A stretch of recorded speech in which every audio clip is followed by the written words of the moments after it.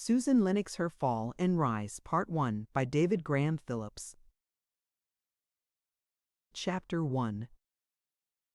"The child's dead," said Nora, the nurse. It was the upstairs sitting room in one of the pretentious houses of Sutherland, oldest and most charming of the towns on the Indiana bank of the Ohio. The two big windows were open. Their limp and listless draperies showed that there was not the least motion in the stifling, humid air of the July afternoon. At the center of the room stood an oblong table. Over it were neatly spread several thicknesses of white cotton cloth. Naked upon them lay the body of a newborn girl baby. At one side of the table, near the window, stood Nora. Hers were the hard features and corrugated skin popularly regarded as the result of a life of toil, but in fact the result of a life of defiance to the laws of health. As additional penalties for that same self-indulgence, she had an enormous bust and hips, thin face and arms, hollow, singew-striped neck. The young man, blond and smooth-faced, at the other side of the table and facing the light, was Dr. Stevens, a recently graduated pupil of the famous Schulze of St. Christopher, who as much as any other one man is responsible for the rejection of hocus pocus and the injection of common sense into American medicine. For upwards of an hour young Stevens, coat off and shirt sleeves rolled to his shoulders, had been toiling with the lifeless form on the table. He had tried everything. His training, his reading, and his experience suggested all the more or less familiar devices, similar to those indicated for cases of drowning.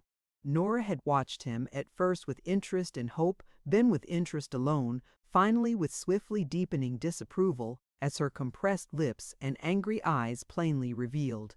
It seemed to her his effort was degenerating into sacrilege, into defiance of an obvious decree of the Almighty.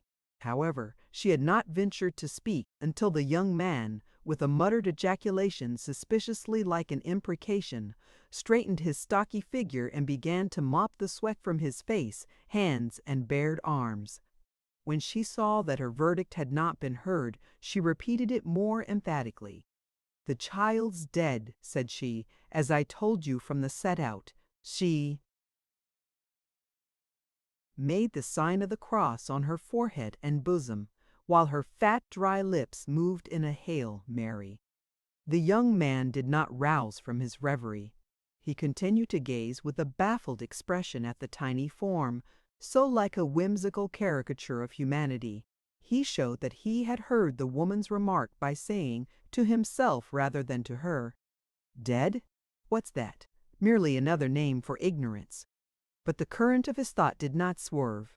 It held to the one course. What would his master, the dauntless, the infinitely resourceful Schulze, do if he were confronted by this intolerable obstacle of a perfect machine refusing to do its duty and pump vital force through an eagerly waiting body?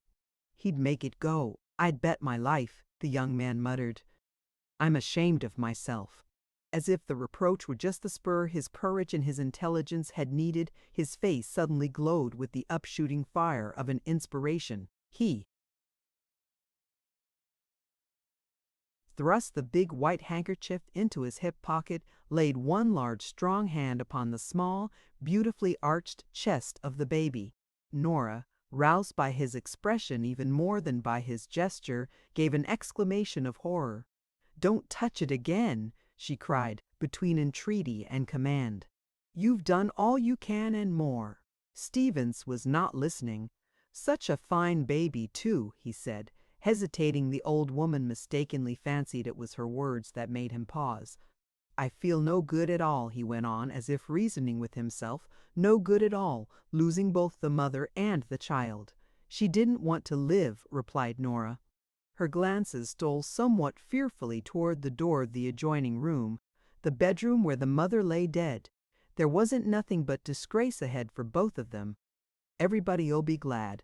Wage to law." "Such a fine baby," muttered the abstracted young doctor. "Love children always is," said Nora. She was looking sadly and tenderly down at the tiny symmetrical form, symmetrical to her and the doctor's expert eyes.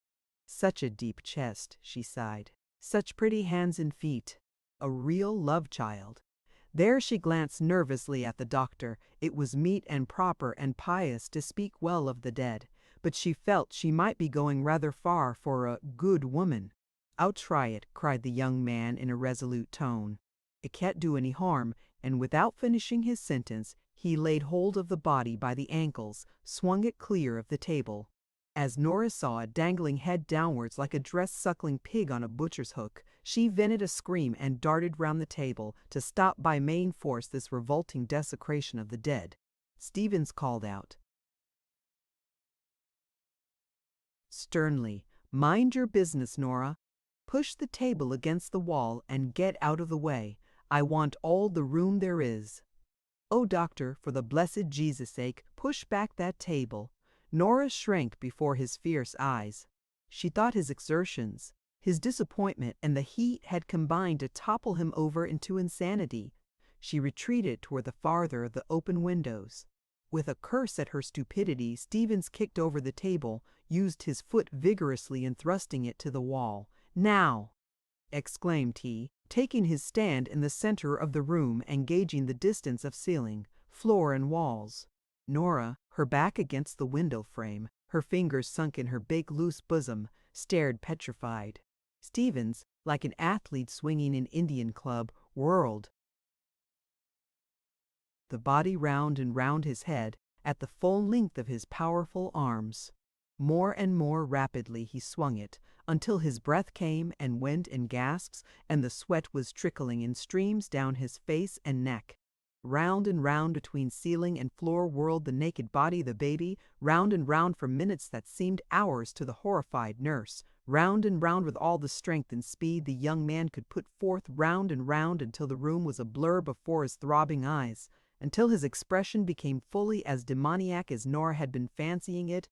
Just as she was recovering from her paralysis of horror and was about to fly shrieking from the room, she was halted by a sound that made her draw in air until her bosom swelled, as if it would burst its gingham prison.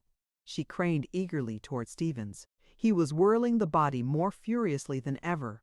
"Was that you?" asked Nora hoarsely. "Or was it—" She paused, listened. The sound came again. The sound of a drowning person fighting for breath. It's muttered Nora. "What is it, doctor?" "Life," panted Stevens, triumph in his glistening, streaming face. "Life!" He continued to whirl the little form, but not so rapidly or so vigorously. And now the sound was louder, or rather, less faint, less uncertain. Was the cry of a living thing. "She's alive!"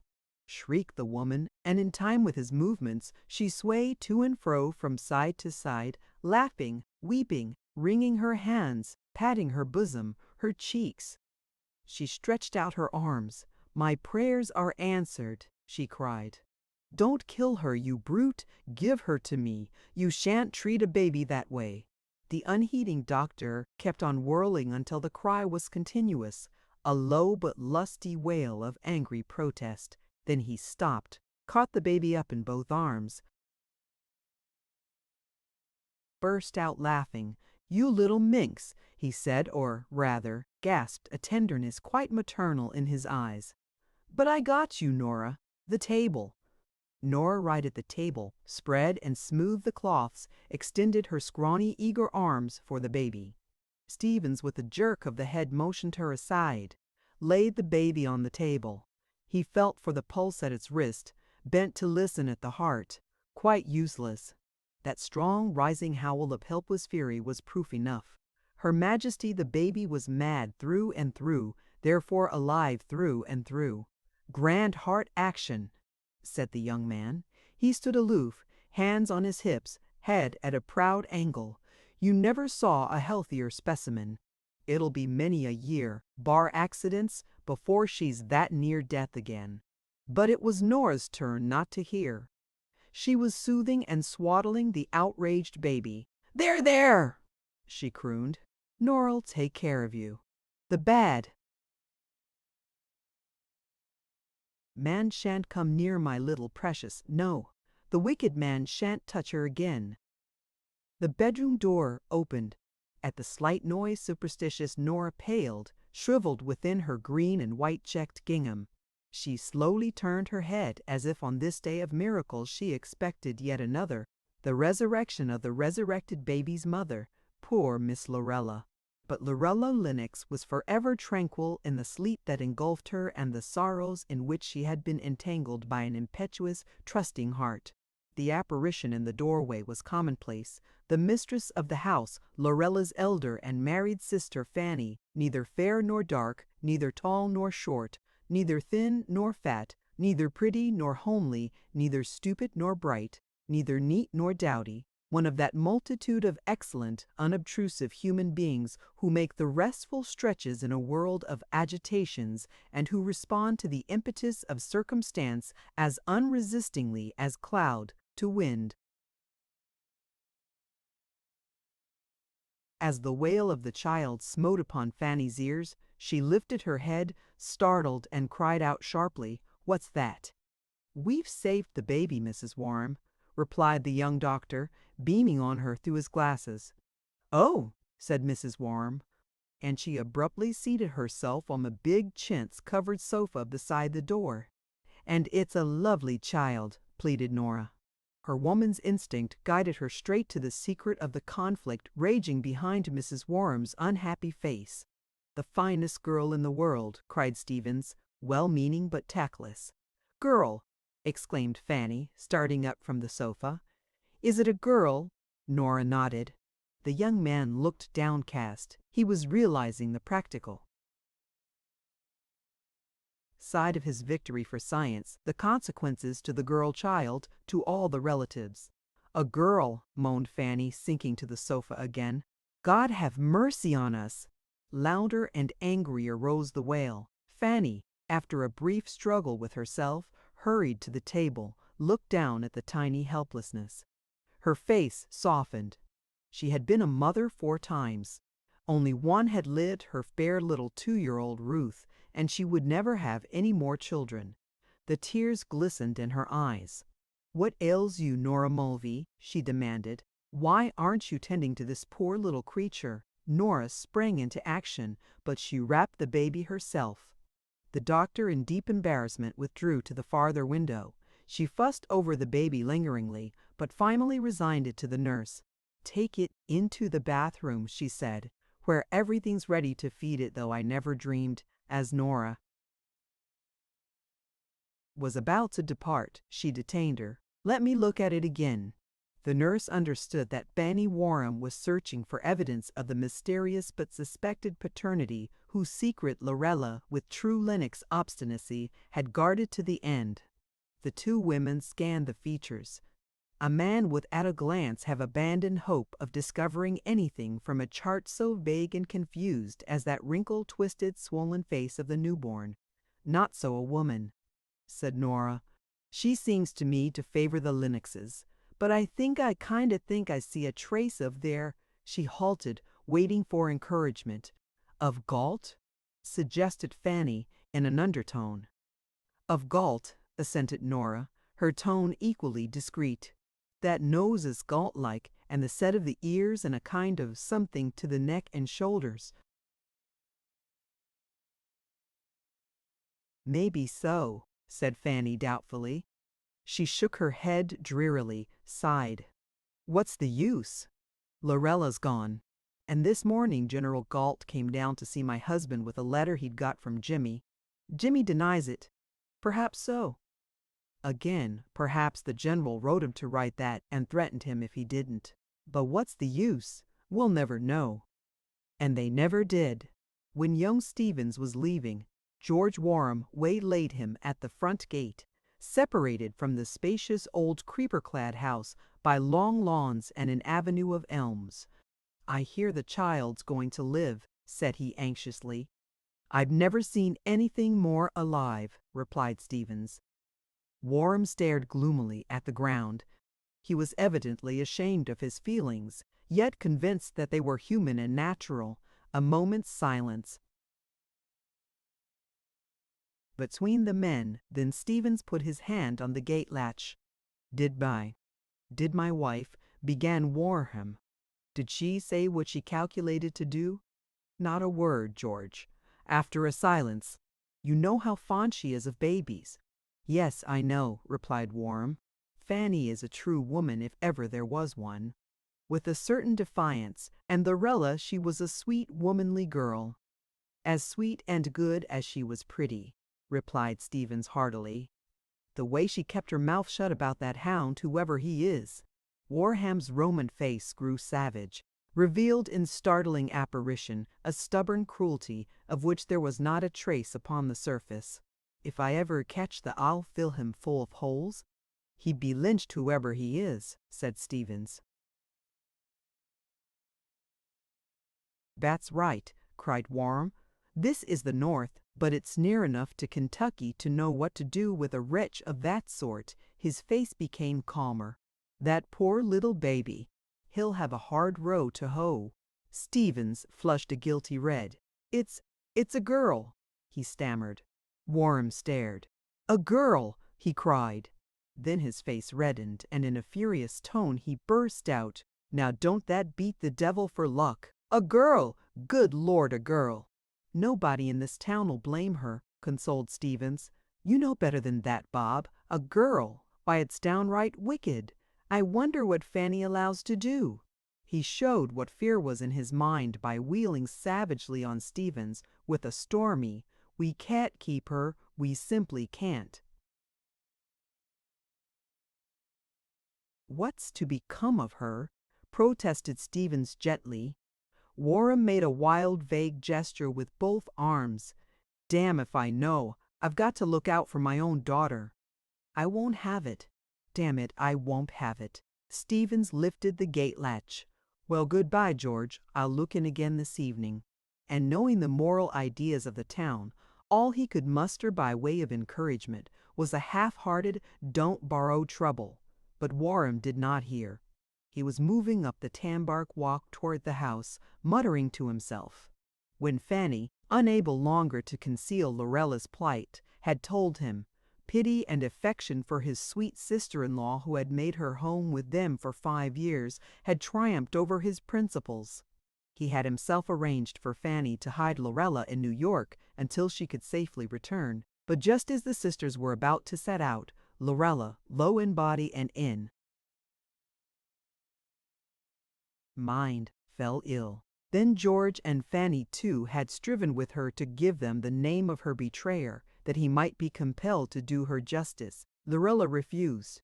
I told him, she said, and I never want to see him again. They pleaded the disgrace to them, but she replied that he would not marry her even if she would marry him, and she held to her refusal with the firmness for which the Lennoxes were famous. They suspected Jimmy Galt because he had been about the most attentive of the young men until 2 or 3 months before, and because he had abruptly departed for Europe to study architecture. Lorella denied that it was he. If you kill him, she said to Warham, you kill an innocent man. Warham was so exasperated by her obstinacy that he was at first for taking her at her offer and letting her go away. But Fanny would not hear of it, and he acquiesced. Now, this child must be sent away off somewhere and never be heard of again, he said to himself. If it had been a boy, perhaps it might have got along. But a girl.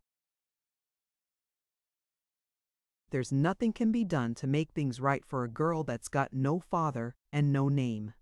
The subject did not come up between him and his wife until about a week after Lorella's funeral. But he was thinking of nothing else. At his big grocery store, wholesale and retail, he sat morosely in his office, brooding over the disgrace and the danger of deeper disgrace, for he saw what a hold the baby already had upon his wife. He was ashamed to appear in the streets. He knew what was going on behind the sympathetic faces, heard the whisperings as if they had been trumpetings. And he was as much afraid of his own soft heart as of his wife's. But for the sake of his daughter, he must be firm and just. One morning, as he was leaving the house after breakfast, he turned back and said abruptly, Fan, don't you think you'd better send the baby away and get it over with? No, said his wife unhesitatingly, and he knew his worst suspicion was correct. I've made up my mind to keep her. It isn't fair to Ruth. Send it away where? Anywhere. Get it adopted in Chicago, Cincinnati, Louisville. Lorella's baby? When she and Ruth grow up, what then? People ain't so low as some think. The sins of the parents are visited on the children unto I don't care, interrupted Fanny. I love her, I'm going to keep her. Wait here a minute. When she came back, she had the baby in her arms. Just look, she said softly. George frowned, tried not to look, but was soon drawn and held by this sweet, fresh, blooming face, so smooth, so winning, so innocent. And think how she was sent back to life from beyond the grave. It must have been for some purpose. Warren groaned. Oh, Lord, I don't know what to do. But it ain't fair to our Ruth. I don't see it that way. Kiss her, George. Warren kissed one of the soft cheeks, swelling like a ripening apple. The baby opened wide, a pair of wonderful dark eyes, threw up its chubby arms and laughed such a laugh. There was no more talk of sending her away. Chapter 2. Not quite 17 years later, on a fine June morning, Ruth Warren issued hastily from the house and started down the long tanbark walk from the front veranda to the street gate. She was now 19, near 20, and a very pretty young woman indeed. She had grown up one of those small, slender blondes, exquisite and doll-like, who cannot help seeming fresh and sweet, whatever the truth about them, without or within. This morning she had on a new summer dress of a blue that matched her eyes and harmonized with her coloring. She was looking her best, and she had the satisfying, confidence-giving sense that it was so. Like most of the unattached girls of small towns, she was always dreaming of the handsome stranger who would fall in love, the thrilling, love story kind of love at first sight. The weather plays a conspicuous part in the romancings of youth. She felt that this was precisely the kind of day fate would be most likely to select for the meeting. Just before dressing, she had been reading about the wonderful hymn in Robert Chambers's latest story, and she had spent full 15 minutes of blissful reverie over the accompanying Fisher illustration. Now she was issuing hopefully forth, as hopefully as if adventure were the rule and order of life in Sutherland, instead of a desperate monotony made the harder to bear by the glory of its scenery. She had got only far enough from the house to be visible to the second-story windows when a young voice called, "Ruthie, aren't you going to wait for me?" Ruth halted. An expression anything but harmonious with the pretty blue costume stormed across her face. "I won't have her along," she muttered. "I simply won't." She turned slowly and, as she turned, effaced every trace of temper with a dexterity which might have given an onlooker a poorer opinion of her character than perhaps the facts as to human nature justify. The countenance she presently revealed to those upper windows was sunny and sweet. No one was visible but the horizontal slats in one of the only closed pair of shutters, and a vague suggestion of movement rather than form behind them gave the impression that a woman, not far enough dressed to risk being seen from the street, was hidden there. Evidently Ruth knew, for it was toward this window that she directed her gaze, and the remark, "Can't wait, dear. I'm in a great hurry. Mama wants the silk right away, and I've got to match it." "But I'll be only a minute," pleaded the voice, a much more interesting, more musical voice than Ruth's rather shrill and thin high soprano. "No, I'll meet you up at Papa's store." "All right." Ruth resumed her journey. She smiled to herself. "That means," said she half aloud, "I'll steer clear of the store this morning." But as she was leaving the gate into the wide, shady, sleepy street, who should come driving past in a village cart but Lottie Wright? And Lottie reined her pony into the sidewalk, and in the shade of a symmetrical walnut tree proceeded to invite Ruth to a dance. A long story, as Lottie had to tell all about it, the decorations, the favors, the food, who would be there, what she was going to wear, and so on and on. Ruth was intensely interested but kept remembering something that caused her to glance uneasily from time to time up the tan-bark walk under the arching boughs toward the house. Even if she had not been interested, she would hardly have ventured to break off. Lottie Wright was the only daughter of the richest man in Sutherland, and, therefore, social arbiter to the younger set. Lottie stopped abruptly, said, "Well, I really must get on, and there's your cousin coming down the walk. I know you've been waiting for her." Ruth tried to keep in countenance, but a blush of shame and a frown of irritation came in spite of her. "I'm sorry I can't ask Susie too," pursued Lottie in a voice of hypocritical regret. "But there are to be exactly 18 couples and I couldn't." "Of course not," said Ruth heartily. "Susan'll understand."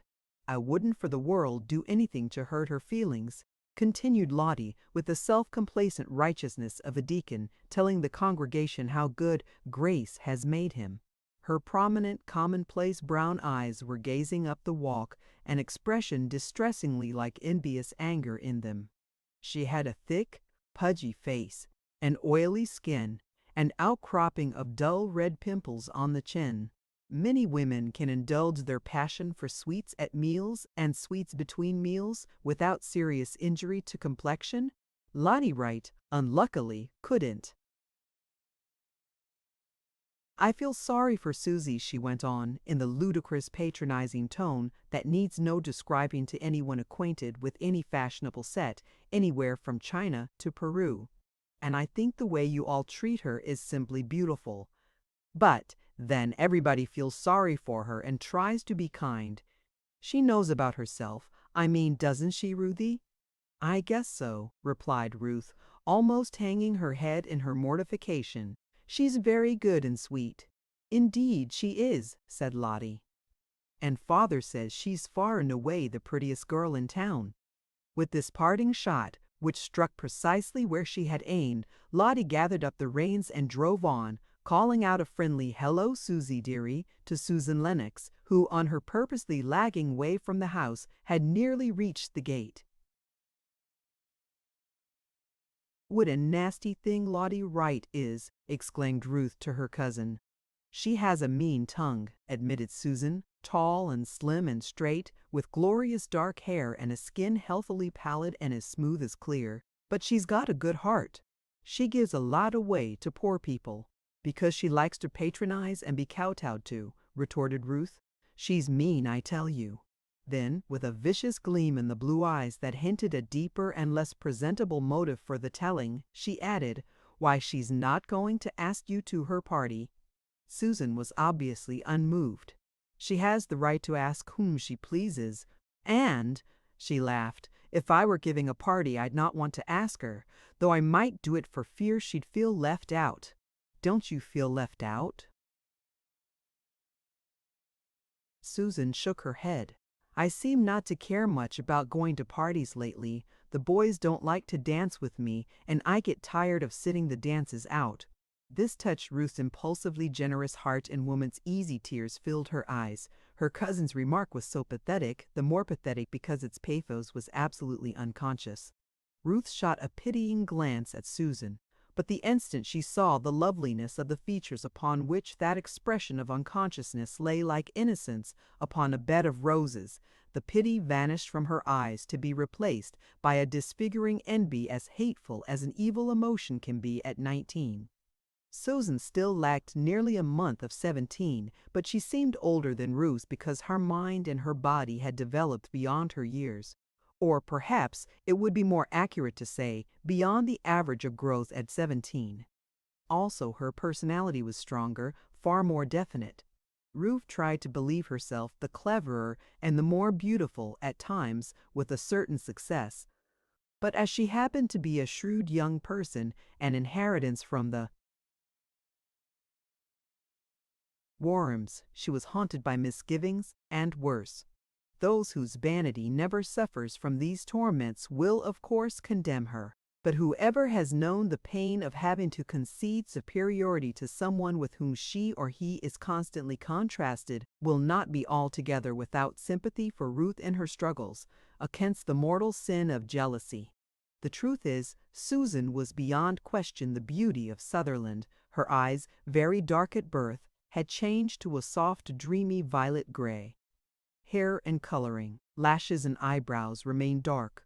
Thus her eyes and the intense red of her lips had that vicinage of contrast which is necessary to distinction. To look at her was to be at once fascinated by those violet-gray eyes, by their color, by their clearness, by their regard of calm, grave inquiry, by their mystery not untouched by a certain sadness. She had a thick abundance of wavy hair, not so long as Ruth's golden braids, but growing beautifully instead of thinly about her low brow, about her delicately modeled ears, and at the back of her exquisite neck. Her slim nose departed enough from the classic line to prevent the suggestion of monotony that is in all purely classic faces. Her nostrils had the sensitiveness that more than any other outward sign indicates the imaginative temperament. Her chin and throat, to look at them, was to know where her lover would choose to kiss her first. When she smiled, her large, even teeth were dazzling, and the smile itself was exceedingly sweet and winning, with the violet-gray eyes casting over it that seriousness verging on sadness, which is the natural outlook of a highly intelligent nature. For while stupid, vain people are suspicious and easily offended, only the intelligent are truly sensitive, keenly susceptible to all sensations. The dull ear is suspicious, the acute ear is sensitive.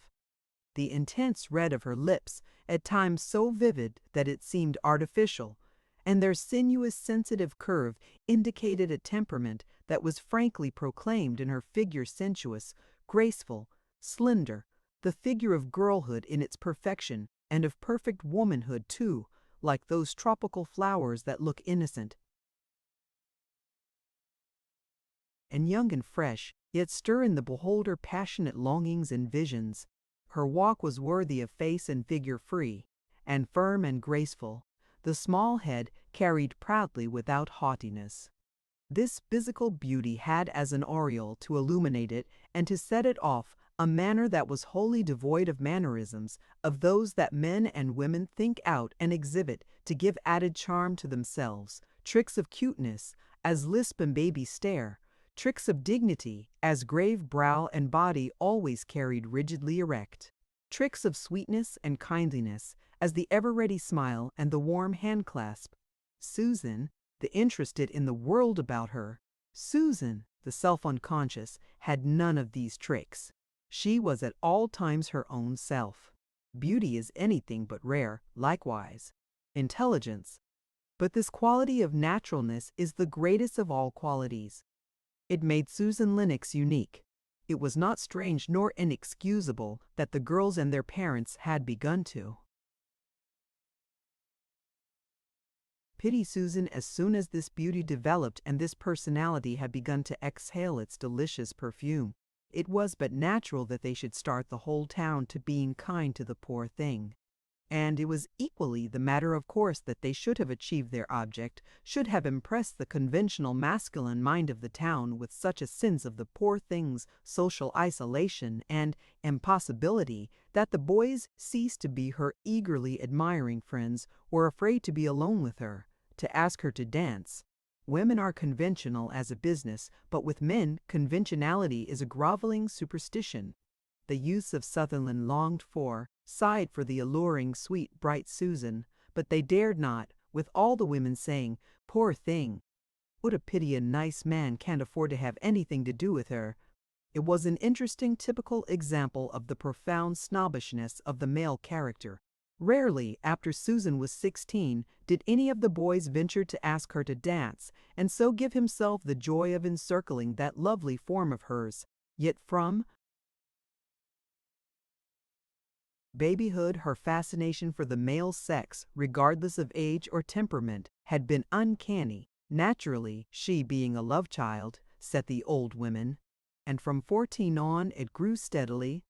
It would be difficult for one who has not lived in a small town to understand exactly the kind of isolation to which Sutherland consigned the girl without her realizing it, without their fully realizing it themselves.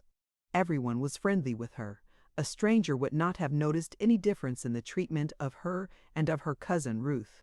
Yet not one of the young men would have thought of marrying her, would have regarded her as his equal or the equal of his sisters. She went to all the general entertainments.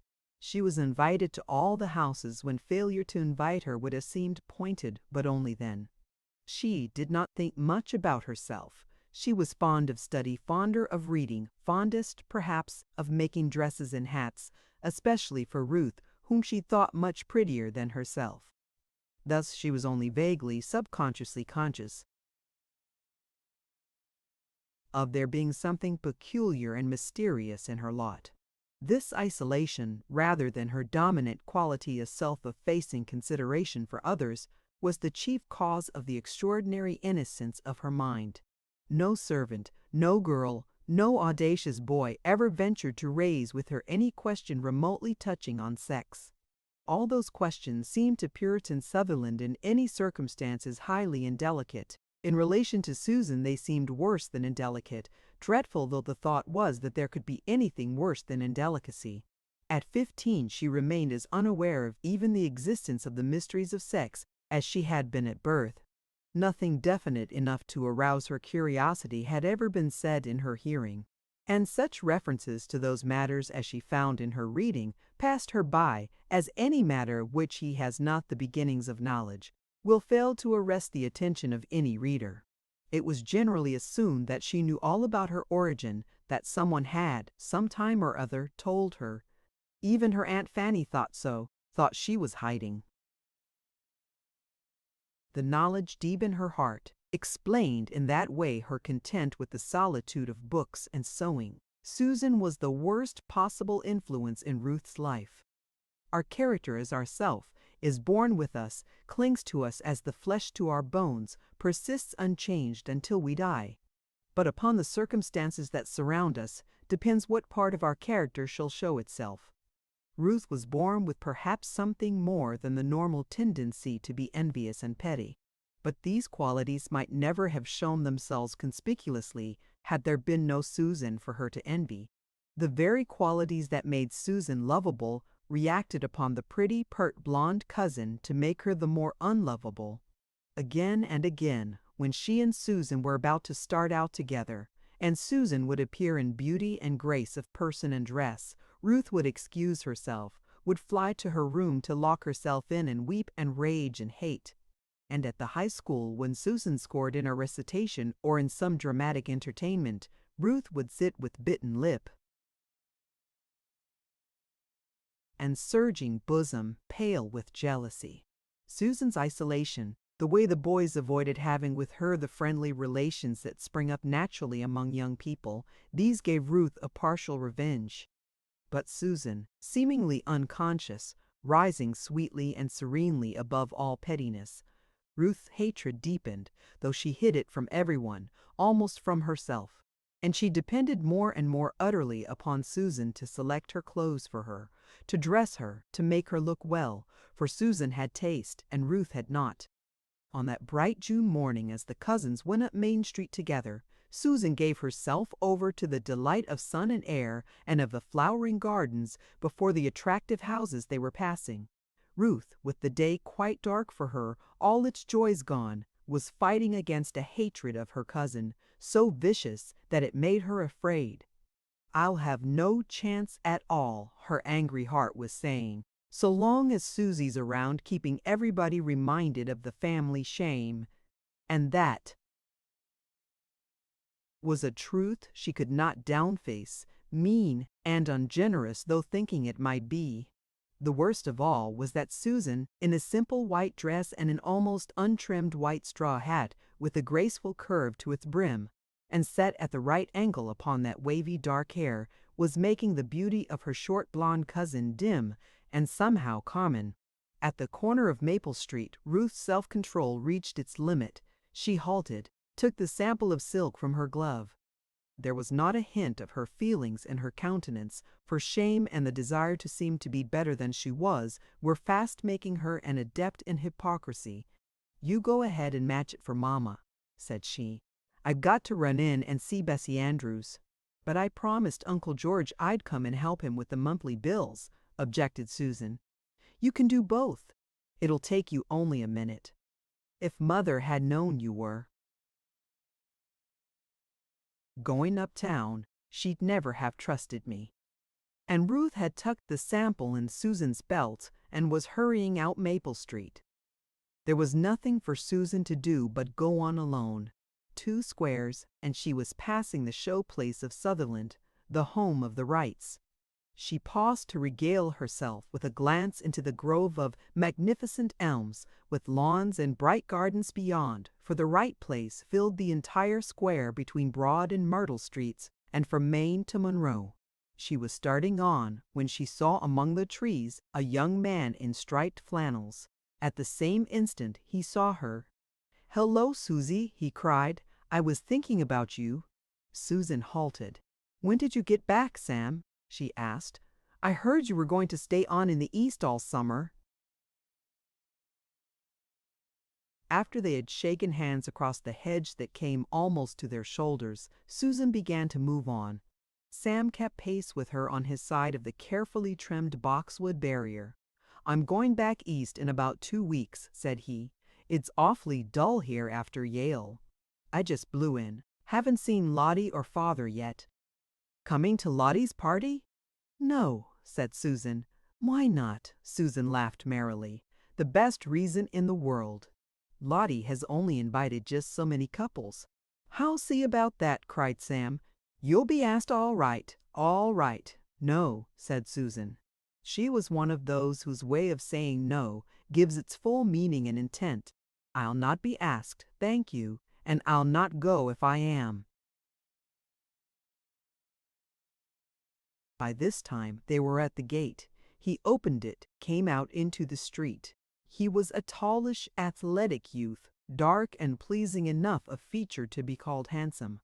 He was dressed with a great deal of style of the efflorescent kind called sophomoric. He was a sophomore at Yale.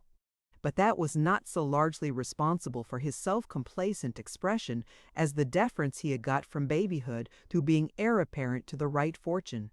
He had a sophisticated way of inspecting Susan's charms of figure no less than charms of face that might have made a disagreeable impression upon an experienced onlooker.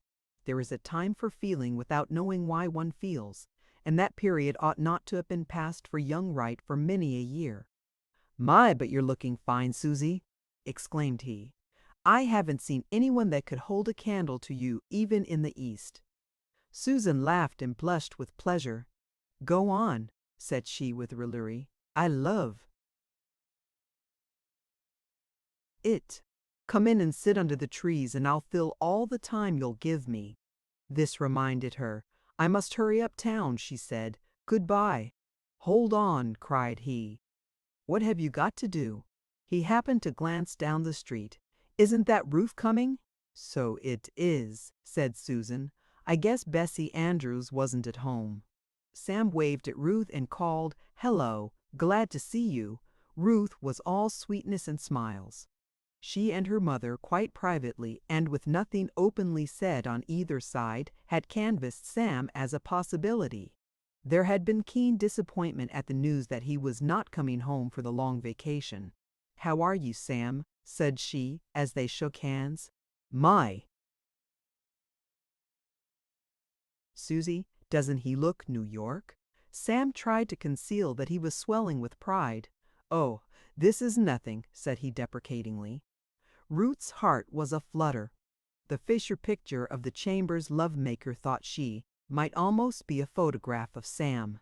She was glad she had obeyed the mysterious impulse to make a toilette of unusual elegance that morning. "How get rid of Susan?" "I'll take the sample, Susie," said she. "Then you won't have to keep Father waiting." Susie gave up the sample. Her face was no longer so bright and interested. "Oh, drop it," cried Sam. "Come in, both of you. I'll telephone for Joe Andrews and we'll take a drive or anything you like." He was looking at Susan. "Can't do it," replied Susan. "I promised Uncle George." "Oh, bother," urged Sam. "Telephone him. It'll be all right, won't it, Ruth?" "You don't know Susie," said Ruth with a queer, strained laugh. She'd rather die than break a promise. "I must go," Susan now said. "Goodbye." "Come on, Ruth," cried Sam. Let's walk uptown with her." "And you can help match the silk," said Ruth. "Not for me," replied young Wright.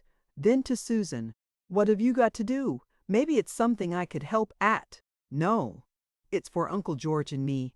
"Well, I'll go as far as the store. Then we'll see." They were now in the business part of Main Street, where at Wilson's dry goods store. "You might find it here," suggested the innocent Susan to her cousin. Ruth colored, veiled her eyes to hide their flash. "I've got to go to the store first to get some money," she hastily improvised. Sam had been walking between the two girls.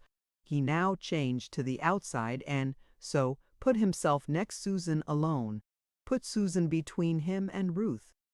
The maneuver seemed to be a mere politeness, but Ruth knew better.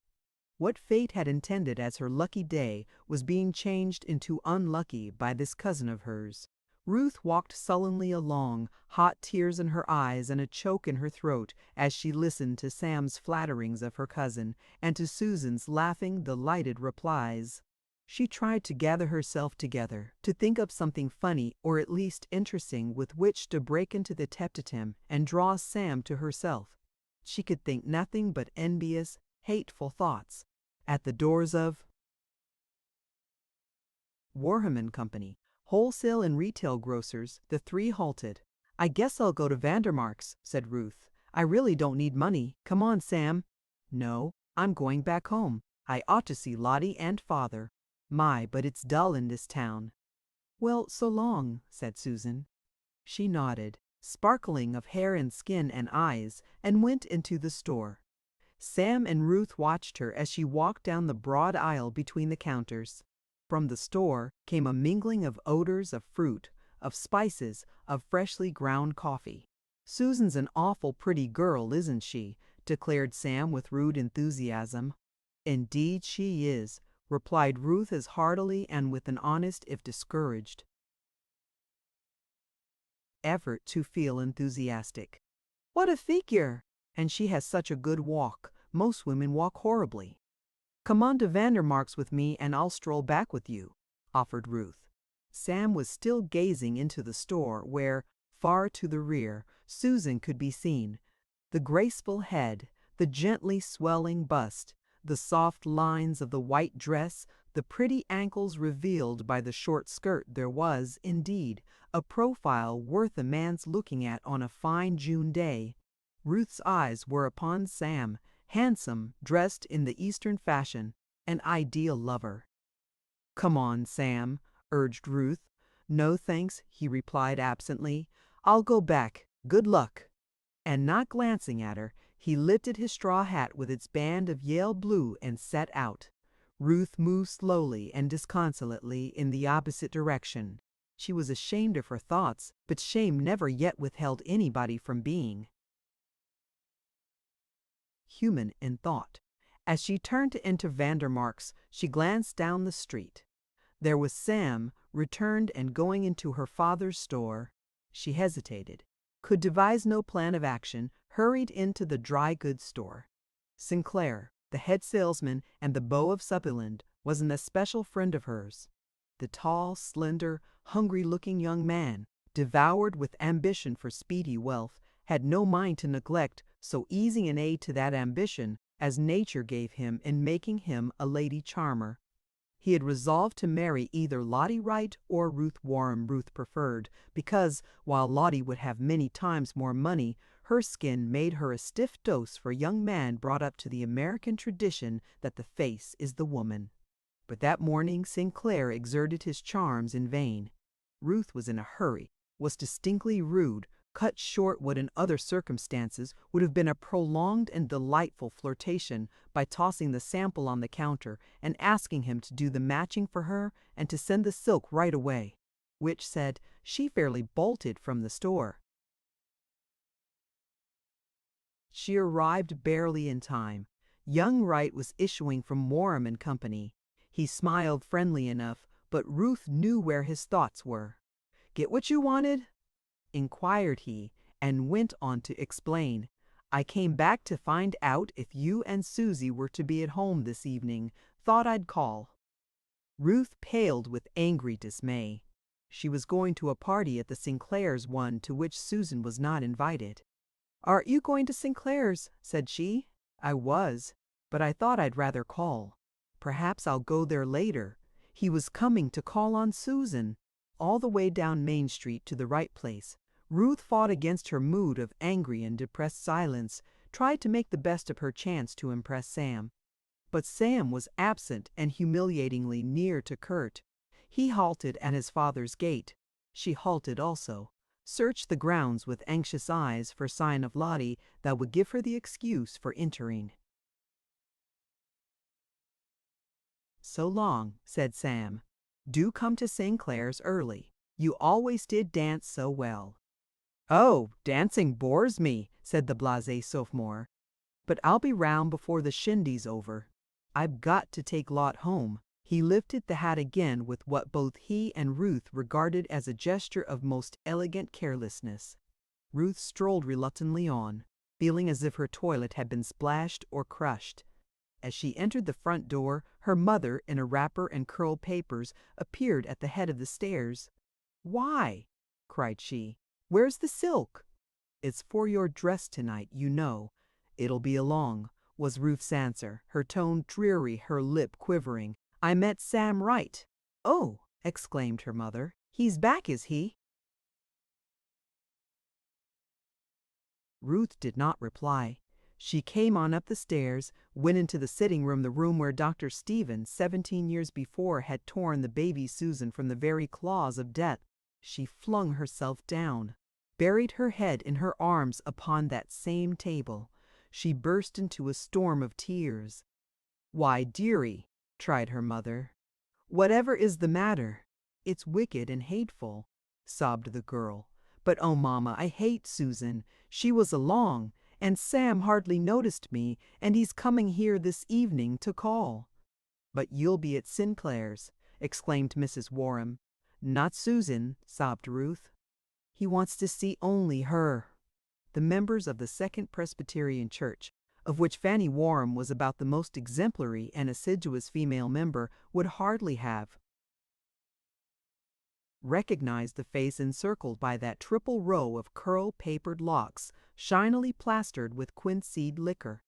She was that woman's second critical age, and the strange emotions working in her mind, of whose disorder no one had an inkling, were upon the surface now. She ventured this freedom of facial expression because her daughter's face was hid. She did not speak. She laid a tender, defending hand for an instant upon her daughter's shoulder, like the caress of love and encouragement the lioness gives her cub as she is about to give battle for it. Then she left the room. She did not know what to do, but she knew she must and would do something. Chapter 3. The telephone was downstairs, in the rear end of the hall which divided the lower floor into two equal parts. But hardly had Mrs. Warham given the Sinclair's number to the exchange girl when Ruth called from the head of the stairs. "What you doing there, Mama?" "I'll tell Mrs. Sinclair you're sick and can't come. Then I'll send Susan in your place." "Don't!" cried Ruth in an agitated, angry voice. "Ring off quick." "Now, Ruth, let me—" "Ring off," ordered Ruth. "You mustn't do that. You'll have the whole town talking about how I'm throwing myself at Sam's head and that I'm jealous of Susan." Mrs. Warham said, "Never mind," into the telephone sender and hung up the receiver. She was frightened but not convinced. Hers was a slow, old-fashioned mind, and to it the scheme it had worked out seemed a model of skillful duplicity. But Ruth, of the younger and subtler generation, realized instantly how transparent the thing was. Mrs. Warham was abashed, but not angered by her daughter's curt contempt. "It's the only way I can think of," said she. "And I still don't see, of course you don't," cut in Ruth, ruffled by the perilously narrow escape from being the laughingstock of the town. "People aren't as big fools as they used to be, Mama. They don't believe nowadays everything that's told them. There isn't anybody that doesn't know I'm never sick. No, we'll have to." She reflected a moment, pausing halfway down the stairs, while her mother watched her swollen and tear-stained face. We might send Susan away for the evening, suggested the mother. Yes, assented the daughter. Papa could take her with him for a drive to North Sutherland to see the provost. Then Sam'd come straight on to the Sinclairs. I'll call up your father. No, cried Ruth, stamping her foot. Call up Mr. Provost and tell him Papa's coming. Then you can talk with Papa when he gets home to dinner. But maybe, if that doesn't work out, we can do something else this afternoon. The mother and the daughter avoided each other's eyes. Both felt mean and small, guilty toward Susan, but neither was for that reason disposed to draw back. As Mrs. Warham was trying the new dress on her daughter, she said, Anyhow, Sam be wasting time on Susan. He'd hang round her for no good. She'd simply get talked about. The poor child can't be lively or smile. But what people begin to wonder if she's going the way of Lorella. That's so, agreed Ruth, and both felt better. Was Aunt Lorella very pretty, Mama? Lovely, replied Fanny, and her eyes grew tender, for she had adored Lorella. You never saw such a complexion like Susan's, only snow white. Nervously and hastily, most as fine as yours, Ruthie. Ruth gazed complacently into the mirror. I'm glad I'm fair and not big, said she. Yes, indeed. I like the womanly woman. And so do men. Don't you think we ought to send Susan away to visit somewhere? Asked Ruth at the next opportunity for talk the fitting gave. It's getting more and more pointed the way people act, and she's so sweet and good, I'd hate to have her feelings hurt. In a burst of generosity, she's the most considerate human being I ever knew. She'd give up anything rather than see someone else put out. She's too much that way. We can't be too much that way, said Mrs. Warham in mechanical Christian reproof. Oh, I know, retorted Ruth. That's all very well for church and Sundays. But I guess if you want to get along, you've got to look out for number one. Yes, she ought to visit somewhere. I've been trying to think, said her mother. She couldn't go any place but your Uncle Zeke's. But it's so lonesome out there, I haven't the heart to send her. Besides, she wouldn't know what to make of it. What'd Father say? That's another thing. Mrs. Warham had latterly grown jealous, not without reason, of her husband's partiality for Susan. Ruth sighed. Oh dear, cried she. I don't know what to do. How's she ever going to get married? If she'd only been a boy, said Mrs. Warham, on her knees, taking the unevenness out of the front of the skirt. A girl has to suffer for her mother's sins. Ruth made no reply. She smiled to herself the comment of the younger generation upon the older. Sin it might have been, but worse than that, it was a stupidity to let a man make a fool of her. Lorella must have been a poor, weak-minded creature. By dinner time Ruth had completely soothed and smoothed her vanity. Sam had been caught by Susan simply because he had seen Susan before he saw her. All that would be necessary was a good chance at him, and he would never look at Susan again. He had been in the East, where the admired type was her own refined, ladylike, the woman of the dainty appearance and manners and tastes. A brief, undisturbed exposure to her charms in Susan would seem coarse and countrified to him. There was no denying that Susan had style, but it was fully effective only when applied to a sunny fairy-like beauty such as hers. But at midday, when Susan came in with Warham, Ruth's jealousy opened all her inward bleeding wounds again. Susan's merry eyes, her laughing mouth, her funny way of saying even commonplace things. How could quiet, unobtrusive, ladylike charms such as Ruth's have a chance if Susan were about? She waited, silent and anxious, while her mother was having the talk with her father in the sitting room. Warham, mere man, was amused by his wife's scheming. Don't put yourself out, Fanny, said he. If the boy wants Ruth and she wants him, why, well and good. But you'll only make a mess interfering. Let the young people alone. I'm surprised, George Warham, cried Fanny, that you can show so little sense and heart. To hear you talk, I'd think marriage was a business, like groceries. Mrs. Warham thought it was in a sense, but she would never have dared say so aloud, even to her husband, or rather, especially to her husband. In matters of men and women he was thoroughly innocent, with the simplicity of the old-time man of the small town and the country. He fancied that, while in grocery matters and the like the world was full of guile, in matters of the heart it was idyllic, Arcadian, with never a thought of duplicity except among a few obviously wicked and designing people. "I guess we both want to see Ruth married well," was all she could venture. "I'd rather the girls stayed with us," declared Warren. "I'd hate to give them up."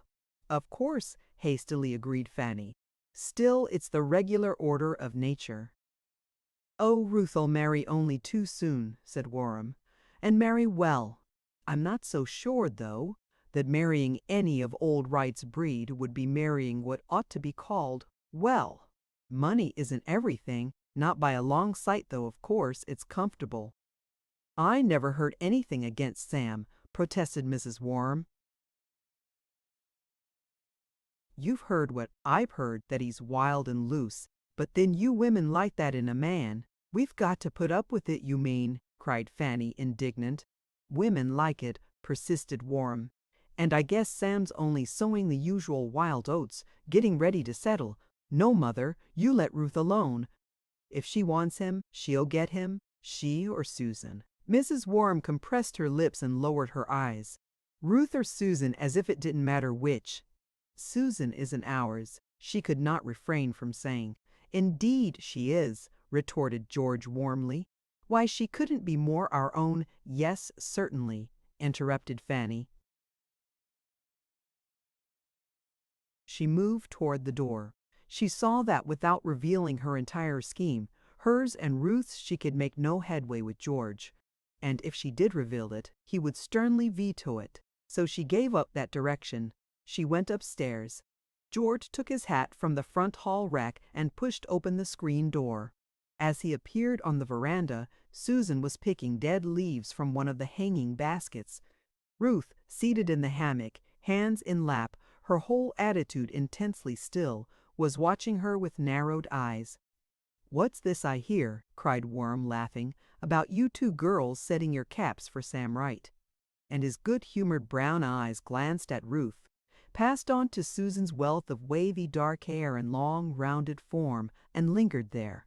Ruth lowered her eyes and compressed her lips, a trick she had borrowed from her mother along with the peculiarities of her mother's disposition that it fitted.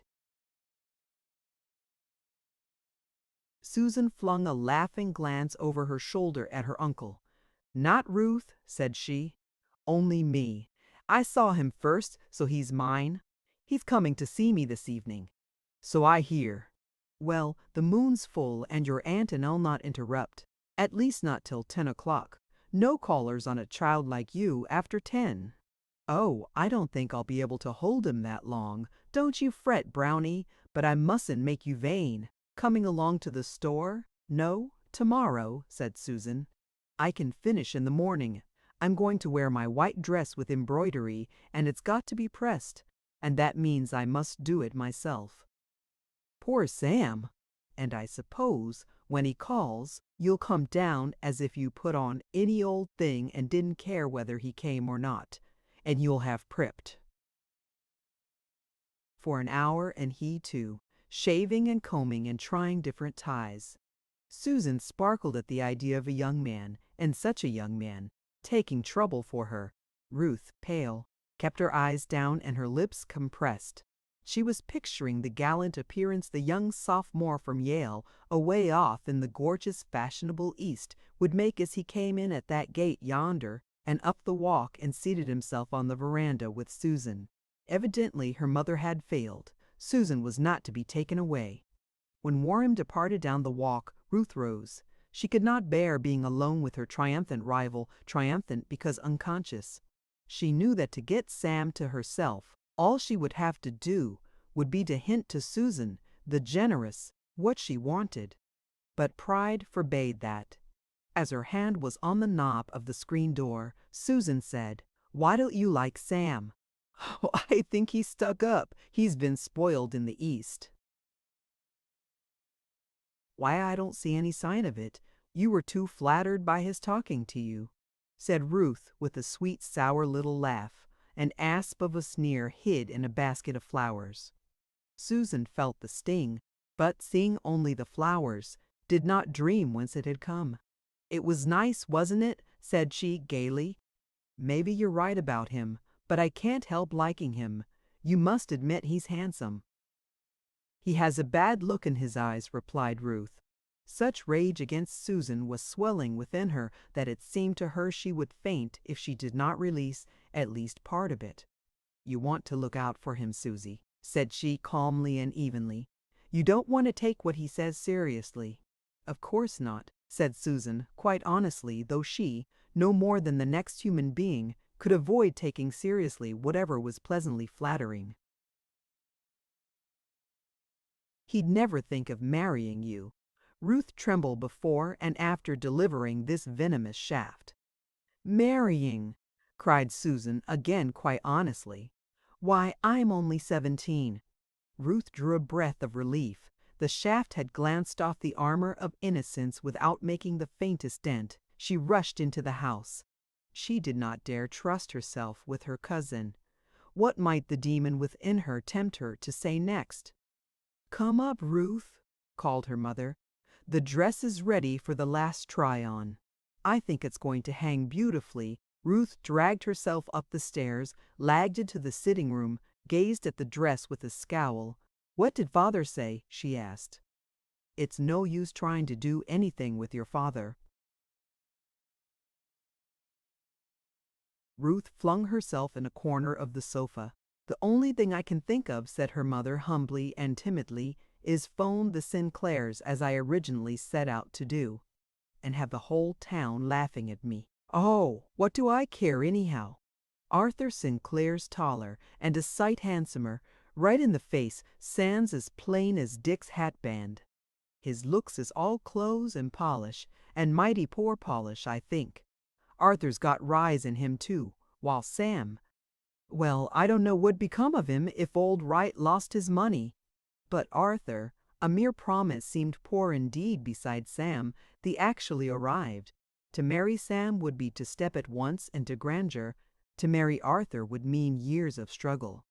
Besides, Arthur was heavy, at least seemed heavy to light Ruth, while Sam was her ideal of gay elegance.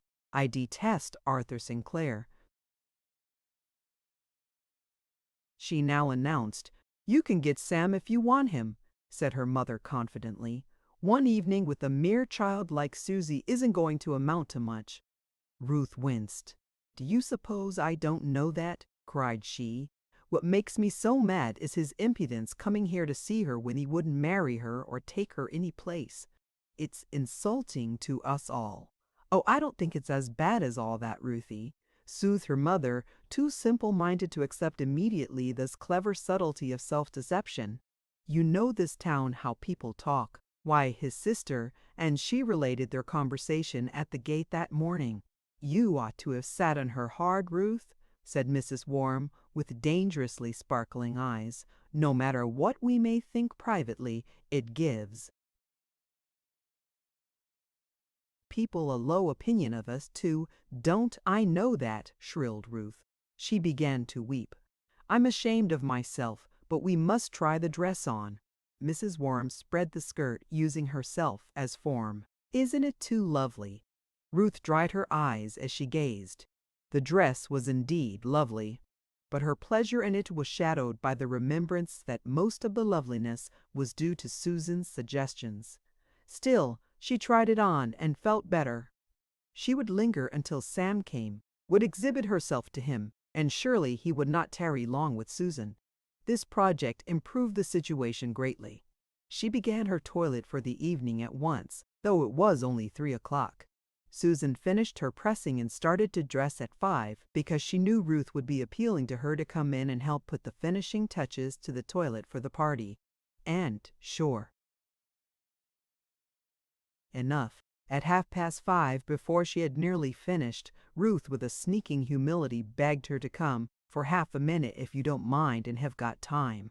Susan did Ruth's hair over, made her change to another color of stockings and slippers, put the dress on her, did nearly an hour's refitting and redraping. Both were late for supper, and after supper Susan had to make certain final amendments to the wonderful toilet and then get herself ready. So it was Ruth alone who went down when Sam Wright came. "My, but you do look all to the good, Ruth," cried Sam, and his eyes no less than his tone showed that he meant it. He hadn't realized what a soft white neck the blonde cousin had, or how perfectly her shoulders rounded into her slim arms. As Ruth moved to depart, he said, "Don't be in such a rush. Wait till Susie finishes her primping and comes down." "She had to help me," said Ruth with a righteousness she could justly plume herself upon. "That's why she's late. No, I must get along." She was wise enough to resist the temptation to improve upon an already splendid impression. "Come as soon as you can." "I'll be there in a few minutes," Sam assured her convincingly. "Save some dances for me." Ruth went away happy. At the gate she glanced furtively back. Sam was looking after her. She marched down the street with light step. "I must wear low-neck dresses more in the evenings," she said to herself. "It's foolish for a girl to hide a good neck." Sam, at the edge of the veranda, regretting his promise to call on Susan, was roused by her voice. "Did you ever see anything as lovely as Ruth?" Sam's regret vanished the instant he looked at her, and the greedy expression came into his sensual, confident young face. "She's a corker," said he, "but I'm content to be where I am." Susan's dress was not cut out in the neck, was simply of the collarless kind girls of her age wear. It revealed the smooth, voluptuous yet slender column of her throat, and her arms, bare to just above the elbows, were exquisite. But Susan's fascination did not lie in any or in all of her charms, but in that subtlety of magnetism which account for all the sensational phenomena of the relations of men and women. She was a clever girl, clever beyond her years, perhaps, though in this day 17 is not far from fully developed womanhood. But even had she been silly, men would have been glad to linger on and on, under the spell of the sex call which nature had subtly woven into the texture of her voice, into the glance of her eyes, into the delicate emanations of her skin. They talked of all manner of things, games and college east and west, the wonders of New York, the weather finally. Sam was every moment of the time puzzling how to bring up the one subject that interested both above all others, that interested him to the exclusion of all others. He was an ardent student of the game of man and woman, had made considerable progress at it, remarkable progress, in view of his bare 20 years. He had devised as many openings as an expert chess player. None seemed to fit this difficult case, how to make love to a girl of his own class whom his conventional, socially ambitious nature forbade him to consider marrying. As he observed her in the moonlight, he said to himself, "I've got to look out or I'll make a damn fool of myself with her." For his heady passion was fast getting the better of those prudent instincts he had inherited from a father who almost breathed by calculation. While he was still struggling for an opening, Susan eager to help him, but not knowing how, there came from the far interior of the house 3 distant raps. "Gracious!" exclaimed Susan. "That's Uncle George. It must be 10 o'clock. With frank regret, I'm so sorry. I thought it was early." "Yes, it did seem as if I'd just come," said Sam. Her shy innocence was contagious. He felt an awkward country lout. "Well, I suppose I must go, but you'll come again sometime?" she asked wistfully. It was her first real beau, the first that had interested her, and what a dream lover of a beau he looked, standing before her in that wonderful light. "Come? Rather!" exclaimed he in a tone of enthusiasm that could not but flatter her into a sort of intoxication. "I'd have hard work staying away, but Ruth shall always be here." "Oh, she goes out a lot, and I don't. Will you telephone me next time she's to be out?" "Yes," agreed she with a hesitation that was explained when she added, "but don't think you've got to come. Oh, I must go in. Good night, Susie." Sam held out his hand. She took it with a queer reluctance. She felt nervous. afraid, as if there were something uncanny lurking somewhere in those moonlight shadows. She gently tried to draw her hand away, but he would not let her. She made a faint struggle, then yielded. It was so wonderful, the sense of the touch of his hand. "Susie!" he said hoarsely, and she knew he felt as she did. Before she realized it, his arms were round her, and his lips had met hers. "You drive me crazy," he whispered. Both were trembling. She had become quite cold, her cheeks, her hand, her body even. "You mustn't," she murmured, drawing gently away. "You set me crazy," he repeated. "Do you love me a little?" "Oh, I must go," she pleaded. Tears were glistening in her long, dark lashes. The sight of them maddened him. "Do you, Susie?" he pleaded. I'm very young," she stammered. "Yes, yes, I know," he assented eagerly. "But not too young to love, Susie? No, because you do, don't you?" The moonlit world seemed a fairyland. "Yes," she said softly. "I guess so. I must go. I must." And moved beyond her power to control herself, she broke from his detaining hand and fled into the house. She darted up to her room, paused in the middle of the floor, her hands clasped over her wildly beating heart.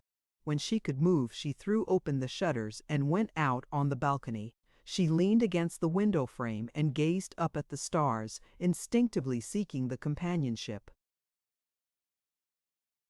of the infinite. Curiously enough, she thought little about Sam. She was awed and wonderstruck before the strange, mysterious event within her, the opening up, the flowering of her soul. These vast emotions, where did they come from? What were they? Why did she long to burst into laughter, to burst into tears? Why did she do neither, but simply stand motionless, with the stars blazing and reeling in the sky, and her heart beating like mad, and her blood surging and ebbing? Was this love? Yes, it must be love. Oh, how wonderful love was, and how sad and how happy beyond all laughter, and how sweet. She felt an enormous tenderness for everybody and for everything, for all the world, an overwhelming sense of beauty and goodness. Her lips were moving. She was amazed to find she was repeating the one prayer she knew, the one Aunt Fanny had taught her in babyhood. Why should she find herself praying? Love, love. She was a woman and she loved. So this was what it meant to be a woman. It meant to love. She was roused by the sound of Ruth saying goodnight to someone at the gate, invisible because of the intervening foliage. Why, it must be dreadfully late.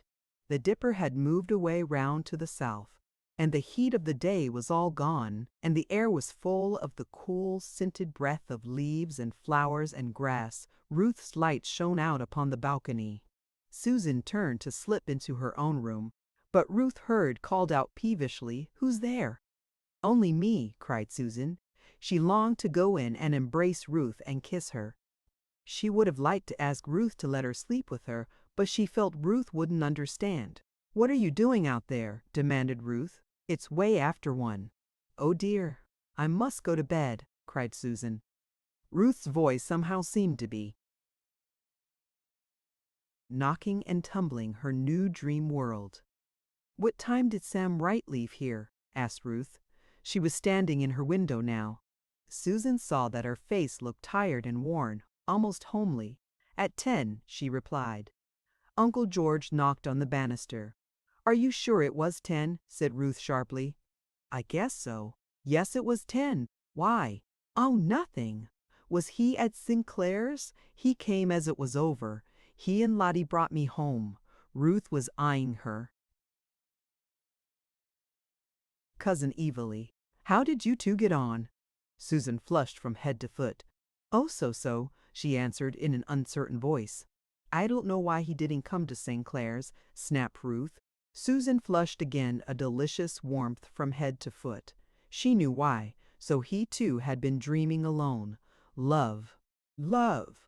"What are you smiling at?" cried Ruth crossly. "Was I smiling? Do you want me to help you undress?" "No," was the curt answer. "Good night." "Please let me unhook it at least," urged Susan, following Ruth into her room. Ruth submitted. "Did you have a good time?" asked Susan. "Of course," snapped Ruth. "What made you think I didn't?" "Don't be a silly, dear." "I didn't think so." "I had an awful time. Awful." Ruth began to sob, turned fiercely on Susan. "Leave me alone," she cried. "I hate to have you touch me." The dress was, of course, entirely unfastened in the back. "You had a quarrel with Arthur?" asked Susan with sympathy. "But you know he can't keep away from you." "Tomorrow, be careful, Susan, how you let Sam Wright hang around you," cried Ruth, with blazing eyes and trembling lips. "You be careful, that's all I've got to say." "Why, what do you mean?" asked Susan wonderingly. "Be careful. He'd never think for a minute of marrying you." The words meant nothing to Susan, but the tone stabbed into her heart. "Why not?" she said. Ruth looked at her cousin, hung her head in shame. "Go, go," she begged. "Please go." "I'm a bad girl, bad, go." And crying hysterically, she pushed amazed Susan through the connecting door, closed and bolted it. Chapter 4. When Fanny Warriam was young, her mother, compelled by her father, routed out the children at 6:30 on weekdays and at 7 on Sundays for prayers and breakfast, no matter what time they had gone to bed the night before. The horror of this made such an impression upon her that she never permitted Ruth and Susan to be awakened. Always they slept until they had had their sleep out. Regularity was no doubt an excellent thing for health and for moral discipline, but the best rule could be carried to foolish extremes. Until the last year, Mrs. Warham had made her two girls live a life of the strictest simplicity and regularity, with the result that they were the most amazingly, soundly healthy girls in Sutherland. And the regimen still held, except when they had company in the evening, or went out, and Mrs. Warham saw to it that there was not too much of that sort of thing. In all her life thus far, Susan had never slept less than 10 hours, rarely less than 12. It lacked less than a minute of 10 o'clock the morning after Sam's call, when Susan's eyes opened upon her simple pale gray bedroom, neat and fresh. She looked sleepily at the little clock on the nightstand. "Mercy me," she cried. And her bare feet were on the floor, and she was stretching her live young body, weak from the relaxation of her profound sleep. She heard someone stirring in Ruth's room. Instantly Ruth's remark, "He'd never think for a minute of marrying you," popped into her head. It still meant nothing to her. She could not have explained why it came back, or why she fell to puzzling over it as if it held some mysterious meaning. Perhaps the reason was that from early childhood there had been accumulating in some dusky chamber of her mind stray happenings and remarks, all bearing upon the unsuspected secret of her birth and the unsuspected strangeness of her position in the world where everyone else was definitely placed and ticketed. She was wondering about Ruth's queer hysterical outburst, evidently the result of a quarrel with Arthur. Sinclair. I guess Ruth cares more for him than she lets on, thought she. This love that had come to her so suddenly and miraculously made her alert for signs of love elsewhere. She went to the bolted connecting door. She could not remember when it had ever been bolted before, and she felt forlorn and shut out. "Ruth," she called, "is that you?" A brief silence, then a faint "Yes." "May I come in? You'd better take your bath and get downstairs." This reminded her that she was hungry. She gathered her underclothes together and, with the bundle in her arms, darted across the hall into the bathroom.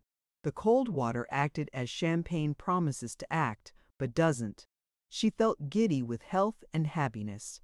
And the bright sun was flooding the bathroom, and the odors from the big bed of hyacinths in the side lawn scented the warm breeze from the open window. When she dashed back to her room, she was singing, and her singing voice was as charming as her speaking voice promised. A few minutes and her hair had gone up in careless grace. and she was clad in a fresh dress of tan linen, full in the blouse. This, with her tan stockings and tan slippers and the radiant youth of her face, gave her a look of utter cleanness and freshness that was exceedingly good to see. "I'm ready," she called. There was no answer. Doubtless Ruth had already descended. She rushed downstairs and into the dining room. No one was at the little table set in one of the windows in readiness for the late breakfasters.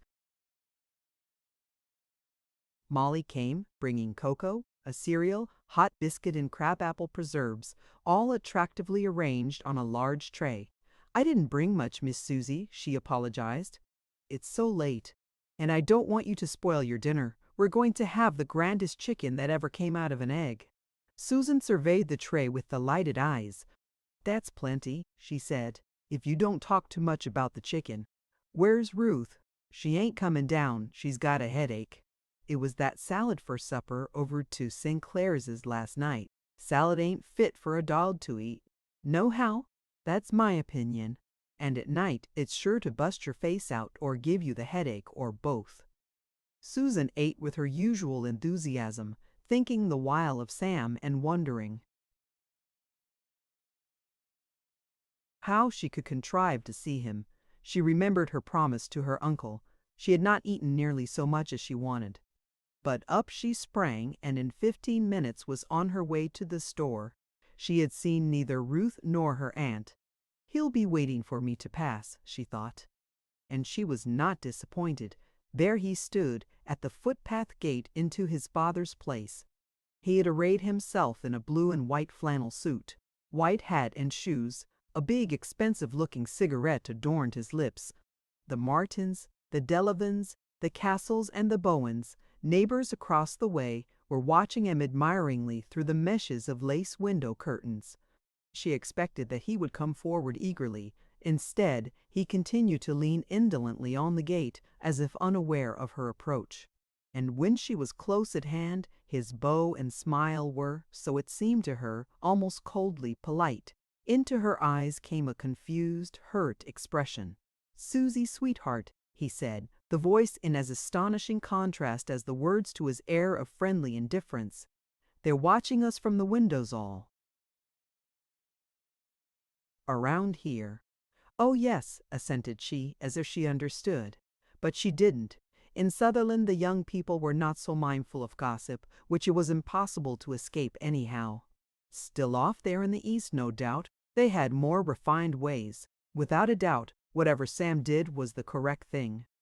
"Do you still care as you did last night?" he asked. The effect of his words upon her was so obvious that he glanced nervously round. It was delightful to be able to evoke a love like this, but he did wish others weren't looking. "I'm going to Uncle's store," she said. "I'm late. I'll walk part of the way with you," he volunteered, and they started on. "That kiss," he stammered. "I can feel it yet." She blushed deeply, happily. Her beauty made him tingle. "So can I," she said. They walked in silence several squares. "When will I see you again?" he asked. "Tonight?" "Yes, do come down. But Ruth will be there. I believe Artie Sinclair's coming." "Oh, that counter-jumper?" She looked at him in surprise. "He's an awfully nice fellow," said she. "About the nicest in town." "Of course," replied Sam elaborately. "I beg your pardon. They think differently about those things in the East." "What thing?" "No matter." Sam, whose secret dream was to marry some fashionable Eastern woman and cut a dash in Fifth Avenue life, had no intention of explaining what was what to one who would not understand, would not approve, and would be made auspicious of him. "I suppose Ruth and Sinclair'll pair off and give us a chance. You'll come?" "Right after dinner supper, I mean. In the East we have dinner in the evening. Isn't that queer?" exclaimed Susan.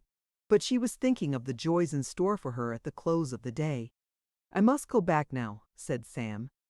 Far up the street he saw his sister's pony cart coming. You might as well walk to the store. It seemed to her that they both had ever so much to say to each other, and had said nothing. "No, I can't go any further. Goodbye, that is, till tonight." He was red and stammering. As they shook hands, emotion made them speechless. He stumbled awkwardly as he turned to leave, became still more hotly self-conscious when he saw the grin on the faces of the group of loungers at a packing case near the curb. Susan did not see the loafers, did not see anything distinctly. Her feet sought the uneven brick sidewalk uncertainly, and the blood was pouring into her cheeks, was steaming in her brain, making a red mist before her eyes.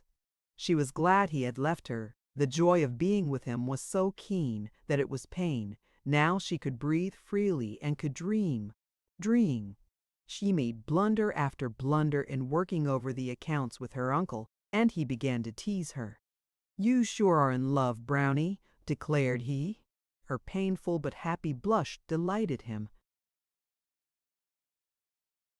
"Tell me all about it." She shook her head, bending it low to hide her color. "No? Sometime?" She nodded. She was glancing shyly and merrily at him now. "Well, some hold that first love's best. Maybe so, but it seems to me any time's good enough. Still the first time's mighty fine, eh?" He sighed. "My, but it's good to be young." And he patted her thick wavy hair. It did not leak out until supper that Sam was coming. Warren said to Susan, while Ruth's looking out for Artie, "You and I'll have a game or so of chess, Brownie." Susan colored violently. "What?" laughed Warren. "Are you going to have a beau too?" Susan felt two pairs of feminine eyes pounce hostile eyes, savagely curious. She paled with fright as queer, as unprecedented as those hostile glances. It seemed to her that she had done or was about to do something criminal. She could not speak. An awful silence. Then her aunt. She no longer seemed her loving aunt, asked in an ominous voice, "Is someone coming to see you, Susan?"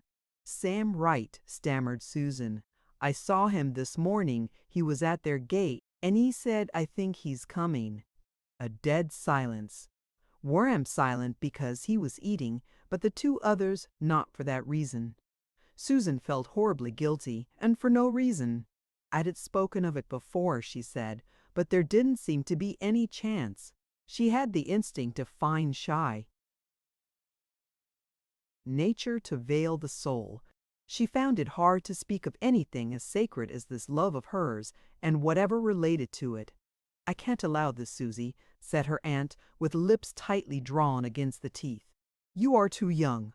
"Oh, come now, mother," cried Warren good-humoredly. "That's foolishness. Let the young folks have a good time. You didn't think you were too young at Susie's age." "You don't understand, George," said Fanny, after she had given him a private frown. Susie's gaze was on the tablecloth. "I can't permit Sam to come here to see Susie." Ruth's eyes were down also. About her lips was a twitching that meant a struggle to hide a pleased smile. "I've no objection to Susie's having boys of her own age come to see her," continued Mrs. Warren in the same precise, restrained manner, "but Sam is too old."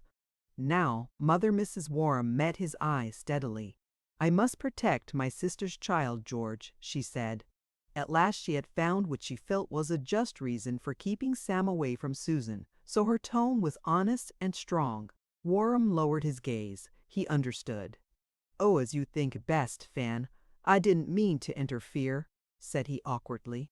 He turned on Susan with his affection in his eyes. "Well, Brownie, it looks like chess with your old uncle, doesn't it?" Susan's bosom was swelling, her lip trembling. I, she began. She choked back the sobs, faltered out, "I don't think I could, Uncle," and rushed from the room. There was an uncomfortable pause. Then Warren said, "I must say, Fan, I think if you had to do it you might have spared the girl's feelings." Mrs. Warren felt miserable about it also. "Susie took me by surprise," she apologized. Then defiantly, "And what else can I do? You know he doesn't come for any good." Warren stared in amazement. "Now, what does that mean?" he demanded. "You know very well what it means," retorted his wife. Her tone made him understand. He reddened and with too blustering anger brought his fist down on the table. "Susan's our daughter. She's Ruth's sister." Ruth pushed back her chair and stood up. Her expression made her look much older than she was. "I wish you could induce the rest of the town to think that, Papa," said she. "It'd make my position less painful." And she, too, left the room. "What's she talking about?" asked Warham. "It's true, George," replied Fanny with trembling lip. "It's all my fault insisting on keeping her. I might have known. I think you and Ruth must be crazy. I've seen no sign.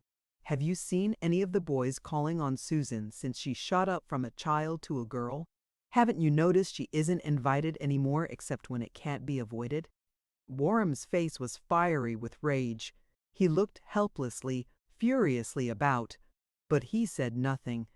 To fight public sentiment would be like trying to thrust back with one's fists an on-creeping fog. Finally he cried, "It's too outrageous to talk about. If I only knew what to do," moaned Fanny. A long silence while Warham was grasping the fullness of the meaning, the frightful meaning in these revelations so astounding to him. At last he said, "Does she realize?" "I guess so. I don't know. I don't believe she does. She's the most innocent child that ever grew up. If I had a chance, I'd sell out and move away." "Where?" said his wife. "Where would people accept her?" Warham became suddenly angry again. "I don't believe it," he cried, his look and tone contradicting his words. "You've been making a mountain out of a molehill." And he strode from the room, flung on his hat, and went for a walk. As Mrs. Warham came from the dining room a few minutes later, Ruth appeared in the side veranda doorway. "I think I'll telephone Arthur to come tomorrow evening instead," said she. "He'd not like it, with Sam here too." "That would be better," assented her mother. "Yes, I'd telephone him if I were you." Thus it came about that Susan, descending the stairs to the library to get a book, heard Ruth say into the telephone in her sweetest voice, "Yes, tomorrow evening, Arthur. Some others are coming, the Wrights. You'd have to talk to Lottie. I don't blame you. Tomorrow evening, then. So sorry. Goodbye." The girl on the stairway stopped short, shrank against the wall. A moment, and she hastily reascended, entered her room, closed the door.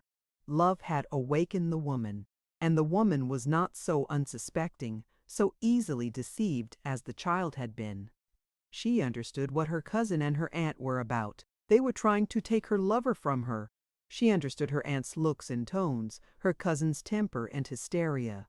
She sat down upon the floor and cried with a breaking heart, the injustice of it, the meanness of it. The wickedness of a world where even her sweet cousin, even her loving aunt, were wicked. She sat there on the floor a long time, abandoned to the misery of a first shattered illusion. A misery the more cruel because never before had either cousin or aunt said or done anything to cause her real pain. The sound of voices coming through the open window from below made her start up and go out on the balcony. She leaned over the rail. She could not see the veranda for the masses of creeper, but the voices were now quite plain in the stillness. Ruth's voice, gay and incessant. Presently a man's voice, his, and laughing, then his voice speaking, then the two voices mingled, both talking at once, so eager were they. Her lover and Ruth was stealing him from her. Oh, the baseness, the treachery! And her aunt was helping. Sore of heart, utterly forlorn, she sat in the balcony hammock, aching with love and jealousy. Every now and then she ran in and looked at the clock. He was staying on and on, though he must have learned she was not coming down. She heard her uncle and aunt come up to bed. Now the piano in the parlor was going. First it was Ruth singing one of her pretty love songs in that clear, small voice of hers. Then Sam played and sang how his voice thrilled her. Again it was Ruthie singing Sweet Dream Faces. Susan began to sob afresh. She could see Ruth at the piano. How beautiful she looked. and that song it would be impossible for him not to be impressed. She felt the jealousy of despair. 10 o'clock, 11:30 o'clock. She heard them at the edge of the veranda, so at last he was going. She was able to hear their words now. "You'll be up for the tennis in the morning?" he was saying. "At 10, replied Ruth. "Of course Susie's asked too," he said, and his voice sounded careless, not at all earnest. "Certainly," was her cousin's reply, "but I'm not sure she can come." It was all the girl at the balcony rail could do to refrain from crying out or protest. But Sam was saying to Ruth, "Well, good night. Haven't had so much fun in a long time. May I come again? If you don't, I'll think you were bored." "Bored?" he laughed. "That's too ridiculous. See you in the morning. Good night. Give my love to Susie and tell her I was sorry not to see her." Susan was all in a glow as her cousin answered, "I'll tell her." Doubtless Sam didn't note it, but Susan heard the constraint, the hypocrisy in that sweet voice. She watched him stroll down to the gate under the arch of boughs, dimly lit by the moon. She stretched her arms passionately toward him. Then she went in to go to bed. But at the sound of Ruth humming gaily in the next room, she realized that she could not sleep with her heart full of evil thoughts. She must have it out with her cousin. She knocked on the still bolted door. "What is it?" asked Ruth coldly.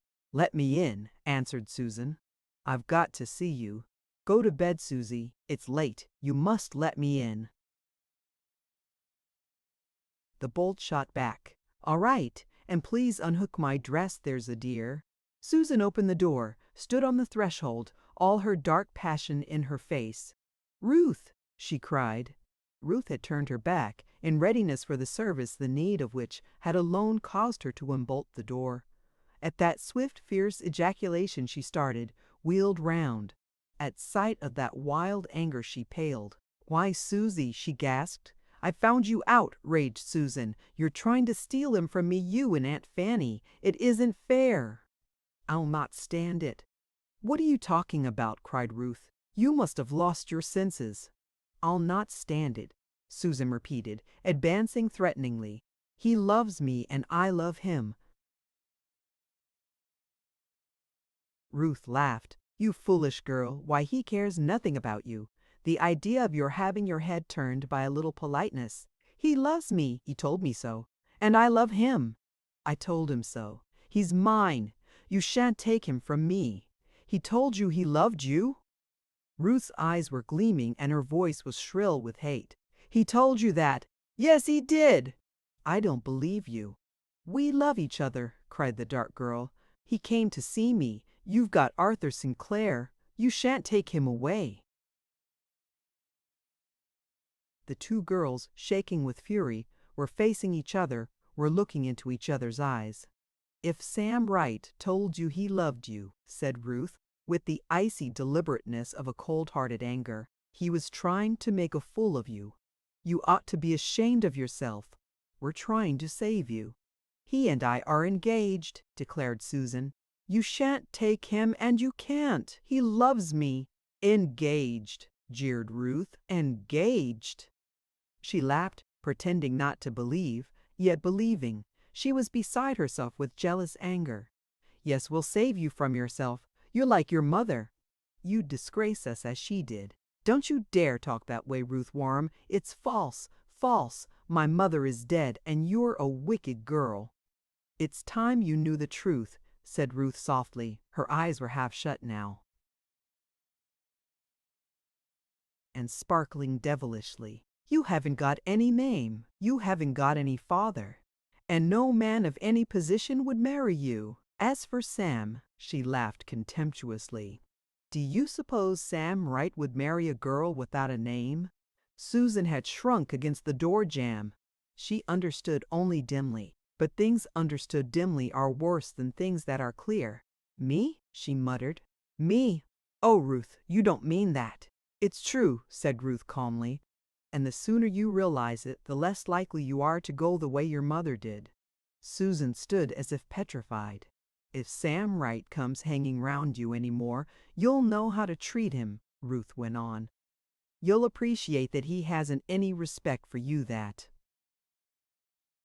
He thinks you're someone to be trifled with, and if he talked engagement, it was only a pretense. Do you understand? The girl leaning in the doorway gazed into vacancy. After a while, she answered dully, I guess so. Ruth began to fuss with the things on her bureau. Susan went into her room, sat on the edge of the bed. A few minutes and Ruth, somewhat cooled down and not a little frightened, entered. She looked uneasily at the motionless figure. Finally she said, Susie. No answer. More sharply, Susie. Yes, said Susan, without moving. You understand that I told you for your own good, and you'll not say anything to Mother or Father? They feel terribly about it, and don't want it ever mentioned. You won't let on that you know? I'll not tell, said Susan.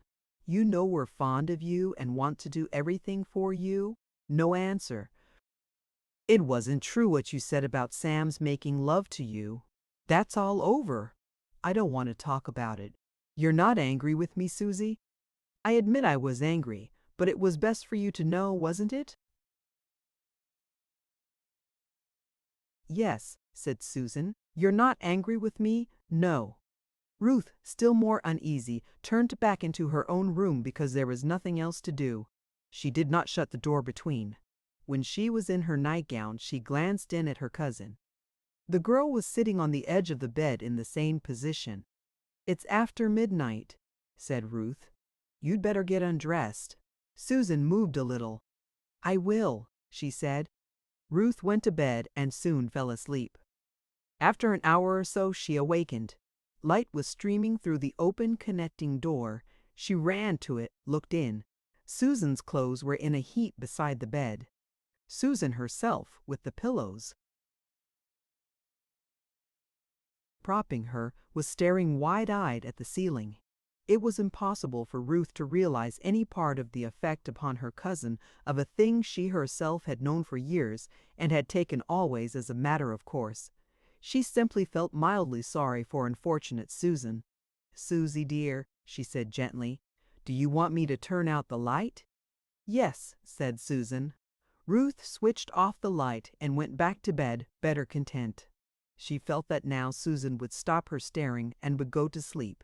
Sam's call had been very satisfactory. Ruth felt she had shown off to the best advantage, felt that he admired her, would come to see her next time.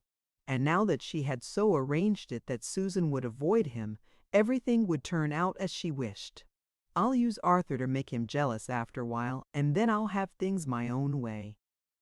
As she fell asleep, she was selecting the rooms Sam and she would occupy in the big Wright mansion when we're not in the East or in Europe. Chapter 5.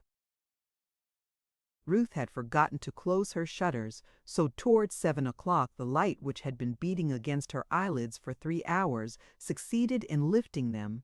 She stretched herself and yawned noisily. Susan appeared in the connecting doorway.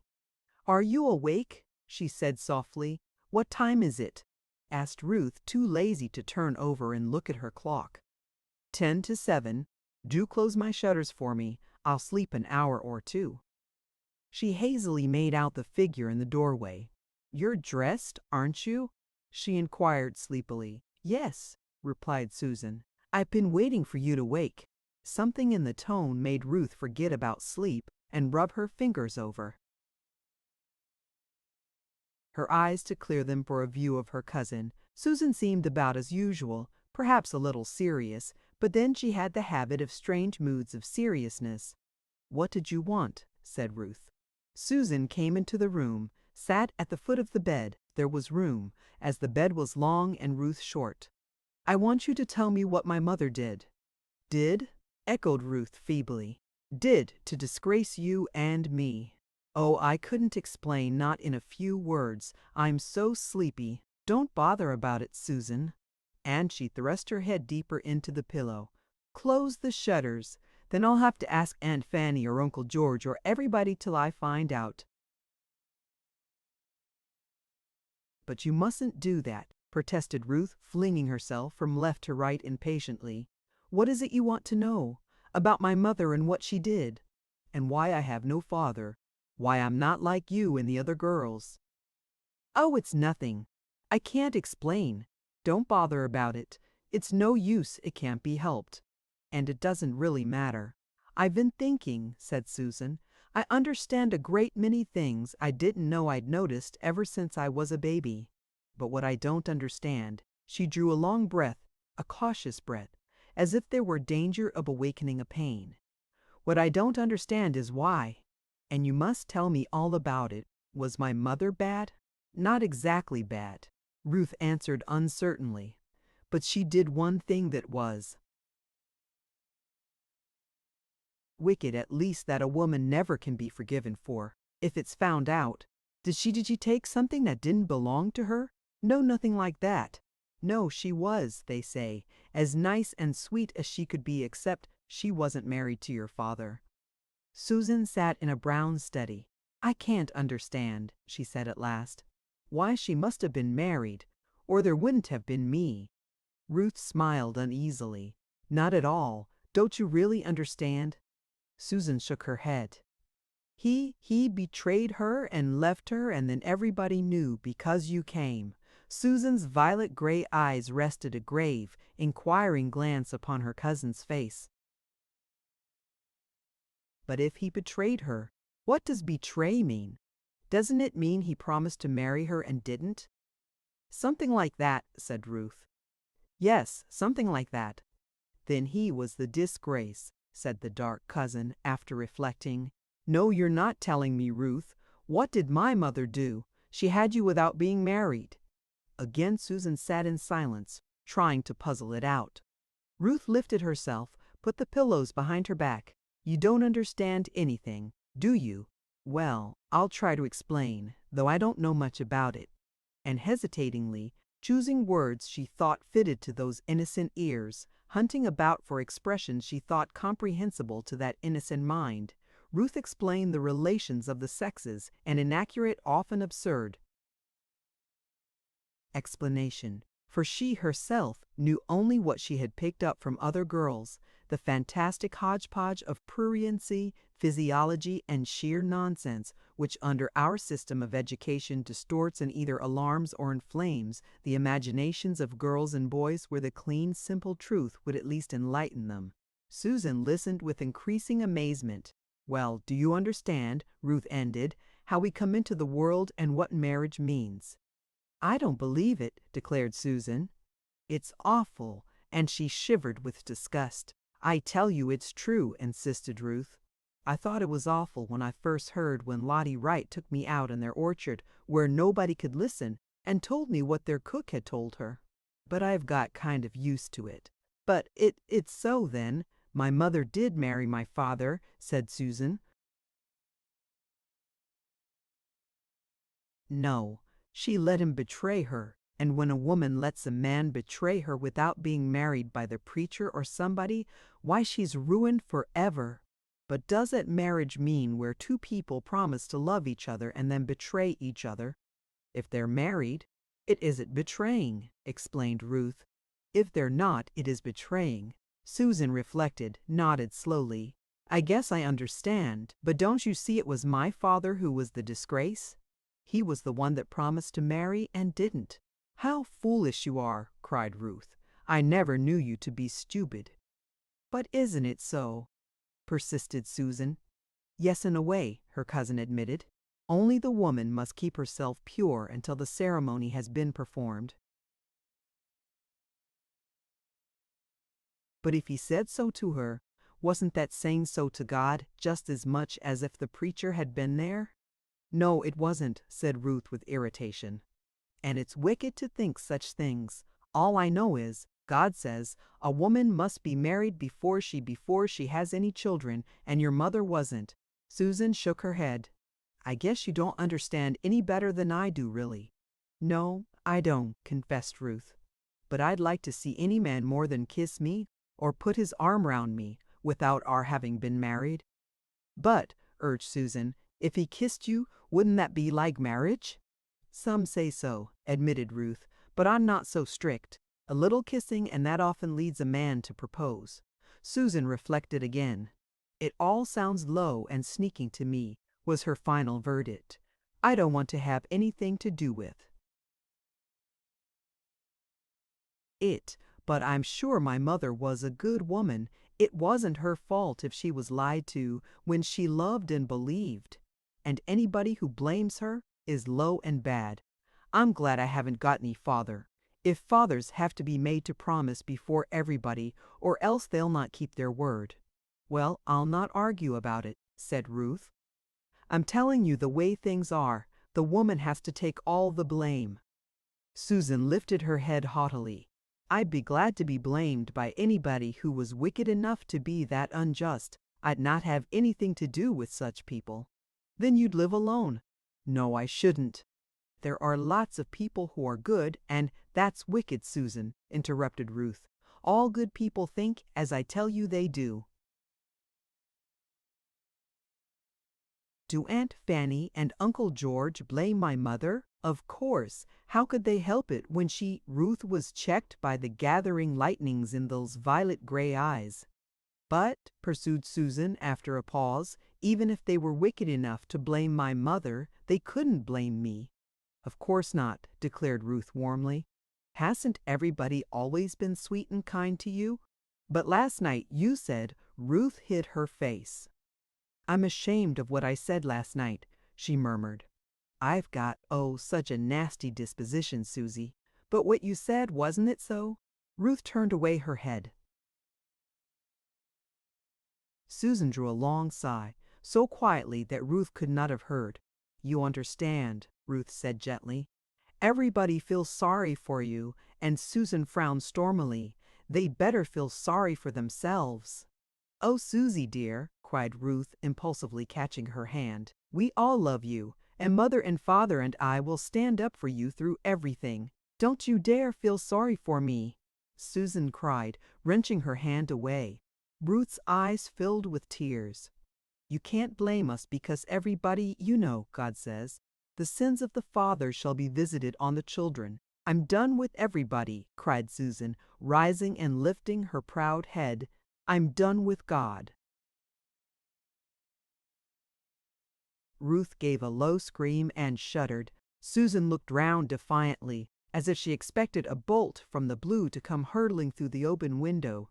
But the sky remained serene, and the quiet, scented breeze continued to play with the lace curtains, and the birds on the balcony did not suspend their chattering courtship. This lack of immediate effect from her declaration of war upon man and God was encouraging.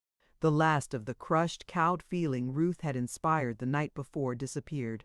With a soul haughtily plumed and looking defiance from the violet-gray eyes, Susan left her cousin and betook herself down to breakfast. In common with most children, she had always dreamed of a mysterious fate for herself, different from the commonplace routine around her. Ruth's revelations, far from daunting her, far from making her feel like cringing before the world in gratitude for its tolerance of her bar sinister, seemed a fascinatingly tragic confirmation of her romantic longings and beliefs. No doubt it was the difference from the common lot that had attracted Sam to her, and this difference would make their love wholly unlike the commonplace Sutherland wooing and wedding. Yes, hers had been a mysterious fate, and would continue to be. Nora, an old woman now, had often related in her presence how Dr. Stevens had brought her to life when she lay apparently, indeed really, dead upon the upstairs sitting-room table, Dr. Stevens and Nora's own prayers. An extraordinary birth in defiance of the laws of God and man, an extraordinary resurrection.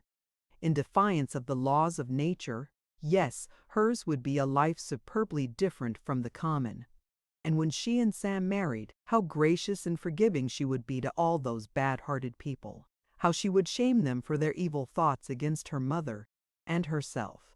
The Susan Lenox who sat alone at the little table in the dining-room window eating bread and butter and honey in the comb was apparently the same Susan Lenox who had taken 3 meals a day in that room all those years was indeed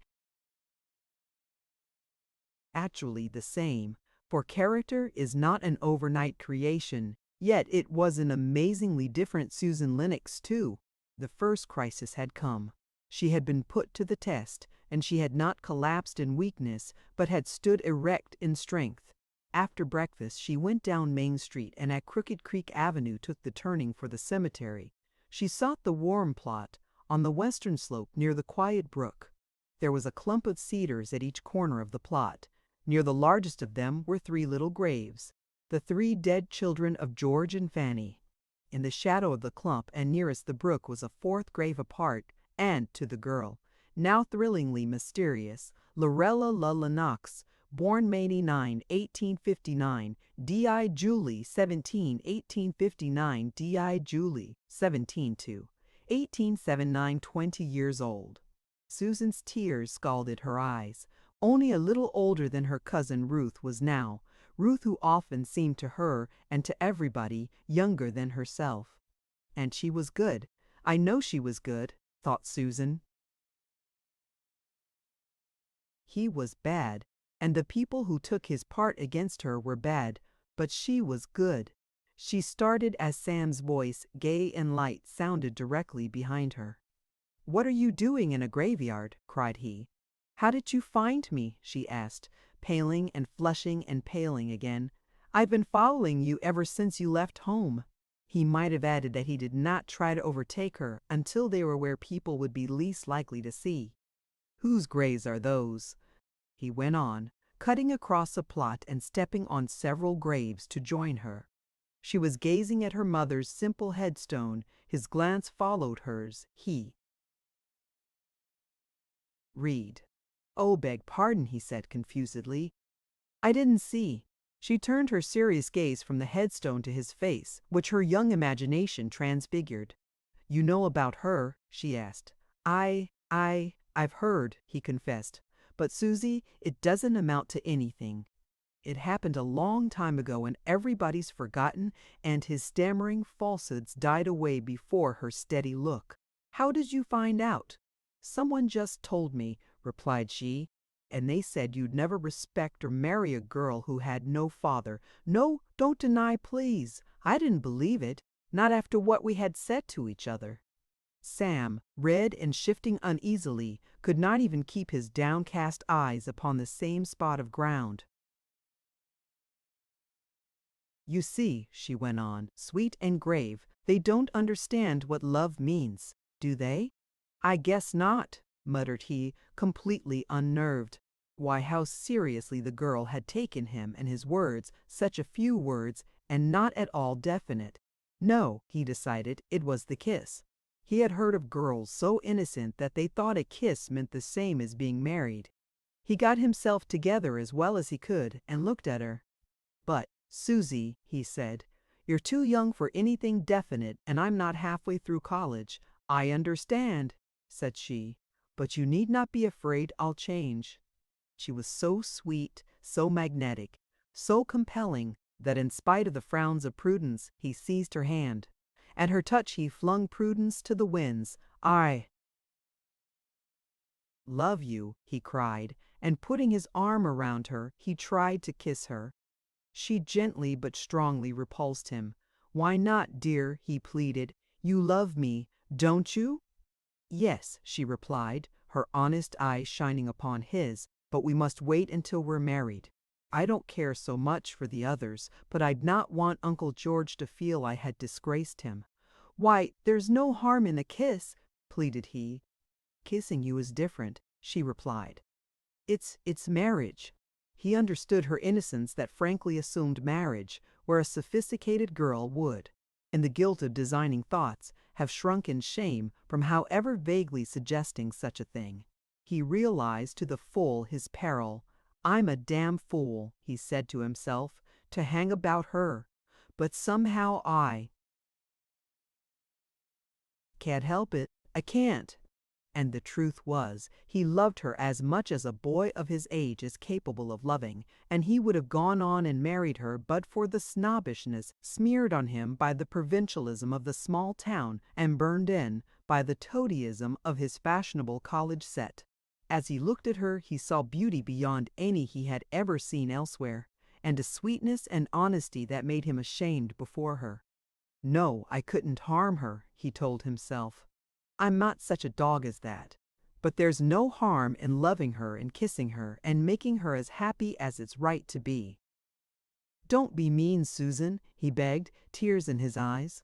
If you love me, you'll let me kiss you. And she yielded, and the shock of the kiss set both to trembling. It appealed to his vanity, it heightened his own agitations to see how pale she had grown, and how her rounded bosom rose and fell in the wild tumult of her emotions. Oh, I can't do without seeing you, she cried, and Aunt Fanny has forbidden me. I thought so, exclaimed he. I did what I could last night to throw them off the track. If Ruth had only known what I was thinking about all the time. Where were you? Upstairs on the balcony. I felt it, he declared, and when she sang love songs, I could hardly keep from rushing up to you. Susie, we must see each other. I can come here almost any day. But people'd soon find out and they'd say all sorts of things, and your uncle and aunt would hear. There was no disputing anything so obvious. Couldn't you come down tonight after the others are in bed and the house is quiet? He suggested.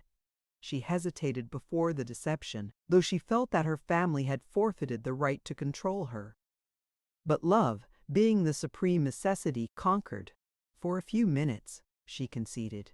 She had been absorbed, but his eyes, kept alert by his conventional soul, had seen several people at a distance observing without seeming to do so. We must separate, he now said. You see, Susie, we mustn't be gossiped about. You know how determined they are to keep us apart.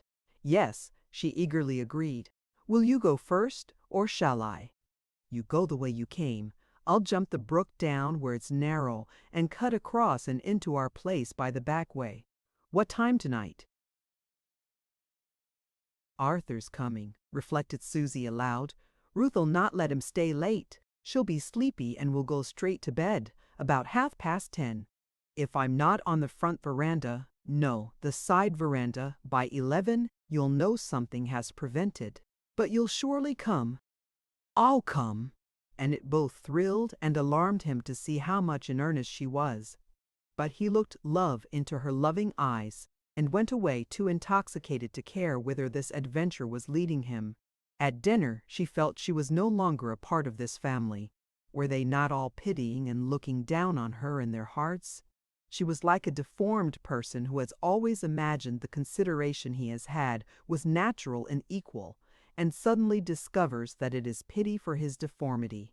She now acutely felt her aunt's, her cousin's dislike, and her uncle's gentleness was not less galling. In her softly rounded youthful face there was revealed definitely for the first time an underlying expression of strength, of what is often confused with its feeble counterfeit, obstinacy, that power to resist circumstances which makes the unusual and the firm character. The young mobility of her features suggested the easy swaying of the baby sapling in the gentlest breeze. Singularly at variance with it was this expression of tenacity. Such an expression in the face of the young infallibly forecasts an agitated and agitating life. It seemed amazingly out of place in Susan, because theretofore she had never been put to the test in any but unnoted trifles, and so had given the impression that she was as docile as she was fearful of giving annoyance or pain, and indifferent to having her own way. Those who have this temperament of strength, encased in gentleness, are invariably misunderstood.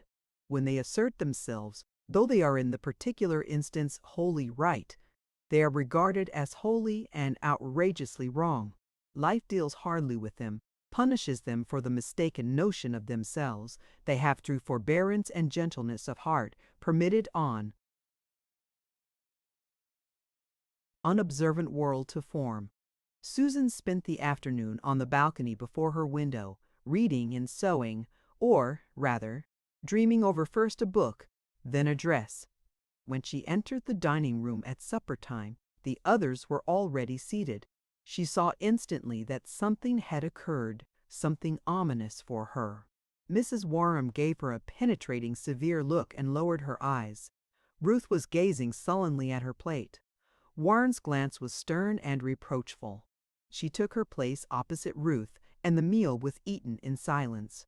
Ruth left the table first. Next, Mrs. Warham rose and saying, "Susan, when you've finished, I wish to see you in the sitting room upstairs," swept in solemn dignity from the room. Susan rose at once to follow. As she was passing her uncle, he put out his hand and detained her. "I hope it was only a foolish girl's piece of nonsense," said he with an attempt at his wonted kindliness, "and I know it won't occur again. But when your aunt says things you won't like to hear, remember that you brought this on yourself and that she loves you as we all do and is thinking only of your good." "What is it, Uncle George?" cried Susan, amazed.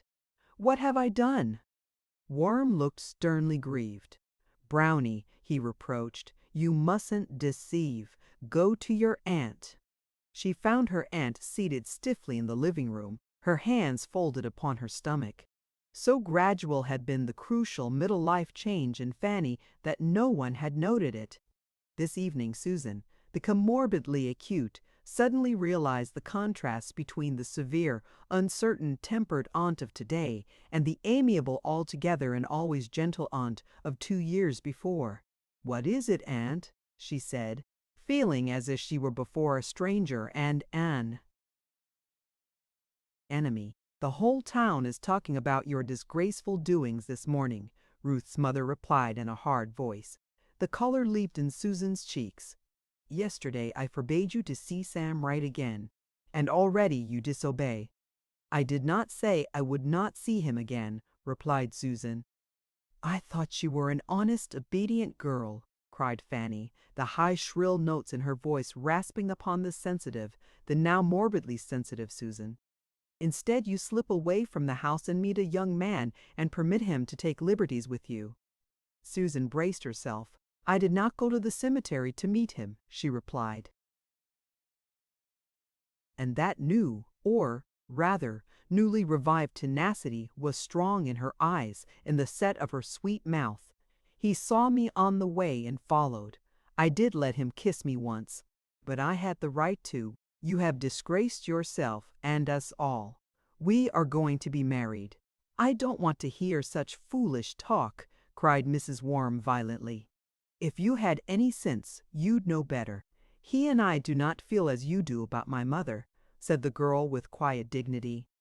Mrs. Warham shivered before this fling. "Who told you?" she demanded. "It doesn't matter. I know." "Well, miss, since you know, then I can tell you that your uncle and I realize you're going the way your mother went, and the whole town thinks you've gone already. They're all saying, 'I told you so, I told you so,' like her mother." Mrs. Warham was weeping hysterical tears of fury. "The whole town.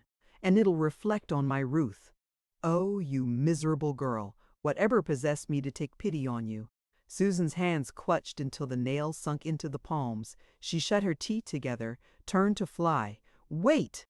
commanded Mrs. Warham. "Wait, I tell you." Susan halted in the doorway, but did not turn. "Your uncle and I have talked it over." "Oh!" cried Susan. Mrs. Warham's eyes glistened. "Yes, he has wakened up at last. There's one thing he isn't soft about." "You've turned him against me," cried the girl despairingly. "You mean you have turned him against you," retorted her aunt. "Anyhow, you can't wheedle him this time. He's as bent as I am. And you must promise us that you won't see Sam again." A pause. Then Susan said, "I can't." "Then we'll send you away to your Uncle Zeke's. It's quiet out there, and you'll have a chance to think things over. And I reckon he'll watch you. He's never forgiven your mother. Now, will you promise?" "No," said Susan calmly. "You have wicked thoughts about my mother, and you are being wicked to me, you and Ruth." "Oh, I understand." "Don't you dare stand there and lie that way," raved Mrs. Warham. "I'll give you tonight to think about it. If you don't promise, you leave this house." Your uncle has been weak where you were concerned, but this caper of yours has brought him to his senses. We'll not have you a loose character, and your cousin's life spoiled by it. First thing we know, no respectable man'll marry her either." From between the girl's shut teeth issued a cry. She darted across the hall, locked herself in her room. Chapter 6. Sam did not wait until Arthur Sinclair left, but, all ardor and impatience, stole in at the Warhams' front gate at 10 o'clock. He dropped to the grass behind a clump of lilacs, and to calm his nerves and to make the time pass more quickly, smoked a cigarette, keeping its lighted end carefully hidden in the hollow of his hand. He was not 20 feet away, was seeing and hearing when Arthur kissed Ruth good night. He laughed to himself. How disappointed she looked last night when she saw I wasn't going to do that. What a charmer Susie must be when the thought of her made the idea of kissing as pretty a girl as Ruth uninteresting, almost distasteful. Sinclair departed. The lights in parlor and hall went out. Presently light appeared through the chinks in some of the second-story shutters. Then followed 3/4 of an hour of increasing tension. The tension would have been even greater had he seen the young lady going leisurely about her preparations for bed. For Ruth was of the orderly, precise women who are created to foster the virtue of patience in those about them. It took her nearly as long to dress for bed as for a party. She did her hair up in curl papers with the utmost care. She washed and rinsed and greased her face and neck and gave them a thorough massage. She shook out and carefully hung or folded or put to air each separate garment. She examined her silk stockings for holes, found one, darned it with a neatness rivaling that of a stopper. She removed from her dressing table and put away in drawers everything that was out of place. She closed each drawer tightly, closed and locked the closets, looked under the bed, turned off the lights over the dressing table. She completed her toilet with a slow washing of her teeth, a long spraying of her throat, and a deliberate, thoroughgoing dripping of boracic acid into each eye to keep and improve its clearness and brilliancy. She sat on the bed, reflected on what she had done, to assure herself that nothing had been omitted. After a slow look around, she drew off her bedroom slippers, set them carefully side by side near the head of the bed. She folded her nightgown neatly about her legs, thrust them down into the bed. Again she looked slowly, searchingly, about the room to make absolutely sure she had forgotten nothing, had put everything in perfect order. Once in bed, she hated to get out, yet if she should recall any omission, however slight, she would be unable to sleep until she had corrected it. Finally, sure as fallible humanity can be, she turned out the last light, lay down, went instantly to sleep. It was hardly a quarter of an hour after the vanishing of that last ray, when Sam, standing now with heart beating fast and a lump of expectancy, perhaps of trepidation too, in his throat, saw a figure issue from the front door and move round to the side veranda. He made a detour on the lawn, so as to keep out of view both from house and street, came up to the veranda, called to her softly. "Can you get over the rail?" asked she in the same low tone. "Let's go back to the summer house," urged he. "No, come up here," she insisted. "Be careful, the windows above are open." He climbed the rail noiselessly and made an impetuous move for her hand. She drew back. "No, Sam dear," she said. "I know it's foolish, but I've an instinct against it and we mustn't." She spoke so gently that he persisted and pleaded. It was some time before he realized how much firmness there was under her gentleness. She was so afraid of making him cross, yet he also saw that she would withstand at any cost. He placed himself beside her on the wicker lounge, sitting close, his cheek almost against hers, that they might hear each other without speaking above a whisper. After one of those silences which are the peculiar delight of lovers, she drew a long breath and said, "I've got to go away, Sam. I shan't see you again for a long time." "They heard about this morning. They're sending you away?" No, I'm going. They feel that I'm a disgrace and a drag, so I can't stay. But you got to stay, protested Sam. In wild alarm, he suspected she was preparing to make him elope with her, and he did not know to what length of folly his infatuation might whirl him. You've no place to go, he urged. I'll find a place, said she. You mustn't, Susie. Why, you're only 17 and have no experience. I'll get experience, said she. Nothing could be so bad as staying here. Can't you see that? He could not. Like so many of the children of the rich, he had no trace of overnight sense of self-respect, having been lying and toadying all his life to a father who used the power of his wealth at home, no less, rather more, than abroad. But he vaguely realized what delicacy of feeling lay behind her statement of her position, and he did not dare express his real opinion. He returned to the main point. You've simply got to put up with it for the present, Susie, he insisted. But then, of course, you're not serious, yes? I am going. You'll think it over and see I'm right, dear. I'm going tonight. Tonight, he cried. Ha! Shook. Sam looked apprehensively around. Both breathed softly and listened with straining ears.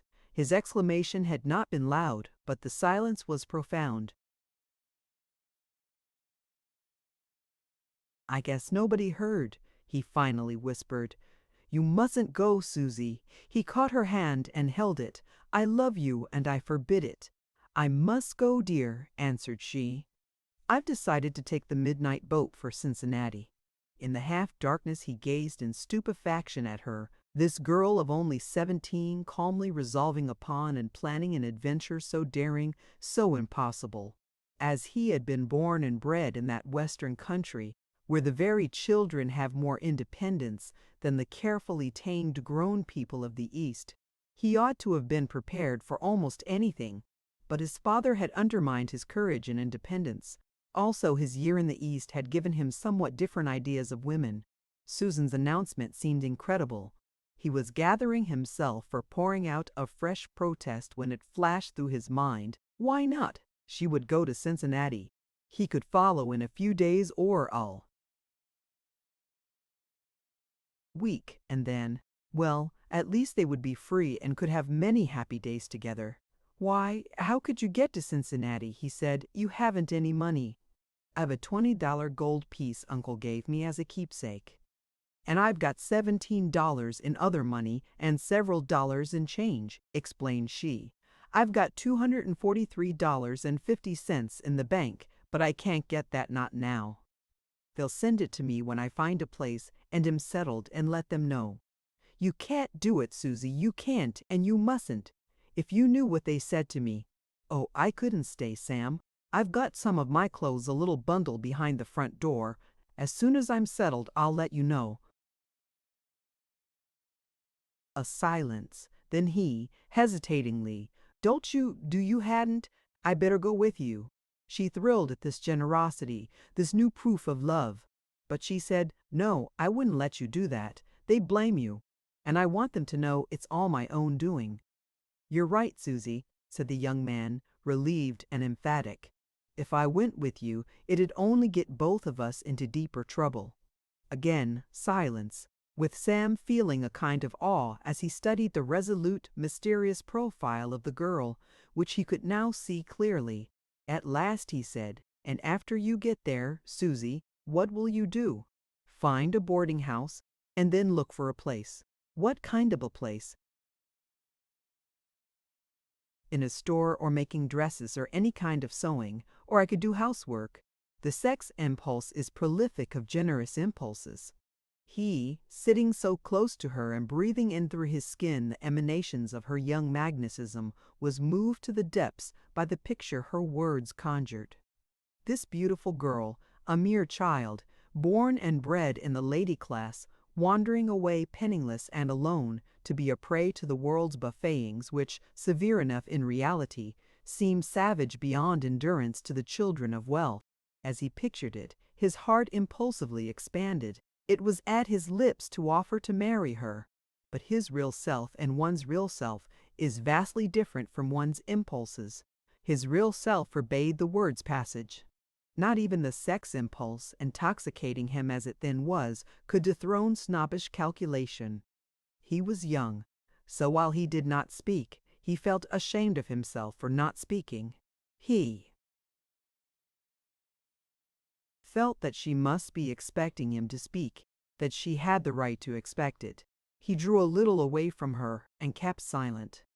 "The time will soon pass," said she absently. "The time? Then you intend to come back?" "I mean the time until you're through college and we can be together." She spoke as one speaks of a dream, as to which one has never a doubt but that it will come true. It was so preposterous, this idea, that he would marry her, especially after she had been a servant, or God knows what for several years. It was so absurd that he burst into a sweat of nervous terror. And he hastily drew further away. She felt the change, for she was of those who are born sensitive. But she was far too young and inexperienced to have learned to interpret aright the subtle warning of the nerves. "You are displeased with me?" she asked timidly. "No, oh no, Susie," he stammered. I was thinking, do put off going for a day or two." "There's no need of hurrying." But she felt that by disobeying her aunt and coming down to see him, she had forfeited the right to shelter under that roof. "I can't go back," said she. "There's a reason." She would not tell him the reason. It would make him feel as if he were to blame. "When I get a place in Cincinnati," she went on, "I'll write to you." "Not here," he objected. "That wouldn't do at all." "No. Send me a line to the Gibson House in Cincinnati, giving me your address." "The Gibson House," she repeated. "I'll not forget that name. Gibson House. Send it as soon as you get a place. I may be in Cincinnati soon, but this is all nonsense. You're not going. You'd be afraid." She laughed softly. "You don't know me. Now that I've got to go, I'm glad." And he realized that she was not talking to give herself courage, that her words were literally true. This made him admire her, and fear her too. There must be something wild and unwomanly in her nature. I guess she inherits it from her mother and perhaps her father, whoever he was.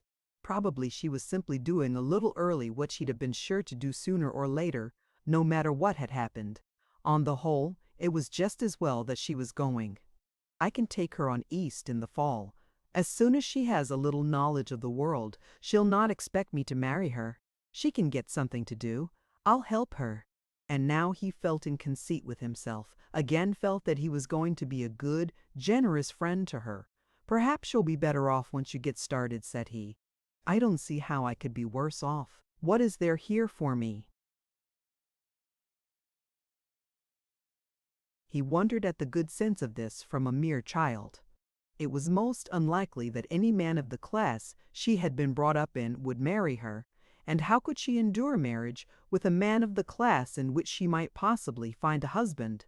As for reputation, she, an illegitimate child, never could have a reputation, at least not so long as she had her looks. After supper, to kill time, he had dropped in at Willett's drugstore, where the young fellows loafed and gossiped in the evenings. All the time he was there, the conversation had been made up of sly digs and hints about graveyard trysts, each thrust causing the kind of laughter that is the wake of the prurient and the obscene. Yes, she was right. There could be nothing in it for her in Sutherland. He was filled with pity for her. Poor child! What a shame! There must be something wrong with a world that permitted such iniquities. The clock struck 12. "You must go," she said. "Sometimes the boat comes as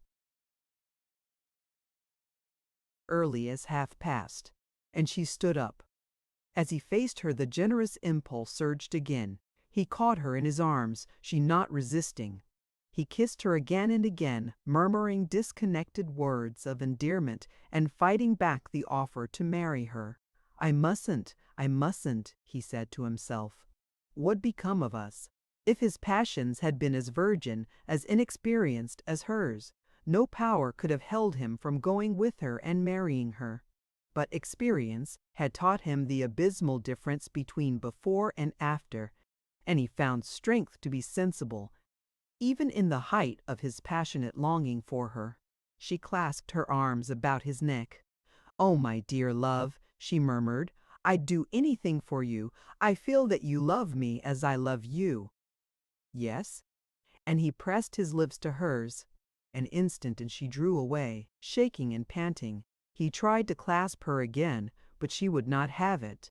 "I can't stand it," he murmured. "I must go with you, I must." "No," she replied. "It wouldn't do unless we were really married." Wistfully, "And we can't be that yet, can we?" "There isn't any way?" His passion cooled instantly.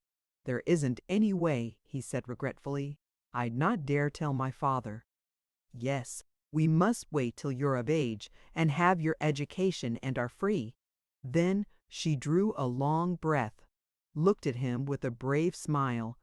The large moon was shining upon them. "We'll think of that and not let ourselves be unhappy, won't we?" "Yes," he said, "but I must go. I forgot for the minute. Goodbye, dearest." She put up her lips. He kissed her, but without passion now. "You might go with me as far as the wharf," she suggested. "No, someone might see, and that would ruin everything." "I'd like to, It wouldn't do," she interrupted. "I wouldn't let you come." With sudden agitation she kissed him. He felt that her lips were cold. He pressed her hands. They too were cold. "Goodbye, my darling," he murmured, vaulted lightly over the rail, and disappeared in the deep shadows of the shrubbery. When he was clear of the grounds, he paused to light a cigarette. His hand was shaking so that the match almost dropped from his fingers. "I've been making a damn fool of myself," he said half aloud. "A double damn fool. I've got to stop that talk about marrying, somehow, or keep away from her. But I can't keep away. I must have her. Why in the devil can't she realize that a man in my position couldn't marry her?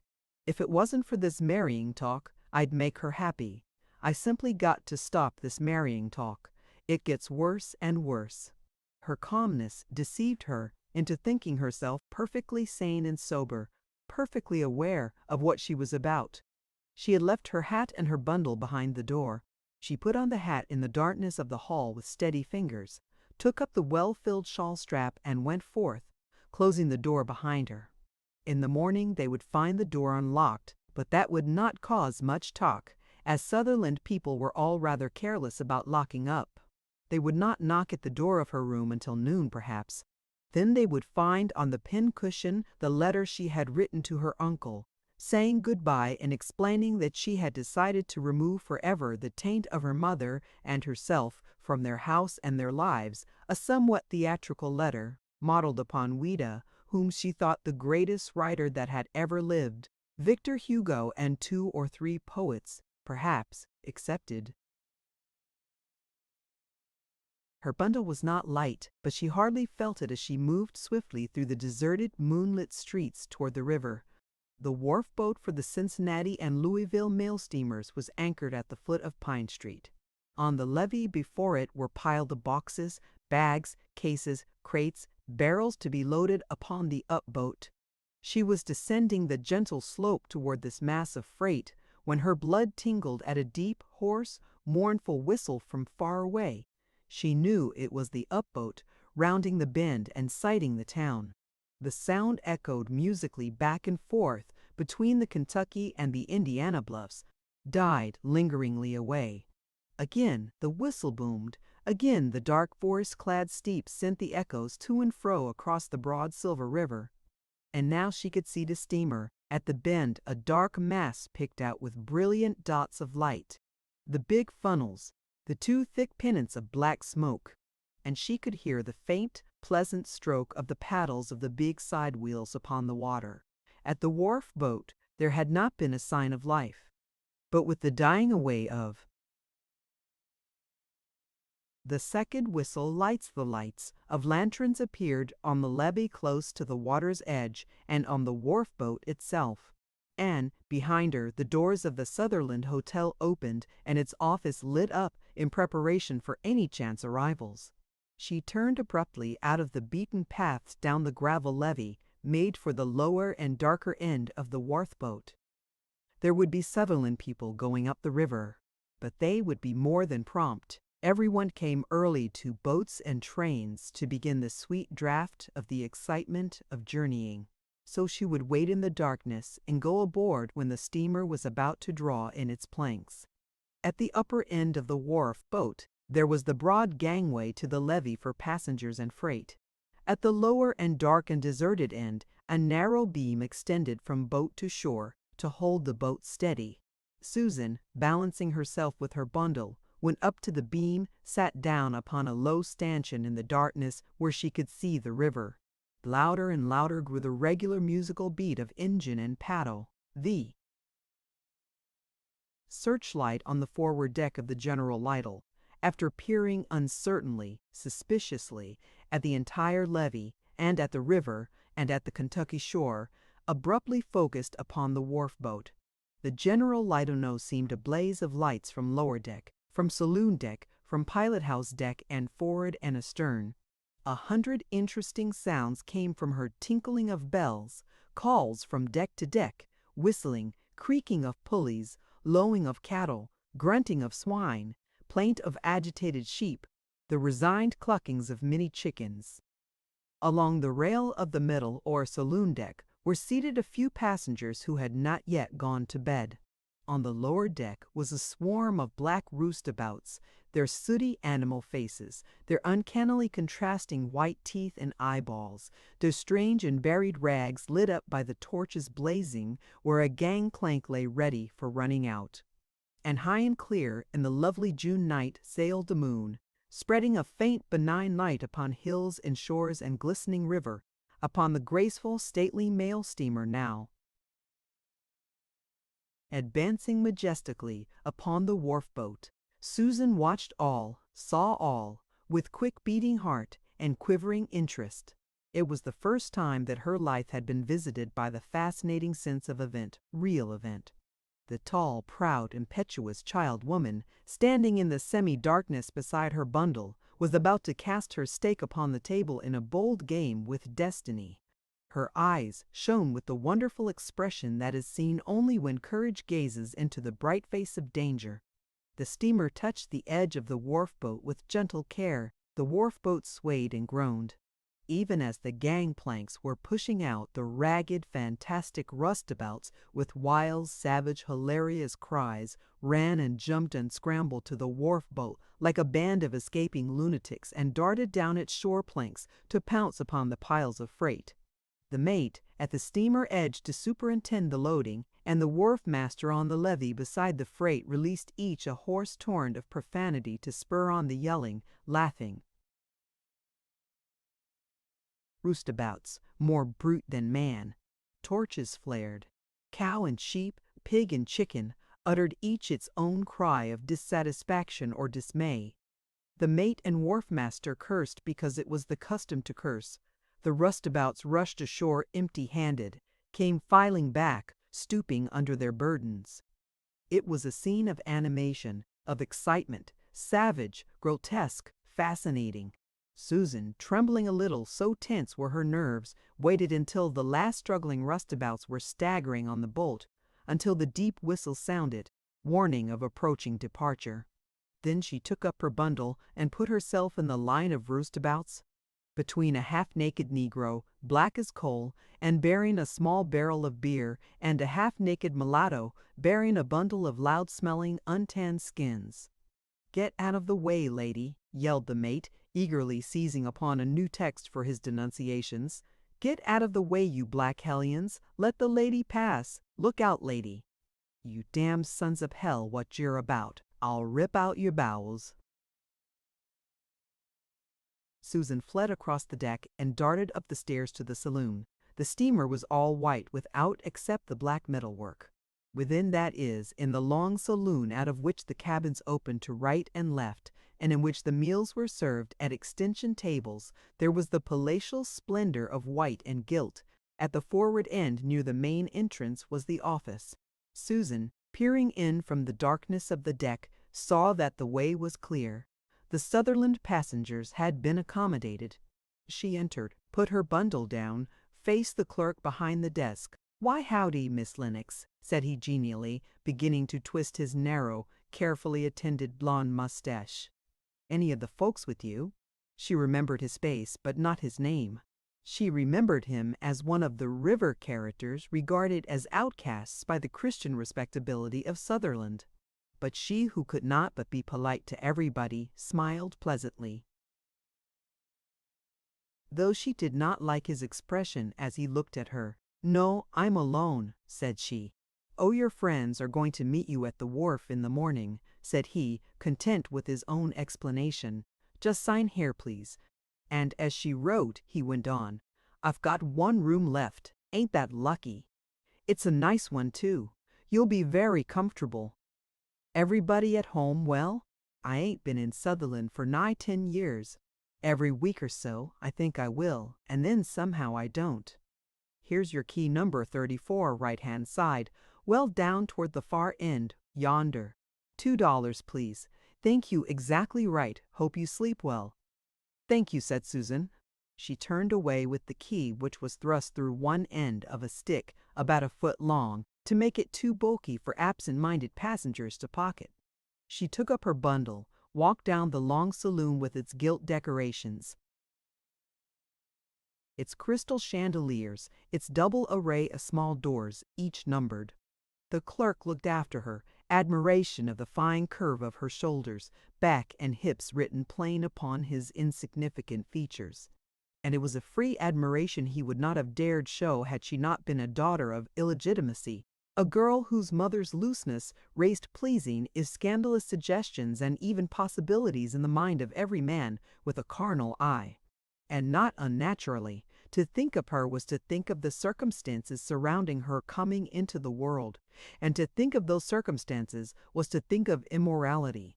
Susan, all unconscious of that polluted and impudent gaze, was soon standing before the narrow door numbered 34 as she barely made out, for the lamps in the saloon chandeliers were turned low. She unlocked it, entered the small, clean stateroom, and deposited her bundle on the floor. With just a glance at her quarters, she hurried to the opposite door, the one giving upon the promenade. She opened it, stepped out, crossed the deserted deck, and stood at the rail. The General Lytle was drawing slowly away from the wharf boat. As that part of the promenade happened to be sheltered from the steamer's lights, she was seeing the panorama of Sutherland, its long stretch of shaded waterfront, its cupolas and steeples, the wide leafy streets leading straight from the river by a gentle slope to the base of the dark towering bluffs behind the town, all sleeping in peace and beauty in the soft light of the moon. That farthest cupola to the left, it was the number 2 engine house, and the third place from it was her uncle's house. Slowly, the steamer, now in midstream, drew away from the town. One by one, the familiar landmarks, the packing house, the soap factory, the Geist brewery, the tall chimney of the pumping station, the shorn top of Reservoir Hill, slipped ghostly away to the southwest. The sobs choked up into her throat, and the tears rained from her eyes. They all pitied and looked down on her there. Still, it had been home, the only home she ever had known or ever would know. And until these last few frightful days, how happy she had been. There, for the first time, she felt desolate, weak, afraid, but not daunted. It is strange to see in strong human character the strength and the weakness. Two flat contradictions, existing side by side and making weak what seems so strong, and making strong what seems so weak. However, human character is a tangle of inconsistencies as disorderly and inchoate as the tangible and visible parts of nature. Susan felt weak, but not the kind of weakness that skulks. And there lay the difference, the abysmal difference, between courage and cowardice. Courage has full as much fear as cowardice, often more, but it has a something else that cowardice has not. It trembles and shivers but goes forward. Wiping her eyes, she went back to her own cabin. She had neglected closing its other door, the one from the saloon. The clerk was standing smirking in the doorway. "You must be going away for quite some time," said he. And he fixed upon her as greedy and impudent eyes as ever looked from a common face. It was his battle glance. Guileful women, bent on trimming him for anything from a piece of plated jewelry to a saucer of ice cream, had led him to believe that before it walls of virtue tottered and fell like Jericho's before the trumpets of Joshua. "It makes me a little homesick to see the old town disappear," hastily explained Susan, recovering herself. The instant anyone was watching, her emotions always hid. "Wouldn't you like to sit out on deck a while?" pursued the clerk, bringing up a winning smile to reinforce the fetching stare. The idea was attractive, for she did not feel like sleep. It would be fine to sit out in the open, watch the moon and the stars, the mysterious banks gliding swiftly by, and new vistas always widening out ahead. But not with this puny, sandy little river character, not with anybody that night. "No," replied she, "I think I'll go to bed." She had hesitated, and that was enough to give him encouragement. "Now, do come," he urged. "You don't know how nice it is, and they say I'm mighty good company." "No, thanks." Susan nodded a pleasant dismissal. The clerk lingered.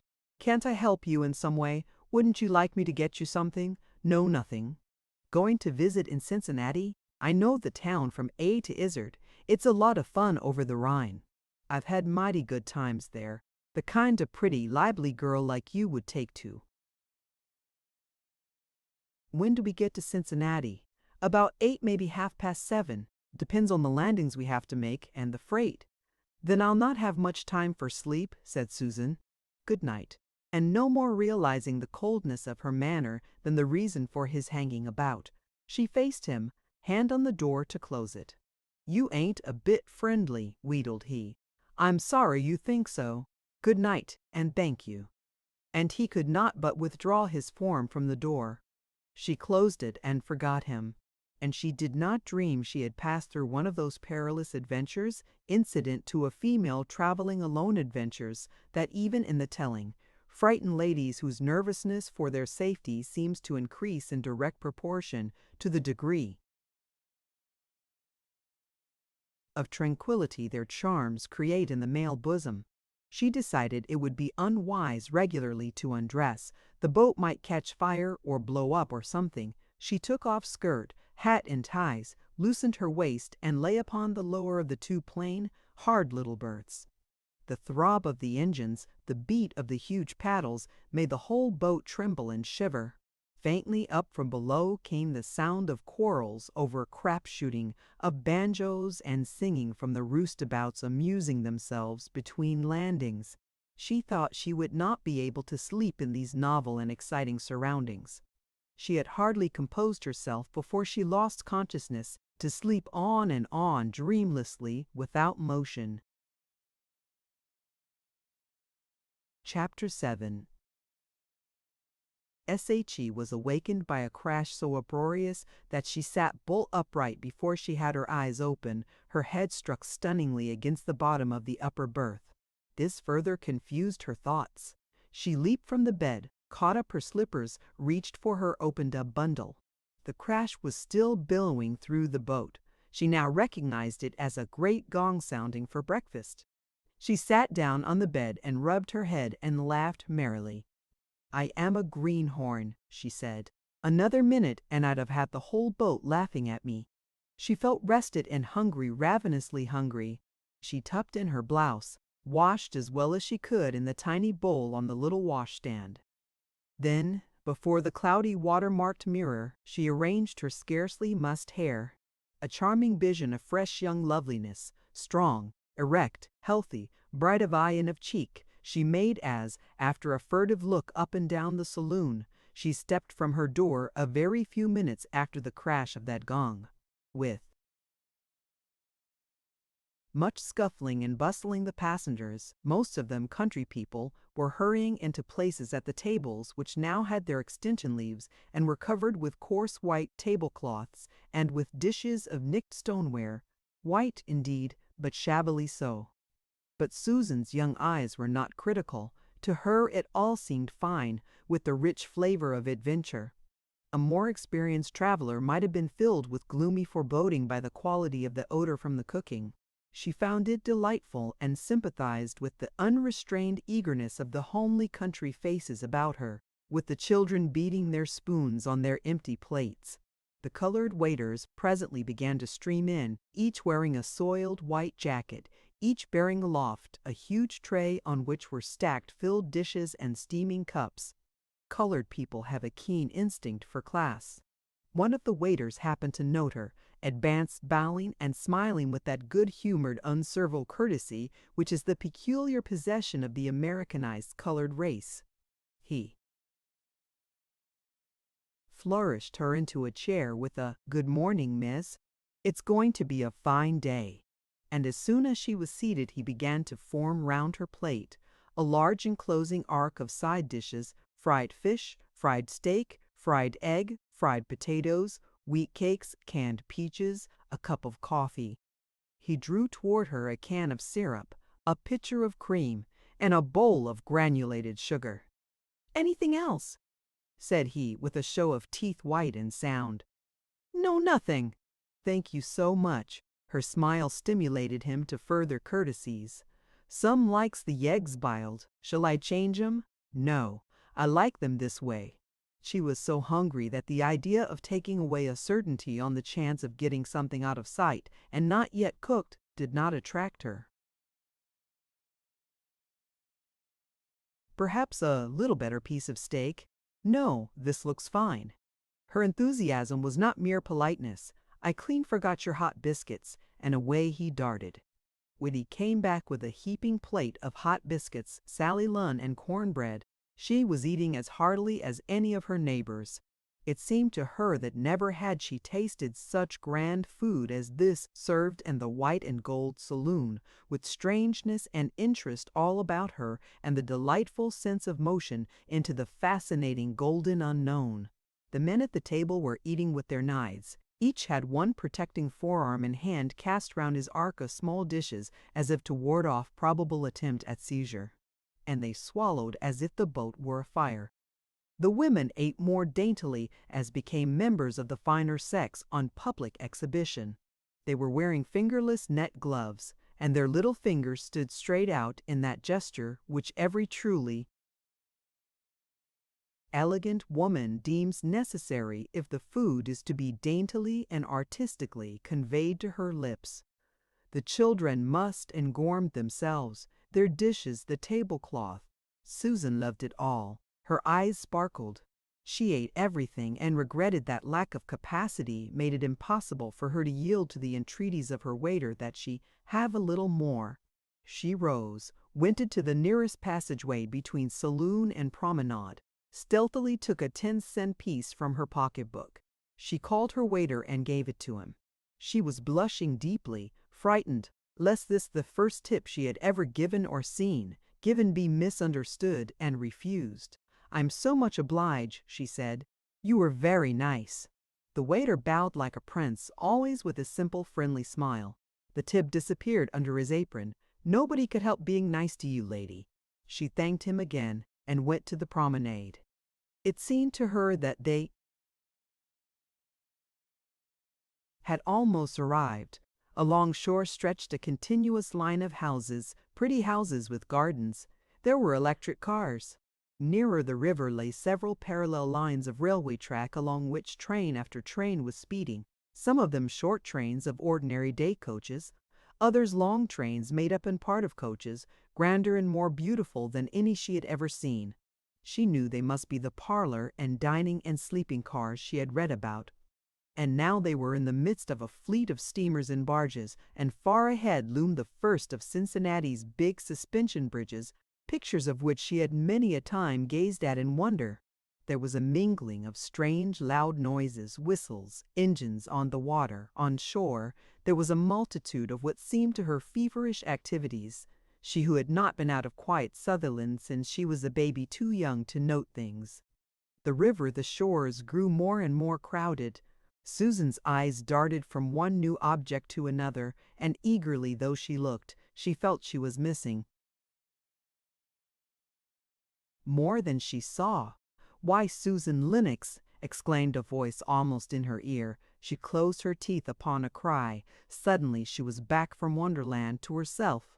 She turned to face dumpy, dressy Mrs. Waterbury and her husband with the glossy, kinky ringlets and the long, wavy mustache. "How do you do?" she stammered. "We didn't know you were aboard," said Mrs. Waterbury, a silly, duck-legged woman, looking proudly uncomfortable in her bead-trimmed black silk. "Yes, I'm here," confessed Susan. "Going to the city to visit?" "Yes," said Susan. She hesitated, then repeated, "Yes."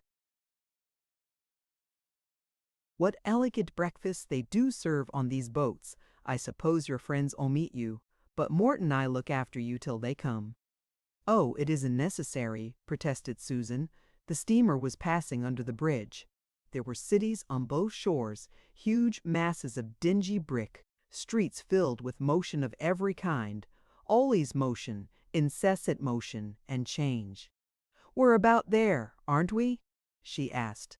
"The wharf's up beyond the second bridge, the Covington Bridge," explained Waterbury, with the air of the old experienced globetrotter. "There's a third one, further up, but you can't see it for the smoke."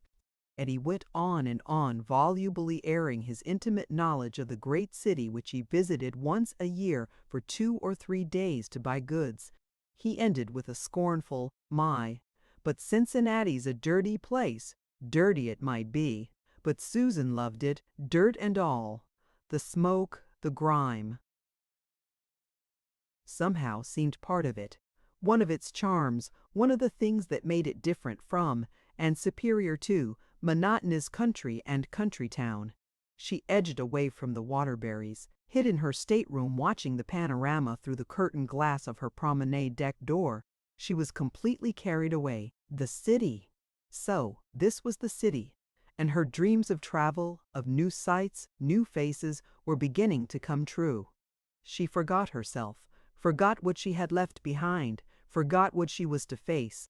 All her power of thought and feeling was used up in absorbing these unfolding wonders. And when the June sun suddenly pierced the heavy clouds of fog and smoke, she clasped her hands and gasped, "Lovely! Oh, how lovely!" And now the steamer was at the huge wharf boat and shaped like the one at Sutherland, but in comparative size, like the real Noah's Ark beside a toy ark. And from the whole tremendous scene rose an enormous clamor, the stentorian voice of the city. That voice is discordant and terrifying to many, to Susan on. That day it was the most splendid burst of music. "Awake, awake!" it cried. "Awake and live!" She opened her door that she might hear it better rattle and rumble and roar, shriek of whistle, clang of bell, and the people, thousands on thousands hurrying hither and yon like bees in a hive. Awake, awake and live! The noises from the saloon reminded her that the journey was ended, that she must leave the boat. And she did not know where to go, she and her bundle. She waited until she saw the Waterburys, along with the other passengers, moving up the levee. Then she issued forth by the promenade deck door, so that she would not pass the office. But at the head of the companionway in the forward part of the deck, there the clerk stood, looking even pettier and more offensive by daylight. She thought to slip by him, but he stopped stroking his mustache and called out to her, "Haven't your friends come?"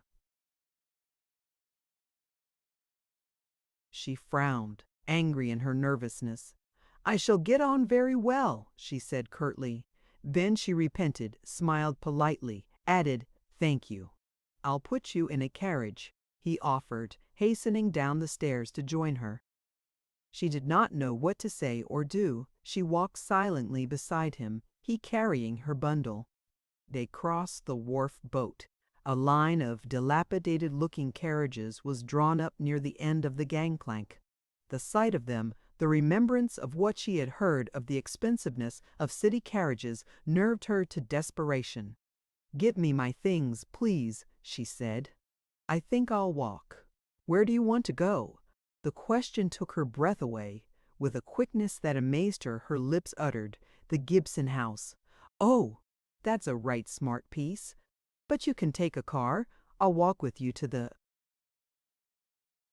car.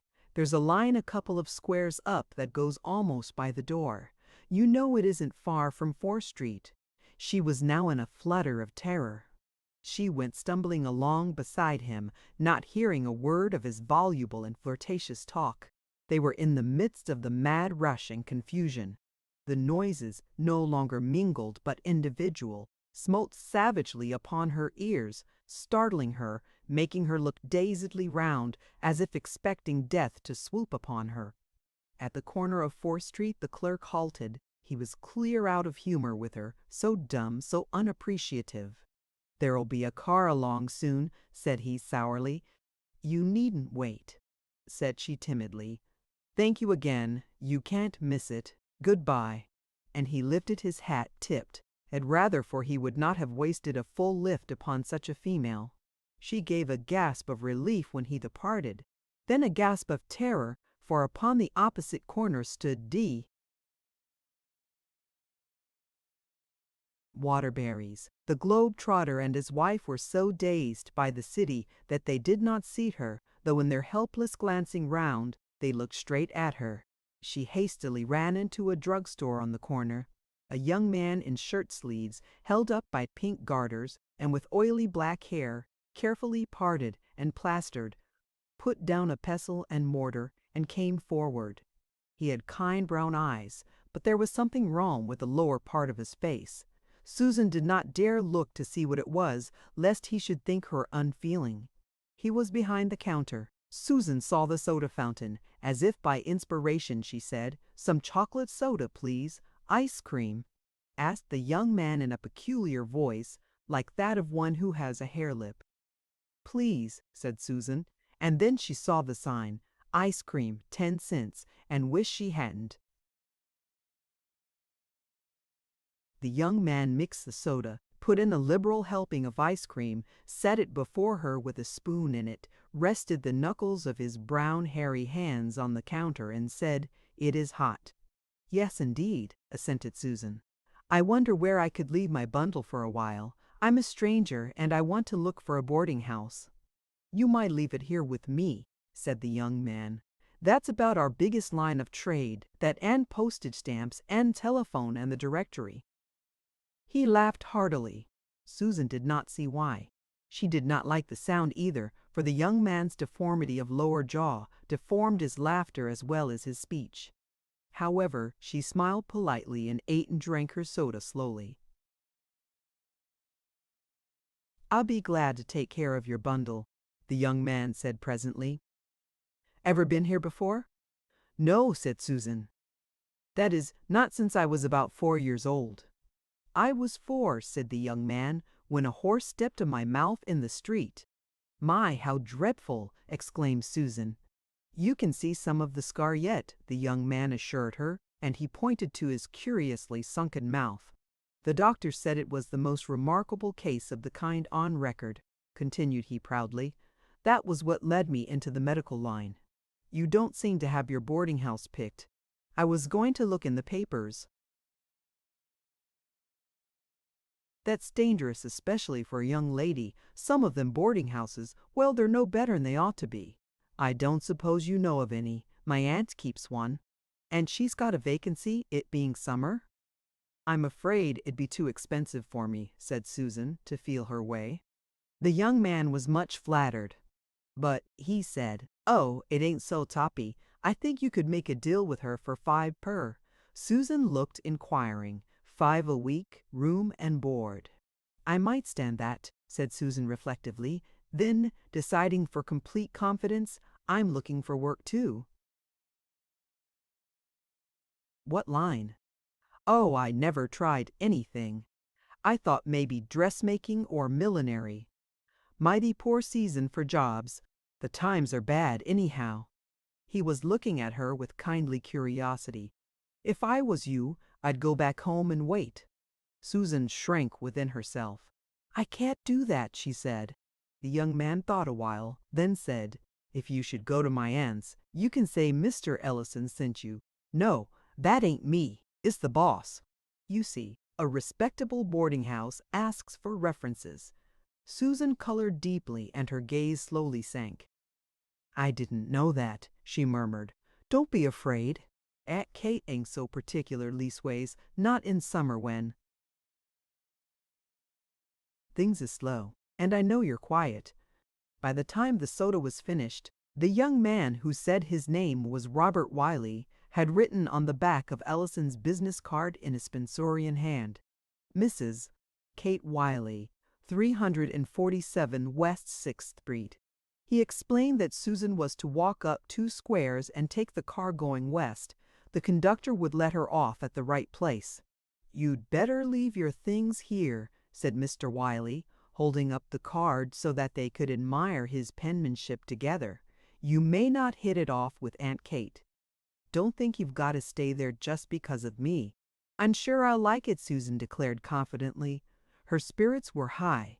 She felt that she was in a strong run of luck. Wiley lifted her package over the counter and went to the door with her to point out the direction. "This is 4th, the next up is 5th. The next wide one is 6th, and you can read it on the lamppost, too." "Isn't that convenient?" exclaimed Susan. "What a lovely city this is." "There's worse," said Mr. Wiley, not to seem vain of his native town. They shook hands most friendly, and she set out in the direction he had indicated. She was much upset by the many vehicles and the confusion, but she did her best to seem at ease and at home. She watched a girl walking ahead of her, a shop girl who seemed well dressed and stylish, especially about the hat and hair. Susan tried to walk like her. "I suppose I look and act greener than I really am," thought she.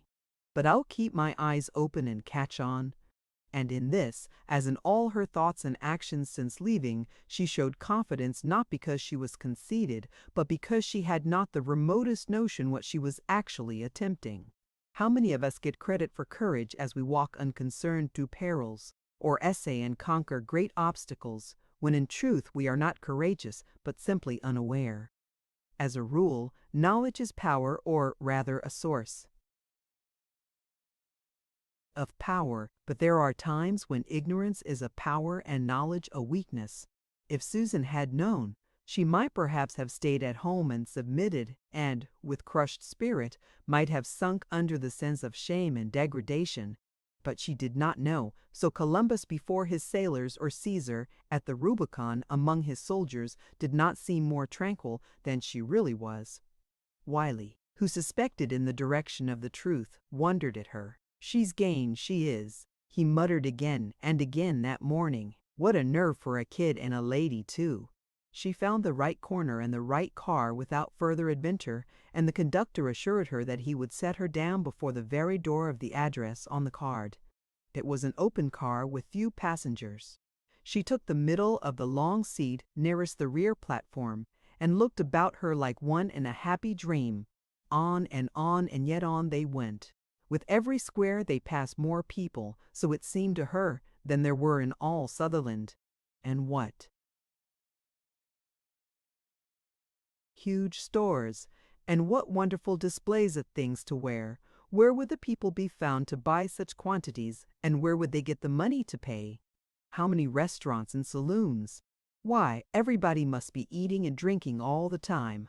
And at each corner she looked up and down the cross streets, and there were more and ever more magnificent buildings, throngs upon throngs of people. Was there no end to it? This was 6th Street, still 6th Street, as she saw at the corner lamp-posts. Then there must be 5 more such streets between this and the river, and she could see, up the cross streets, that the city was even vaster in the direction of the hills. And there were all these cross streets. It was stupefying, overwhelming. Incredible. She began to be nervous. They were going so far. She glanced anxiously at the conductor. He was watching her interestedly, understood her glance, answered it with a reassuring nod. He called out, "I'm looking out for you, miss. I've got you on my mind. Don't you fret." She gave him a bright smile of relief. They were passing through a double row of what seemed to her stately residences, and there were few people on the sidewalks. The air, too, was clearer, though the walls were grimy, and also the grass in the occasional tiny front yards. But the curtains at the windows looked clean and fresh, and so did the better class of people among those on the sidewalk. It delighted her to see so many well-dressed women, wearing their clothes with an air which she told herself she must acquire. She was startled by the conductor's calling out, "Now, miss." She rose as he rang the bell and was ready to get off when the car stopped, for she was eager to cause him as little trouble as possible. "The house is right straight before you," said the conductor. "The number's in the transom." She thanked him, descended, was on the sidewalk before Mrs. Wiley's. She looked at the house and her heart sank. She thought of the small sum in her purse. It was most unlikely that such a house as this would harbor her. For here was a grand stone stairway ascending to a deep stone portico, and within it great doors, bigger than those of the Wright mansion, the palace of Sutherland. However, she recalled the humble appearance and mode of speech of her friend, the drug clerk, and plucked up the courage to ascend and to ring. A slattern, colored maid opened the door. At the first glance within, at the first whiff of the interior air, Susan felt more at ease, for she was seeing what even her bedazzled eyes recognized as cheap dowdiness, and the smell that assailed her nostrils was that of a house badly and poorly kept, the smell of cheap food and bad butter cooking, of cats, of undusted rooms, of various unrecognizable kinds of staleness. She stood in the center of the big dingy parlor, gazing round at the grimmed chromos, until Mrs. Wiley entered, a thin, middle-aged woman, with small brown eyes set wide apart, a perpetual frown, and a chin so long and so projected that she was almost jimber-jawed. While Susan explained stammeringly what she had come for, Mrs. Wiley eyed her with increasing disfavor. When Susan had finished, she unlocked her lips for the first time to say, "The room's took." "Oh!" cried Susan in dismay. The telephone rang in the back parlor. Mrs. Wiley excused herself to answer. After a few words she closed the doors between. She was gone fully 5 minutes. To Susan it seemed an hour. She came back saying, "I've been talking to my nephew. He called up. Well, I reckon you can have the room. It ain't my custom to take in ladies as young as you, but you seem to be all right. Your parents allowed you to come?" "I haven't any," replied Susan. "I'm here to find a place and support myself." Mrs. Wiley continued to eye her dubiously. "Well, I have no wish to pry into your affairs. Mind your own business, that's my rule." She spoke with defiance, as if the contrary were being asserted by some invisible person who might appear and gain hearing and belief. She went on, "If Mr. Ellison wants it, why, I suppose it's all right, but you can't stay out later'n 10 o'clock." "I shan't go out at all of nights," said Susan eagerly. "You look quiet," said Mrs. Wiley, with the air of adding that appearances were rarely other than deceptive. "Oh, I am quiet," declared Susan. It puzzled her, this recurrence of the suggestion of noisiness. "I can't allow much company, none in your room. There won't be any company." She blushed deeply. "That is, a young man from our town. He may call once, but he'll be off for the East right away." Mrs. Wiley reflected on this, Susan the while standing uneasily, dreading lest decision would be against her. Finally Mrs. Wiley said, "Robert says you want the $5 room. I'll show it to you." They ascended 2 flights through increasing shabbiness. On the 3rd floor at the rear was a room, a mere continuation of the narrow hall, partitioned off. It contained a small folding bed, a small table, a tiny bureau, a washstand hardly as large as that in the cabin on the boat, a row of hooks with a curtain of flowered chintz before them, a kitchen chair, a chromo of Awake and Asleep, a torn and dirty rag carpet. The odor of the room, stale, damp, verging on moldy, seemed the fitting exhalation from such an assemblage of forbidding objects. "It's a nice, comfortable room," said Mrs. Wiley aggressively. "I couldn't afford to give it and 2 meals for $5 except till the 1st of September. After that, it's 8. "I'll be glad to stay if you'll let me," said Susan. Mrs. Wiley's suspicion, so plain in those repellent eyes, took all the courage out of her. The great adventure seemed rapidly to be losing its charms. She could not think of herself as content or anything but sad and depressed in such surroundings as these. How much better it would be if she could live out in the open, out where it was attractive. "I suppose you've got some baggage," said Mrs. Wiley, as if she rather expected to hear that she had not. "I left it at the drugstore," explained Susan. "Your trunk?" Susan started nervously at that explosive exclamation. I haven't got a trunk, only a few things in a shawl strap." "Well, I never." Mrs. Wiley tossed her head, clucked her tongue disgustedly against the roof of her mouth. "But I suppose if Mr. Ellison says so, why, you can stay." "Thank you," said Susan humbly. Even if it would not have been basest ingratitude to betray her friend Mr. Wiley, still she would not have had the courage to confess the truth about Mr. Ellison and so get herself ordered into the street. I think I'll go for my things." "The custom is to pay in advance," said Mrs. Wiley sharply. "Oh, yes, of course," stammered Susan. She seated herself on the wooden chair and opened out her purse. She found the 5 among her few bills, extended it with trembling fingers toward Mrs. Wiley. At the same time she lifted her eyes. The woman's expression as she bored into the pocketbook terrified her. Never before had she seen the savage greediness that is bred in the city among the people who fight against fearful odds to maintain their respectability and to save themselves from the ever-threatened drop to the despised working class. "Thank you," said Mrs. Wiley, taking the bill as if she were conferring a favor upon Susan. "I make everybody pay promptly, the 1st of the week, or out they go. I used to be easy, and I came near going down."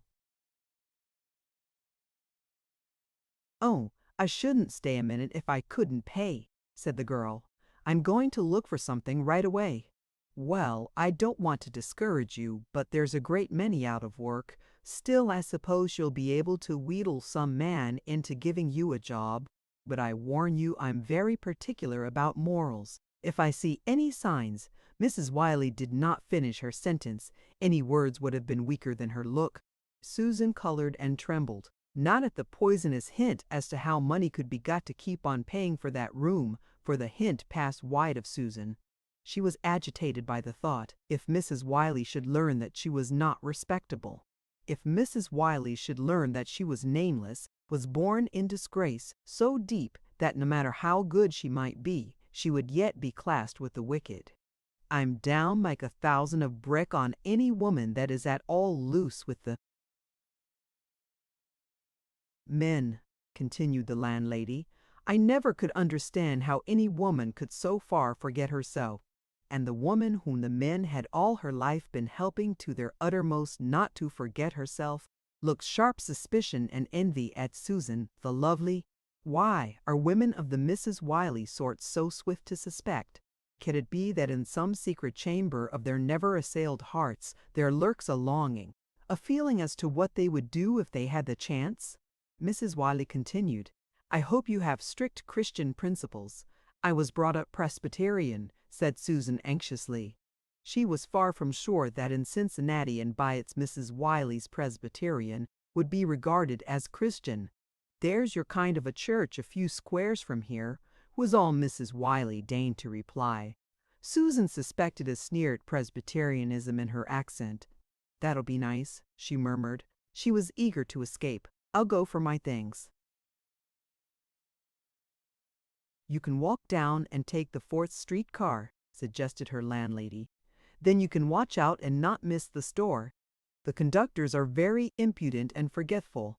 Susan escaped from the house as speedily as her flying feet would take her down the 2 flights. In the street once more, her spirits rose. She went south to 4th Street, decided to walk instead of taking a car.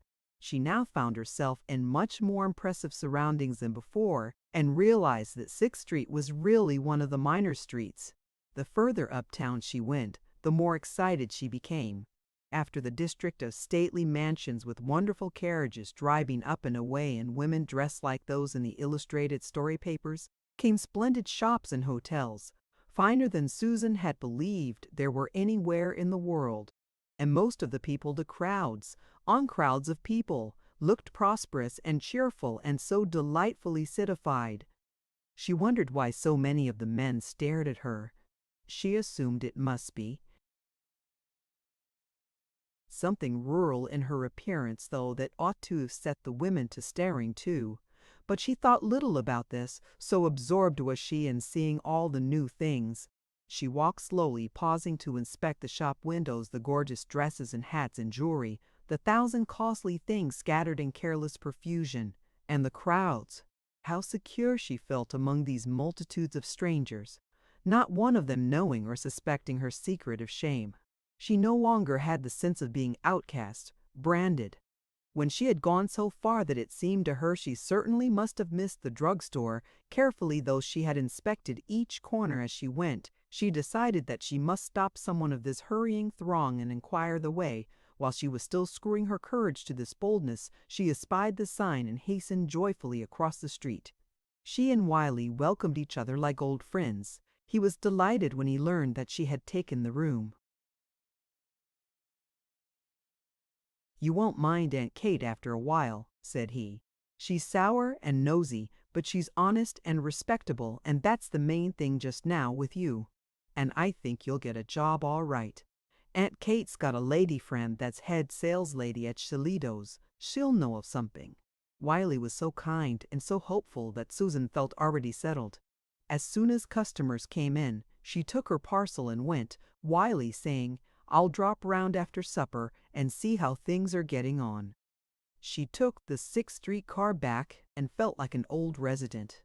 She was critical of 6th Street now, and of the women she had been admiring there less than 2 hours before, critical of their manners and of their dress. The exterior of the boarding house no longer awed her. She was getting a point of view, as she proudly realized. By the time Sam came, and surely that wouldn't be many days, she would be quite transformed. She mounted the steps and was about to ring when Mrs. Wiley herself, with stormy brow and snapping eyes, opened the door. "Go into the parlor," she jerked out from between her unpleasant-looking receding teeth. Susan gave her a glance of frightened wonder and obeyed. Chapter 8. At the threshold her bundles dropped to the floor and all color fled from her face. Before her stood her Uncle George and Sam Wright and his father. The two elderly men were glowering at her. Sam, white as his shirt and limp, was hanging his head. "So, miss, you got back, eh?" cried her uncle, in a tone she would not have believed could come from him. As quickly as fear had seized her, she now shook it off. "Yes, uncle," she said calmly, meeting his angry eyes without flinching. And back came that expression of resolution, a stubbornness, we call it, when it is the flag of opposition to our will. "What had become of you," demanded her uncle, "if I hadn't found out early this morning and got after Sam here and choked the truth out of him?" Susan gazed at Sam, but he was such a pitiful figure, so mean and frightened, that she glanced quickly back to her uncle. She said, "But he didn't know where I was." "Don't lie to me," cried Warham. "It won't do you any good, any more than his lying kept us from finding you. We came on the train and saw the Waterburys in the street, and they'd seen you go into the drugstore. We'd have caught you there if we'd been a few minutes sooner, but we drove and got here in time. Now, tell me, Susan." And his voice was cruelly harsh, "all about what's been going on between you and Sam." She gazed fearlessly and was silent. "Speak up," commanded Sam's father. "Yes and no lies," said her uncle. "I don't know what you mean. Susan at last answered truthfully enough, yet to gain time too. "You can't play that game any longer," cried Warham. "You did make a fool of me, but my eyes are open. Your aunt's right about you." "Oh, Uncle George," said the girl, a sob in her voice. But he gazed pitilessly, gazed at the woman he was now abhorring as the treacherous, fallen, unsexed daughter of fallen Lorella. "Speak out. Crying won't help you. What have you and this fellow been up to, you disgrace?" Susan shrank and shivered, but answered steadfastly, "That's between him and me, uncle." Warham gave a snort of fury, turned to the elder Wright. "You see, Wright," cried he, "it's as my wife and I told you. Your boy's lying. We'll send the landlady out for a preacher and marry them." "Hold on, George," objected Wright soothingly. "I agreed to that only if there'd been something wrong. I'm not satisfied yet." He turned to Susan, said in his gruff, blunt way, "Susan, have you been loose with my boy here?" "Loose," said Susan wonderingly. Sam roused himself. "Tell them it isn't so, Susan," he pleaded, and his voice was little better than a whine of terror. "Your uncle's going to kill me, and my father'll kick me out." Susan's heart grew sick as she looked at him, looked furtively, for she was ashamed to see him so abject. "If you mean, did I let him kiss me," she said to Mr. Wright, "why, I did. We kissed several times, but we had the right to. We were engaged." Sam turned on his father in an agony of terror. "That isn't true," he cried. "I swear it isn't, father. We aren't engaged. I only made love to her a little, as a fellow does to lots of girls." Susan looked at him with wide, horrified eyes. "Sam!" she exclaimed breathlessly. "Sam!" Sam's eyes dropped, but he managed to turn his face in her direction. The situation was too serious for him. He did not dare to indulge in such vanities as manhood or manly appearance. "That's the truth, Susan," he said sullenly. "You talked a lot about marrying, but I never thought of such a thing. But you said you loved me. I didn't mean anything by it." There fell a silence that was interrupted by Mr. Wright. "You see there's nothing in it, Warham. I'll take my boy and go." "Not by a damn sight," cried Warham. "He's got to marry her." "Susan, did Sam promise to marry you?" "When he got through college," replied Susan. "I thought so. And he persuaded you to run away." "No," said Susan. "I say yes," stormed her uncle. "Don't lie. Warham!" "Warham," remonstrated Mr. Wright, "don't browbeat the girl." "He begged me not to go," said Susan. "You lying fool," shouted her uncle. Then to Wright, if he did ask her to stay, it was because he was afraid it would all come out just as it has. "I never promised to marry her," whined Sam. "Honest to God, father, I never did. Honest to God, Mr. Warham. You know that's so, Susan. It was you that did all the marrying talk." "Yes," she said slowly. "Yes, I believe it was." She looked dazedly at the three men. I supposed he meant marriage because her voice faltered, but she steadied it and went on, "because we loved each other." "I knew it," cried her uncle. "You hear, Wright? She admits he betrayed her." Susan remembered the horrible part of her cousin's sex revelations. "Oh, no," she cried. "I wouldn't have let him do that even if he had wanted to." "No, not even if we'd been married." "You see, Warham," cried Mr. Wright in triumph. "I see a liar," was Warham's furious answer. "She's trying to defend him and make out a case for herself." "I am telling the truth," said Susan. Warham gazed unbelievingly at her, speechless with fury. Mr. Wright took a silk hat from the corner of the piano. "I'm satisfied they're innocent," said he, "so I'll take my boy and go." "Not if I know it," retorted Warham. "He's got to marry her. But the girl says she's pure, says he never spoke of marriage, says he begged her not to run away. Be reasonable, Warham." "For a good Christian," sneered he at Wright. You're mighty easily convinced by a flimsy lie. In your heart, you know the boy has wronged her and that she's shielding him, just as there Warham checked himself. It would be anything but timely to remind Wright of the character of the girl's mother. I'll admit, said Mr. Wright smoothly, that I wasn't over-anxious for my boy's marriage with a girl whose mother was unfortunate.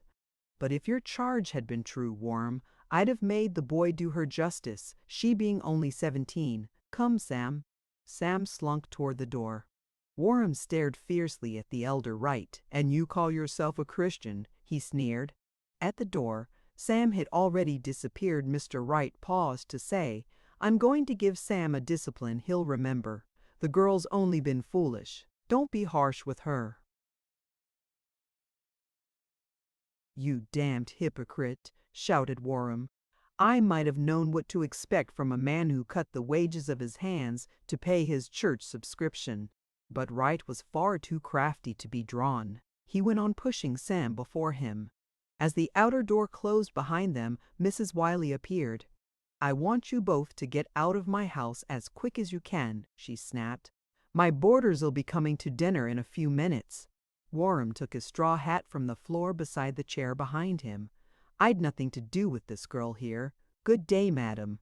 And he strode out of the house, slamming the door behind him. Mrs. Wiley looked at Susan with storming face and bosom. Susan did not see. She was gazing into space, her face blanched. Clear out! Cried Mrs. Wiley, and she ran to the outer door and opened it. How dare you come into a respectable house? She wished to be so wildly angry that she would forget the $5 which she, as a professing Christian in full church standing, would have to pay back if she remembered. Clear out this minute, she cried shrilly. If you don't, I'll throw your bundle into the street and you after it. Susan took up the bundle mechanically, slowly went out on the stoop. The door closed with a slam behind her. She descended the steps, walked a few yards up the street, paused at the edge of the curb and looked dazedly about. Her uncle stood beside her. Now where are you going? He said roughly. Susan shook her head. I suppose, he went on, I've got to look after you. You shan't disgrace my daughter any further.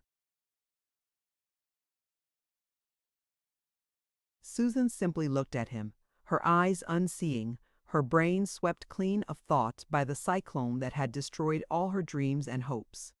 She was not horrified by his accusations. Such things had little meaning for one practically in complete ignorance of sex relations. Besides, the miserable fiasco of her romantic love left her with a feeling of abasement, of degradation, little different from that which overwhelms a woman who believes her virtue is her all and finds herself betrayed and abandoned. She now felt indeed the outcast, looked down upon by all the world. If you hadn't lied, he fumed on, you'd have been his wife and a respectable woman. The girl shivered. Instead, you're a disgrace. Everybody in Sutherland'll know you've gone the way your mother went. Go away, said the girl piteously. Let me alone. Alone? What will become of you? He addressed the question to himself, not to her. It doesn't matter, was her reply in a dreary tone. I've been betrayed as my mother was. It doesn't matter what I knew it, cried Warham, with no notion of what the girl meant by the word betrayed. Why didn't you confess the truth while he was here and his father was ready to marry him to you? I knew you'd been loose with him, as your Aunt Fanny said. But I wasn't, said Susan. I wouldn't do such a thing. There you go, lying again. It doesn't matter, said she. All I want is for you to go away. You do, sneered he. And then what? I've got to think of Ruthie. He snatched the bundle from her hand. Come on, I must do all I can to keep the disgrace to my family down. As for you, you don't deserve anything but the gutter, where you'd sink if I left you. Your aunt's right. You're rotten. You were born rotten. You're your mother's own brat. Yes, I am, she cried, and I'm proud of it. She turned from him, was walking rapidly away. "Come with me," ordered Worm, following and seizing her by the arm. "No," said Susan, wrenching herself free. "Then I'll call a policeman and have you locked up." Uncle and niece stood regarding each other, hatred and contempt in his gaze, hatred and fear in hers. "You're a child-in-law, though, God knows. You're anything but a child, in fact. Come along with me. You've got to. I'm going to see that you're put out of harm's way." "You wouldn't take me back to Sutherland," she cried. He laughed savagely. "I guess not. You'll not show your face there again, though I've no doubt you'd be brazen enough to brass it out. No, you can't pollute my home again. I can't go back to Sutherland. You shan't, I say. You ran off because you had disgraced yourself." "No," cried Susan. "No, don't lie to me. Don't speak to me. I'll see what I can do to hide this mess. Come along." Susan looked helplessly round the street, saw nothing, not even eager, curious faces pressed against many a window pane, saw only a desolate waste. Then she walked along beside her uncle, both of them silent, he carrying her bundle, she tightly clutching her little purse. Perhaps the most amazing, the most stunning, of all the blows fate had thus suddenly showered upon her was this transformation of her uncle from gentleness to ferocity. But many a far older and far wiser woman than 17-year-old Susan has failed to understand how it is with the man who does not regard woman as a fellow human being. To such she is either an object of adoration, a quintessence of purity and innocence, or less than the dust, sheer filth. Warren's anger was no gust. He was simply the average man of small intelligence, great vanity, and abject snobbishness or terror of public opinion. There could be but one reason for the flight of Lorella's daughter rottenness. The only point to consider now was how to save the imperiled family standing, how to protect his own daughter, whom his good nature and his wife's weakness had thus endangered. The one thing that could have appeased his hatred of Susan would have been her marriage to Sam Wright. Then he would have not, indeed, forgiven or reinstated her, but tolerated her. It is the dominance of such ideas as his that makes for woman the slavery she discovers beneath her queenly sway if she happens to do something deeply displeasing to her masculine subject and adorer. They went to the Central Station. The O&M Express, which connected with the train on the branch line to Sutherland, would not leave until 2:15. It was only a few minutes past 1. Warham led the way into the station. Restaurant. With a curt nod, he indicated a seat at one of the small tables and dropped into the opposite seat. He ordered beefsteak and fried potatoes, coffee and apple pie. "Sit still," he said to her roughly, and rose to go out to buy a paper. The girl sat with her hands in her lap and her eyes upon them. She looked utterly, pitifully tired. A moment, and he came back to resume his seat and read the paper. When the waiter flopped down the steak and the dish of greasily fried potatoes before his plate, he stuffed the paper in his pocket, cut a slice of the steak, and put it on the plate. The waiter noisily exchanged it for the empty plate before Susan. Warham cut 2 slices of the steak for himself, took a liberal helping of the potatoes, pushed the dish toward her. "Do you want the coffee now or with the pie?" asked the waiter. "Now," said Warham. "Coffee for the young lady, too?" Warham scowled at her. "Coffee?" he demanded. She did not answer. She did not hear. "Yes, she wants coffee," said Warham. "Hustle it. Yes, sir." And the waiter bustled away with a great deal of motion that created a deceptive impression of speed. Warham was helping himself to steak again, when the coffee came, a suspicious-looking liquid, diffusing an odor of staleness, reheated again and again, an under-odor of metal pot not too frequently scoured. Warham glanced at Susan's plate. She had not disturbed the knife and fork on either side of it. "Eat," he commanded. And when she gave no sign of having heard, he repeatedly sharply, "Eat, I tell you." She started, nervously took up the knife and fork. cut a morsel off the slice of steak. When she lifted it to her lips, she suddenly put it back in the plate. "I can't," she said. "You've got to," ordered he.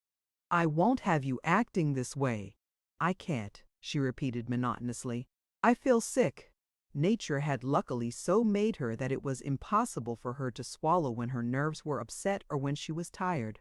Thus, she would not have the physical woes that aggravate and prolong mental disturbance if food is taken at times when it instantly turns to poison. He repeated his order in a still more savage tone. She put her elbows on the table, rested her head wearily upon her hands, shook her head. He desisted. When he had eaten all of the steak except the fat and the gristly tail, and nearly all the potatoes, the waiter took the used dishes away and brought 2 generous slices of apple pie and set down one before each. With the pie went a cube of American cream or rat trap cheese. Warham ate his own pie and cheese. Then, as she had not touched hers, he reached for it and ate it also.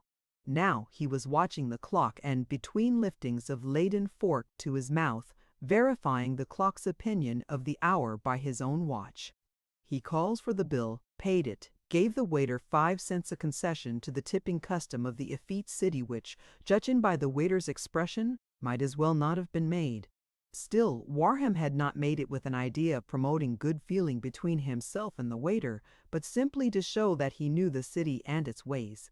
He took up the shawl strap, said, "Come on," in the voice which he deemed worthy of the fallen creature he must, through Christian duty and worldly prudence, for the time associate with. She rose and followed him to the ticket office. He had the return half of his own ticket. When she heard him ask for a ticket to North Sutherland, she shivered. She knew that her destination was his brother Zeke's farm. From Cincinnati to North Vernon, where they were to change cars, he sat beside her without speech. At North Vernon, where they had to occupy a bench outside the squat and squalid station for nearly 2 hours, he sat beside her without speech. And without a single word on either side they journeyed in the poking, no sooner well started than stopping accommodation train southbound. Several Sutherland people were aboard. He nodded surlily to those who spoke to him. He read an Indianapolis paper, which she had bought at North Vernon. All the way she gazed unseeingly out over the fair June landscape of rolling or hilly fields ripening in the sun. At North Sutherland, he bade her follow him to a dilapidated barn a few yards from the railway tracks, where was displayed a homemade sign, V. Goslin, Livery and Sale Stable. There was dickering and a final compromise on $4, where the proprietor had demanded 5, and Warham had declared $2.50 liberal. A surrey was hitched with 2 horses. Warham opened the awkward door to the rear seat and ordered Susan to jump in. She obeyed. He put the bundle on the floor beside her. He sat with the driver, the proprietor himself. The horses set off at a round pace over the smooth turnpike. It was evening, and a beautiful coolness issued from the woods on either side. They skimmed over the long level stretches, they climbed hills, they raced down into valleys. Warham and the ragged, raw-boned old proprietor kept up a kind of conversation about crops and politics, about the ownership, value, and fertility of the farms they were passing. Susan sat quiet, motionless most of the time. The last daylight faded. The stars came out. The road wound in and out, up and down, amid cool, dark silence and mysterious, fascinating shadows. The moon appeared above the treetops, straight ahead, a big moon, with a lower arc of the rim clipped off. The turnpike ended. They were making equally rapid progress over the dirt road, which was in perfect condition, as there had been no rain for several days. The beat of the flying hoofs was soft now. The 2 men's voices fell into a lower key.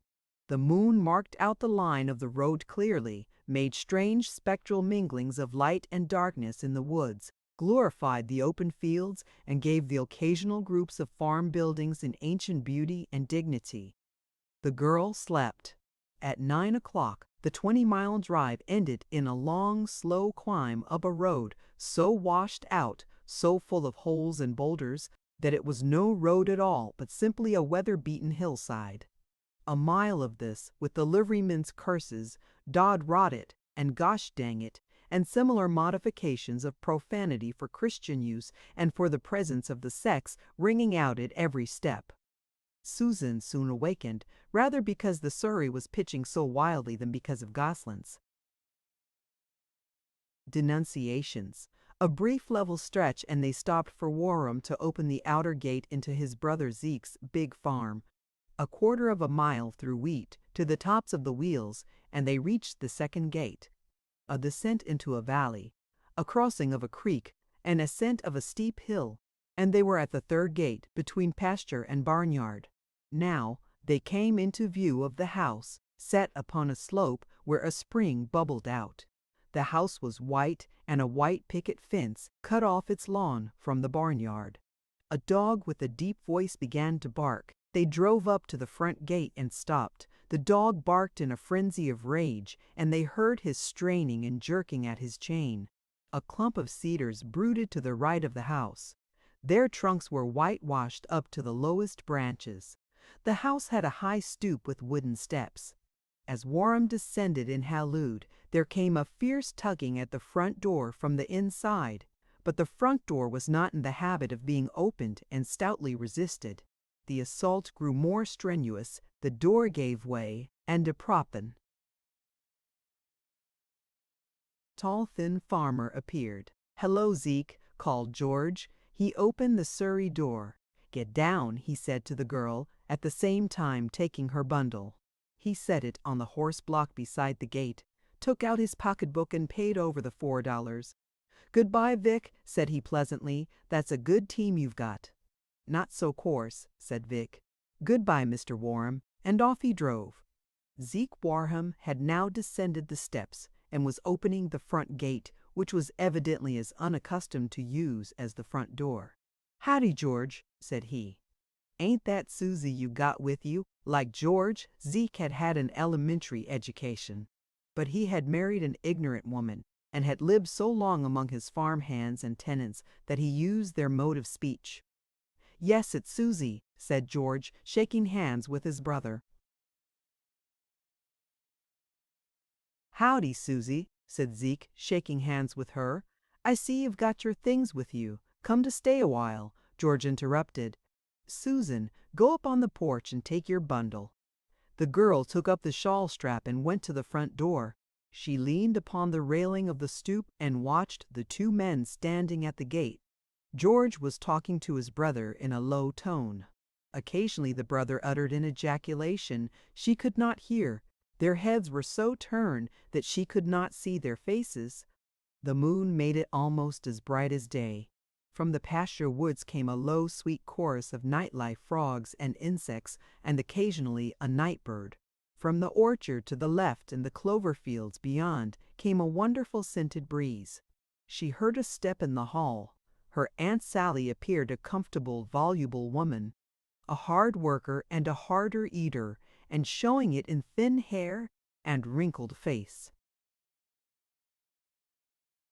"Why, Susie Lenox, ain't that you?" she exclaimed. "Yes, Aunt," said Susan. Her aunt kissed her, diffusing that earthy odor which is the basis of the smell of country persons. At various hours of the day, this odor would be modified with the smell of cow stables, of chickens, of cooking, according to immediate occupation. But whatever other smell there was, the earthy smell persisted, and it was the smell of the house, too. "Who's at the gate with your Uncle Zeke?" inquired Sally. "Ain't it George?" "Yes," said Susan. "Why don't he come in?" She raised her voice. "George, ain't you coming in?" "Howdy, Sally," called George. "You take the girl in. Zeke and I'll be along."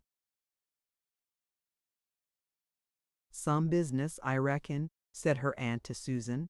"Come on. Have you had supper?" "No," said Susan. She was hungry now. The splendid health of the girl that had calmed her torment of soul into a dull ache was clamoring for food to enable her body to carry her strong and enduring through whatever might befall. "I'll set something out for you," said Sally. "Come right in. You might leave your bundle here by the parlor door. We'll put you in the upstairs room." They passed the front stairway, went back through the hall, through the big low-ceilinged living room with its vast fireplace, now covered for the warm season by a screen of flowered wallpaper. They were in the plain old dining room with its smaller fireplace and its big old-fashioned cupboards built into the wall on either side of the projecting chimney-piece. "There ain't much," resumed Sally, "but I reckon you can make out." On the gaily patterned table cover she set an array of substantial plates and glasses. From various cupboards and dining room and adjoining kitchen she assembled a glass pitcher of sweet milk, a glass pitcher of buttermilk, a plate of cold cornbread, a platter of cold fried chicken, a dish of golden butter, a pan of cold fried potatoes, a jar of preserved crab apples, and another of peach butter. Susan watched with hungry eyes. She was thinking of nothing but food now. Her aunt looked at her and smiled. "My, but you're shooting up," she exclaimed, admiring the girl's tall, straight figure. "And you don't seem to get stringy and bony like so many, but keep nice and round. Do set down." I think I'll wait until Uncle George comes." "Nothing of the kind." She pushed a wooden chair before one of the two plates she had laid. "I see you've still got that lovely skin. And how tasty you dress."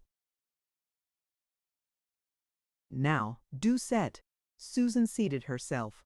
"Pitch right in, child," urged Sally. "How's your aunt and her Ruth?" They're well, thank you. Do eat." "No," said Susan. "I'll wait for Uncle." "Never mind your manners. I know you're starved." Then seeing that the girl would not eat, she said, "Well, I'll go fetch him." But Susan stopped her. "Please, please don't," she entreated. Sally stared to oppose. Then, arrested by the intense, appealing expression in those violet gray eyes, so beautifully shaded by dark lashes and brows, she kept silent, bustled aimlessly about, boiling with suddenly aroused curiosity. It was nearly half an hour by the big square wooden clock on the chimney-piece when Susan heard the steps of her two uncles. Her hunger fled, the deathly sickness surged up again. She trembled, grew ghastly in the yellow lamplight. Her hands clutched each other in her lap. "Why, Susie!" cried her aunt. "Whatever is the matter of you?" The girl lifted her eyes to her aunt's face, the eyes of a wounded, suffering, horribly suffering animal. She rose, rushed out of the door into the yard, flung herself down on the grass. But still she could not get the relief of tears. After a while she sat up and listened. She heard faintly the voices of her uncle and his relatives. Presently her aunt came out to her. She hid her face in her arm and waited for the new harshness to strike. "Get up and come in, Susie." The voice was kind, was pitying, not with the pity that galls, but with the pity of one who understands and feels, and is also human, the pity that soothes. At least to this woman she was not outcast. The girl flung herself down again, and sobbed poured out upon the bosom of our Mother Earth all the torrents of tears that had been damming up within her, and Sally knelt beside her and patted her now and then with the, "That's right, cry it out, sweetie." When tears and sobs subsided, Sally lifted her up, walked to the house with her arm round her. "Do you feel better?" "Some," admitted Susan. "The men folks have went, so we can be comfortable. After you've ate, you'll feel still better." George Warm had made a notable inroad upon the food and drink, but there was an abundance left. Susan began with a hesitating sipping at a glass of milk and nibbling at one of the generous tubes of old-fashioned cornbread. Soon she was busy. It delighted Sally to see her eat. She pressed the preserves, the chicken, the cornbread upon her. "I haven't eaten since early this morning," apologized the girl. "That means a big hole to fill," observed Sally. "Try this buttermilk." But Susan could hold no more. "I reckon you're pretty well tired out," observed Sally. "I'll help you straighten up," said Susan, rising. "No, let me take you up to bed while the men's still outside." Susan did not insist. They returned to the empty sitting room and along the hall. Aunt Sally took the bundle and they ascended to the spare bedroom. Sally showed her into the front room, a damp, earthy odor, a wallpaper with countless reproductions of two little brown girls in a brown swing under a brown tree, a lofty bed, white and tomb-like, some preposterous artificial flowers under glass on chimney-piece and table, 3 bright chromos on the walls, "God Bless Our Home" in pink, blue, and yellow, worsted over the door. "I'll run down and put the things away," said her aunt. "Then I'll come back." Susan put her bundle on the sofa, opened it, found nightgown and toilet articles on top. She looked uncertainly about, rapidly undressed, got into the nightgown. "I'll turn down the bed and lie on it until Auntie comes," she said to herself. The bed was delightfully cool. The shuck mattress made soft crackling sounds under her and gave out a soothing odor of the fields. Hardly had her head touched the pillow when she fell sound asleep. In a few minutes her aunt came hurrying in, stopped short at sight of that lovely childlike face with the lamplight full upon it. One of Susan's tapering arms was flung round her dark wavy hair. Sally Warham smiled gently. "Bless the baby," she said half aloud. Then her smile faded and a look of sadness and pity came. "Poor child," she murmured, "the Warham men's hard. But then all the men's hard. Poor child." And gently she kissed the girl's flushed cheek. "And she never had no mother, nor nothing." She sighed, gradually lowered the flame of the little old glass lamp, blew it out and went noiselessly from the room, closing the door behind her. Chapter 9. Susan sat up in bed suddenly, rubbing the sleep from her eyes. It was broad day, and the birds were making a mighty clamor. She gazed round, astonished that it was not her own room. Then she remembered.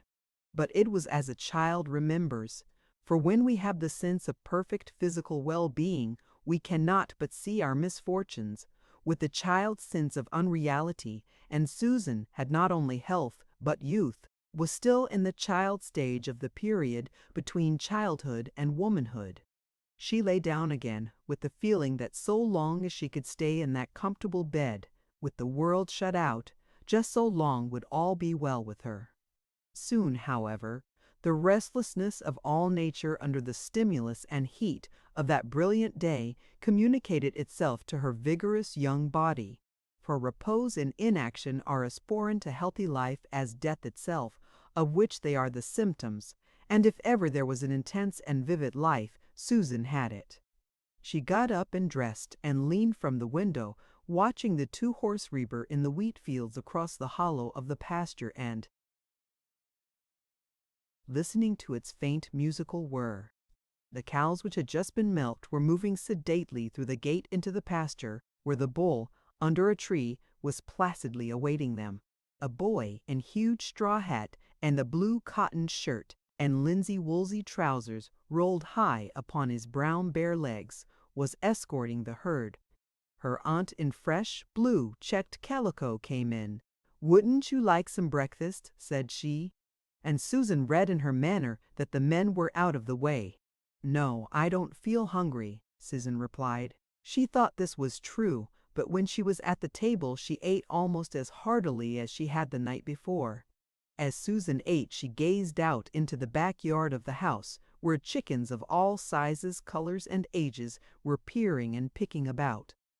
Through the fence of the kitchen garden, she saw Lou, the farmhand, digging potatoes. There were ripening beans on tall poles, and in the farther part the forming heads of cabbages, the sprouting melon vines, the beautiful fresh green of the just springing garden corn. The window through which she was looking was framed in morning glories and hollyhocks, and over by the garden gate were on the one side a clump of elders, on the other the hardy, graceful stalks of gaudily spreading sunflowers. Bees flew in and out, and one lighted upon the dish of honey in the comb that went so well with the hot biscuit. She rose and wandered out among the chickens to pick up little fluffy youngsters one after another and caress them, to look in the hen house itself, where several hens were sitting with the pensive expression that accompanies the laying of eggs. She thought of those other hens, less conventional, who ran away to lay in secret places in the weeds, to accumulate a store against the time when the setting instinct should possess them. She thought of those cannier, less docile hens and laughed. She opened a gate into the barnyard, intending to go to the barn for a look at the horses, taking in the duck pond and perhaps the pigs on the way. Her Uncle George's voice arrested her. "Susan," he cried, "come here." She turned and looked wistfully at him. The same harsh, unforgiving countenance, mean with anger and petty thoughts. As she moved hesitatingly toward him, he said, "You are not to go out of the yard." And he re-entered the house. What a mysterious, cruel world. Could it be the same world she had lived in so happily all the years until a few days ago? The same she had always found God's beautiful world, full of gentleness and kindness? And why had it changed? What was this sin that after a long sleep in her mother's grave had risen to poison everyone against her? And why had it risen? It was all beyond her. She strolled wretchedly within bounds, with a foreboding of impending evil. She watched Lou in the garden. She got her aunt to let her help with the churning drive the dasher monotonously up and down until the butter came. Then she helped work the butter, helped gather the vegetables for dinner, did everything and anything to keep herself from thinking. Toward 11 o'clock her Uncle Zeke appeared in the dining room, called his wife from the kitchen. Susan felt that at last something was to happen. After a long time her aunt returned. There were all the evidences of weeping in her face. "You'd better go to your room and straighten it up," she said without looking at the girl. "The thing has aired long enough, I reckon, and you'd better stay up there till I call you." Susan had finished the room, was about to unpack the heavy-laden shawl strap and shake the wrinkles out of the skirts, folded away for 2 days now. She heard the sound of a horse's hoofs, went to the window. A young man, whom she recognized as one of her Uncle Zeke's tenants, was hitching to the horse block a well-set-up young mare, drawing a species of broad-seated breaking sulky. He had a handsome common face, a wavy black mustache.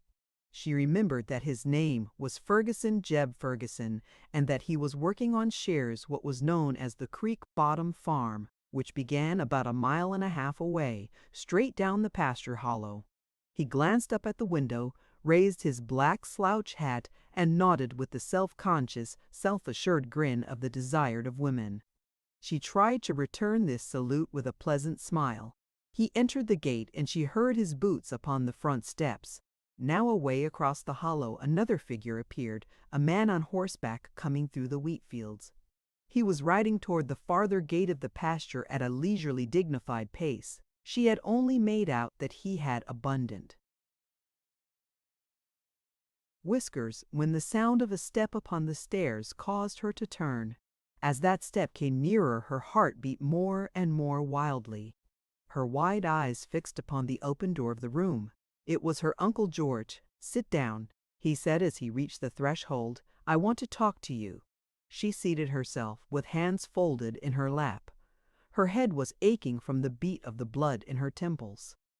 "Zeke and I have talked it over," said Warham, "and we've decided that the only thing to do with you is to get you settled.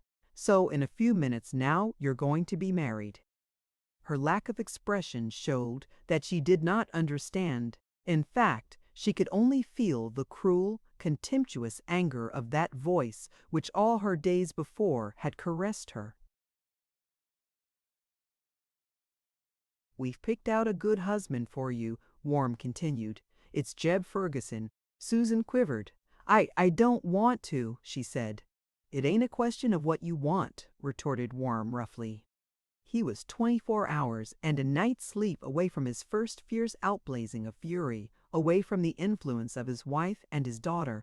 If it had not been for his brother Zeke, narrow and cold, the event might have been different.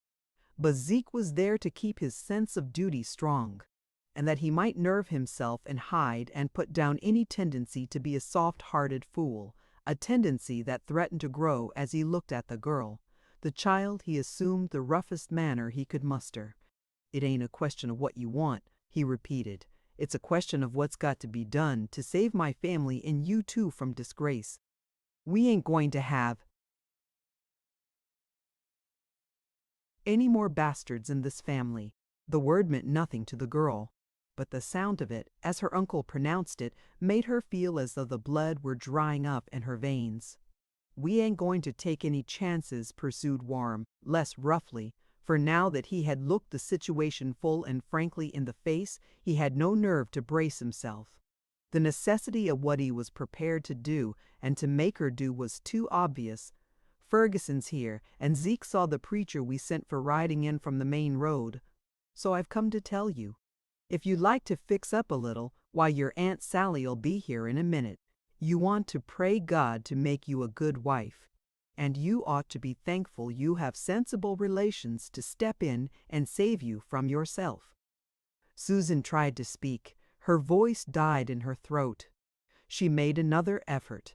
"I don't want to," she said.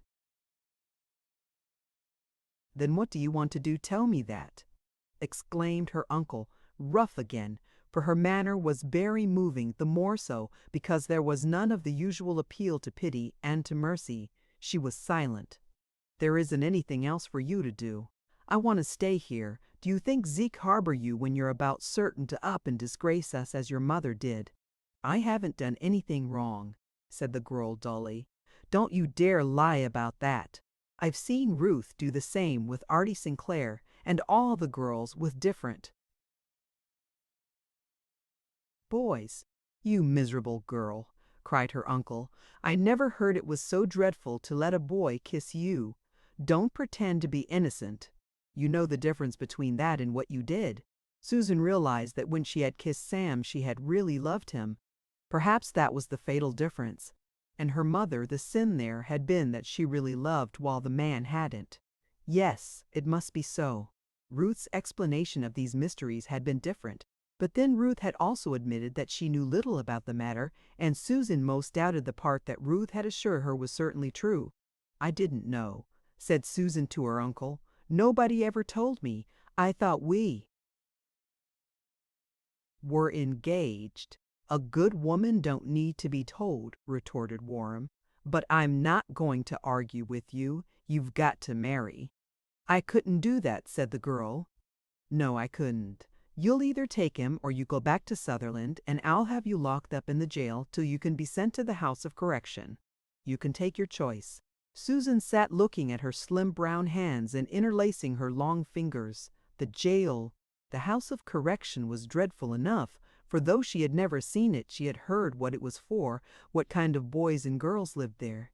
But the jail, she had seen the jail, back behind the courthouse, with its air of mystery and of horror. Not hell itself seemed such a frightful thing as that jail. "Well, which do you choose?" said her uncle in a sharp voice. The girl shivered. "I don't care what happens to me," she said, and her voice was dull and sullen and hard. "And it doesn't much matter," sneered Warren. Every time he looked at her, his anger flamed again at the outrage to his love, his trust, his honor, and the impending danger of more illegitimacy. "Marrying Jep will give you a chance to reform and be a good woman. He understands, so you needn't be afraid of what he'll find out." "I don't care what happens to me," the girl repeated in the same monotonous voice. Warren rose. "I'll send your Aunt Sally," said he, "and when I call, she'll bring you down." The girl's silence, her non-resistance, the awful expression of her still features made him uneasy. He went to the window instead of to the door. He glanced furtively at her. But he might have glanced openly, as there wasn't the least danger of meeting her eyes. "You're marrying about as well as you could have hoped to, anyhow better, probably," he observed in an argumentative, defensive tone. "Zeke says Jeb's about the likeliest young fellow he knows. A likelier fellow than either Zeke or I was at his age. I've given him $2,000 in cash. That ought to start you off well." And he went out without venturing another look at her. Her youth and helplessness, her stony misery, were again making it harder for him to hold himself to what he and the fanatic Zeke had decided to be his duty as a Christian, as a father, as a guardian. Besides, he did not dare face his wife and his daughter until the whole business was settled respectably and finally. His sister-in-law was waiting in the next room. As soon as his descent cleared the way, she hurried in. From the threshold she glanced at the girl. What she saw sent her hurrying out to recompose herself. But the instant she again saw that expression of mute and dazed despair, the tears fought for release. The effort to suppress outward signs of pity made her plain fat face grotesque. She could not speak. With a corner of her apron she wiped imaginary dust from the glass bells that protected the artificial flowers. The poor child! And all for no fault of hers, and because she had been born out of wedlock. But then, the old woman reflected, was it not one of the most familiar of God's mysterious ways that people were punished most severely of all for the things that weren't their fault, for being born in shame, or in bad or low families, or sickly, or for being stupid or ugly or ignorant? She envied Zeke his unwavering belief in religion. She believed, but her tender heart was always leading her into doubts. She at last got some sort of control over her voice. "It'll turn out for the best," she said with her back to Susan. "It don't make much difference nohow who a woman marries, so long as he's steady and a good provider. Jed seems to be a nice feller. He's better looking than your Uncle George was before he went to town and married a Lenox and got sleeked up. And Jeb ain't near so close as some. That's a lot in a husband." And in a kind of hysteria, bred of fear of silence just then, she rattled on, telling how this man lay awake o' nights thinking how to skin a flea for its hide in tallow, how that one had said only a fool would pay over a quarter for a new hat for his wife. "Will it be long?" asked the girl. "I'll go down and see," said Mrs. Warham, glad of a real excuse for leaving the room. She began to cry as soon as she was in the hall. Two sparrows lit upon the window-sill near Susan and screamed and pecked at each other in a mock fight. She watched them, but her shiver at the faint sound of her aunt's returning step far away down the stairs showed where her attention was. When Zeke's wife entered, she was standing and said, "Is it time? Come on, honey. Now don't be afraid." Susan advanced with a firm step, preceded her aunt down the stairs. The black slouch hat and the straw of dignified cut were side by side on the shiny hall table. The parlor door was open. The rarely used showroom gave forth an earthy, moldy odor like that of a disturbed grave. Its shutters, for the first time in perhaps a year, were open. The mud daubers that had built in the crevices between shutters and sills, fancying they would never be disturbed, were buzzing crossly about their ruined homes. The four men were seated, each with his legs crossed, and each wearing the funereal expression befitting a solemn occasion. Susan did not lift her eyes. The profusely whiskered man seated on the haircloth sofa smoothed his black alpaca coat, reset the black tie deep hid by his beard, rose and advanced with a clerical smile whose real kindliness took somewhat from its offensive unction. "This is the young lady, is it?" said he, reaching for Susan's rising but listless hand. "She is indeed a young lady." The two Warren men stood, shifting uneasily from leg to leg and rubbing their faces from time to time. Sally Warren was standing also, her big unhealthy face twitching fantastically. Jeb alone was seated, chair tilted back, hands in trousers pockets, a bucolic grin of embarrassment giving an expression of pain to his common features. A strained silence, then Zeke Warham said, "I reckon we might as well go ahead." The preacher took a small black-bound book from the inside pocket of his limp and dusty coat, cleared his throat, turned over the pages. That rustling, the creaking of his collar on his overstarched shirt-band, and the buzzing of the mud daubers round the windows were the only sounds. The preacher found the place, cleared his throat again.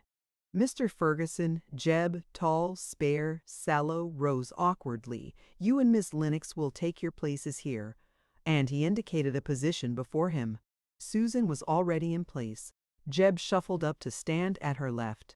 Sally Warham hid her face in her apron. The preacher cleared his throat vigorously, began, "Dearly beloved," and so on and on. When he put the questions to Susan and Jeb, he told them what answer was expected, and they obeyed him, Jeb muttering, Susan with a mere movement of the lips. When he had finished a matter of less than 3 minutes, he shook hands warmly, first with Susan, then with Jeb. "Live in the fear of the Lord," he said. "That's all that's necessary." Sally put down her apron. Her face was haggard and gray. She kissed Susan tenderly, then led her from the room. They went upstairs to the bedroom. "Do you want to stay to dinner?" she asked in the hoarse undertone of funeral occasions. "Or would you rather go right away?" "I'd rather go," said the girl. "You sit down and make yourself comfortable. I'll hook up your shawl strap." Susan sat by the window, her hands in her lap. The hand with the new circlet of gold on it was uppermost. Sally busied herself with the bundle. Abruptly she threw her apron over her face, knelt by the bed and sobbed and uttered inarticulate moans. The girl made no sound, did not move, looked unseeingly at her inert hands. A few moments and Sally set to work again. She soon had the bundle ready, brought Susan's hat, put it on. "It's so hot, I reckon you'll carry your jacket. I ain't seen as pretty a blue dress as this yet. It's plain like, too." She went to the top of the stairs. "She wants to go, Jeb," she called loudly. "You'd better get the sulky ready." The answer from below was the heavy thump of Jeb's boots on the oilcloth covering of the hall floor. Susan, from the window, dully watched the young farmer unhitch the mare and lead her up in front of the gate. "Come on, honey," said Aunt Sally, taking up the bundle. The girl, she seemed a child now, followed her. On the front stoop were George and his brother and the preacher. The men made room for them to pass. Sally opened the gate. Susan went out. "You'll have to hold the bundle," said Sally. Susan mounted to the seat, took the bundle on her knees. Jeb, who had the lines, left the mare's head and got up beside his bride. "Good day, all," he said, nodding at the men on the stoop. "Good day, Mrs. Warham. Come and see us real soon," said Sally. Her fat chin was quivering. Her tired-looking, washed-out eyes gazed mournfully at the girl, who was acting and looking as if she were walking in her sleep. "Good day, all," repeated Jeb, and again he made the clucking sound. "Goodbye and God bless you," said the preacher. His nostrils were luxuriously sniffing the air which bore to them odors of cookery. The mare set out. Susan's gaze rested immovably upon the heavy bundle in her lap. As the road was in wretched repair, Jeb's whole attention was upon his driving. At the gate between barnyard and pasture, he said, "You hold the lines while I get down." Susan's fingers closed mechanically upon the strips of leather. Jeb led the mare through the gate, closed it, resumed his seat. This time the mare went on without exacting the clucking sound. They were following the rocky road along the western hillside of the pasture hollow. As they slowly made their way among the deep ruts and boulders, from frequent moistenings of the lips and throats, noises and twitchings of body and hands, it was evident that the young farmer was getting ready for conversation. The struggle at last broke surface with, "Zeke Warham don't waste no time road patching, does he?" Susan did not answer. Jeb studied her out of the corner of his eye. The first time a fairly good bit of roadway permitted. He could make nothing of her face, except that it was about the prettiest he had ever seen. Plainly she was not eager to get acquainted. Still, acquainted they must get. So he tried again. "My sister Keziah, she keeps house for me. She'll be mighty surprised when I turn up with a wife. I didn't let on to her what I was about nary a word." He laughed and looked expectantly at the girl. Her expression was unchanged. Jeb again devoted himself to his driving. "No, I didn't let on," he presently resumed. "Fact is, I wa'n't sure myself till I seed you at the winder." He smiled flirtatiously at her. "Then I decided to go ahead. I don't know, but I somehow kinder allow you and me'll hit it off purty well, don't you?" Susan tried to speak. She found that she could not, that she had nothing to say.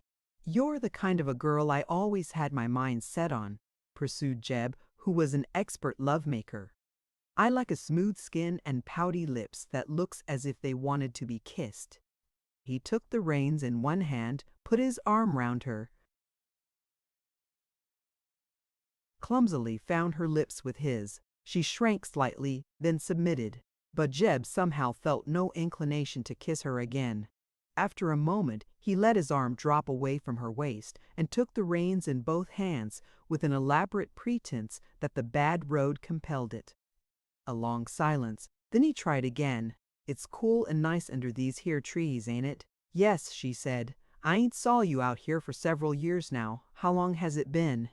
"3 summers ago. You must growed some. I don't seem to recollect you. You like the country?" "Yes." "Sho, you're just saying that. You want to live in town." "Well, so do I.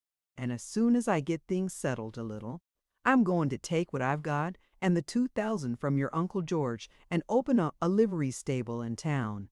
Susan's strange eyes turned upon him. "In Sutherland?" she asked breathlessly. "Right in Sutherland," replied he complacently. "I think I'll buy Jake Antle's place in Jefferson Street." Susan was blanched and trembling. "Oh no," she cried. "You mustn't do that." Jeb laughed. "You see if I don't. And we'll live in style, and you can keep a gal and stay dolled up all the time. Oh, I know how to treat you." "I want to stay in the country," cried Susan. "I hate Sutherland." "Now don't you be afraid," soothed Jeb. "When people see you've got a husband and money, they'll not be down on you no more. They'll forget all about your maw, and they won't know nothing about the other thing. You treat me right, and I'll treat you right. I'm not one to rake up the past. There ain't ary bit of meanness about me. But you'll let me stay here in the country?" pleaded Susan. Her imagination was torturing her with pictures of herself in Sutherland and the people craning and whispering and mocking. "You go where I go," replied Jeb. "A woman's place is with her man, and I'll knock anybody down that looks cockeyed at you." "Oh!" murmured Susan, sinking back against the support. "Don't you fret, Susie," ordered Jeb, confident and patronizing. "You do what I say, and everything'll be all right. That's the way to get along with me and get. Nice clothes do what I say. With them that crosses me I'm mighty ugly. But you ain't a-going to cross me. Now, about the house. I reckon I'd better send Keziah off right away." "You can cook?" A little," said Susan. Jeb looked relieved. "Then she'd be in the way. 2 women about always fights, and Keziah's got the Ferguson temper. She's afraid of me, but now and then she fidgets and has a tantrum." Jeb looked at her with a smile and a frown. "Perk up a little," he more than half ordered. "I don't want Keziah jeer at me." Susan made a pitiful effort to smile. He eyed it sourly, grunted, gave the mare a cut with the whip that caused her to leap forward in a gallop. "Whoa!" he yelled. "Whoa, damn you!" And he sawed cruelly at her mouth until she quieted down.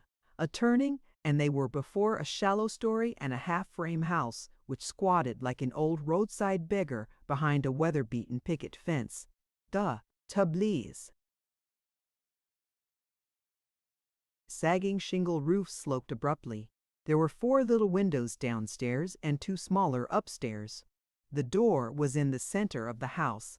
A weedy path led from its crooked step between 2 patches of weedy grass to the gate in the fence. "Whoa!" shouted Jeb, with the double purpose of stopping the mare and informing the house of his arrival. Then to Susan, "You get down and I'll drive round to the barn yonder." He nodded toward a dilapidated clapboard structure, small and mean, set between a dirty lopsided straw heap and a manure heap. "Go right in and make yourself at home. Tell Keziah who you air. I'll be along soon as I unhitch and feed the mare." Susan was staring stupidly at the house at her new home. "Get down," he said sharply. "You don't act as if your hearin' or your manners was much to brag on." He felt awkward and embarrassed with this delicately bred lovely child woman in the, to him, wonderfully fine and fashionable dress. To hide his nervousness and to brave it out, he took the only way he knew, the only way shy people usually know, the way of gruffness. It was not a ferocious gruffness for a man of his kind, but it seemed so to her who had been used to gentleness only until these last few days. His grammar, his untrained voice, his rough clothes, the odor of stale sweat and farm labor he exhaled, made him horrible to her, though she only vaguely knew why she felt so wretched and why her body shrank from him. She stepped down from the sulky, almost falling in her dizziness and blindness. Jeb touched the mare with the whip, and she was alone before the house, a sweet forlorn figure, childish, utterly out of place in those surroundings. On the threshold, in faded and patched calico, stood a tall, gaunt woman with a family likeness to Jeb. She had thin, shiny black hair, a hard brown skin, high cheekbones, and snapping black eyes. When her thin lips parted, she showed on the left side of the mouth 3 large and glittering gold teeth that in the contrast made their gray, not too clean neighbors seem white. "Howdy," she called in a tone of hostility. Susan tried in vain to respond. She stood gazing. "What die want? He told me to go in," faltered Susan. She had no sense of reality. It was a dream. Only a dream, and she would awaken in her own clean, pretty pale gray bedroom with Ruth gaily calling her to come down to breakfast. "Who are you?" demanded Keziah, for at a glance it was the sister. I'm Susan Lenox, Zeke Warham's niece. Come right in," and Keziah looked as if she were about to bite and claw. Susan pushed open the latchless gate, went up the short path to the doorstep. "I think I'll wait till he comes," she said. "No.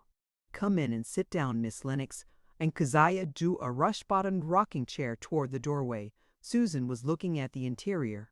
The lower floor of the house was divided into 3 small rooms. This central room was obviously the parlor, the calico-covered sofa, the center table, the 2 dingy chromas, and a battered cottage organ made that certain. On the floor was a rag carpet. On the walls, torn and dirty paper with huge weather stains marking where water had leaked from the roof down the supporting beams. Keziah scowled at Susan's frank expression of repulsion for the surroundings. Susan seated herself on the edge of the chair, put her bundle beside her. "I allow you'll stay to dinner," said Keziah. "Yes," replied Susan. "Then Uncle put on some more to cook." "Oh, no, please don't. I couldn't eat anything, really, I couldn't." The girl spoke hysterically. Just then Jed came round the house and appeared in the doorway. He grinned and winked at Susan, looked at his sister. "Well, Keziah," said he, "what do I think of her?" "She says she's going to stay to dinner," observed Keziah, trying to maintain the veneer of manner she had put on for company. The young man laughed loudly. "That's a good one, that is," he cried, nodding and winking at Susan. "So you ain't told her? Well, Keziah, I've been and gone and got married, and there she is."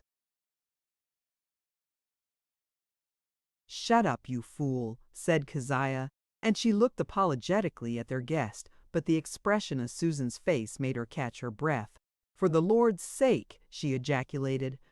"She ain't married you." "Why not?" demanded Jeb. "Ain't this a free country? Ain't I as good as anybody?" Keziah blew out her breath in a great gust and seated herself on the tattered calico cover of the sofa. Susan grew deathly white. Her hands trembled. Then she sat quiet upon the edge of the old rush-bottomed chair. There was a terrible silence, broken by Jeb saying loudly and fiercely, Keziah, you go get the dinner, then you pack your duds and clear out for Uncle Bob's." Keziah stared at the bride, rose, and went to the rear door. "I'm going now," she answered. "The dinner's ready except for putting on the table." Through the flimsy partitions, they heard her mounting the uncarpeted stairs, hustling about upon an uncarpeted floor above, and presently descending. "I'll hoof it," she said, reappearing in the doorway. "I'll send for my things this afternoon." Jeb, not caring to provoke the Ferguson temper, said nothing. "As for this here Marion," continued Keziah, "I never allowed you'd fall so low as to take a baby and a bastard at that." She whirled away. Jeb flung his hat on the table, flung himself on the sofa. "Well, that's settled," said he. "You can get the dinner. It's all in there." And he jerked his head toward the door in the partition to the left. Susan got up, moved toward the indicated door. Jeb laughed. "Don't you think you might take off your hat and stay a while?" said he. She removed her hat, put it on top of the bundle which she left on the floor beside the rocking chair. She went into the kitchen dining room. It was a squalid room, its ceiling and walls smoke-stained from the cracked and never-polished stove in the corner. The air was foul with the strong old onions stewing on the stove. In a skillet, slices of pork were frying. On the back of the stove stood a pan of mashed potatoes and a tin coffee pot. On the stained flowered cloth which covered the table in the middle of the room had been laid coarse, cracked dishes and discolored steel knives and forks with black wooden handles. Susan, half fainting, dropped into a chair by one of the open windows. A multitude of fat flies from the stable were running and crawling everywhere, were buzzing about her head. She was aroused by Jeb's voice. "Why, what the damnation, you fell asleep." She started up. In a minute she muttered nervously. And somehow, with Jeb's eyes on her from the doorway, she got the evil-smelling messes from the stove into table dishes from the shelves, and then on the table, where the flies descended upon them in troops of scores and hundreds. Jeb, in his shirt sleeves now, sat down and fell to. She sat opposite him, her hands in her lap. He used his knife in preference to his fork, leaping the blade high, packing the food firmly upon it with fork or fingers, then thrusting it into his mouth. He ate voraciously, smacking his lips, breathing hard, now and then erupting with frank energy and satisfaction. "My stomach's gassy right smart this year," he observed after a huge gulp of coffee. "Some says the heavy rains last spring put gas into everything, but I don't know. Maybe it's Keziah's cooking. I hope you'll do better." "Why, you ain't eaten nothing." "I'm not hungry," said Susan. Then, as he frowned suspiciously, "I had a late breakfast." He laughed. "And the marrying, too," he suggested with a flirtatious nod and wink. "Women's always upset by them kind of things." When he had filled himself, he pushed his chair back. "I'll set with you while you wash up," said he. "But you'd better take off them Sunday duds. You'll find some calicers that belong to Ma in a box under the bed in our room." He laughed and winked at her. "That's the one on t'other side of the settin' room." "Yes, that's our'n," and he winked again. The girl, ghastly white, her great eyes staring like a sleepwalker's, rose and stood resting one hand on the back of the chair to steady her. Jeb drew a cigar from his waistcoat pocket and lighted it. "Usually," said he, "I take a pipe or a chowl, but this bein' a weddin' day." He laughed and winked again, rose, took her in his arms, and kissed her. She made a feeble gesture of thrusting him away. Her head reeled, her stomach turned. She got away as soon as he would release her, crossed the sitting room, and entered the tiny, dingy bedroom. The windows were down and the bed had not yet been made. The odor was nauseating, the staleness left by a not-too-clean sleeper who abhors fresh air. Susan saw the box under the bed, knelt to draw it out, but instead she buried her face in her hands, burst into wild sobs. "Oh God," she prayed, "stop punishing me." I didn't mean to do wrong, and I'm sure my mother did neither. Stop, for thy son's sake, amen. Now surely she would wake. God must answer that prayer. She dared not take her palms from her eyes. Suddenly she felt herself caught from behind. She gave a wild scream and sprang up. Jeb was looking at her with eyes that filled her with a fear more awful than the fear of death. "Don't!" she cried. "Don't!" "Never mind, Hon," said he in a voice that was terrible just because it was soft. "It's only your husband. My, but you're purty." And he seized her. She fought. He crushed her. He kissed her with great slobbering smacks and gnawed at the flesh of her neck with teeth that craved a bite. "Oh, Mr. Ferguson, for pity's sake," she wailed. Then she opened her mouth wide as one gasping for breath where there is no air, and pushing at him with all her strength, she vented a series of maniac shrieks. Chapter 10. Late that afternoon, Jeb returned to the house after several hours of uneasy, aimless pottering about at barn and woodshed. He stumped and stamped around the kitchen, then in the sitting room. Finally he mustered the courage to look into the bedroom from which he had slunk like a criminal 3 hours before. There she lay, apparently in the same position. Her waxen color and her absolute stillness added fear to his sense of guilt, a guilt against which he protested, because he felt he had simply done what God and man expected of him. He stood in the low doorway for some time, stood there peering and craning until his fear grew so great that he could no longer put off ending or confirming it. "Sleep in?" said he in a hoarse undertone. She did not reply. She did not move. He could not see that she was breathing. "It'll soon be time to get supper," he went on, not because he was thinking of supper, but because he was desperately clutching for something that must draw a reply from her if she could reply. "Want me to clean up the dinner and put the supper things on?" She made a feeble effort to rise, sank back again. He drew an audible sigh of relief. At least she was not what her color had suggested. In fact, she was morbidly conscious. The instant she had heard him at the outer door, she had begun to shiver and shake, and not until he moved toward the bedroom door did she become quiet. Then a calm had come into her nerves and her flesh, the calm that descends upon the brave when the peril actually faces. As he stood there, her eyes were closed, but the smell of him beneath the earthy odor of his clothing, the odor of the bodies of those who eat strong, coarse food, stole into her nostrils, into her nerves. Her whole body sickened and shrank, for to her, now that odor meant marriage, and she would not have believed hell contained or heaven permitted such a thing as was marriage. She understood now why the Bible always talked of man as a vile creature born in sin. Jeb was stealthily watching her ghastly face, her limp body. "Phelan sickish?" he asked. A slight movement of the head in assent.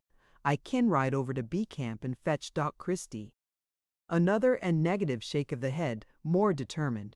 The pale lips murmured, "No, no, thank you." She was not hating him.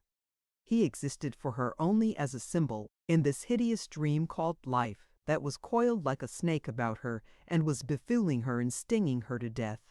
"Don't you bother 'bout supper," said he with gruff, shame-faced generosity. "I'll look out for myself this onct." He withdrew to the kitchen, where she heard him clattering dishes and pans. Daylight waned to twilight, twilight to dusk, to darkness. She did not think, she did not feel, except an occasional dull pang from some bodily bruise. Her soul, her mind, were absolutely numb. Suddenly a radiance beat upon her eyes. All in an instant before the lifting of her eyelids, soul and body became exquisitely acute, for she thought it was he come again with a lamp. She looked. It was the moon whose beams struck full in at the uncurtained window and bathed her face in their mild brightness. She closed her eyes again and presently fell asleep, the utter relaxed sleep of a child that is worn out with pain when nature turns gentle nurse and sets about healing and soothing as only nature can. When she awoke, it was with a scream. No, she was not dreaming. There was an odor in the room, his odor, with that of a saloon added to it. After cooking and eating supper, he had taken the jug from its concealment behind the wood box and had proceeded to cheer his drooped spirits. The more he drank, the better content he was with himself, with his conduct, and the clearer became his conviction that the girl was simply playing woman's familiar game of dainty modesty. A proper game it was too. Only a man must not pay attention to it unless he wished his woman to despise him.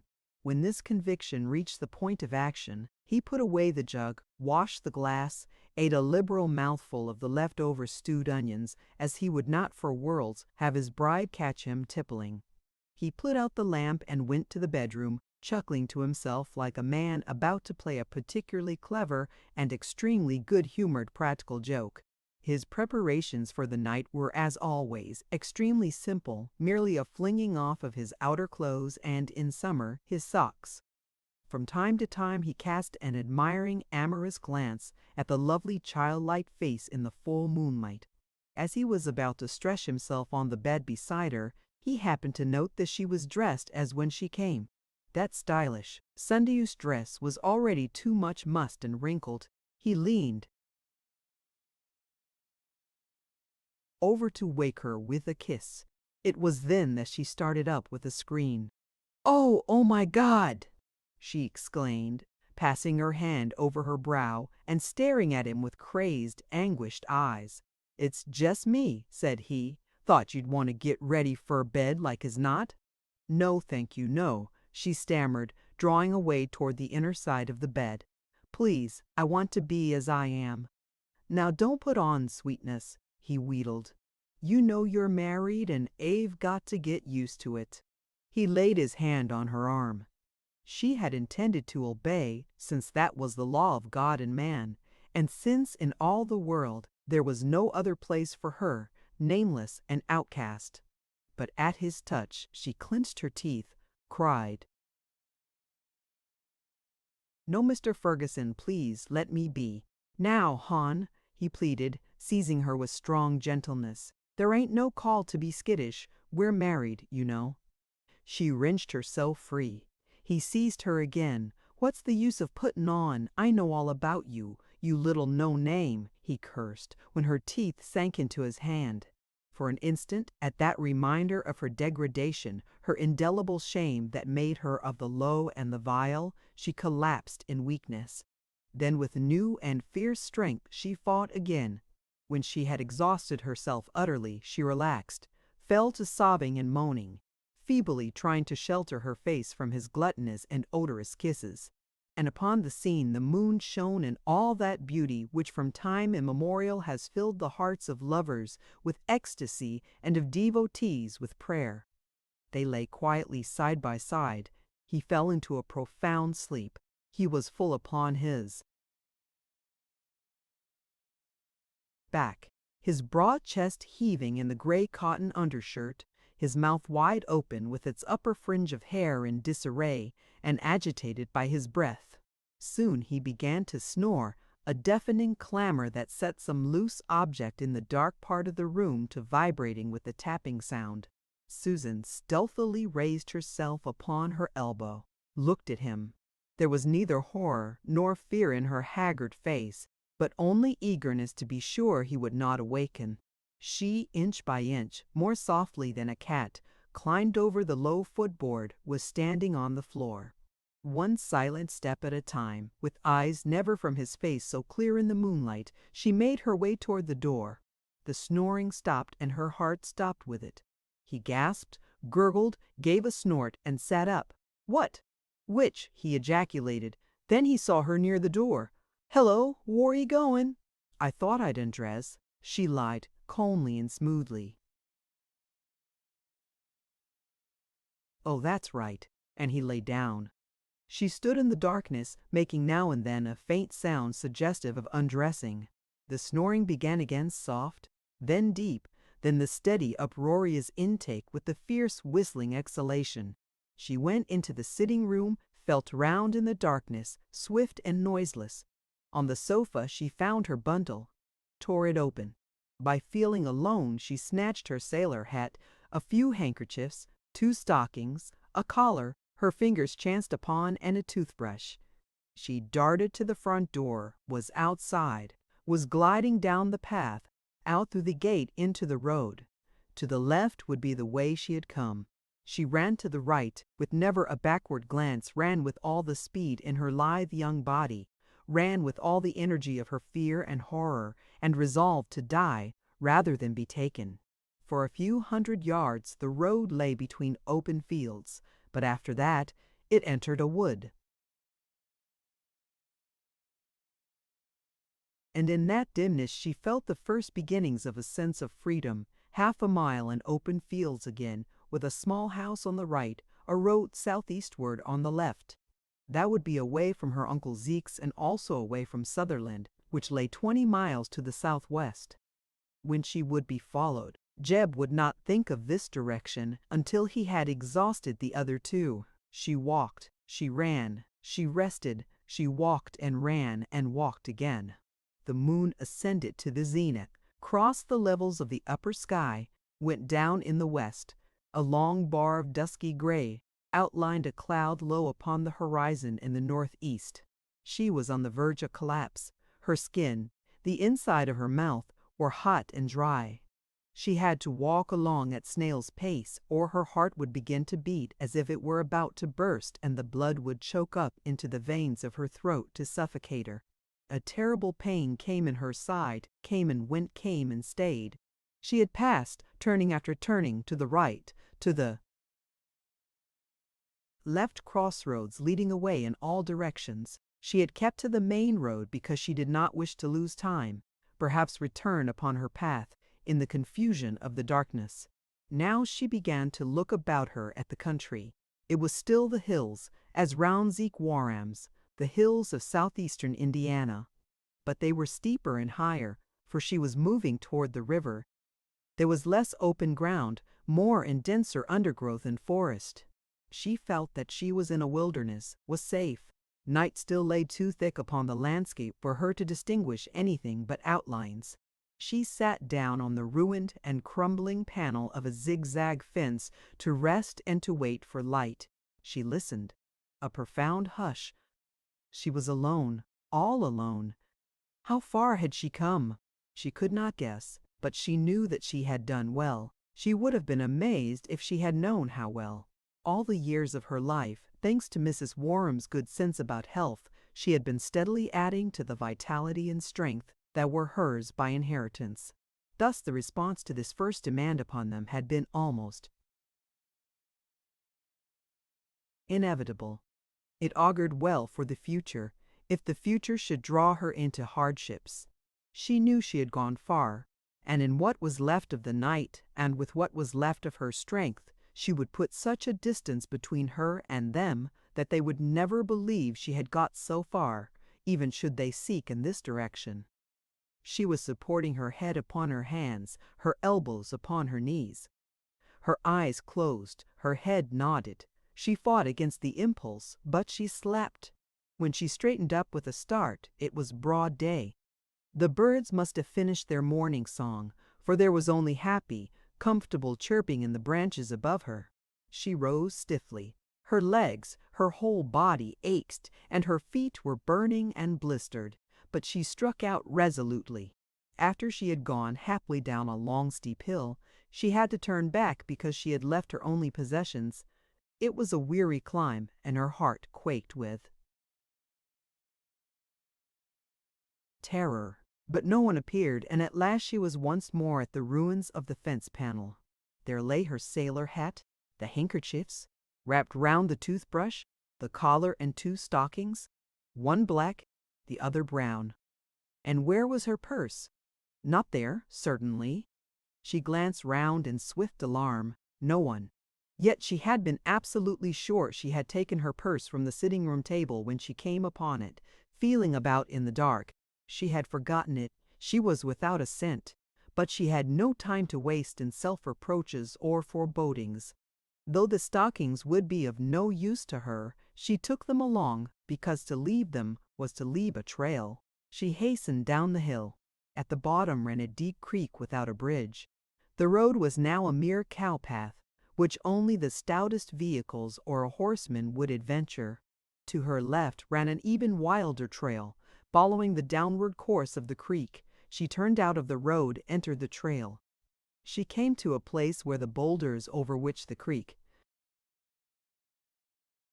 foamed and splashed as it hurried southeastward were big and numerous enough to make a crossing. She took it, went slowly on down the other bank.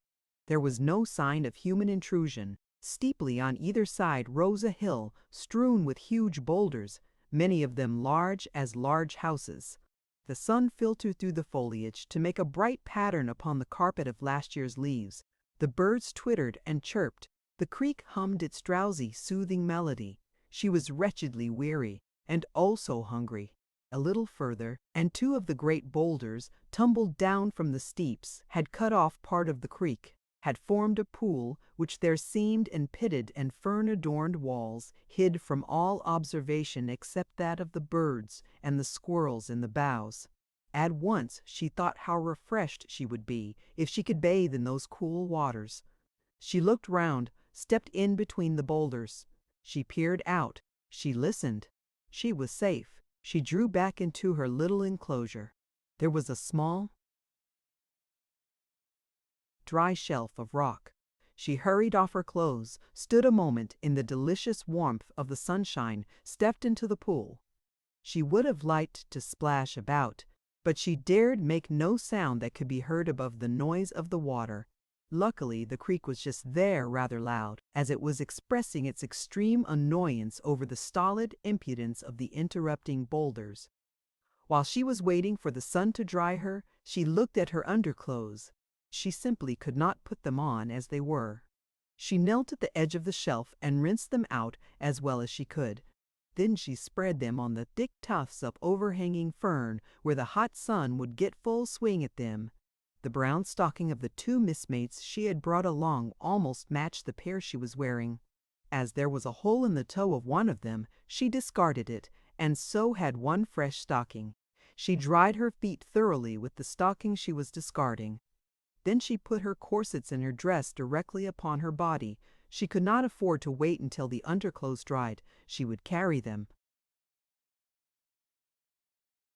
until she found for herself a more remote and better hiding place where she could await nightfall. She stuffed the stocking with the hole deep into a cleft in the rock and laid a small stone upon it so that it was concealed. Here, where there were no traces, no reminders of the human race which had cast her out and pursued her with torture of body and soul, here in the wilderness her spirits were going up, and her young eyes were looking hopefully round and forward. The uppiling horrors of those 2 days and their hideous climax seemed a dream which the sun had scattered. Hopefully, that blessed inexperience and sheer imagination of youth enabling it to hope in a large, vague way, when to hope for any definite and real thing would be impossible. She cleaned her tan low shoes with branches of fern and grass, put them on. It is impossible to account for the peculiarities of physical vanity. Probably no one was ever born who had not physical vanity of some kind. Susan's was her feet and ankles. Not her eyes, nor her hair, nor her contour, nor her skin, nor her figure. Though any or all of these might well have been her pleasure, of them she never thought in the way of pride or vanity.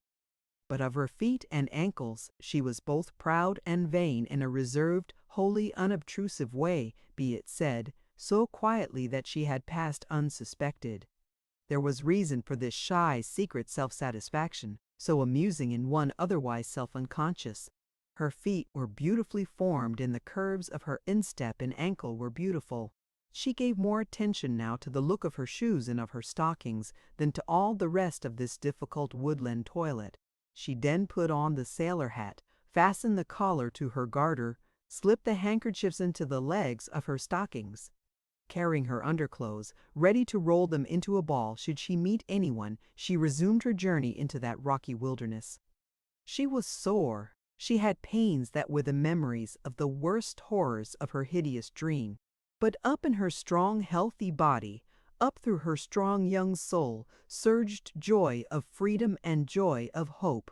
Compared with what her lot had been until such a few brief days before, this lot of friendless wanderer in the wilderness was dark indeed. But she was comparing it with the monstrous dream from which it was the awakening. She was almost happy and madly hungry.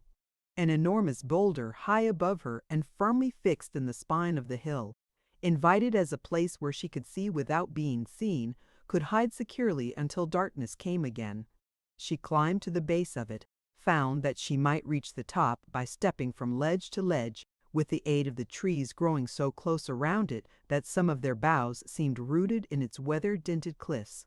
She dragged herself upward the 50 or 60 feet, glad of the difficulties because they would make any pursuer feel certain she had not gone that way. After perhaps an hour she came upon a flat surface where soil had formed, where grass and wild flowers and several little trees gave shade and a place to sleep. And from her eyrie she commanded a vast sweep of country hills and valleys, fields, creeks, here and there lonely farmhouses, and far away to the east the glint of the Jill River. To the river, that was her destination, and somehow it would be kind, would take her where she would never, never dream those frightful dreams again. She went to the side of the boulder, opposite that which she had climbed. She drew back hastily, ready to cry with vexation. It was not nearly so high or so steep, and on the slope of the hill a short distance away was set a little farmhouse with smoke curling up from its rough stone chimney. She dropped to all fours in the tall grass and moved cautiously toward the edge. Flat upon her breast, she worked her way to the edge and looked down. A faintly lined path led from the house through a gate in a zigzag fence and up to the base of her fortress. The rock had so crumbled on that side that a sort of path extended clear up to the top. But her alarm quieted somewhat when she noted how the path was grass-grown. As nearly as she could judge it was about 5 o'clock, so that smoke meant breakfast. Her eyes fixed hungrily upon the thin column of violet vapor mounting straight into the still morning air.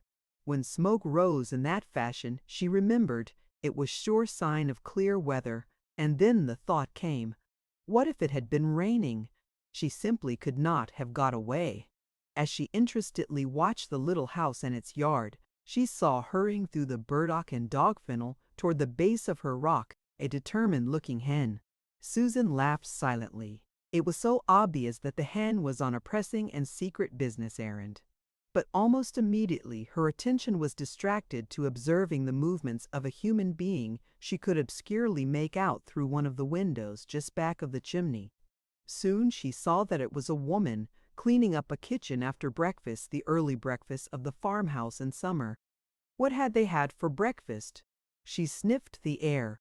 I think I can smell ham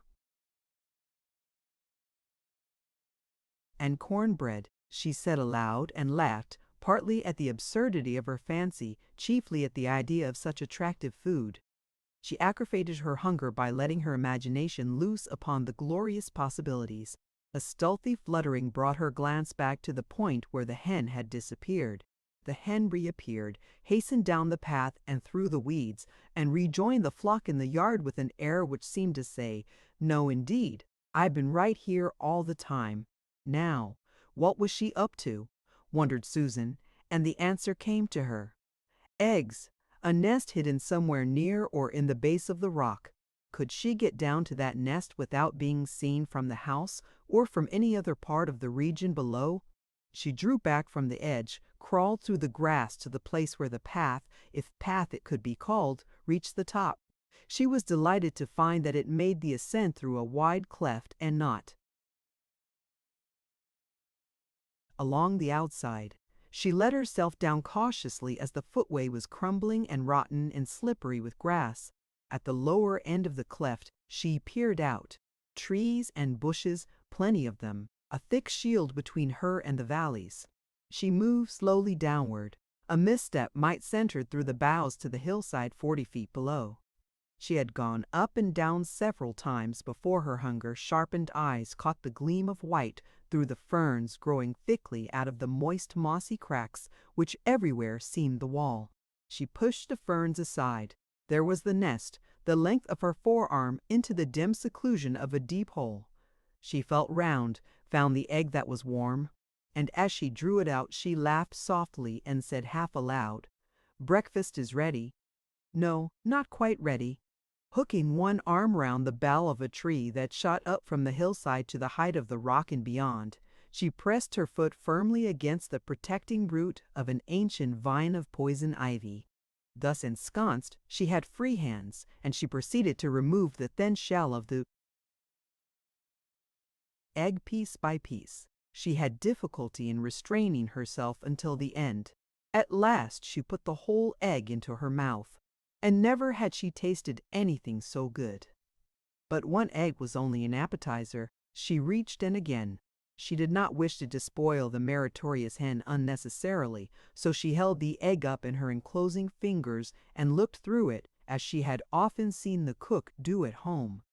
She was not sure, but the inside seemed muddy. She laid it to one side, tried another. It was clear, and she ate it as she had eaten the first. She laid aside the third, the fourth, and the fifth. The sixth seemed all right, but was not. Fortunately, she had not been certain enough to feel justified in putting the whole egg into her mouth before tasting it. The taste, however, was enough to make her reflect that perhaps on the whole 2 eggs were sufficient for breakfast, especially as there would be at least dinner and supper before she could go further. As she did not wish to risk another descent, she continued to sort out the eggs. She found 4 that were or seemed to be all right. The 13 that looked doubtful or worse when tested by the light she restored with the greatest care. It was an interesting illustration of the rare quality of consideration which at that period of her life dominated her character. She put the 4 eggs in the bosom of her blouse and climbed up to her array. All at once she felt the delicious languor of body and mind which is nature's forewarning that she is about to put us to sleep, whether we will or no. She lost all anxiety about safety, looked hastily around for a bed. She found just the place in a corner of the little tableland where the grass grew tall and thick. She took from her bosom the 4 eggs, her dinner and supper, and put them between the roots of a tree with a cover of broad leaves over them to keep them cool.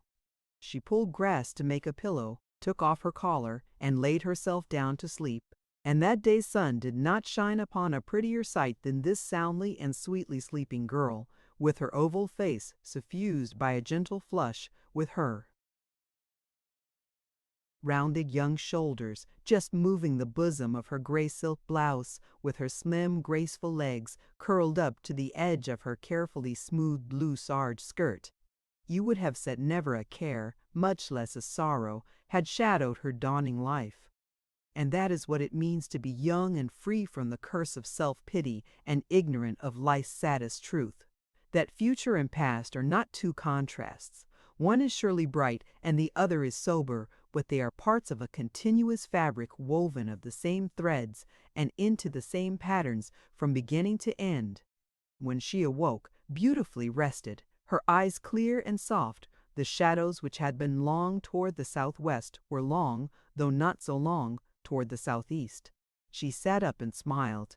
It was so fine to be free, and her woes had not in the least shaken that serene optimism which is youth's most delightful, if most dangerous possession. She crawled through the grass to the edge of the rock and looked out through the screening leaves of the dense undergrowth. There was no smoke from the chimney of the house. The woman in a blue calico was sitting on the back doorstep knitting. Farther away, in fields here and there, a few men, not a dozen in all, were at work. From a barnyard at the far edge of the western horizon came the faint sound of a steam thresher, and she thought she could see the men at work around it, but this might have been illusion. It was a serene and lovely panorama of summer and country. Last of all her eyes sought the glimpse of distant river. She ate 2 of her 4 eggs, put on the underclothes, which were now thoroughly sun-dried, shook out and rebraided her hair. Then she cast about for some way to pass the time. She explored the whole top of the rock, but that did not use up more than 15 minutes, as it was so small that every part was visible from every other part. However, she found a great many wildflowers and gathered a huge bouquet of the audacious colors of nature's gardens, so common yet so effective. She did a little botanizing, anything to occupy her mind and keep it from the ugly visions and fears. But all too soon she had exhausted the resources of her hiding place. She looked down into the valley to the north, the valley through which she had come. She might go down there and roam. It would be something to do, and her young impatience of restraint was making her so restless that she felt she could not endure the confines of that little rock. It had seemed huge. A brief experience of freedom, a few hours between her and the night's horrors and terrors, and it had shrunk to a tiny prison cell. Surely she would run no risk in journeying through that trackless wilderness. She need not be idle. She could hasten her destiny by following the creek in its lonely wanderings, which must sooner or later bring it to the river. The river. She was about to get the 2 remaining eggs and abandon her stronghold when it occurred to her that she would do well to take a last look all around. She went back to the side of the rock facing the house. The woman had suspended knitting and was gazing intently across the hollow to the west, where the road from the north entered the landscape. Susan turned her eyes in that direction. 2 horsemen at a gallop were moving southward. The girl was well screened, but instinctively she drew still further back behind the bushes, but not so far that the 2 on horseback, riding so eagerly, were out of her view. The road dipped into the hollow. The galloping horseman disappeared with it. Susan shifted her gaze to the point on the brow of the hill where the road reappeared. She was quivering in every nerve. When they came into view again, she would know. The place she was watching swam before her eyes. Suddenly the 2, still at a gallop, rose upon the crest of the hill. Jeb and her Uncle Zeke. Her vision cleared, her nerve steadied. They did not draw rein until they were at the road gate of the little house. The woman rose, put down her knitting in the seat of her stiff rush-bottomed rocker, advanced to the fence. The air was still, but Susan could not hear a sound, though she craned forward and strained her ears to the uttermost. She shrank, as if she had been struck when the 3 began to gaze up at the rock to gaze. It seemed to her, at the very spot where she was standing. Was her screen less thick than she thought? Had they seen, if not her, perhaps part of her dress? Wildly her heart beat as Jeb dismounted from his horse, the mare behind which she had made her wedding journey, and stood in the gateway, talking with the woman, and looking toward the top of the rock. Zeke Warham turned his horse and began to ride slowly away. He got as far as the brow of the hill, with Jeb still in the gateway, hesitating. Then Susan heard, "Hold on, Mr. Warham. I reckon you're right." Warham halted his horse. Jeb remounted and joined him. As the woman returned toward the back doorstep, the 2 men rode at a walk down into the hollow. When they reappeared, it was on the road by which they had come, and the girl knew the pursuit in that direction. The right direction was over. Trembling and with a fluttering in her breast like the flapping of a bird's wings, she sank to the ground. Presently she burst into a passion of tears. Without knowing why, she tore off the wedding ring, which until then she had forgotten, and flung it out among the treetops.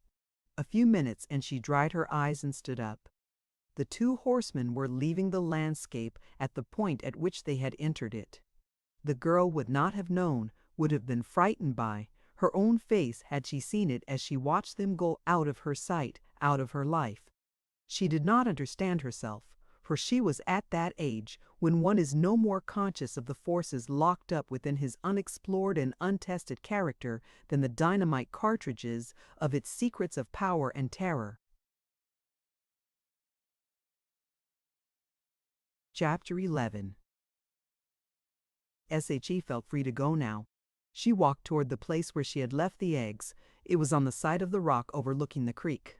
As she knelt to remove the leaves, she heard from far below a man's voice singing. She leaned forward and glanced down at the creek.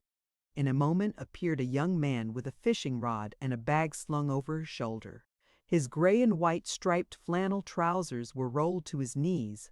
His spare skin and the fair hair waving about his forehead were exposed by the flapping brimmed straw hat set upon the back of his head. His voice, a strong and manly tenor, was sending up those steeps a song she had never heard before. A song in Italian. She had not seen what he looked like when she remembered herself and hastily fell back from view. She dropped to the grass and crawled out toward the ledge. When she showed her face, it so happened that he was looking straight at her. "Hello," he shouted. "That you, Nell?" Susan drew back, her blood in a tumult. From below, after a brief silence, came a burst of laughter. She waited a long time, then through a shield of bunches of grass looked again. The young man was gone. She wished that he had resumed his song, for she thought she had never heard one so beautiful. Because she did not feel safe in dissenting until he was well out of the way, and because she was so comfortable lying there in the afternoon sunshine, watching the birds and listening to them, she continued on there, glancing now and then at where the creek entered and where it left her range of vision, to make sure that no one else should come and catch her. Suddenly sounded a voice from somewhere behind her. "Hey now, I'm coming." She sprang to her feet, faced about, and Crusoe was not more agitated when he saw the print of the naked foot on his island strand. The straw hat with the flapping brim was just lifting above the edge of the rock at the opposite side where the path was. She could not escape. The shelf offered no hiding place. Now the young man was stepping to the level, panting loudly. "Gee, what a climb for a hot day!" he cried. "Where are you?" With that he was looking at Susan, less than 20 yards away, and drawn up defiantly. He stared, took off his hat. He had close-cropped wavy hair and eyes as gray as Susan's own, but it was a blue-gray instead of violet. His skin was fair too, and his expression intelligent and sympathetic. In spite of his hat, and his blue cotton shirt, and trousers rolled high on bare sunburned legs, there was nothing of the yokel about him. "I beg your pardon," he exclaimed half humorously. "I thought it was my cousin Nell." "No," said Susan, disarmed by his courtesy and by the frank engaging manner of it. "I didn't mean to intrude."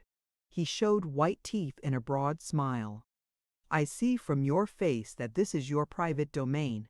"Oh, no, not at all," stammered Susan. "Yes, I insist," replied he. "Will you let me stay and rest a minute? I ran round the rock and climbed pretty fast." "Yes, do," said Susan. The young man sat on the grass near where he had appeared and crossed his long legs. The girl, much embarrassed, looked uneasily about.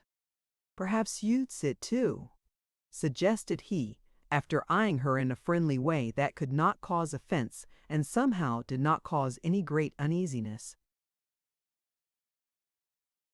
Susan hesitated, went to the shadow of a little tree not far from him. He was fanning his flushed face with his hat. The collar of his shirt was open. Below, where the tan ended abruptly, his skin was beautifully white. Now that she had been discovered, it was as well to be pleasant, she reasoned. "It's a fine day," she observed with a grown-up gravity that much amused him.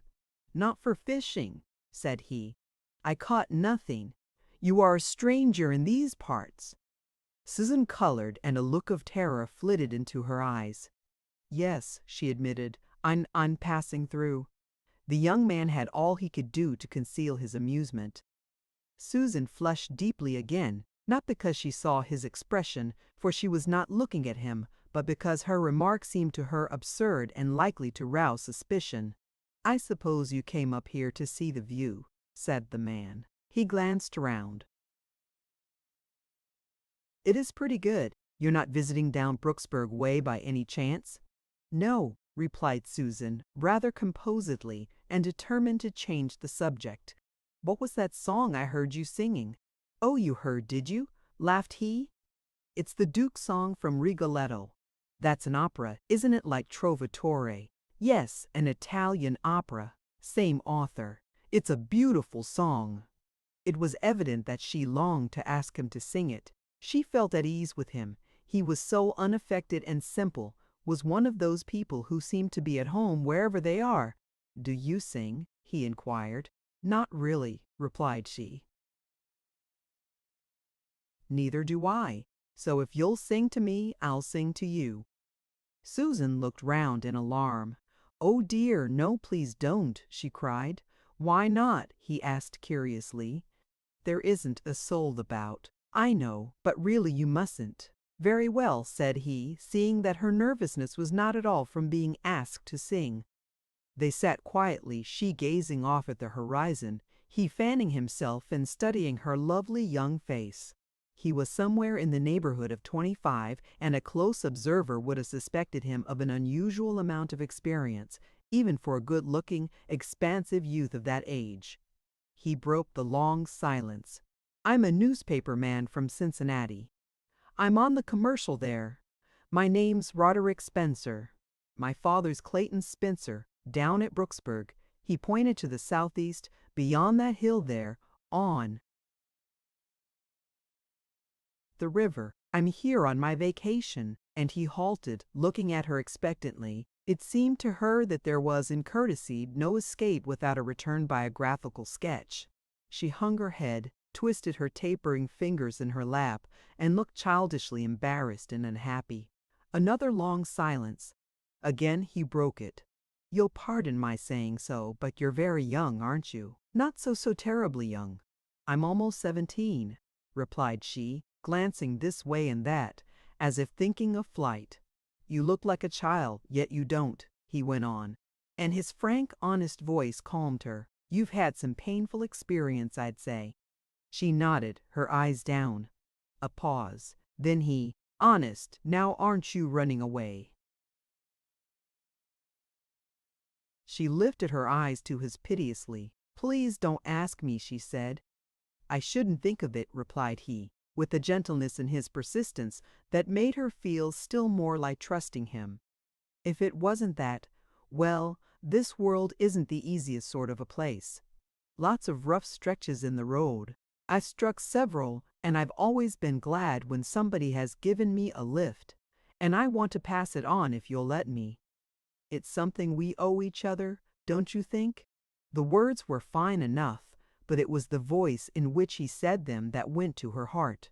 She covered her face with her hands and released her pent emotions. He took a package of tobacco and a sheaf of papers from his trousers pocket, rolled and lighted a cigarette. After a while she dried her eyes, looked at him shamefacedly, but he was all understanding and sympathy. "Now you feel better, don't you?" "Much," said she, and she laughed. "I guess I'm more upset than I let myself realize. Sorry you left home." "I haven't any home," answered she simply, "and I wouldn't go back alive to the place I came from." There was a quality in the energy she put into her words that made him thoughtful. He counseled with the end of his cigarette. Finally, he inquired, "Where are you bound for?" "I don't know exactly," confessed she, as if it were a small matter. He shook his head. "I see you haven't the faintest notion what you're up against." "Oh, I'll get along. I'm strong, and I can learn." He looked at her critically and rather sadly. "Yes, you are strong," said he. "But I wonder if you're strong enough." "I never was sick in my life." "I don't mean that. I'm not sure I know just what I do mean. Is it very hard to get to Chicago?" inquired she. "It's easier to get to Cincinnati." She shook her head positively.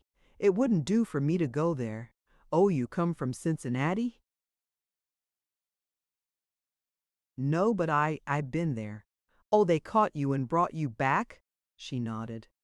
This young man must be very smart to understand so quickly.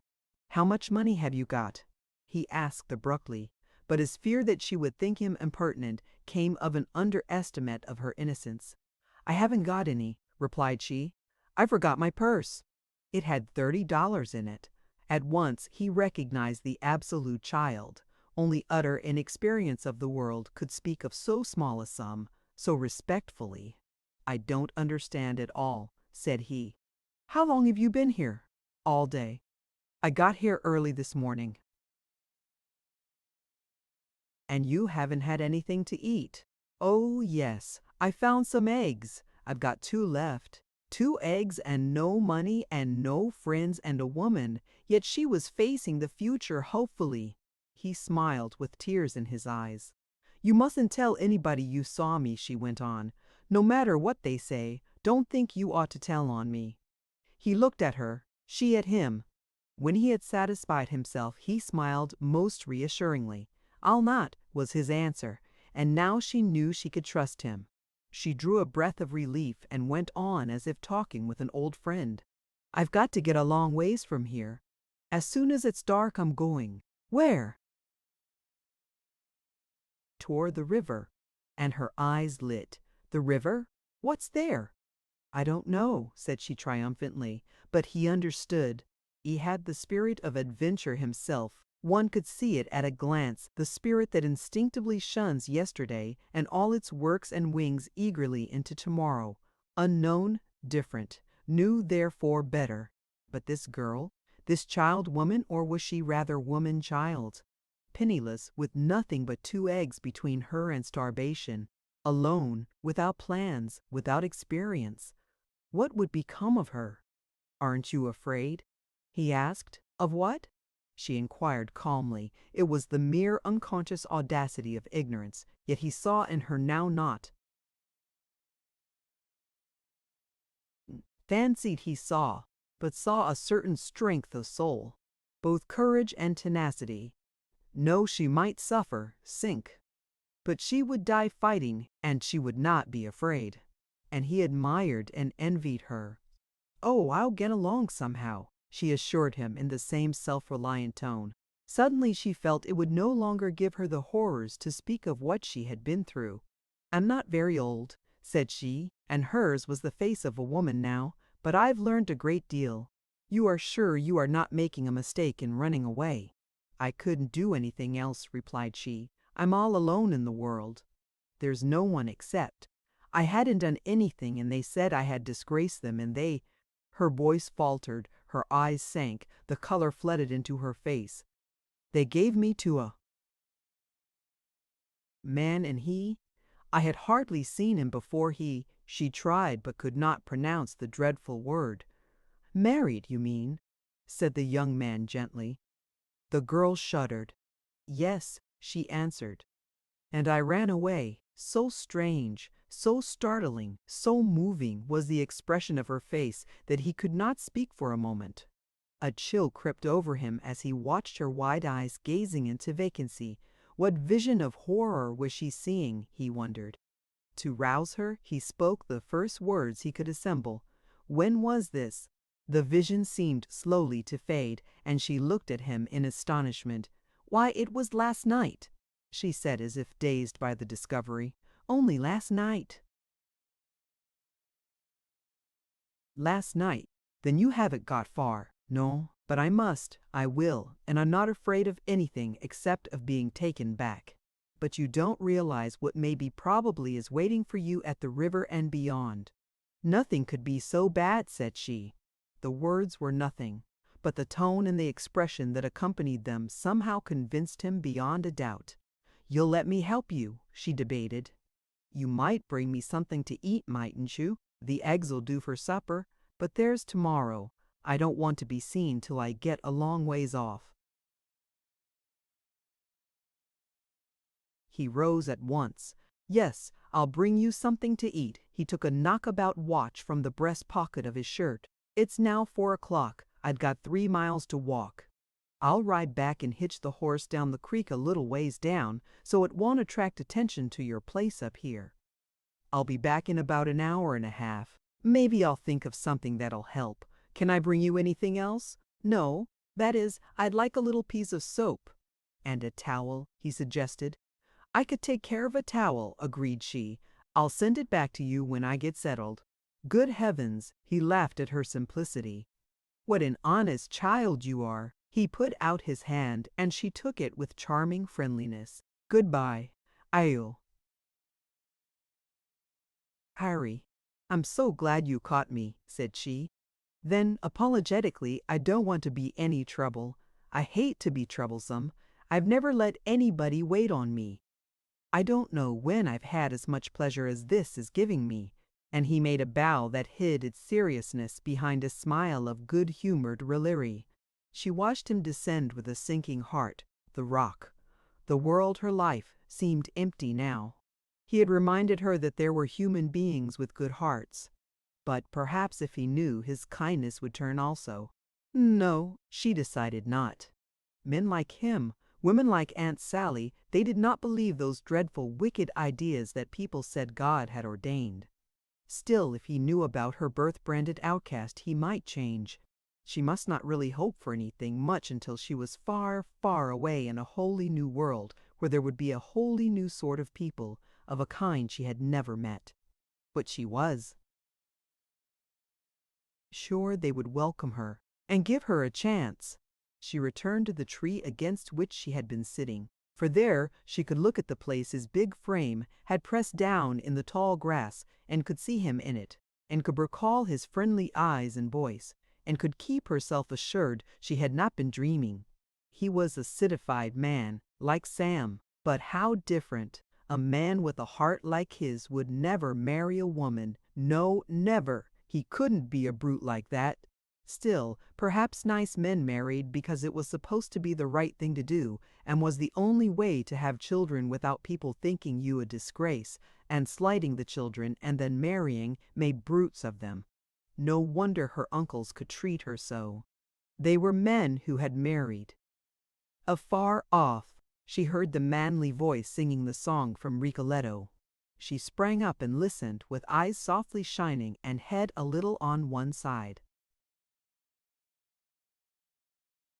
Song ended, her heart beat fast. It was not many minutes before she, watching at the end of the path, saw him appear at the bottom of the huge cleft. And the look in his eyes, the merry smile about his expressive mouth, delighted her. "I'm so glad to see you," she cried. Over his shoulder was flung his fishing bag, and it bulged. "Don't be scared by the size of my pack," he called up as he climbed. "We're going to have supper together if you'll let me stay. Then you can take as much or as little as you like of what's left." Arrived at the top, he halted for a long breath. They stood facing each other. "My, what a tall girl you are for your age," said he admiringly. She laughed up at him. "I'll be as tall as you when I get my growth." She was so lovely that he could scarcely refrain from telling her so. It seemed to him, however, it would be taking an unfair advantage to say that sort of thing when she was in a way at his mercy. "Where shall we spread the table?" said he. "I'm hungry as the horseleech's daughter. And you? Why, you must be starved. I'm afraid I didn't bring what you like, but I did the best I could. I raided the pantry, took everything that was portable." He had set down the bag and had loosened its strings. First he took out a tablecloth. She laughed. "Gracious! How stylish we shall be! I didn't bring napkins. We can use the corners of the cloth." He had 2 knives, 2 forks, and a big spoon rolled up in the cloth, and the salt cellar. "Now, here's my triumph," he cried, drawing from the bag a pair of roasted chickens. Next came a jar of quince jelly. Next, a paper bag with cold potatoes and cold string beans in it. Then he fished out a huge square of cornbread and a loaf of salt rising bread, a pound of butter. "What will your folks say?" exclaimed she in dismay. He laughed. "They always have thought I was crazy, ever since I went to college and then to the city instead of farming." And out of the bag came a big glass jar of milk. "I forgot to bring a glass," he apologized. Then he suspended unpacking to open the jar. "Why, you must be half dead with thirst. Up here all day with not a drop of water." And he held out the jar to her. "Drink hearty," he cried. The milk was rich and cold. She drank nearly a fourth of it before she could wrest the jar away from her lips. "My, but that was good," she remarked. He had enjoyed watching her drink. Surely you haven't got anything else in that bag? Not much, replied he. Here's a towel wrapped round the soap, and here are 3 cakes of chocolate. You could live 4 or 5 days on them if you were put to it. So whatever else you leave, don't leave them. And, oh yes, here's a calico slip and a sunbonnet and a paper of pens. And that's all. What are they for? I thought you might put them on the slip over your dress, and you wouldn't look quite so out of place if anybody should see you. What a fine idea!" cried Susan, shaking out the slip delightedly. He was spreading the supper on the tablecloth. He carved one of the chickens, opened the jelly, placed the bread and vegetables and butter. "Now," he cried, "let's get busy," and he set her an example she was not slow to follow. The sun had slipped down behind the hills of the northwest horizon. The birds were tuning for their evening song. A breeze sprang up and coquetted with the strays of her wavy dark hair, and they sat cross-legged on the grass on opposite sides of the tablecloth and joked and laughed and ate and laughed and joked until the stars began to appear in the vast paling opal of the sky. They had chosen the center of the grassy platform for their banquet. Thus, from where they sat, only the tops of trees and the sky were to be seen. And after they had finished, she leaned on her elbow and listened while he, smoking his cigarette, told her of his life as a newspaper man in Cincinnati. The twilight faded into dusk, the dusk into a scarlet darkness. "When the moon comes up we'll start," said he. "You can ride behind me on the horse part of the way, anyhow." The shadow of the parting, the ending of this happiness, fell upon her. How lonely it would be when he was gone. "I haven't told you my name," she said. "I've told you mine. Roderick Spencer with an S, not A.C." "I remember," said she. "I'll never forget. Mine's Susan Lenox." What was it before he halted? Before what? His silence set her to thinking. "Oh!" she exclaimed, in a tone that made him curse his stupidity in reminding her. "My name's Susan Lenox and always will be. It was my mother's name." She hesitated, decided for frankness at any cost, for his kindness forbade her to deceive him in any way. Proudly, "My mother never let any man marry her. They say she was disgraced, but I understand now. She wouldn't stoop to let any man marry her." Spencer puzzled over this, but could make nothing of it. He felt that he ought not to inquire further. He saw her anxious eyes, her expression of one keyed up and waiting for a verdict. "I'd have only to look at you to know your mother was a fine woman," said he. Then, to escape from the neighborhood of the dangerous riddle, "Now, about your going," he began. "I've been thinking what to do." "You'll help me," said she, to dispel her last doubt. A very faint doubt, for his words and his way of uttering them had dispelled her real anxiety. "Help you?" cried he heartily. "All I can. I've got a scheme to propose to you. You say you can't take the mail boat? They know me. I'm from Sutherland. You trust me, don't you?" "Indeed I do." "Now listen to me as if I were your brother, will you?" "Yes. I'm going to take you to Cincinnati with me. I'm going to put you in my boarding house as my sister. And I'm going to get you a position. Then you can start in for yourself. But that'll be a great lot of trouble, won't it? Not any more than friends of mine took for me when I was starting out." Then, as she continued silent, "What are you thinking? I can't see your face in this starlight." "I was thinking how good you are," she said simply. He laughed uneasily. "I'm not often accused of that," he replied. "I'm like most people, a mixture of good and bad and not very strong either way. I'm afraid I'm mostly impulse that winks out. But the question is, how to get you to Cincinnati. It's simply impossible for me to go tonight. I can't take you home for the night. I don't trust my people. They'd not think I was good or you either, and while usually they'd be right both ways, this is an exception." This idea of an exception seemed to amuse him. He went on, "I don't dare leave you at any farmhouse in the neighborhood. If I did, you could be traced." "No, no," she cried, alarmed at the very suggestion. "I mustn't be seen by anybody. We'll go straight to the river, and I'll get a boat and row you across to Kentucky over to Carrollton. There's a little hotel." "I can leave you." "No, not Carrollton," she interrupted. "My uncle sells goods there, and they know him. And if anything is in the Sutherland papers about me, why, they'd know. Not with you in that slip and sunbonnet. I'll make up a story about our wagon breaking down, and that I've got to walk back into the hills to get another before we can go on. And it's the only plan that's at all possible." Obviously, he was right, but she would not consent. By adroit questioning, he found that her objection was dislike of being so much trouble to him. "That's too ridiculous," cried he. "Why, I wouldn't have missed this adventure for anything in the world." His manner was convincing enough, but she did not give in until moonrise came without her having thought of any other plan. He was to be Bob Peters, she his sister Kate, and they were to hail from a farm in the Kentucky hills back of Milton.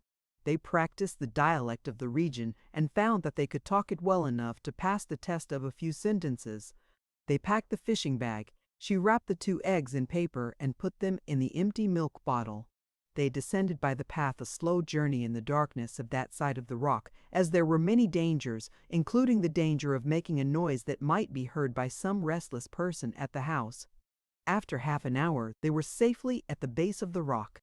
They skirted it, went down to the creek, found the horse tied where he had left it, with her seated sideways behind him and holding on by an arm half round his waist. They made a merry but not very speedy advance toward the river, keeping as nearly due south as the breaks in the hills permitted. After a while, he asked, "Do you ever think of the stage?" "I've never seen a real stage play," said she, "but I want to, and I will, the first chance I get." "I meant, did you ever think of going on the stage?" "No.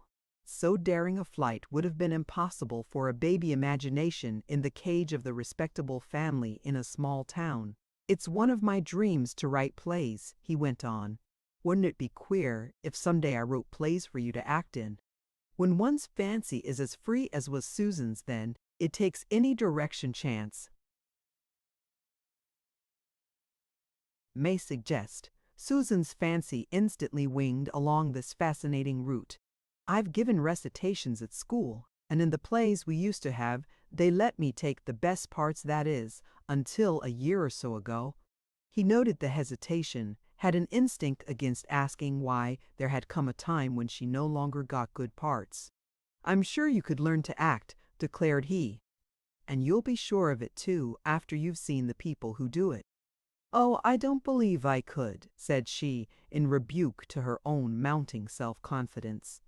Then, suddenly remembering her birthbrand of shame and overwhelmed by it, "No, I can't hope to be anything much. They wouldn't have me." "I know how you feel," replied he, all unaware of the real reason for this deep humility. "When I first struck town I felt that way. It seemed to me I couldn't hope ever to line up with the clever people they had there. But I soon saw there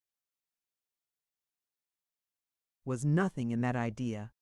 The fact is, everywhere in the world there's a lot more things to do than people who can do them. Most of those who get to the top, where did they start? Where we're starting." She was immensely flattered by that "we" and grateful for it, but she held to her original opinion.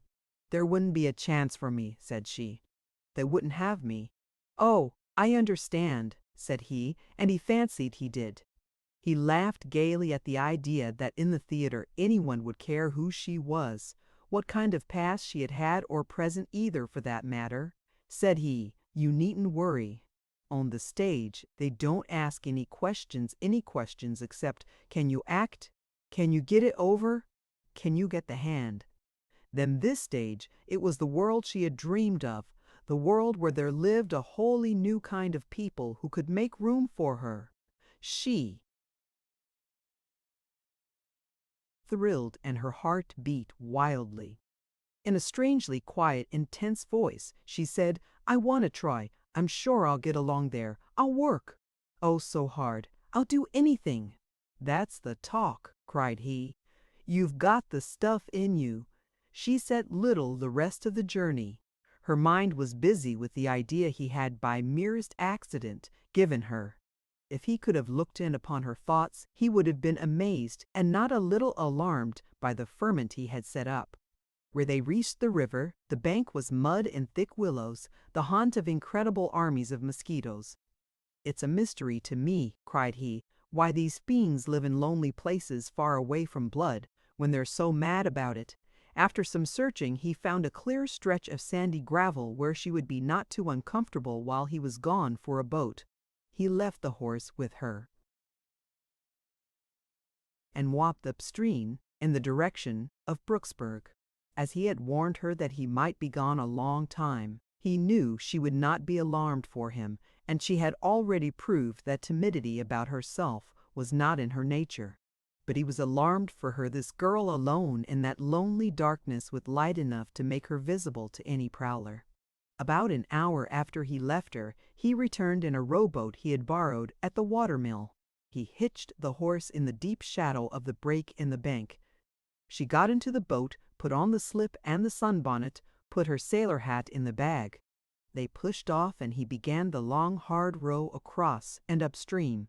The moon was high now and was still near enough to its full glory to pour a flood of beautiful light upon the broad river, the lovely Ohio, at its loveliest part. "Won't you sing?" he asked. And without hesitation she began one of the simple familiar love songs that were all the music to which the Sutherland girls had access. She sang softly in a deep, sweet voice, sweeter even than her speaking voice. She had the sunbonnet in her lap. The moon shone full upon her face, and it seemed to him that he was in a dream. There was nowhere a suggestion of reality, not of its prose, not even of its poetry. Only in the land no waking eye has seen could such a thing be. The low, sweet voice sang of love. The oars clicked rhythmically in the locks, and clove the water with musical splash. The river, between its steep hills, shone in the moonlight, with a breeze like a friendly spirit moving upon its surface. He urged her, and she sang another song and another. She sighed when she saw the red lantern on the Carrollton wharf, and he, turning his head and seeing, echoed her sigh. "The first chance, you must sing me that song," she said. "From Rigoletto, I will, but it tells how fickle women are, like a feather in the wind." "They aren't all like that, though, don't you think so?" "Sometimes I think everybody's like a feather in the wind," replied she. "About love and everything." He laughed. "Except those people who are where there isn't any wind." Chapter 12. For some time Spencer had been rowing well in toward the Kentucky shore to avoid the swift current of the Kentucky River which rushes into the Ohio at Carrollton. A few yards below its mouth, in the quiet stretch of backwater alongshore, lay the wharf boat, little more than a landing stage. The hotel was but 100 feet away, at the top of the steep levee. It was midnight, so everyone in the village had long been asleep. After several minutes of thunderous hammering, Roderick succeeded in drawing to the door a barefooted man with a candle in his huge, knotted hand, a man of great stature, amazingly lean and long of leg, with a monstrous head thatched and fronted with coarse, yellow-brown hair. He had on a dirty cotton shirt and dirty cotton trousers, a nightdress that served equally well for the day. His feet were flat and thick and were hideous, with corns and bunions. Susan had early been made a critical observer of feet by the unusual symmetry of her own. She had seen few feet that were fit to be seen, but never, she thought, had she seen an exhibition so repellent. "What the hell?" he began. Then, discovering Susan, he growled, "Beg pardon, miss." Roderick explained, that is, told the prearranged story. The man pointed to a grimy register on the office desk, and Roderick set down the fishing bag and wrote in a cramped, scrawly hand, "Kate Peters, Milton Key." The man looked at it through his screen of hair and beard, said, "Come on, ma'am." "Just a minute," said Roderick, and he drew Kate aside and said to her in a low tone, "I'll be back sometime tomorrow, and then we'll start at once. But to provide against everything, don't be alarmed if I don't come. You'll know I couldn't help it, and wait." Susan nodded, looking at him with trustful, grateful eyes. "And," he went on hurriedly, "I'll leave this with you, to take care of. It's yours as much as mine." She saw that it was a pocketbook, instinctively put her hands behind her. "Don't be silly," he said with good-humored impatience. "You'll probably not need it. If you do, you'll need it bad, and you'll pay me back when you get your place." He caught one of her hands and put the pocketbook in it. As his argument was unanswerable, she did not resist further. She uttered not a word of thanks, but simply looked at him, her eyes swimming, and about her mouth a quiver that meant a great deal in her. Impulsively and with flaming cheek he kissed her on the cheek. "So long, sis," he said loudly, and strode into the night. Susan did not flush, she paled. She gazed after him with some such expression as a man lost in a cave might have as he watches the flickering out of his only light. "This way, ma'am," said the hotel man sourly, taking up the fishing bag. She started, followed him up the noisy stairs to a plain, neat country bedroom. "The price of this, here's $1.50 a day," said he. "We've got 'em as low as $1. "I'll take $1.01, please," said Susan. The man hesitated. "Well," he finally snarled, "business is slack-cheese now. Cena's, you're a lady. You can have this here un for $1. "Oh, thank you, but if the price is more, the other rooms ain't fit fur a lady," said the hotel man. Then he grinned a very humorous grin that straightway made him much less repulsive. "Anyhow, them 2 Durham boys of mine and their cousins is asleep in 'em. I'd as lief rout out a nest of hornets. I'll leave you the candle." As soon as he had gone, Susan put out the light, ran to the window. She saw the rowboat and Spencer, a black spot far out on the river, almost gone from view to the southwest. Hastily she lighted the candle again, stood at the window, and waved a white cover she snatched from the table. She thought she saw one of the oars go up and flourish, but she could not be sure. She watched until the boat vanished in the darkness at the bend. She found the soap in the bag and took a slow but thorough bath in the washbowl. Then she unbraided her hair, combed it out as well as she could with her fingers, rubbed it thoroughly with a towel, and braided it again. She put on the calico slip as a nightdress, knelt down to say her prayers.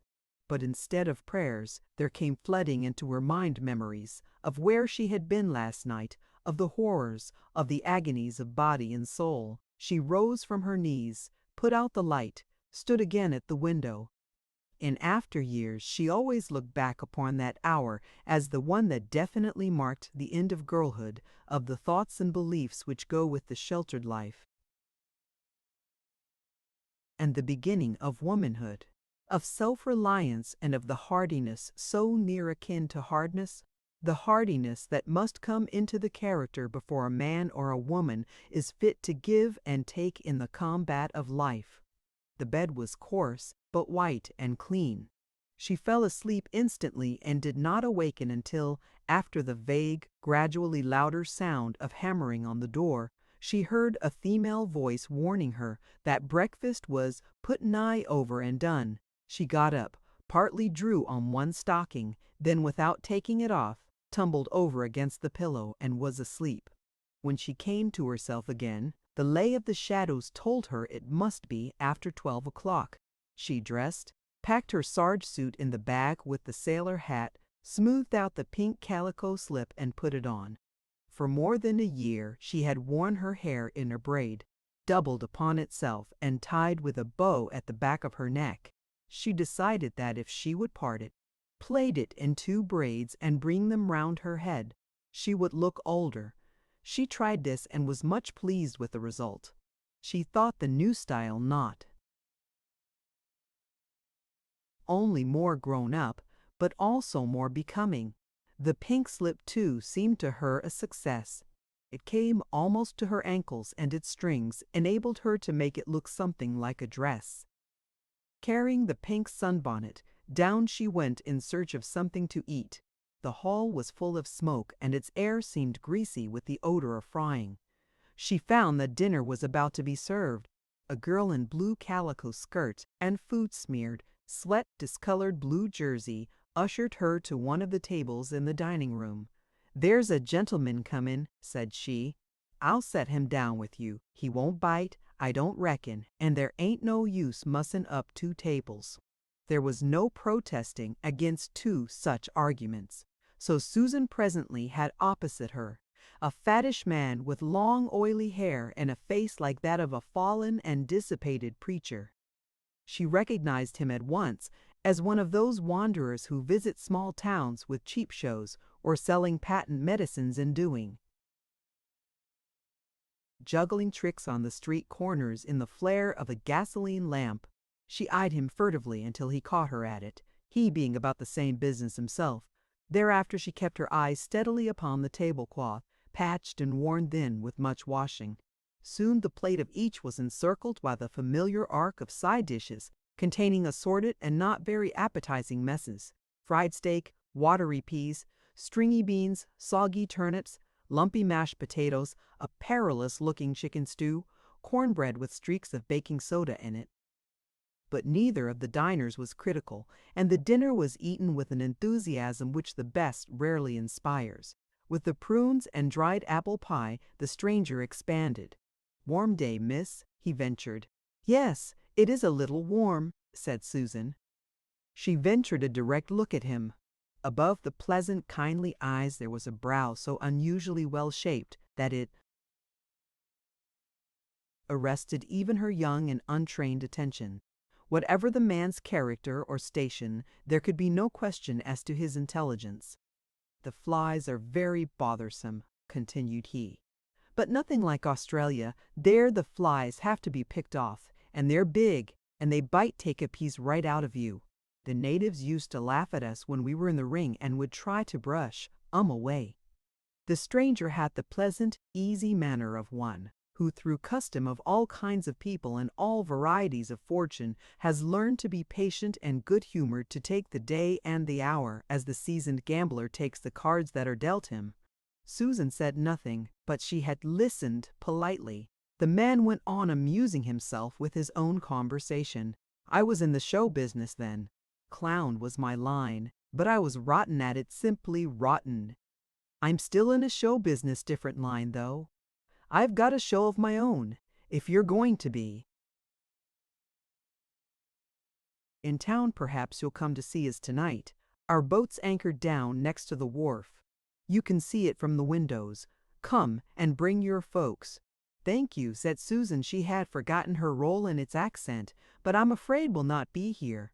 There was an expression in the stranger's face, a puzzled, curious expression, not impertinent, rather covert, an expression that made her uneasy. It warned her that this man saw she was not what she seemed to be, that he was trying to peer into her secret. His brown eyes were kind enough, but alarmingly keen. With only half her pie eaten, she excused herself and hastened to her room. At the threshold, she remembered the pocketbook Spencer had given her. She had left it by the fishing bag on the table. There was the bag, but not the pocketbook. "I must have put it in the bag," she said aloud, and the sound and the tone of her voice frightened her. She searched the bag, then the room, which had not yet been straightened up. She shook out the bed covers, looked in all the drawers, under the bed, went over the contents of the bag again. The pocketbook was gone, stolen. She sat down on the edge of the bed, her hands in her lap, and stared at the place where she had last seen the pocketbook, his pocketbook, which he had asked her to take care of. How could she face him? What would he think of her, so untrustworthy? What a return for his kindness! She felt weak, so weak that she lay down. The food she had taken turned to poison, and her head ached fiercely. What could she do? To speak to the proprietor would be to cause a great commotion, to attract attention to herself, and how would that help to bring back the stolen pocketbook, taken perhaps by the proprietor himself? She recalled that as she hurried through the office from the dining room, he had a queer, shifting expression, gave her a wheedling, cringing good morning, not at all in keeping with the character he had shown the night before. The slovenly girl came to do the room. Susan sent her away, sat by the window gazing out over the river and downstream. He would soon be here. The thought made her long to fly and hide. He had been all generosity, and this was her way of appreciating it. They sent for her to come down to supper. She refused, saying she was not feeling well. She searched the room, the bag, again and again. She would rest a few minutes, then up she would spring and tear everything out. Then back to the window to sit and stare at the river over which the evening shadows were beginning to gather. Once, as she was sitting there, she happened to see the gaudily painted and decorated showboat. A man, the stranger of the dinner table, was standing on the forward end, smoking a cigar. She saw that he was observing her, realized he could have seen her stirring feverishly about her room. A woman came out of the cabin and joined him. As soon as his attention was distracted, she closed her shutters, and there she sat alone, with the hours dragging their wretched minutes slowly away. That was one of those nights upon which anyone who has had them and who has not looks back with wonder at how they ever lived, how they ever came to an end. She slept a little toward dawn, for youth and health will not let the most despairing heart suffer in sleeplessness. Her headache went, but the misery of soul which had been a maddening pain settled down into a throbbing ache. She feared he would come. She feared he would not come. The servants tried to persuade her to take breakfast. She could not have swallowed food. She would not have dared take food for which she could not pay. What would they do with her if he did not come? She searched the room again, hoping against hope. 100 times fancying she felt the purse under some other things, each time suffering sickening disappointment. Toward noon, the servant came knocking. "A letter for you, ma'am." Susan rushed to the door, seized the letter, tore it open, read, "When I got back to the horse and started to mount, he kicked me and broke my leg. You can go on south to the L and N and take a train to Cincinnati. When you find a boarding house, send your address to me at the office. I'll come in a few weeks. I'd write more, but I can't. Don't worry. Everything will come out right. You are brave and sensible, and I back you to win." With the unsigned letter crumpled in her hands, she sat at the window with scarcely a motion until noon. She then went down to the showboat. Several people, men and women, were on the forward end, quarreling. She looked only at her acquaintance. His face was swollen and his eyes bloodshot, but he still wore the air of easy and patient good humor. She said, standing on the shore, "Could I speak to you a minute?"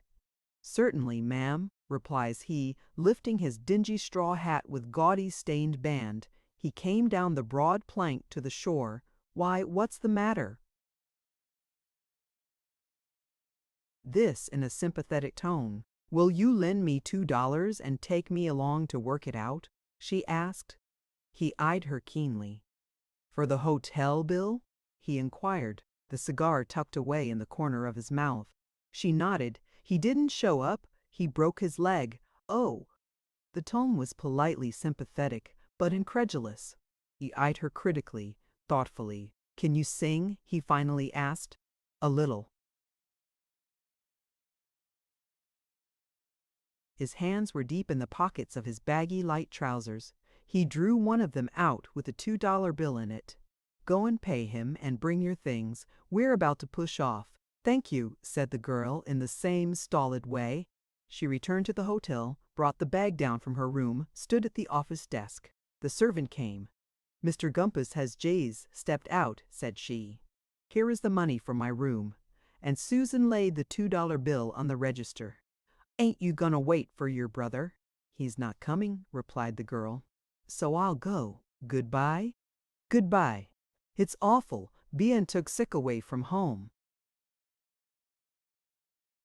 "Thank you," said Susan. "Goodbye." The girl's homely, ignorant face twisted in a grin, but Susan did not see would have been indifferent had she seen.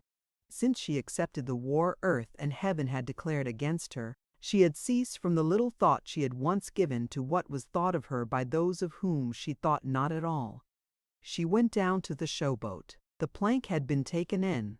Her acquaintance was waiting for her, helped her to the deck, jumped aboard himself, and was instantly busy helping to guide the boat out into midstream.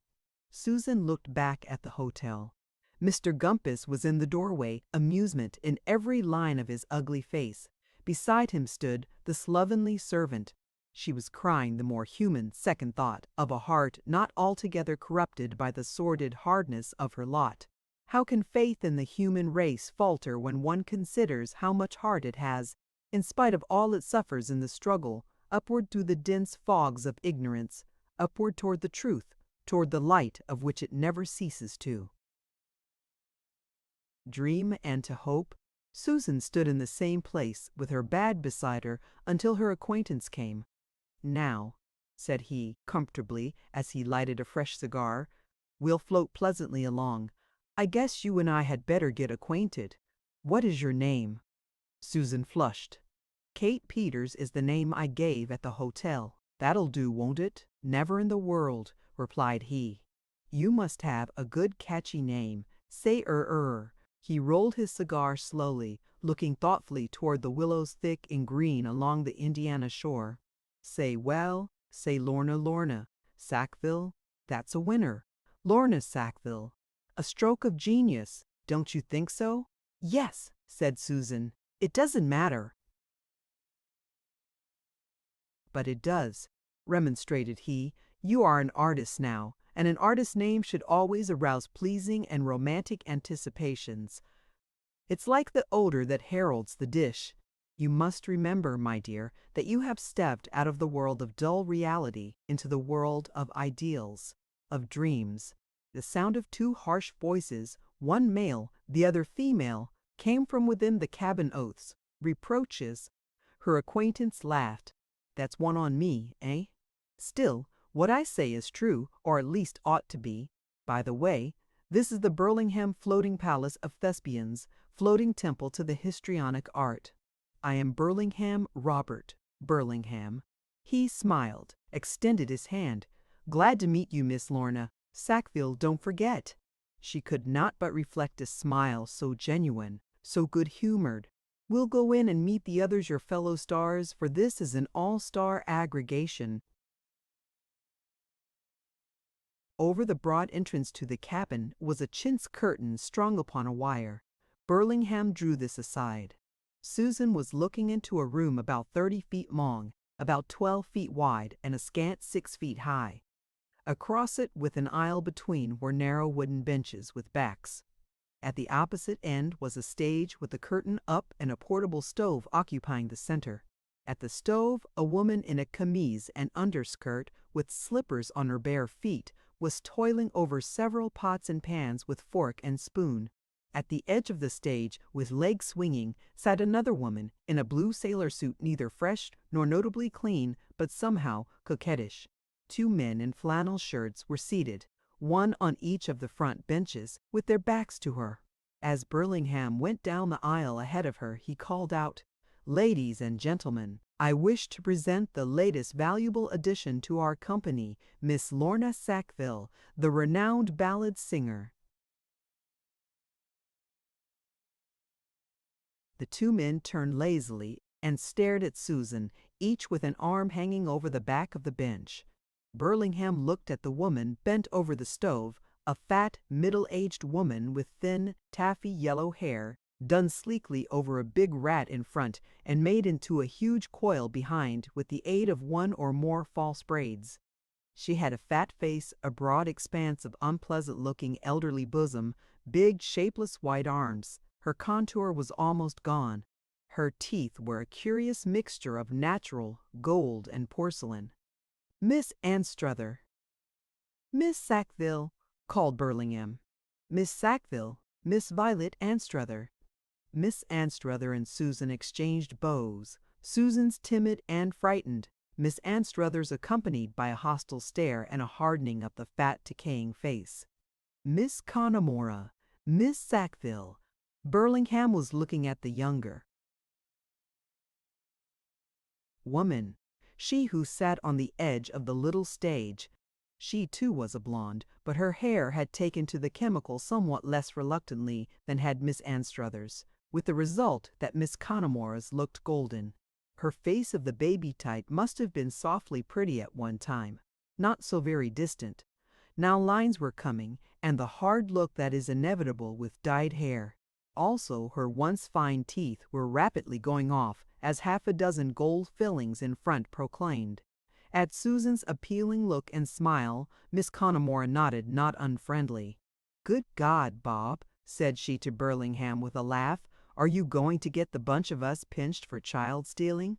Burlingham started to laugh, suddenly checked himself, looked uneasily and keenly at Susan. "Oh, it's all right," he said with a wave of the hand, but his tone belied his words. He puffed twice at his cigar, then introduced the men, Elbert Eshwell and Gregory Tempest, two of the kind clearly, if inelegantly placed by the phrase, greasy ham-fats.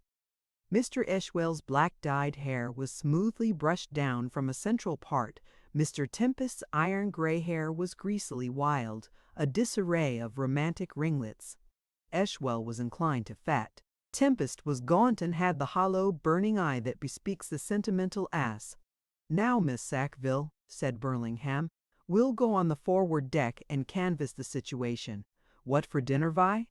"Same old rot," retorted Miss Anstruther, wiping the sweat from her face and shoulders with a towel that served also as a dishcloth. "Pork and beans, potatoes, peach pie." "Cheer up," said Burlingham. "After tomorrow, we'll do better. That's been the cry ever since we started," snapped Violet. "For God's sake, shut up, Vi," groaned Eshwell. "You're always kicking." The cabin was not quite the full width of the broad houseboat. Along the outside, between each wall and the edge, there was room for one person to pass from forward deck to rear. From the cabin roof, over the rear deck, into the water extended a big rudder oar. When Susan, following Burlingham, reached the rear deck, she saw the man at this oar, a fat, amiable-looking rascal, in linsey-woolsey and a blue-checked shirt open over his chest and revealing a mat of curly gray hair. Burlingham hailed him as Pat, his only known name. But Susan had only a glance for him, and no ear at all for the chaffing between him and the actor-manager. She was gazing at the Indiana shore, at a tiny village snuggled among trees and ripened fields close to the water's edge. She knew it was Brooksburg. She remembered the long covered bridge which they had crossed, Spencer and she on the horse. To the north of the town, on a knoll, stood a large red brick house trimmed with white veranda and balconies, far and away the most pretentious house in the landscape. Before the door was a horse and buggy. She could make out that there were several people on the front veranda, one of them a man in black, the doctor, no doubt. Sobs choked up into her throat. She turned quickly away that Burlingham might not see, and under her breath she said, "Good-bye, dear. Forgive me. Forgive me." Chapter 13. Woolman's work table, a rocking chair, and another with a sway back that made it fairly comfortable for lounging, gave the rear deck the air of an outdoor sitting room, which indeed it was. Burlingham, after a comprehensive glance at the panorama of summer and fruitfulness through which they were drifting, sprawled himself in the swayback chair, indicating to Susan that she was to face him in the rocker. "Sit down, my dear," said he, "and tell me you are at least 18 and are not running away from home. You heard what Miss Conamora said." "I'm not running away from home," replied Susan, blushing violently because she was evading as to the more important fact. "I don't know anything about you, and I don't want to know," pursued Burlingham, alarmed by the evidences of a dangerous tendency to candor. "I've no desire to have my own past dug into, and turnabout's fair play. You came to me to get an engagement. I took you. Understand?" Susan nodded. "You said you could sing, that is, a little." "A very little," said the girl. "Enough, no doubt. That has been our weak point, lack of a ballad singer. Know any ballads? Not fancy ones, nothing fancy. We cater to the plain people, and the plain people only like the best, that is, the simplest, the things that reach for the heartstrings with 10 strong fingers. You don't happen to know 'I Stood on the Bridge at Midnight'?" "No, Ruth sings that," replied Susan, and colored violently. Burlingham ignored the slip. "Blue Alsatian mountains?" "Yes, but that's very old." "Exactly. Nothing is of any use to the stage until it's very old. Audiences at theaters don't want to hear anything they don't already know by heart. They've come to see, not to hear. So it annoys them to have to try to hear. Do you understand that?" "No," confessed Susan. "I'm sorry, but I'll think about it and try to understand it." She thought she was showing her inability to do what was expected of her in paying back the $2. "Don't bother," said Burlingham. "Pat!" "Yes, boss," said the man at the oar without looking or removing his pipe. "Get your fiddle." Pat tied the oar fast and went forward along the roof of the cabin.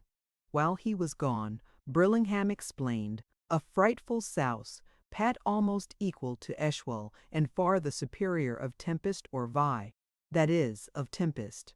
But he's steady enough for our purposes, as a rule. He's the pilot, the orchestra, the man of all work, the bill distributor.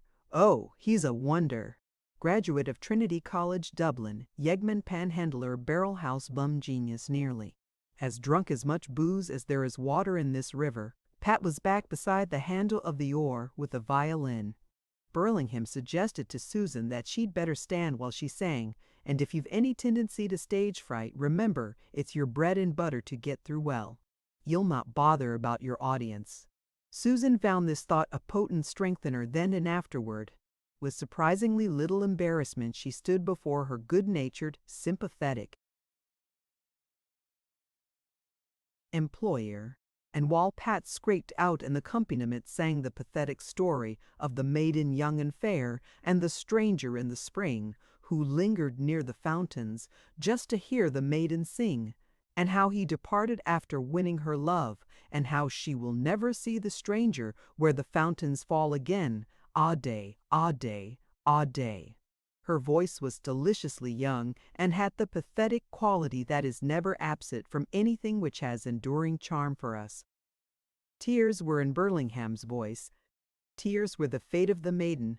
Tears of response to the haunting pathos of Susan's sweet contralto.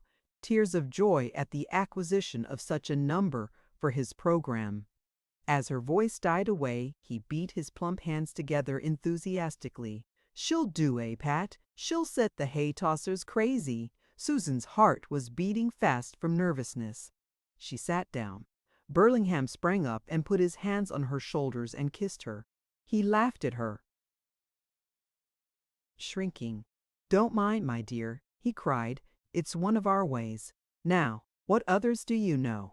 She tried to recall, and with his assistance finally did discover that she possessed a repertoire of good old stale ones, consisting of "Coming Through the Rye," "Suwannee River," "Annie Laurie," and "Kathleen Mummerning."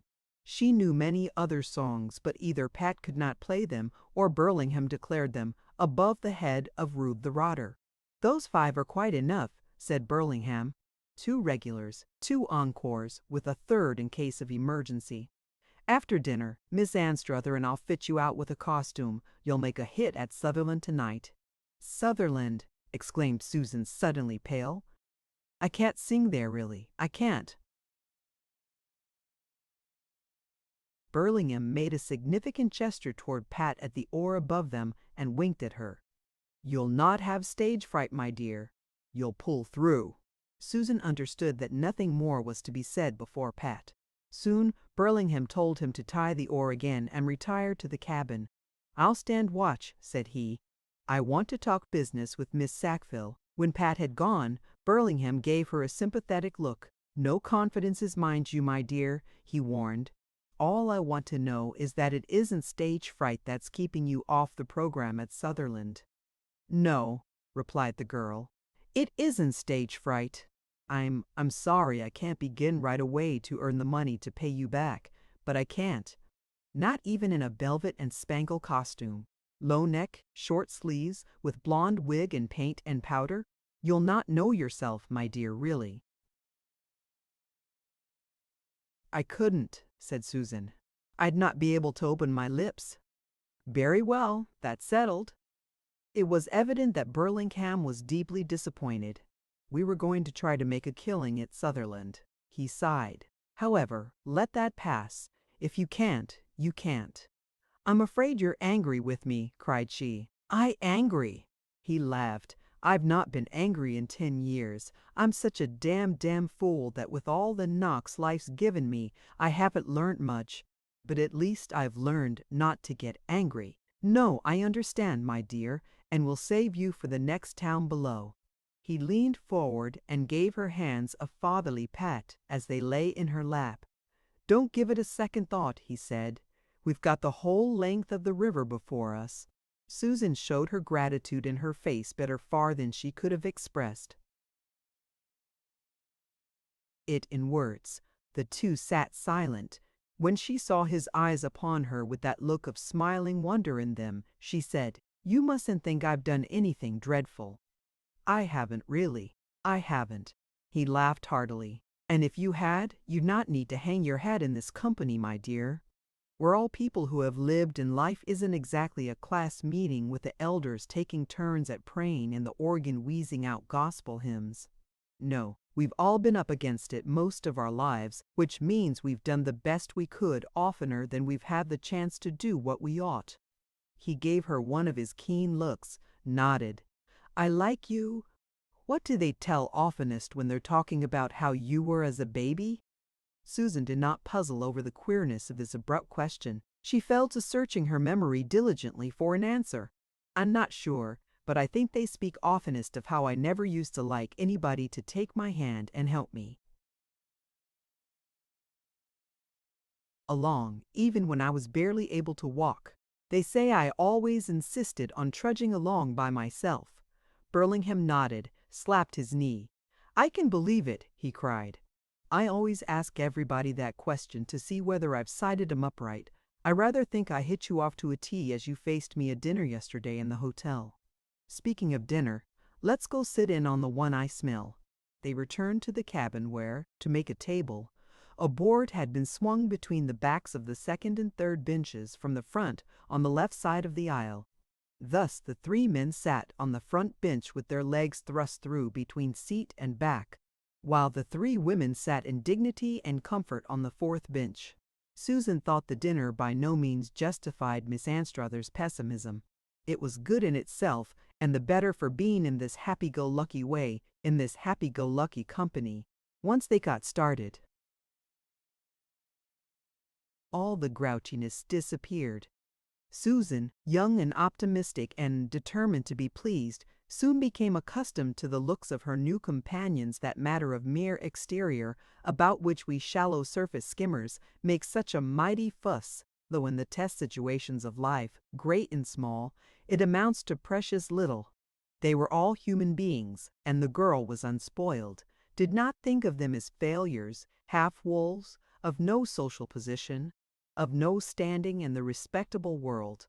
She still had much of the natural democracy of children, and she admired these new friends who knew so much more than she did, who had lived, had suffered, had come away from horrible battles covered with wounds, the scars of which they would bear into the grave battles they had lost. Yet they had not given up, but had lived on, smiling, courageous, kind of heart. It was their kind hearts that most impressed her, their kind taking in of her whom those she loved had cast out her, the unknown stranger, helpless and ignorant. And what Spencer had told her about the stage and its people made her almost believe that they would not cast her out, though they knew the dreadful truth about her birth. Tempest told a story that was broad. While the others laughed, Susan gazed at him with a puzzled expression. She wished to be polite, to please, to enjoy. But what that story meant, she could not fathom. Miss Anstruther jeered at her. "Look at the innocent," she cried. "Shut up, Vi," retorted Miss Connemora. "It's no use for us to try to be anything but what we are. Still, let the baby alone." "Yes, let her alone," said Burlingham. "It'll soak in soon enough," Miss Connemara went on. "No use rubbing it in." "What?" said Susan, thinking to show her desire to be friendly, to be one of them. "Dirt," said Burlingham dryly, "and don't ask any more questions." When the three women had cleared away the dinner and had stowed the dishes in one of the many cubbyholes along the sides of the cabin, the three men got ready for a nap. Susan was delighted to see them drop to the tops of the backs of the seats. 3 berths, which fitted snugly into the walls when not in use. She saw now that there were 5 others of the same kind, and that there was a contrivance of wires and curtains by which each berth could be shut off to itself. She had a thrilling sense of being in a kind of Swiss Family Robinson storybook come to life. She unpacked her bag, contributed the food in it to the common store, spread out her sarge suit which Miss Anstruther offered to press and insisted on pressing, though Susan protested she could do it herself quite well. "You'll want to put it on for the arrival at Sutherland," said Mabel Connemara. "No," replied Susan nervously, "not till tomorrow." She saw the curious look in all their eyes at sight of that dress, so different from the calico she was wearing. Mabel took her out on the forward deck, where there was an awning and a good breeze. They sat there, Mabel talking, Susan gazing rapt at land and water and at the actress, and listening as to a fairy story, for the actress had lived through many and strange experiences in the 10 years since she left her father's roof in Columbia, South Carolina. Susan listened and absorbed as a dry sponge dropped into a pail of water. At her leisure, she would think it all out, would understand, would learn. "Now tell me about yourself," said Mabel when she had exhausted all the reminiscences she could recall at the moment, all that were fit for a baby's ears. "I will, some time," said Susan, who was ready for the question. "But I can't not yet." "It seems to me you're very innocent," said Mabel, "even for a well-brought-up girl. I was well brought up, too. I wish to God my mother had told me a few things. But no, not a thing." "What do you mean?" inquired Susan. That set the actress to probing the girl's innocence, what she knew and what she did not. It had been many a day since Miss Conomer had had so much pleasure. "Well," she finally said, "I never would have believed it, though. I know these things are so. Now I'm going to teach you. Innocence may be a good thing for respectable women who are going to marry and settle down with a good husband to look after them. But it won't do at all, not at all, my dear, for a woman who works so as to meet men in their own world and on their own terms. It's hard enough to get along, if you know. If you don't, when you're knocked down, you stay knocked down." "Yes, I want to learn," said Susan eagerly. "I want to know everything."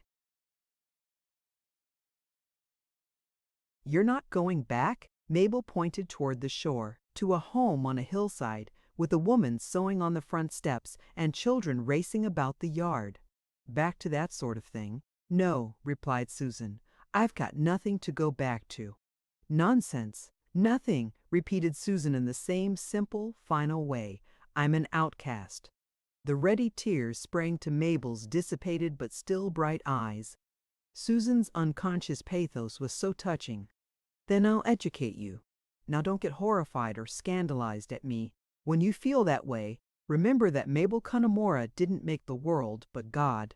At least, so they say, though. Personally, I feel as if the devil had charge of things, and the only God was in us poor human creatures fighting to be decent. I tell you, men and women ain't.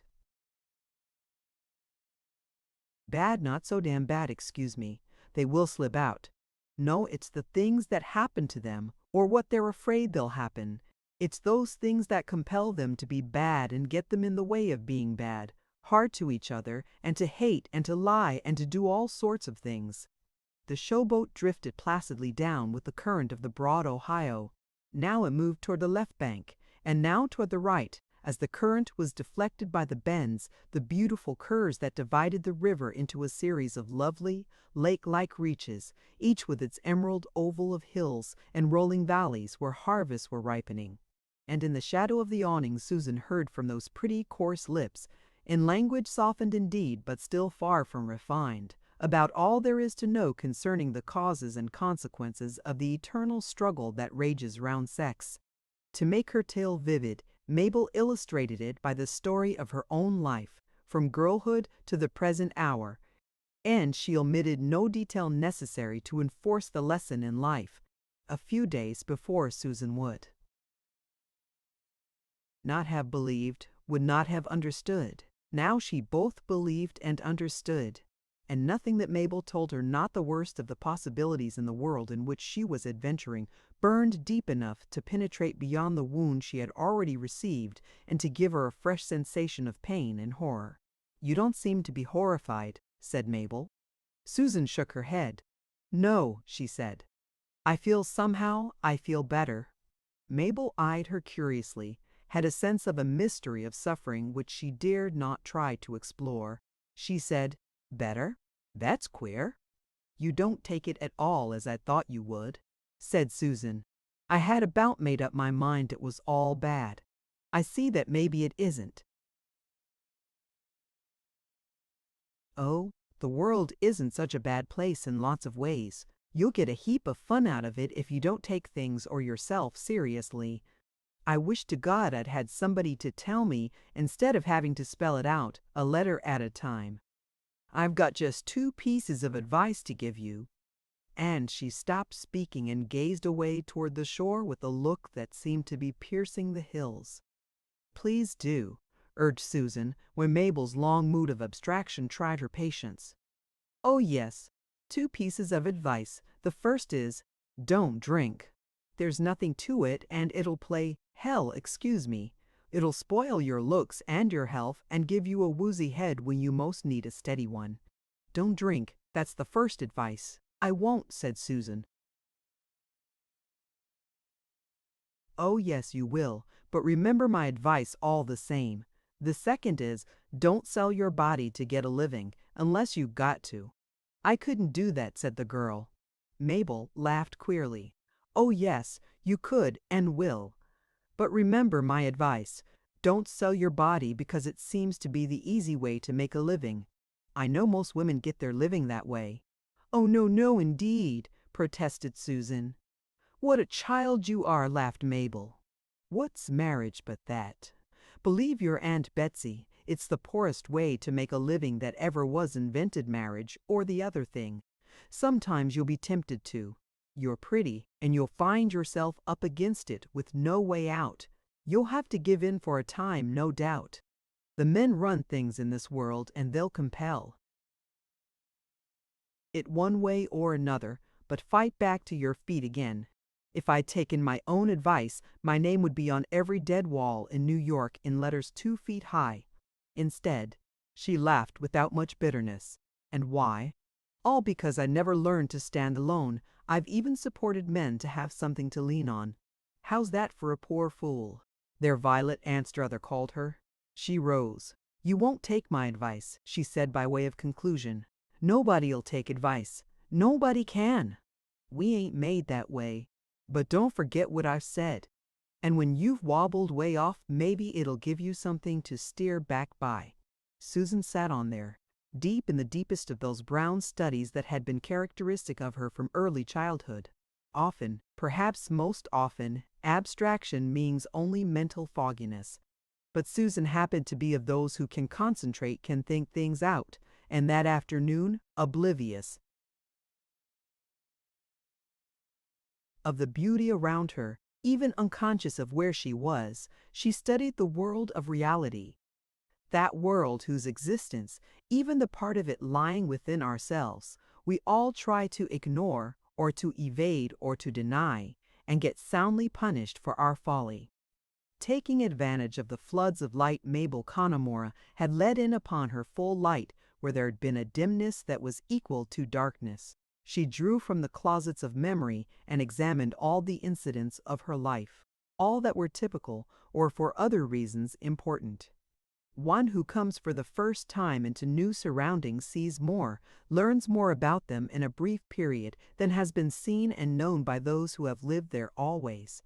After a few hours of recalling and reconstructing, Susan Lenox understood Sutherland probably better than she would have understood it had she lived a long, eventless life there. And is not every Sutherland the world in miniature?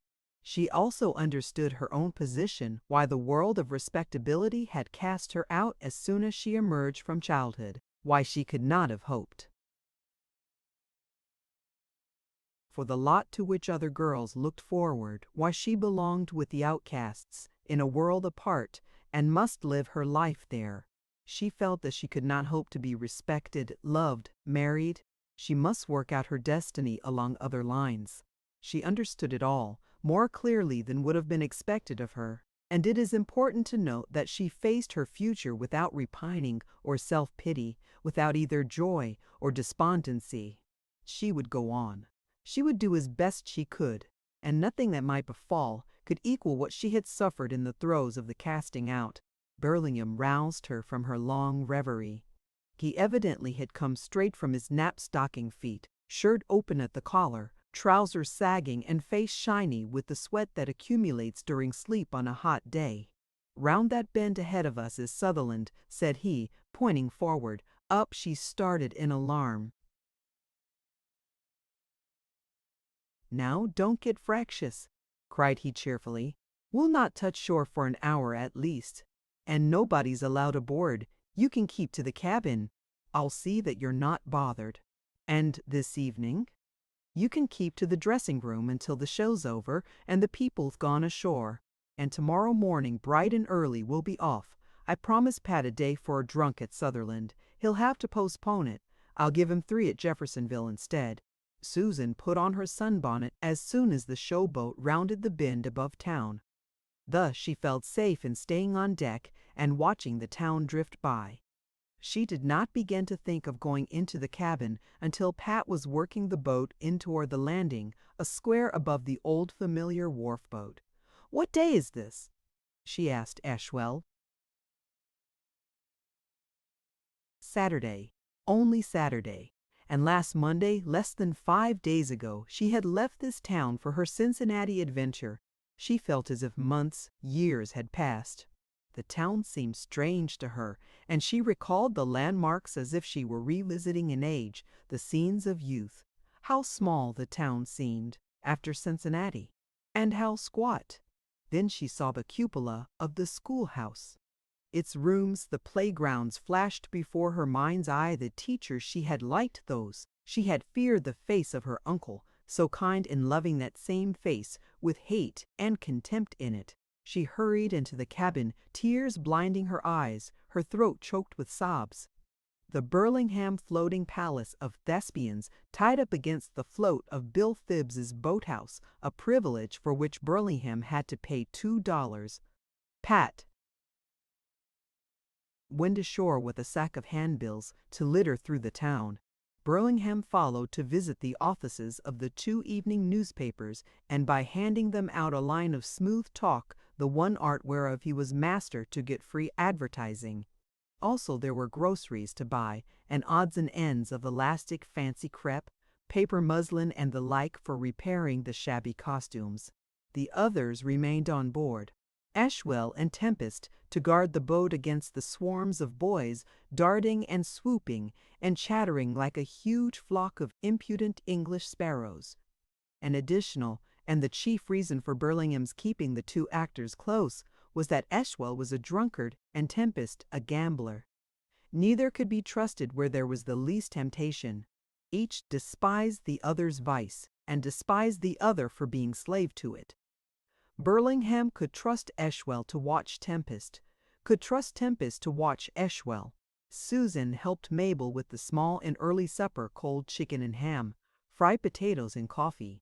Afterward, all dressed in the cabin. Some of the curtains for dividing off the berths were drawn, out of respect to Susan not yet broken to the ways of a mode of life which made privacy and personal modesty impossible. And when any human custom becomes impossible, It does not take human beings long to discover that it is also foolish and useless. The women had to provide for a change of costumes. As the dressing room behind the stage was only a narrow space between the backdrop and the forward wall of the cabin, dressing in it was impossible, so Mabel and Vi put on a costume of tights and over it a dress. Susan was invited to remain and help. The making up of the faces interested her. She was amazed by the transformation of Mabel into youthful loveliness, with the dairy maid's bloom in place of her pallid pastiness. On the other hand, makeup seemed to bring out the horrors of Miss Anstruther's big, fat yet hollow face, and to create other and worse horrors, as if in covering her face it somehow uncovered her soul. When the two women stripped and got into their tights, Susan with polite modesty turned away. However, catching sight of Miss Anstruther in the mirror that had been hung up under one of the side lamps, she was so fascinated that she gazed furtively at her by that indirect way. Violet happened to see, laughed. "Look at the baby's shocked face, Mabel," she cried. But she was mistaken. It was sheer horror that held Susan's gaze upon Violet's incredible hips and thighs, violently obtruded by the close-reefed corset. Mabel had a slender figure, the waist too short and the legs too nearly of the same girth from hip to ankle, but for all that, attractive. Susan had never before seen a woman in tights without any sort of skirt. "You would show up well in those things," Violet said to her, "that is, for a thin woman. The men don't care much for thinness." "Not the clodhoppers and rustabouts that come to see us," retorted Mabel. "The more a woman looks like a cow or a sow, the better they like it. They don't believe it's female unless it looks like what they're used to in the barnyard and the cattle pen." Miss Anstruther was not in the least offended. She paraded, jauntily switching her great hips and laughing. "Jealous," she teased. "You poor little broomstick." Burlingham was in a white flannel suit that looked well enough in those dim lights. The makeup gave him an air of rakish youth. Eshwell had got himself into an ordinary sack suit. Tempest was in the tattered and dirty finery of a 17th-century courtier. The paint in black made Eshwell's face fat and comic. It gave Tempest distinction, made his hollow, blazing eyes brilliant and large. All traces of habitation were effaced from the auditorium. The lamps were lighted, a ticket box was set up on the rear deck, and an iron bar was thrown half across the rear entrance to the cabin that only one person at a time might be able to pass. The curtain was let down, a gaudy smear of a garden scene in a French palace in the 18th century. Pat, the orchestra, put on a dress coat and vest, and a dicky. The coat had white celluloid cuffs pinned in the sleeves at the wrists.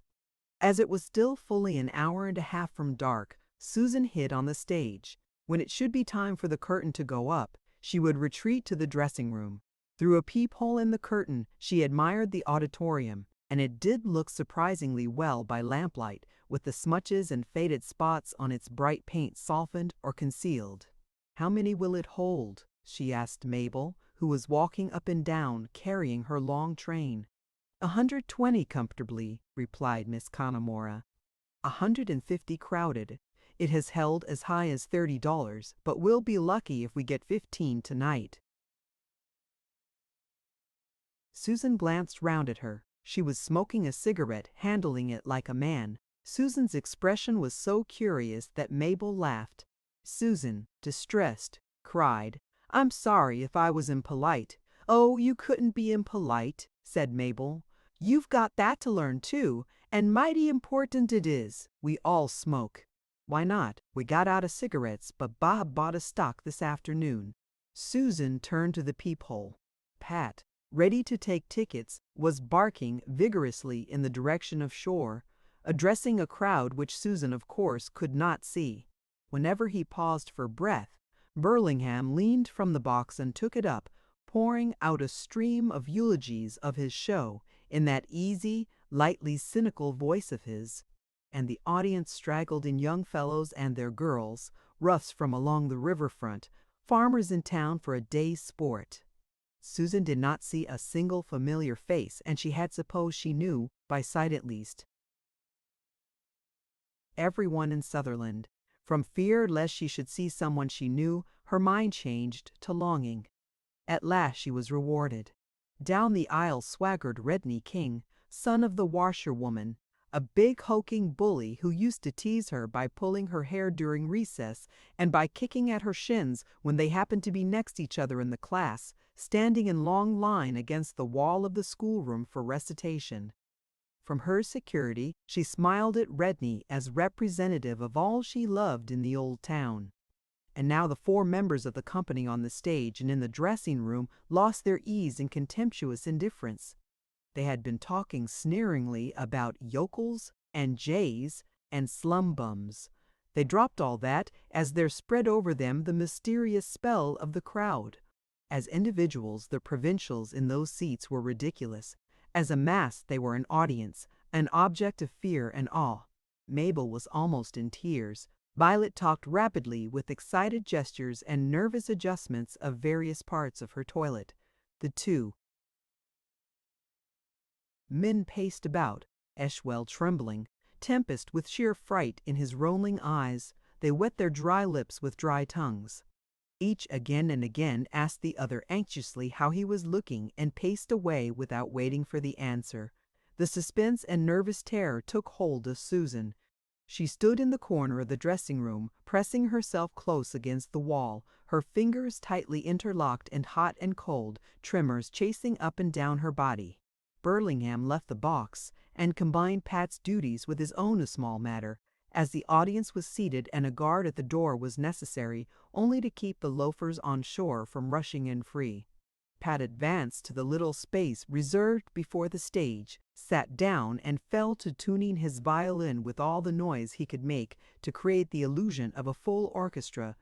Miss Anstruther appeared in one of the forward side doors of the auditorium, very dignified in her black satin paper muslin dress with many and sparkling hair and neck ornaments and rings that seemed a light. She bowed to the audience, pulled a little old cottage organ from under the stage, and seated herself at it. After the overture, a pause. Susan, peeping through a hole in the drop, saw the curtain go up, drew a long breath of terror as the audience was revealed beyond the row of footlights, beyond the big, befrizzled blonde head of Violet and the drink-seared face of Pat. From the rear of the auditorium came Burlingham's smooth-flowing, faintly amused voice, announcing the beginning of the performance. A delightful feast throughout, ladies and gentlemen, amusing yet elevating, ever moral, yet with none of the depressing sadness of Puritanism. For, ladies and gentlemen, while we are pious, we are not Puritan. The first number is a monologue, The Mad Prince, by that eminent artist, Gregory Tempest. He has delivered it before vast audiences amid thunders of applause. Susan thrilled as Tempest strode forth, Tempest transformed by the footlights and by her young imagination into a true king, most wonderfully and romantically bereft of reason by the woes that had assailed him in horrid phalanxes. If anyone had pointed out to her that Tempest's awful voice was simply cheap ranting, or that her own woes had been as terrible as any that had ever visited a king, or that when people go mad it is never from grief, but from insides unromantically addled by foolish eating and drinking, if anyone had attempted then and there to educate the girl, how angry it would have made her, how she would have hated that well-meaning person for spoiling her illusion. The spell of the stage seized her with Tempest's first line, first elegant, despairing gesture. It held her through Burlingham and Anstruther's sketch of a matrimonial quarrel, through Connemara and Eshwell's delicious symphonic romanticism of a lover's quarrel and making up, through Tempest's recitation of Lasca, dying to shield her cowboy lover from the hoofs of the stampeded herd. How the tears did stream from Susan's eyes as Tempest wailed out those last lines. But I wonder why I do not care for the things that are like the things that were. Can it be that half my heart lies buried there, in Texas, down by the Rio Grande? She saw the little grave in the desert and the vast blue sky and the buzzard sailing lazily to and fro, and it seemed to her that Tempest himself had inspired such a love, had lost a sweetheart in just that way. No wonder he looked gaunt and hollow-eyed and sallow.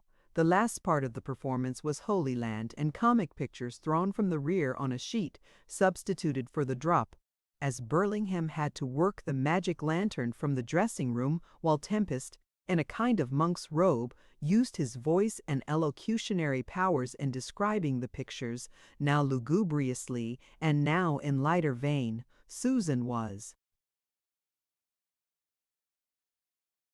forced to retreat to the forward deck and missed that part of the show. But she watched Burlingham shifting the slides and altering the forms of the lenses, and was in another way as much thrilled and spellbound as by the acting. Nor did the spell vanish when, with the audience gone, they all sat down to a late supper and made coarse jests and mocked at their own doings and at the people who had applauded. Susan did not hear. She felt proud that she was permitted in so distinguished a company. Every disagreeable impression vanished. How could she have thought these geniuses common and cheap? How had she dared apply to them the standards of the people, the dull, commonplace people among whom she had been brought up? If she could only qualify for membership in this galaxy, the thought made her feel like a worm aspiring to be a star. Tempest, whom she had liked least, now filled her with admiration. She saw the tragedy of his life, plain and sad upon his features. She could not look at him without her heart's contracting in an ache. It was not long before Mr. Tempest, who believed himself a lady killer, noted the ingenuous look in the young girl's face and began to pose.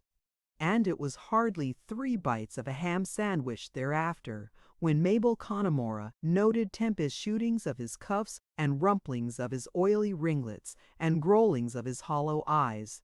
And at the sight, Miss Mabel's bright eyes became bad, and her tongue shot satire at him. But Susan did not observe this. After supper they went straightway to bed. Burlingham drew the curtains round the berth let down for Susan. The others indulged in no such prudery on so hot a night. They put out the lamps and got ready for bed, and into it by the dim light trickling in through the big rear doorway and the 2 small side doorways forward, to help on the circulation of air. Pat raised the stage curtain and dropped and opened the little door forward. Each sleeper had a small netting suspended over him from the ceiling. Without that netting, the dense swarms of savage mosquitoes would have made sleep impossible. As it was, the loud singing of these baffled thousands kept Susan awake. After a while, to calm her brain, excited by the evening's thronging impressions and by the new, or rather reviewed ambitions born of them, Susan rose and went softly out on deck in her nightgown of calico slip. Because of the breeze, the mosquitoes did not trouble her there, and she stood a long time watching the town's few faint lights, watching the stars, the thronging stars of the Milky Way, dreaming. Yesterday had almost faded from her, for youth lives only in tomorrow, youth in tomorrow, age in yesterday, and none of us in today, which is all we really have. And she, with her wonderful health, a body meaning youth as long as it lasted, she would certainly be young. Until she was very old, would keep her youth, her dreams, her living always in tomorrow.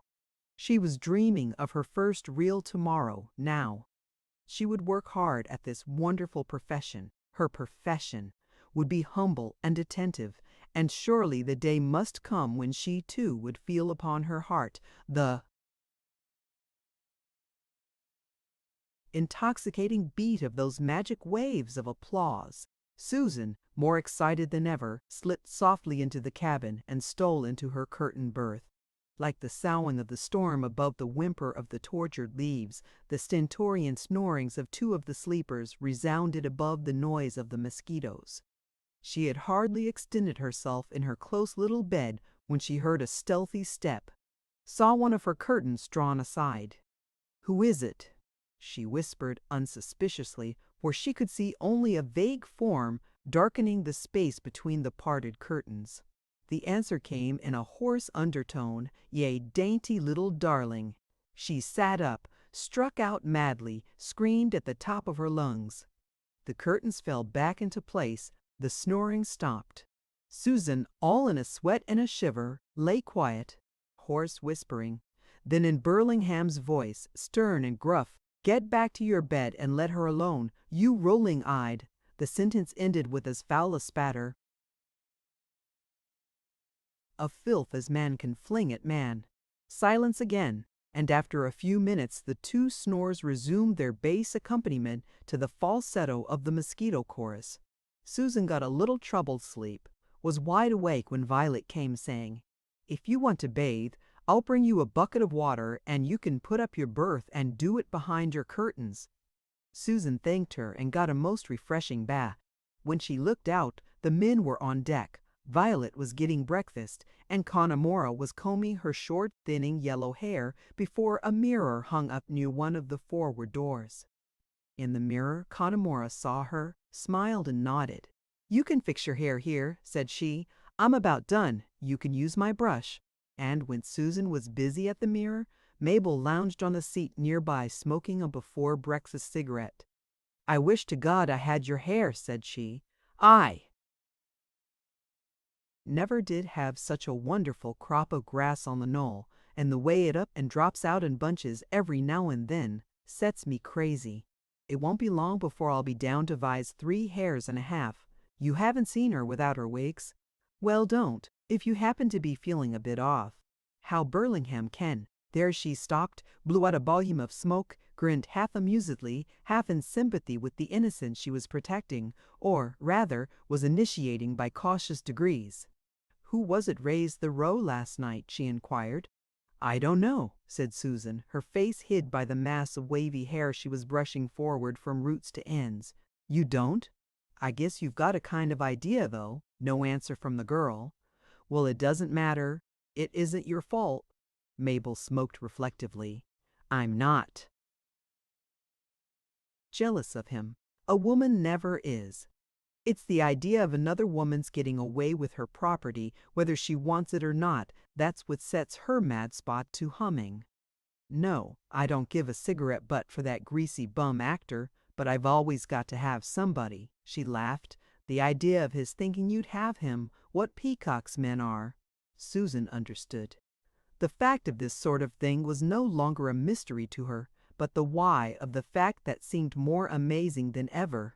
Now that she had discovered that her notion of love being incorporeal was as fanciful as Santa Claus, she could not conceive why it should be at all. As she was bringing round the braids for the new coiffure she had adopted, she said to Mabel, "You love him?" "I?" Mabel laughed immoderately. "You can have him if you want him." Susan shuddered. "Oh, no," she said. "I suppose he's very nice, and really he's quite a wonderful actor, but I don't care for men." Mabel laughed again, curt, bitter. "Wait," she said. Susan shook her head with youth's positiveness. "What's caring got to do with it?" pursued Mabel, ignoring the headshake. "I've been about quite a bit, and I've yet to see anybody that really cared for anybody else. We care for ourselves. But a man needs a woman, and a woman needs a man. They call it loving. They might as well call eating loving. Ask Burley." Chapter 14. A.T. Breakfast Tempest was precisely as usual, and so were the others. Nor was there effort or any sort of pretense in this. We understand only that to which we are accustomed. The man of peace is amazed by the veteran's nonchalance in presence of danger and horror, of wound and death. To these river wanderers, veterans in the unconventional life, where the unusual is the usual, the unexpected the expected, whatever might happen was the matter of course, to be dealt with and dismissed. Susan naturally took her cue from them. When Tempest said something to her in the course of the careless conversation round the breakfast table, she answered and had no sense of constraint. Thus, an incident that in other surroundings would have been in some way harmful through receiving the exaggeration of undue emphasis caused less stir than the 5 huge and fiery mosquito bites Eshwell had got in the night. And Susan unconsciously absorbed one of those lessons in the science and art of living that have decisive weight in shaping our destinies. For intelligent living is in large part learning to ignore the unprofitable that one may concentrate upon the profitable. Burlingham announced that they would cast off and float down to Bethlehem. There was a chorus of protests. "Why, we ought to stay here a week," cried Miss Anstruther. "We certainly caught on last night. Didn't we take in $17? Demanded Eshwell. "We can't do better than that anywhere." "Who's managing this show?" asked Burlingham in his suave but effective way. "I think I know what I'm about." He met their grumblings with the utmost good humor and remained inflexible. Susan listened with eyes down and burning cheeks. She knew Burlingham was leaving the best cow unmilked, as Connemara put it, because he wished to protect her. She told him so when they were alone on the forward deck a little later, as the boat was floating round the bend below Sutherland. "Yes," he admitted, "I've great hopes from your ballads. I want to get you on." He looked round casually, saw that no one was looking, drew a peculiarly folded copy of the Sutherland Courier from his pocket. "Besides," said he, holding out the paper, "read that." Susan read, "George Warham-esque requests us to announce that he has increased the reward for information as to the whereabouts of Mrs. Susan Ferguson, his young niece, Susan Lenox, to $1,000. There are grave fears that the estimable and lovely young lady who disappeared from her husband's farm the night of her marriage has doubtless, in a moment of insanity, ended her life. We hope not." Susan lifted her gaze from this paragraph after she had read it until the words ran together in a blur. She found Burlingham looking at her. Said he, "As I told you before, I don't want to know anything. But when I read that, it occurred to me, if some of the others saw it, they might think it was you, and might do a dirty trick." He sighed with a cynical little smile. "I was tempted myself. 1,000 is quite a bunch. You don't know not yet how a chance to make some money any old way compels a man or a woman when money's as scarce and as useful as it is in this world. As you get along, you'll notice, my dear, that the people who get moral goose flesh at the shady doings of others are always people who haven't ever really been up against it. I don't know why I didn't." He shrugged his shoulders. "Now, my dear, you're in on the secret of why I haven't got up in the world." He smiled cheerfully. "But I may yet." The game's far from over. She realized that he had indeed made an enormous sacrifice for her, for, though very ignorant about money, $1,000 seemed a fortune. She had no words. She looked away toward the emerald shore, and her eyes filled and her lip quivered. How much goodness there was in the world! How much generosity and affection! "I'm not sure," he went on, "that you oughtn't to go back, but it's your own business. I've a kind of feeling you know what you're about." "No matter what happens to me," said she, "I'll never regret what I've done. I'd kill myself before I'd spend another day with the man they made me marry." "Well, I'm not fond of dying," observed Burlingham in the light, jovial tone that would most quickly soothe her agitation, "but I think I'd take my chances with the worms rather than with the dry rot of a backwoods farm. You may not get your meals so regular out in the world, but you certainly do live. Yes, that backwoods life, for anybody with a spark of spunk, is simply being dead and knowing it." He tore the Courier into 6 pieces, flung them over the side. "None of the others saw the paper," said he, "so Miss Lorna Sackville is perfectly safe." He patted her on the shoulder. "And she owes me $1,002. I'll pay if you'll be patient," said the girl, taking his jest gravely. "It's a good gamble," said he. Then he laughed. "I guess that had something to do with my virtue. There's always a practical reason, always." But the girl was not hearing his philosophies. Once more she was overwhelmed and stupefied by the events that had dashed in upon and over her like swift succeeding billows that give the swimmer no pause for breath or for clearing the eyes. "No, you're not dreaming," said Burlingham, laughing at her expression. "Act. Least, no more than we all are. Sometimes I suspect the whole damned shooting match is nothing but a dream. Well, it's a pretty good one, eh?"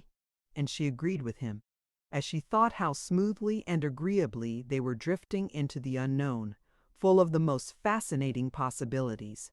How attractive this life was, how much at home she felt among these people, and if anyone should tell him about her birth or about how she had been degraded by Ferguson, it wouldn't in the least affect their feeling toward her, she was sure.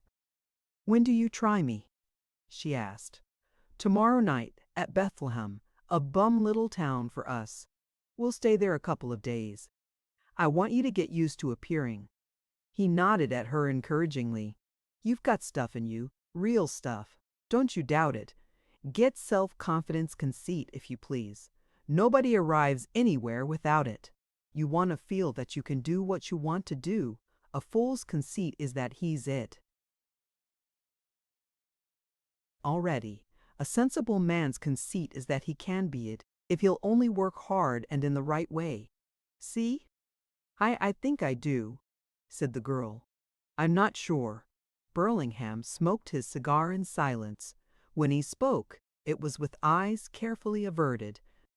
"There's another subject the spirit moves me to talk to you about. That's the one Miss Connemore opened up with you yesterday." As Susan moved uneasily, "Now, don't get scared. I'm not letting the woman business bother me much nowadays. All I think of is how to get on my feet again. I want to have a theater on Broadway before the old black flagger overtakes my craft and makes me walk the plank and jump out into the big guess. So you needn't think I'm going to worry you. I'm not." "Oh, I didn't think." "You ought to have, though," interrupted he. "A man like me is a rare exception. I'm a rare exception to my ordinary self. To be quite honest, it'll be best for you always to assume that every man you run across is looking for just one thing. You know what?" Susan, the flush gone from her cheeks, nodded. "I suppose Connemore has put you wise. But there are some things even she don't know about that subject. Now I want you to listen to your grandfather, remember what he says, and think it over until you understand it." "I will," said Susan. "In the life you've come out of, virtue in a woman's everything. She's got to be virtuous, or at least to have the reputation of it, or she's nothing. You understand that?" "Yes," said Susan, "I understand that now." "Very well. Now in the life you're going into, virtue in a woman is nothing no more than it is in a man anywhere. The woman who makes a career becomes like the man who makes a career. How is it with a man? Some are virtuous, others are not. But no man lets virtue bother him, and nobody bothers about his virtue. That's the way it is with the woman who cuts loose from the conventional life of society and home and all that. She is virtuous or not, as she happens to incline. Her real interest in herself, her real value, lies in another direction. If it doesn't, if she continues to be agitated about her virtue as if it were all there is to her, then, the sooner she hikes back to respectability, to the conventional routine, why the better for her. She'll never make a career, any more than she could drive an automobile through a crowded street and at the same time keep a big picture hat on straight. Do you follow me?" "I'm not sure," said the girl. "I'll have to think about it." "That's right. Don't misunderstand. I'm not talking for or against virtue. I'm simply talking practical life. And all I mean is that you won't get on there by your virtue, and you won't get on there by your lack of virtue. Now for my advice." Susan's look of unconscious admiration and attention was the subtlest flattery. Its frank, ingenuous showing of her implicit trust in him so impressed him with his responsibility that he hesitated before he said, "Never forget this, and don't stop thinking about it until you understand it. Make men as men incidental in your life, precisely as men who amount to anything make women is winning incidental. In your life, precisely as men who amount to anything make women as women. Her first sensation was obviously disappointing. She had expected something far more impressive. Said she, "I don't care anything about men."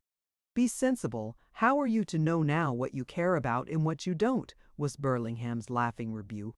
"And in the line you've taken the stage, with your emotions always being stirred up, with your thoughts always hovering round the relations of men and women, for that's the only subject of plays and music, and with opportunity thrusting at you as it never thrusts at conventional people, you'll probably soon find you care a great deal about men, but don't ever let your emotions hinder or hurt or destroy you.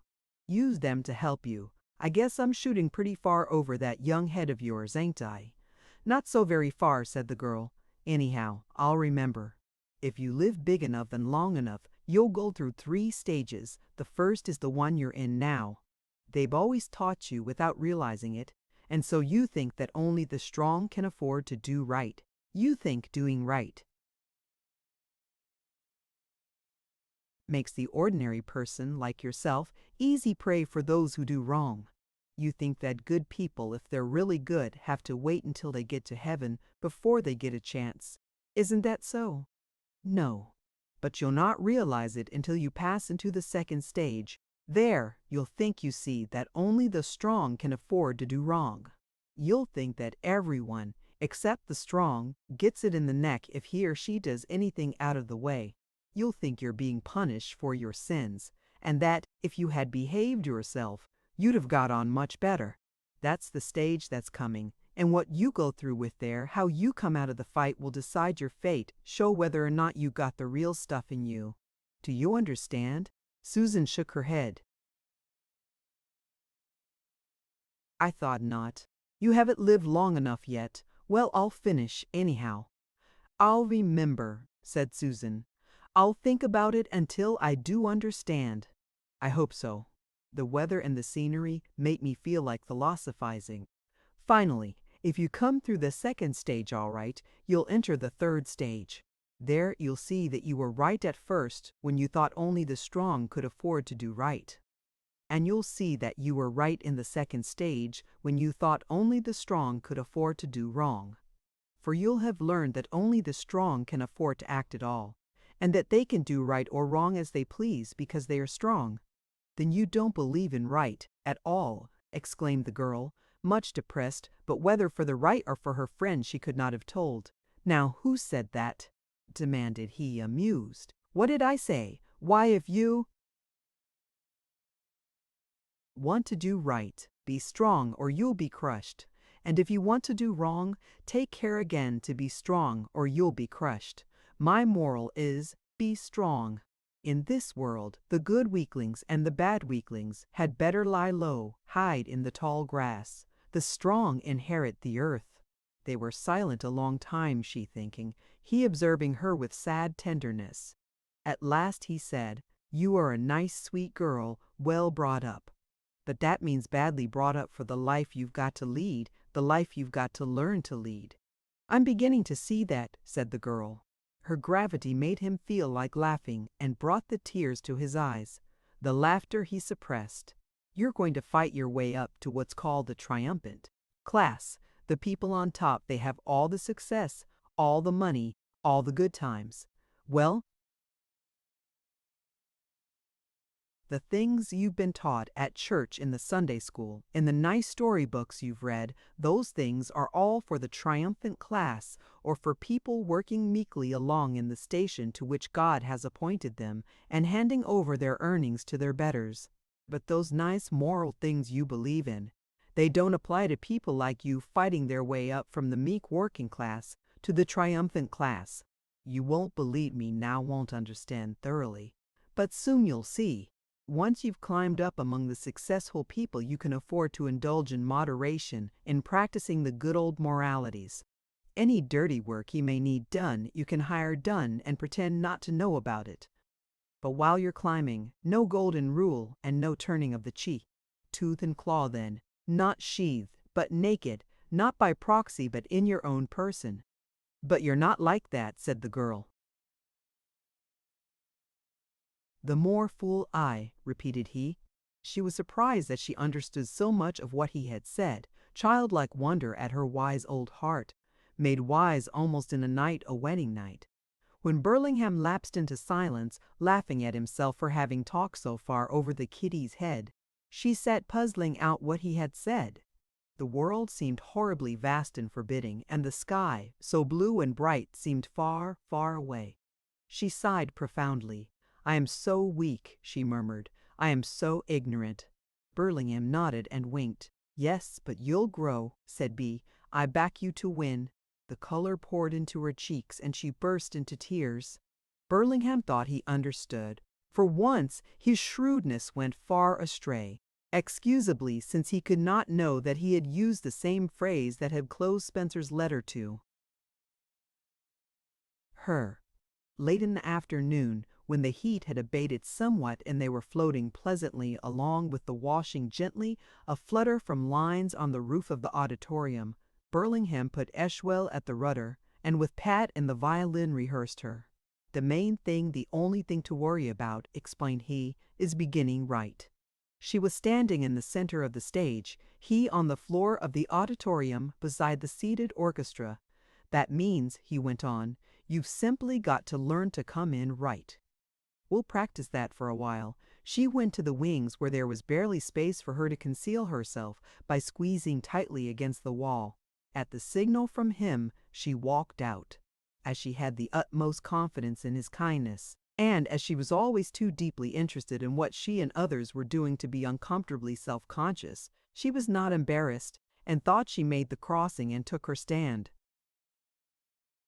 "Very well," he nodded approvingly. "But," said he, "there's a difference between a stage walk and walking anywhere else or standing. Nothing is natural on the stage. If it were, it would look unnatural, because the stage itself is artificial and whatever is there must be in harmony with it. So everything must be done unnaturally in such a way that it seems natural, just as a picture boat looks natural, though it's painted on a flat surface. Now I'll illustrate." He gave her his hand to help her jump down. Then he climbed to the stage. He went to the wings and walked out. As he came, he called her attention to how he poised his body, how he advanced so that there would be from the auditorium no unsightly view of crossing legs, how he arranged hands, arms, shoulders, legs, head, feet for an attitude of complete rest.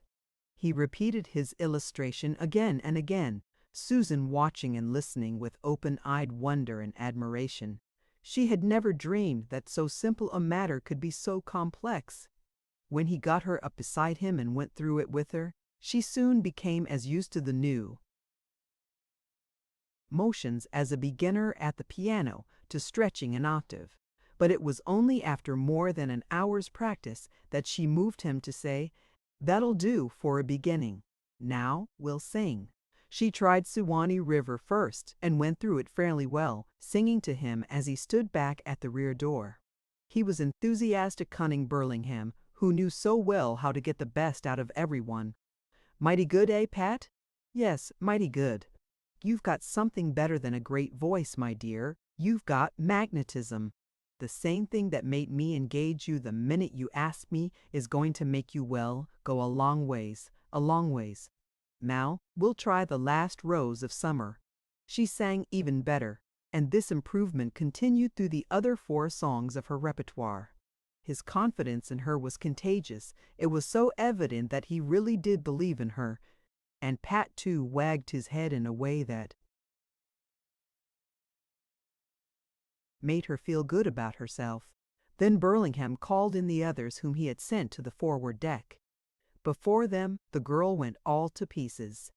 She made her entrance badly. She sang worse.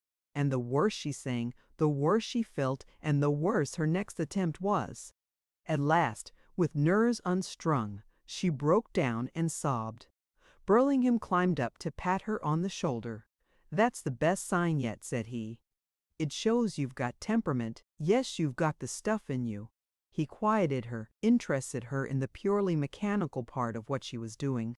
"Don't think of who you're doing it before. or of how you're doing it, but only of getting through each step and each note. If your head's full of that, you'll have no room for fright. And she was ready to try again. When she finished the last notes of Suwannee River, there was an outburst of hearty applause, and the sound that pleased her most was Tempest's rich rhetorical bravo. As a man, she abhorred him, but she respected the artist, and in unconsciously drawing this distinction, she gave proof of yet another quality that was to count heavily in the coming days. Artist he was not, but she thought him an artist. A girl or boy without the intelligence that can develop into flower and fruit would have seen and felt only Tempest, the odious personality. Burlingham did not let her off until she was ready to drop with exhaustion, and after supper, when they were floating slowly on, well out of the channel where they might be run down by some passing steamer with a flint-hearted captain or pilot, she had to go at it again. She went to bed early, and she slept without a motion or a break until the odor of the cooking breakfast awakened her. When she came out, her face was bright for the first time. She was smiling, laughing, chatting, was delighted with everything and everybody. Even the thought of Roderick Spencer laid up with a broken leg recurred less often and less vividly. It seemed to her that the leg must be about well. The imagination of healthy youth is reluctant to admit ideas of gloom in any circumstances. In circumstances of excitement and adventure such as Susan's at that time, it flatly refuses to admit them. They were at anchor before a little town sprawled upon the fields between hills and river edge. A few loafers were chewing tobacco and inspecting the showboat from the shady side of a pile of lumber. Pat had already gone forth with the bundle of handbills. He was not only waking up the town, but touring the country in horse and buggy, was agitating the farmers for the showboat, was to stay at least 2 nights at Bethlehem. "And we ought to do pretty well," said Burlingham. "The wheat's about all threshed, and there's a kind of lull. The hay seeds aren't so dead tired at night. A couple of weeks ago, we couldn't have got half a house by paying for it." As the afternoon wore away, and the sun disappeared behind the hills to the southwest, Susan's spirits oozed. Burlingham and the others deliberately paid no attention to her, acted as if no great universe-stirring event were impending. Immediately after supper, Burlingham said, "Now, Vi, get busy and put her into her harness. Make her a work of art." Never was there a finer display of unselfishness than in their eagerness to help her succeed, in their intense nervous anxiety lest she should not make a hit. The bad in human nature, as Mabel Connemora had said, is indeed almost entirely, if not entirely, the result of the compulsion of circumstances. The good is the natural outcropping of normal instincts, and resumes control whenever circumstances permit. These wandering players had suffered too much not to have the keenest and gentlest sympathy. Susan looked on Tempest as a wicked man, yet she could not but be touched by his almost hysterical excitement over her debut when the near approach of the hour made it impossible for his emotional temperament longer to hide its agitation. Every one of them gave or loaned her a talisman. Tempest, a bit of rabbit's foot. Anstruther, a ring that had twice saved her from drowning at least. It had been on her finger each time. Connemara, a hunchback's tooth on a faded velvet string. Pat, a penny which happened to be of the date of her birth year. The presence of the penny was regarded by all as a most encouraging sign. Eschwell loaned her a miniature silver bug he wore on his watch-end Fokje. They had got together for her a kind of evening dress, a pale blue chiffon-like drapery that left her lovely arms and shoulders bare and clung softly to the lines of her figure. They did her hair up in a graceful sweep from the brow and a simple coil behind. She looked like a woman, yet like a child dressed as a woman too. For there was, as always, that exuberant vitality which made each of the hairs of her head seem individual, electric. The rouge gave her color, enhanced into splendor, the brilliance of her violet-gray eyes so intensely colored and so admirably framed that they were noted by the least observant. When Anstruther had put the last touches to her toilet and paraded her to the others, there was a chorus of enthusiasm. The men no less than the women viewed her with the professional eye. "Didn't I tell you all?" cried Burlingham, as they looked her up and down like a group of connoisseurs inspecting a statue. "Wasn't I right? It is the dawn, and Juliet is the east," orated Tempest in rich romantic tones. "A damn shame to waste her on these yaps," said Eshwell. Connemore embraced her with tearful eyes. "And as sweet as you are lovely, you dear," she cried. "You simply can't help winning." The two women thought her greatest charms were her form and her feet and ankles. The men insisted that her charm of charms was her eyes, and certainly much could be said for that view.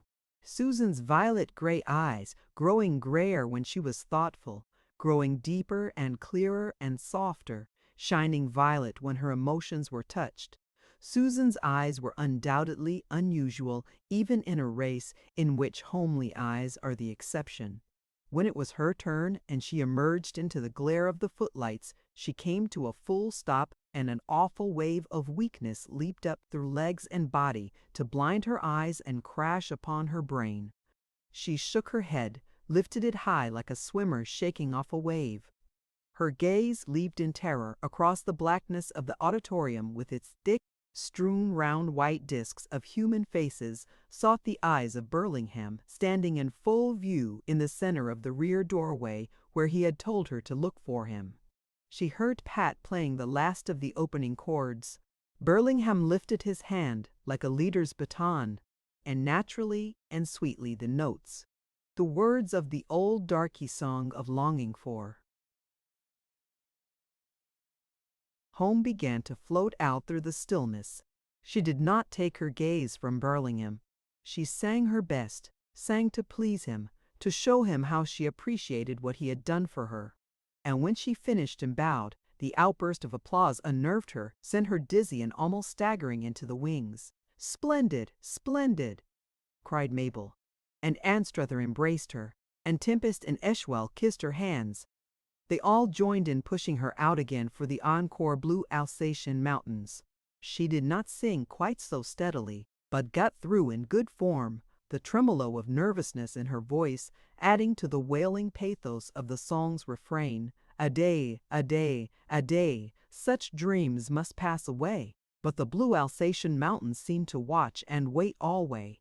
The crowd clapped, stamped, whistled, shouted. But Burlingham defied it. "The lady will sing again later," he cried. "The next number on the regular program is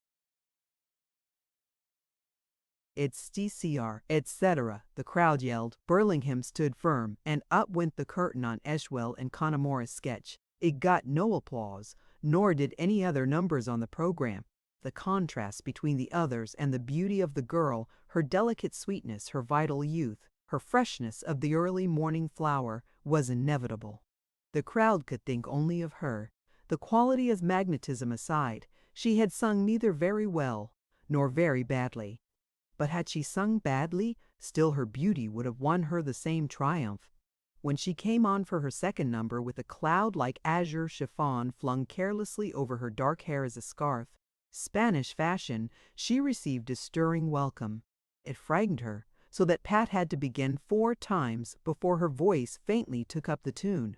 Again, Burlingham's encouraging, confident gaze, flung across the gap between them like a strong rescuing hand, strengthened her to her task.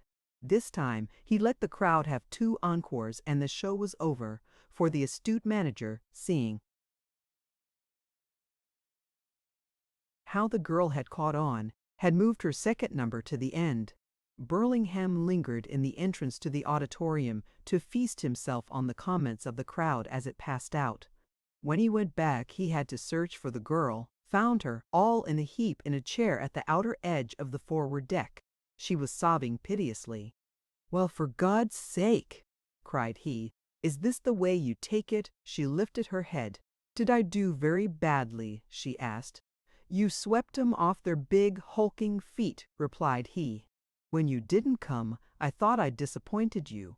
I'll bet my hand there never was such a hit made in a river showboat, and they've graduated some of the swells of the profession. We'll play here a week to crowded houses, matinees, every day too. And this is a 2-night stand, usually. I must find some more songs." He slapped his thigh. "The very thing," he cried.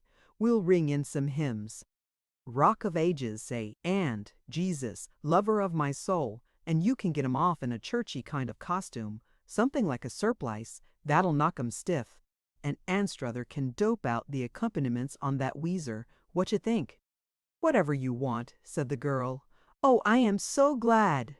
"I don't see how you got through so well," said he. "I didn't dare fail," replied Susan. "If I had, I couldn't have faced you."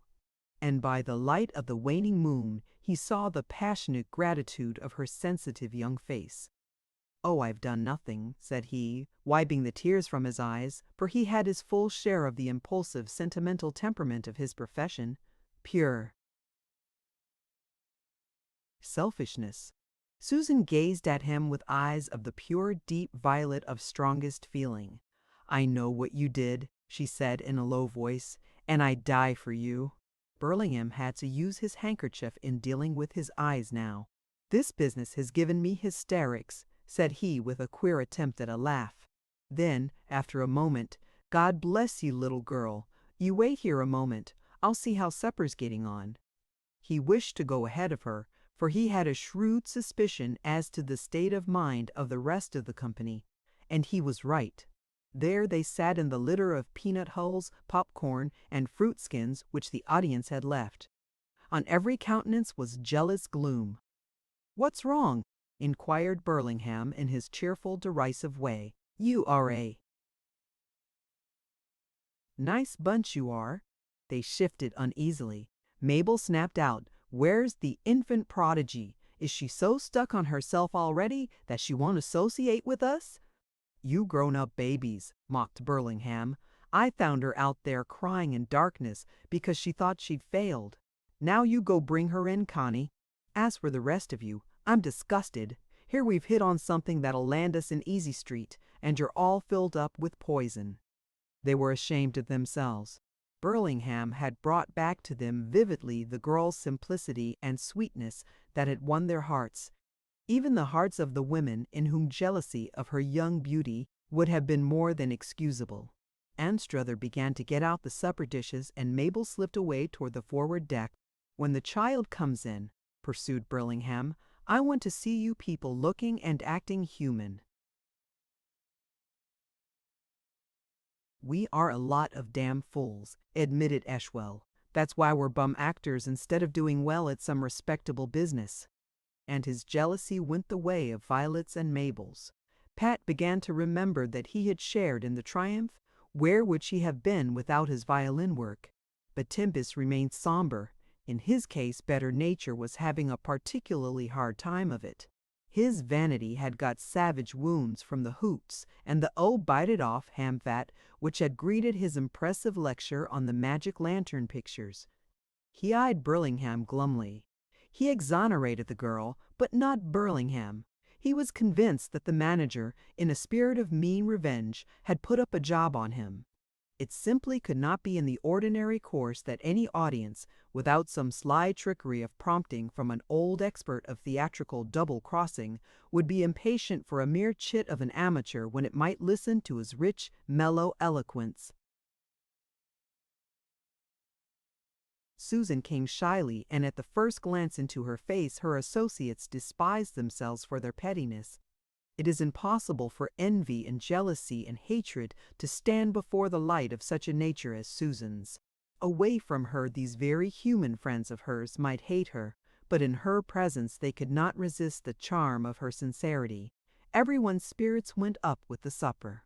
It was Pat who said to Burlingham, "Bob, we're going to let the pullet in on the profits equally, aren't we?" "Sure," replied Burlingham. "Anybody kicking?" The others protested enthusiastically except Tempest, who shot a glance of fiery scorn at Burlingham over a fork laden with potato salad. "Then you're elected, Miss Sackville," said Burlingham. Susan's puzzled eyes demanded an explanation. "Just this," said he, "we divide equally at the end of the trip all we've raked in, after the rent of the boat and expenses are taken off. You get your equal share exactly as if you started with us." "But that wouldn't be fair," protested the girl. "I must pay what I owe you first." "She means $2 she borrowed of me at Carrollton," explained Burlingham. And they all laughed uproariously. "I'll only take what's spare," said the girl. "I vote we give it all to her," rolled out Tempest in tragedy's tone for classic satire. Before Mabel could hurl at him the probably coarse retort she instantly got her lips ready to make, Burlingham's cool, peace-compelling tones broke in. "Miss Sackville's right. She must get only what's fair. She shares equally from tonight, on less $2. Susan nodded delightedly. She did not know, and the others did not at the excited moment recall that the company was to date $11 less well off than when it started from the headwaters of the Ohio in early June. But Burlingham knew, and that was the cause of the quiet grin to which he treated himself. Chapter 15. Burlingham had lived too long, too actively and too intelligently to have left any of his large original stock of the optimism that had so often shipwrecked his career in spite of his talents and his energy. Out of the bitterness of experience, he used to say, "A young optimist is a young fool. An old optimist is an old ass. A fool may learn, an ass can't." And again, "An optimist steams through the fog, taking it for granted everything's all right. A pessimist steams ahead too, but he gets ready for trouble." However, he was wise enough to keep his private misgivings and reservations from his associates.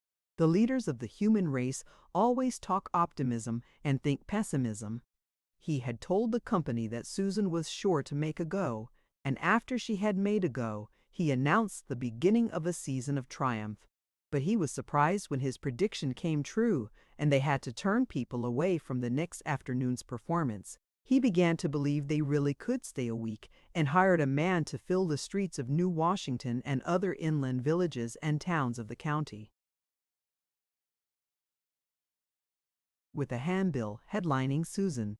The news of the lovely young ballad singer in the showboat at Bethlehem spread, as interesting news ever does. And down came the people to see and hear, and to go away exclaiming. Bethlehem, the sleepy, showed that it could wake when there was anything worth waking for.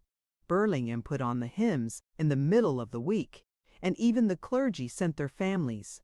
Every morning Susan, either with Mabel or with Burlingham, or with both, took a long walk into the country. It was Burlingham, by the way, who taught her the necessity of regular and methodical long walks for the preservation of her health. When she returned, there was always a crowd lounging about the landing, waiting to gape at her and whisper. It was intoxicating to her, this delicious draught of the heady wine of fame. And Burlingham was not unprepared for the evidences that she thought pretty well of herself, felt that she had arrived. He laughed to himself indulgently. Let the kitty enjoy herself, thought he. She needs the self. Confidence now to give her a good foundation to stand on. Then when she finds out what a false alarm this jay excitement was, she'll not be swept clean away into despair. The chief element in her happiness he of course knew nothing about. Until this success, which she, having no basis for comparison, could not but exaggerate, she had been crushed and abused more deeply than she had dared admit to herself, by her birth, which made all the world scorn her, and by the series of calamities in that afternoon and night of horror at Ferguson's. This success it seemed to her to give her the right to have been born, the right to live on and hold up her head without effort after Ferguson. "I'll show them all before I get through," she said to herself, over and over again. "They'll be proud of me. Ruth will be boasting to everyone that I'm her cousin. and Sam Wrighthill wondered that he ever dared touch such a famous great woman. She only half believed this herself, for she had much common sense and small self-confidence. But pretending that she believed it all gave her the most delicious pleasure. Burlingham took such frank joy in her innocent vanity so far as he understood it, and so far as she exhibited it, that the others were good-humored about it too. All the others except Tempest, whom conceit and defeat had long since soured through and through. A tithe of Susan's success would have made him unbearable, for like most human beings, he had a vanity that was Atlantosaurian, on starvation rations, and would have filled the whole earth if it had been fed a few crumbs. Small wonder that we are ever eagerly on the alert for signs of vanity in others. We are seeking the curious comfort there is in the feeling that others have our own weakness to a more ridiculous degree. Tempest twitched to jeer openly at Susan, whose exhibition was really timid and modest and not merely excusable but justifiable. But he dared go no further than holding haughtily aloof and casting vaguely into the air ever and anon a tragic sneer. Susan would not have understood if she had seen, and did not see. She was treading the hates, her eyes upon the sky. She held grave consultation with Burlingham, with Violet, with Mabel, about improving her part. She took it all very, very seriously, and Burlingham was glad of that. "Yes, she does take herself seriously," he admitted to Anstruther. "But that won't do any harm, as she's so young, and as she takes her work seriously, too. The trouble about taking oneself seriously is it stops growth. She hasn't got that form of it." "Not yet," said Violet. "She'll wake from her little dream, poor child, long before the fatal stage." And he heaved a sigh for his own lost illusions, those illusions that had cost him so dear. Burlingham had intended to make at least one stop before Jeffersonville, the first large town on the way down, but Susan's capacities as a house-filler decided him for pushing straight for it. "We'll go where there's a big population to be." "Drawn on," said he, but he did not say that in the back of his head there was forming a plan to take a small theater at Jeffersonville if the girl made a hit there. Eshwell, to whom he was talking, looked glum. "She's going pretty good with these greenies," observed he. "But I've my doubts whether city people will care for anything so milk-like." Burlingham had his doubts, too. But he retorted warmly, "Don't you believe it, Eshy, city's an outside. Underneath, there's still the simple, honest, grassy, green heart of the country." Eshwell laughed. "So you stopped jeering at jays. You've forgotten what a lot of tightwads and petty swindlers they are. Well, I don't blame you. Now that they're given down to us so freely, I feel better about them myself. It's a pity we can't lower the rest of the program to the level of their intellectuals." Burlingham was not tactless enough to disturb Eshwell's consoling notion that while Susan was appreciated by these ignorant country jakes, the rest of the company were too subtle and refined in their art. "That's a good idea," replied he.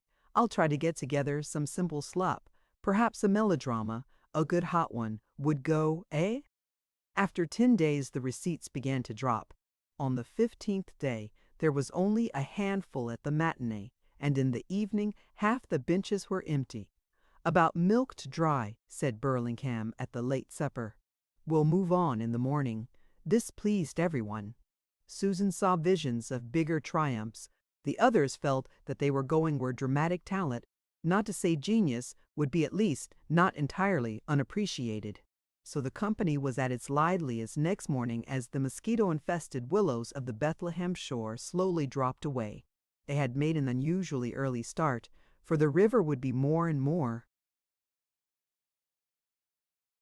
crowded as they neared the 3 close-set cities, Louisville, Jeffersonville, and New Albany, and the helpless little showboat must give the steamers no excuse for not seeing her.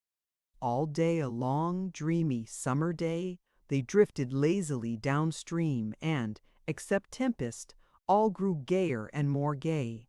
Burlingham had announced that there were $378 in the Japan tin box he kept shut up in his bag. At dusk a tug, for $3, nosed them into a wharf which adjoined the thickly populated labor quarter of Jeffersonville. Susan was awakened by a scream. Even as she opened her eyes, a dark cloud, a dull, suffocating, terrifying pain descended upon her. When she again became conscious, she was lying upon a mass of canvas on the levee with 3 strange men bending over her. She sat up, instinctively caught together the front of the nightdress she had bought in Bethlehem the second day there. Then she looked wildly from face to face. "You're all right, ma'am," said one of the men. "Not a scratch, only stunned." "What was it?" said the girl. "Where are they?" As she spoke, she saw Burlingham in his nightshirt propped against a big blue oil barrel. He was staring stupidly at the ground. And now she noted the others scattered about the levee, each with a group around him or her.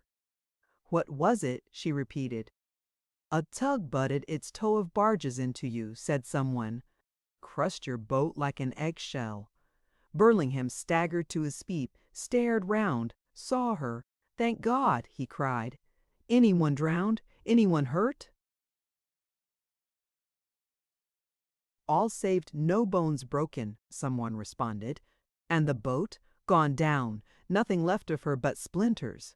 The barges were full of coal and building stone. The box!" suddenly shouted Burlingham. "The box!" "What kind of a box?" asked a boy with lean, dirty, and much scratched bare legs. "A little black tin box like they keep money in." "That's it. Where is it?" "It's all right," said the boy. "One of your people, a black actor-looking fellow, Tempest," interjected Burlingham. "Go on." "He dressed on the wharf and he had the box. Where is he?" "He said he was going for a doctor. Last I seed of him he was up to the corner yonder. He was movin' fast."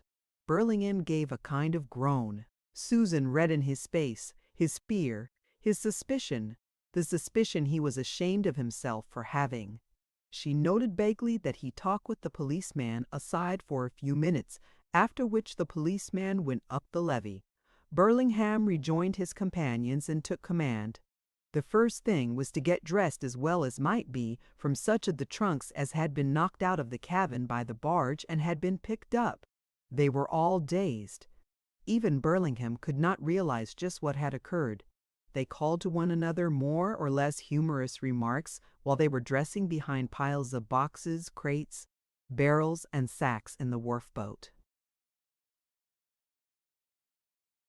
And they laughed gaily when they assembled. Susan made the best appearance, for her blue sarge suit had been taken out dry when she herself was lifted from the sinking wreck. The nightgown served as a blouse. Mabel's trunk had been saved. Violet could wear none of her things, as they were many sizes too small, so she appeared in a property skirt of black paper muslin, a black velvet property basque, a pair of shoes belonging to Tempest. Burlingham and Eshwell made a fairly respectable showing in clothing from Tempest's trunk. Their own trunks had gone down. "Why, where's Tempest?" asked Eshwell. "He'll be back in a few minutes," replied Burlingham. "In fact, he ought to be back now." His glance happened to meet Susan's. He hastily shifted his eyes. "Where's the box?" asked Violet. "Tempest taking care of it," was the manager's answer. "Tempest!" exclaimed Mabel. Her shrewd, dissipated eyes contracted with suspicion. "Anybody got any money?" inquired Eshwell, as he fished in his pockets. No one had a cent. Eshwell searched Tempest's trunk, found a $2 bill and a one wrapped round a silver dollar, and wadded in among some ragged underclothes. Susan heard Burlingham mutter, "Wonder how he happened to overlook that." But no one else heard. "Well, we might have breakfast," suggested Mabel. They went out on the water deck of the wharf boat, looked down at the splinters of the wreck lying in the deep yellow river. "Come on," said Burlingham, and he led the way up the levee. There was no attempt at jauntiness. They all realized now. "How about Tempest?" said Eshwell, stopping short halfway up. "Tempest hell!" retorted Mabel. "Come on, what do you mean?" cried Violet, whose left eye was almost closed by a bruise. "We'll not see him again. Come on!" "Bob!" shrieked Violet at Burlingham. "Do you hear that?" "Yes," said he. "Keep calm and come on." "Aren't you going to do anything?" she screamed, seizing him by the coat tail. "You must! Damn it, you must!" "I got the policeman to telephone headquarters," said Burlingham. "What else can be done? Come on." And a moment later the bedraggled and dejected company filed into a cheap levee restaurant.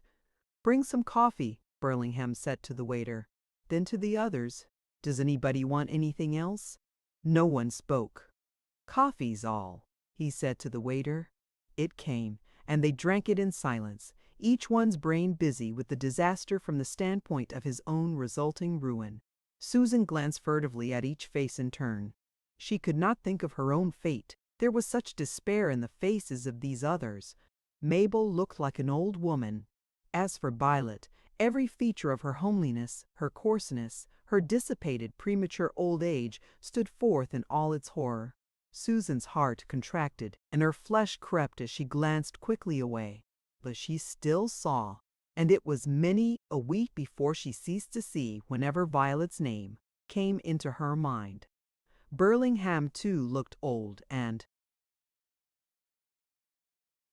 broken.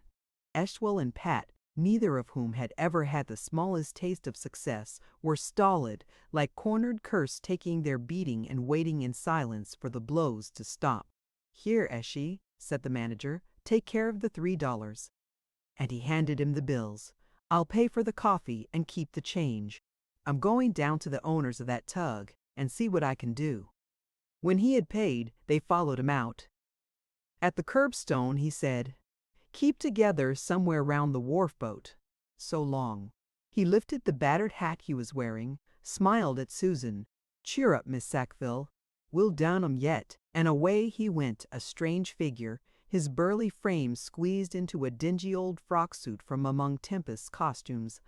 A dreary 2 hours, the last half hour in a drizzling rain from which the narrow eaves of the now closed and locked wharf boat sheltered them only a little. "There he comes!" cried Susan, and sure enough, Burlingham separated from the crowd streaming along the street at the top of the levee and began to descend the slope toward them. They concentrated on his face, hoping to get some indication of what to expect, but he never permitted his face to betray his mind. He strode up the plank and joined them. "Tempest come?" he asked. "Tempest!" cried Mabel. "Haven't I told you he's jumped? Don't you suppose I know him?" "And you brought him into the company," raged Violet. "Burlingham didn't want to take him. He looked the fool and jackass he is. Why didn't you warn us he was a rotten thief too?" "Wasn't it for shoplifting you served 6 months in Joliet?" retorted Mabel. "You lie, you streetwalker!" screamed Violet. "Ladies, ladies," said Eshwell. "That's what I say," observed Pat. "I'm no lady," replied Mabel. "I'm an actress he," jeered Violet. "An actress! Shut up, all of you," commanded Burlingham. "I've got some money. I settled for cash. How much?" cried Mabel and Violet in the same breath, their quarrel not merely finished, but forgotten. $300. "For the boat and all?" demanded Eshwell. "Why, Bob, they think it was for boat and all," interrupted Burlingham with his cynical smile. "They set out to bully and cheat me. They knew I couldn't get justice, so I let 'em believe I owned the boat, and I've got 50 apiece for us." "60, said Violet. 50. There are 6 of us." "You don't count in this little Jonah here, do you?" cried Violet, scowling evilly at Susan. No, don't count me in," begged Susan. "I didn't lose anything." Mabel pinched her arm. "You're right, Mr. Burlingham," said she. "Miss Sackville ought to share. We're all in the same box." "Miss Sackville will share," said Burlingham. "There's going to be no skunking about this as long as I'm in charge." Eshwell and Pat sided with Violet. While the rain streamed, the 5 with Susan a horrified onlooker, fought on and on about the division of the money. Their voices grew louder. They hurled the most frightful epithets at one another. Violet seized Mabel by the hair, and the men interfered, all but coming to blows themselves in the melee. The wharf master rushed from his office, drove them off to the levee. They continued to yell and curse, even Burlingham losing control of himself and releasing all there was of the tough and the blackguard in his nature. 2 policemen came, calmed them with threat of arrest. At last Burlingham took from his pocket one at a time 3 small rolls of bills. He flung one at each of the 3 who were opposing his division. "Take that, you dirty curs," he said, "and be glad I'm giving you anything at all. Most managers wouldn't have come back. Come on, Miss Sackville. Come on, Mabel." And the 2 followed him up the levee, leaving the others counting their shares. At the street corner they went into a general store where Burlingham bought 2 98-cent umbrellas. He gave Mabel one, held the other over Susan and himself as they walked along. "Well, ladies," said he, "we begin life again. A clean slate, a fresh start, as if nothing had ever happened." Susan looked at him to try to give him a grateful and sympathetic smile. She was surprised to see that, so far as she could judge, he had really meant the words he had spoken. "Yes, I mean it," said he. "Always look at life as it is as a game. With every deal, whether you win or lose, your stake grows for your stakes, your wits, and you add to 'em by learning something with each deal. What are you going to do, Mabel?" "Get some clothes. The water wrecked mine, and this rain has finished my hat." "We'll go together," said Burlingham. They took a car for Louisville, descended before a department store. Burlingham had to fit himself from the skin out. Mabel had underclothes, needed a hat, a dress, summer shoes. Susan needed underclothes, shoes, a hat, for she was bareheaded. They arranged to meet at the first entrance down the side street. Burlingham gave Susan and Mabel each their $50 and went his way. When they met again in an hour and a half, they burst into smiles of delight. Burlingham had transformed himself into a jaunty, fashionable young middle-aged man with an air of success achieved and prosperity assured. He had put the fine finishing touch to his transformation by getting a haircut and a shave. Mabel looked like a showy chorus girl in a striped blue and white linen suit, a big beflowered hat, and a fluffy blouse of white chiffon. Susan had resisted Mabel's entreaties, had got a plain, sensible linen blouse of a kind that on a pinch might be washed out and worn without ironing. Her new hat was a simple blue sailor with a dark blue band that matched her dress. "I spent $36, said Burlingham. "I only spent 22, declared Mabel. "And this child here only parted with 7 of her dollars. I had no idea she was so thrifty." "And now what?" said Burlingham. "I'm going round to see a friend of mine," replied Mabel. "She's on the stage, too. There's sure to be something doing at the summer places. Maybe I can ring Miss Sackville in. There ought to be a good living in those eyes of hers and those feet and ankles. I'm sure I can put her next to something." "Then you can give her your address," said Burlingham. "Why, she's going with me," cried Mabel. "You don't suppose I'd leave the child adrift?" "No, she's going with me to a boarding house I'll find for her," said Burlingham. Into Mabel's face flashed the expression of the suspicion such a statement would at once arouse in a mind trained as hers had been. Burlingham's look drove the expression out of her face, and suspicion at least into the background. "She's not going with your friend," said Burlingham, a hint of sternness in his voice. "That's best, isn't it?" Miss Conamora's eyes dropped. "Yes, I guess it is," replied she. "Will I turn down this way?" "We'll keep on and go out Chestnut Street," said Burlingham. "You can write to her or to me care of the general delivery." "That's best. You may hear from Tempest. You can write me there, too." Mabel was constrained and embarrassed. "Goodbye, Miss Sackville." Susan embraced and kissed her. Mabel began to weep. "Oh, it's all so sudden and frightful," she said. Do try to be good, Lorna. You can trust Bob." She looked earnestly, appealingly, at him. "Yes, I'm sure you can, and he's right about me. Goodbye." She hurried away, not before Susan had seen the tears falling from her kind, fast-fading eyes. Susan stood looking after her, and for the first time the truth about the catastrophe came to her. She turned to Burlingham. "How brave you are!" she cried. "Oh, what'd be the use in dropping down and howling like a dog?" replied he. "That wouldn't bring the boat back. It wouldn't get me a job." "And you shared equally when you lost the most of all." They were walking on. "The boat was mine, too," said he in a dry, reflective tone. "I told him it wasn't when we started out because I wanted to get a good share for rent and so on, without any kicking from anybody." The loss did not appeal to her. It was the lie he had told. She felt her confidence shaking. "You didn't mean to," she faltered, stopped. "To cheat them," suggested he. "Yes, I did. So to sort of balance things up, I divided equally all I got from the tug people." "What you looking so unhappy about?" "I wish you hadn't told me," she said miserably. "I don't see why you did." "Because I don't want you making me into a saint. I'm like the rest you see about in pants, cheating and lying, with or without pretending to themselves that they're honest. Don't trust anybody, my dear. The sooner you get over the habit, the sooner you'll cease to tempt people to be hypocrites. All the serious trouble I've ever got into has come through trusting or being trusted." He looked gravely at her, burst out laughing at her perplexed, alarmed expression. "Oh, Lord, it isn't as bad as all that," said he. "The rain stopped. Let's have breakfast, then a new deal with everything to gain and nothing to lose. It's a great advantage to be in a position where you've got nothing to lose." Chapter 16.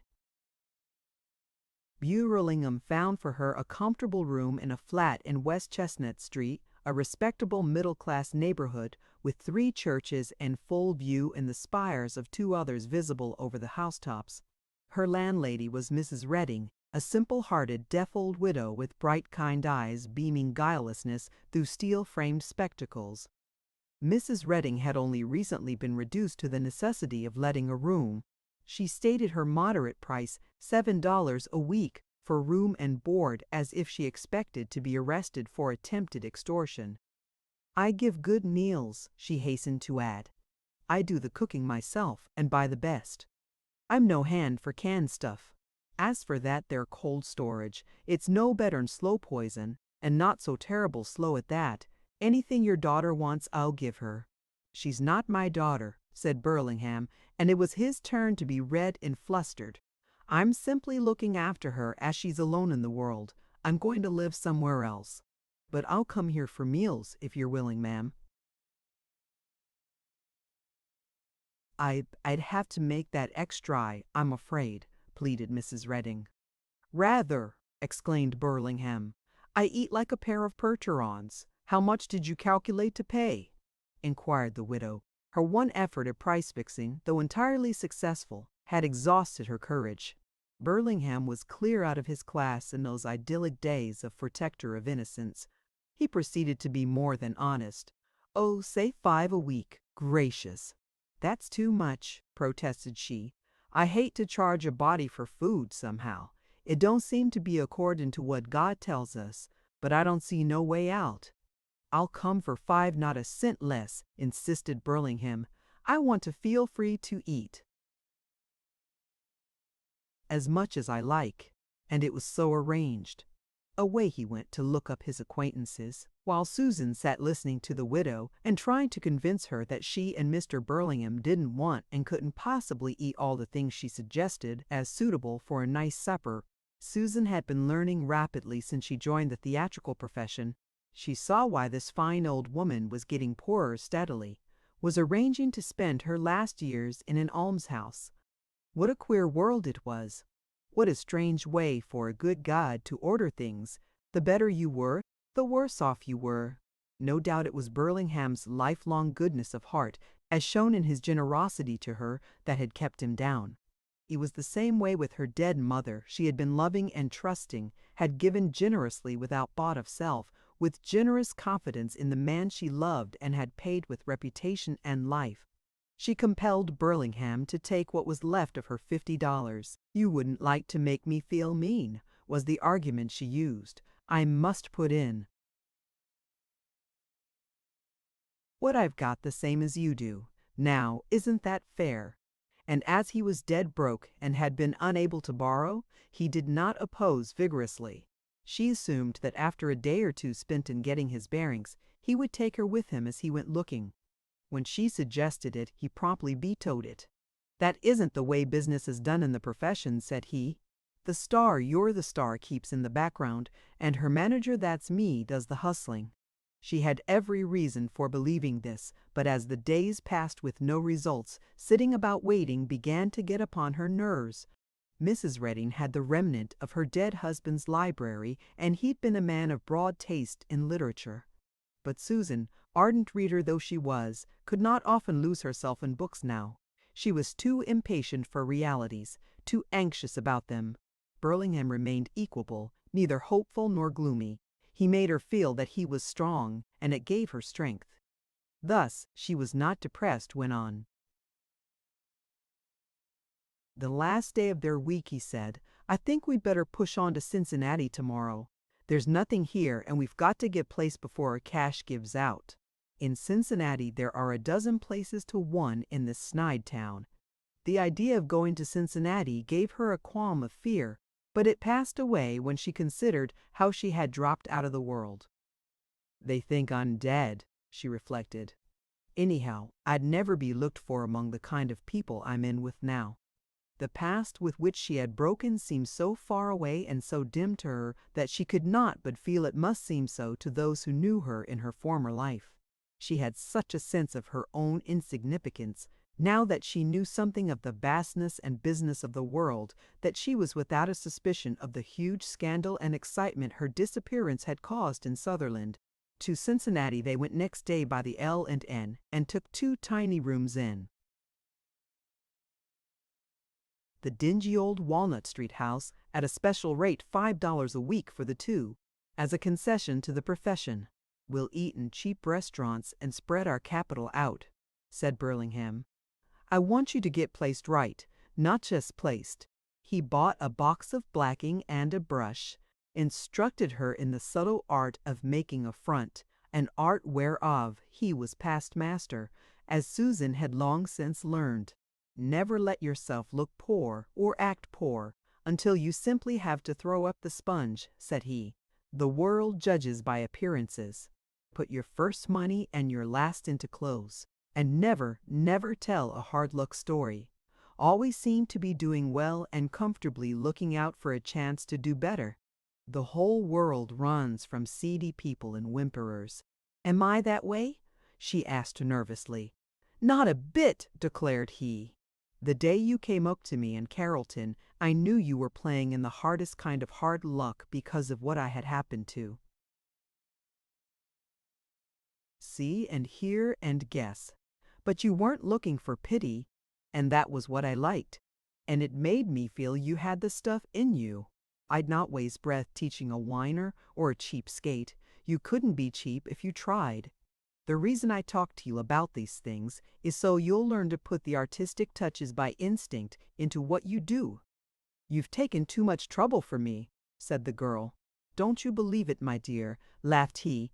"If I can do with you what I hope, I've an instinct that if I win out for you, I'll come into my own at last." "You've taught me a lot," said she. "I wonder," replied he. "That is, I wonder how much you've learned." "Perhaps enough to keep you not to keep from being knocked down by fate, but to get on your feet afterward." "I hope so, I hope so." They dropped coffee, bought milk by the bottle, he smuggling it to their rooms disguised as a roll of newspapers. They carried in rolls also, and cut down their restaurant meals to supper, which they got for 25 cents apiece at a bakery restaurant in 7th Street. There is a way of resorting to these little economies, a snobbish, self-despairing way that makes them sordid and makes the person indulging in them sink lower and lower.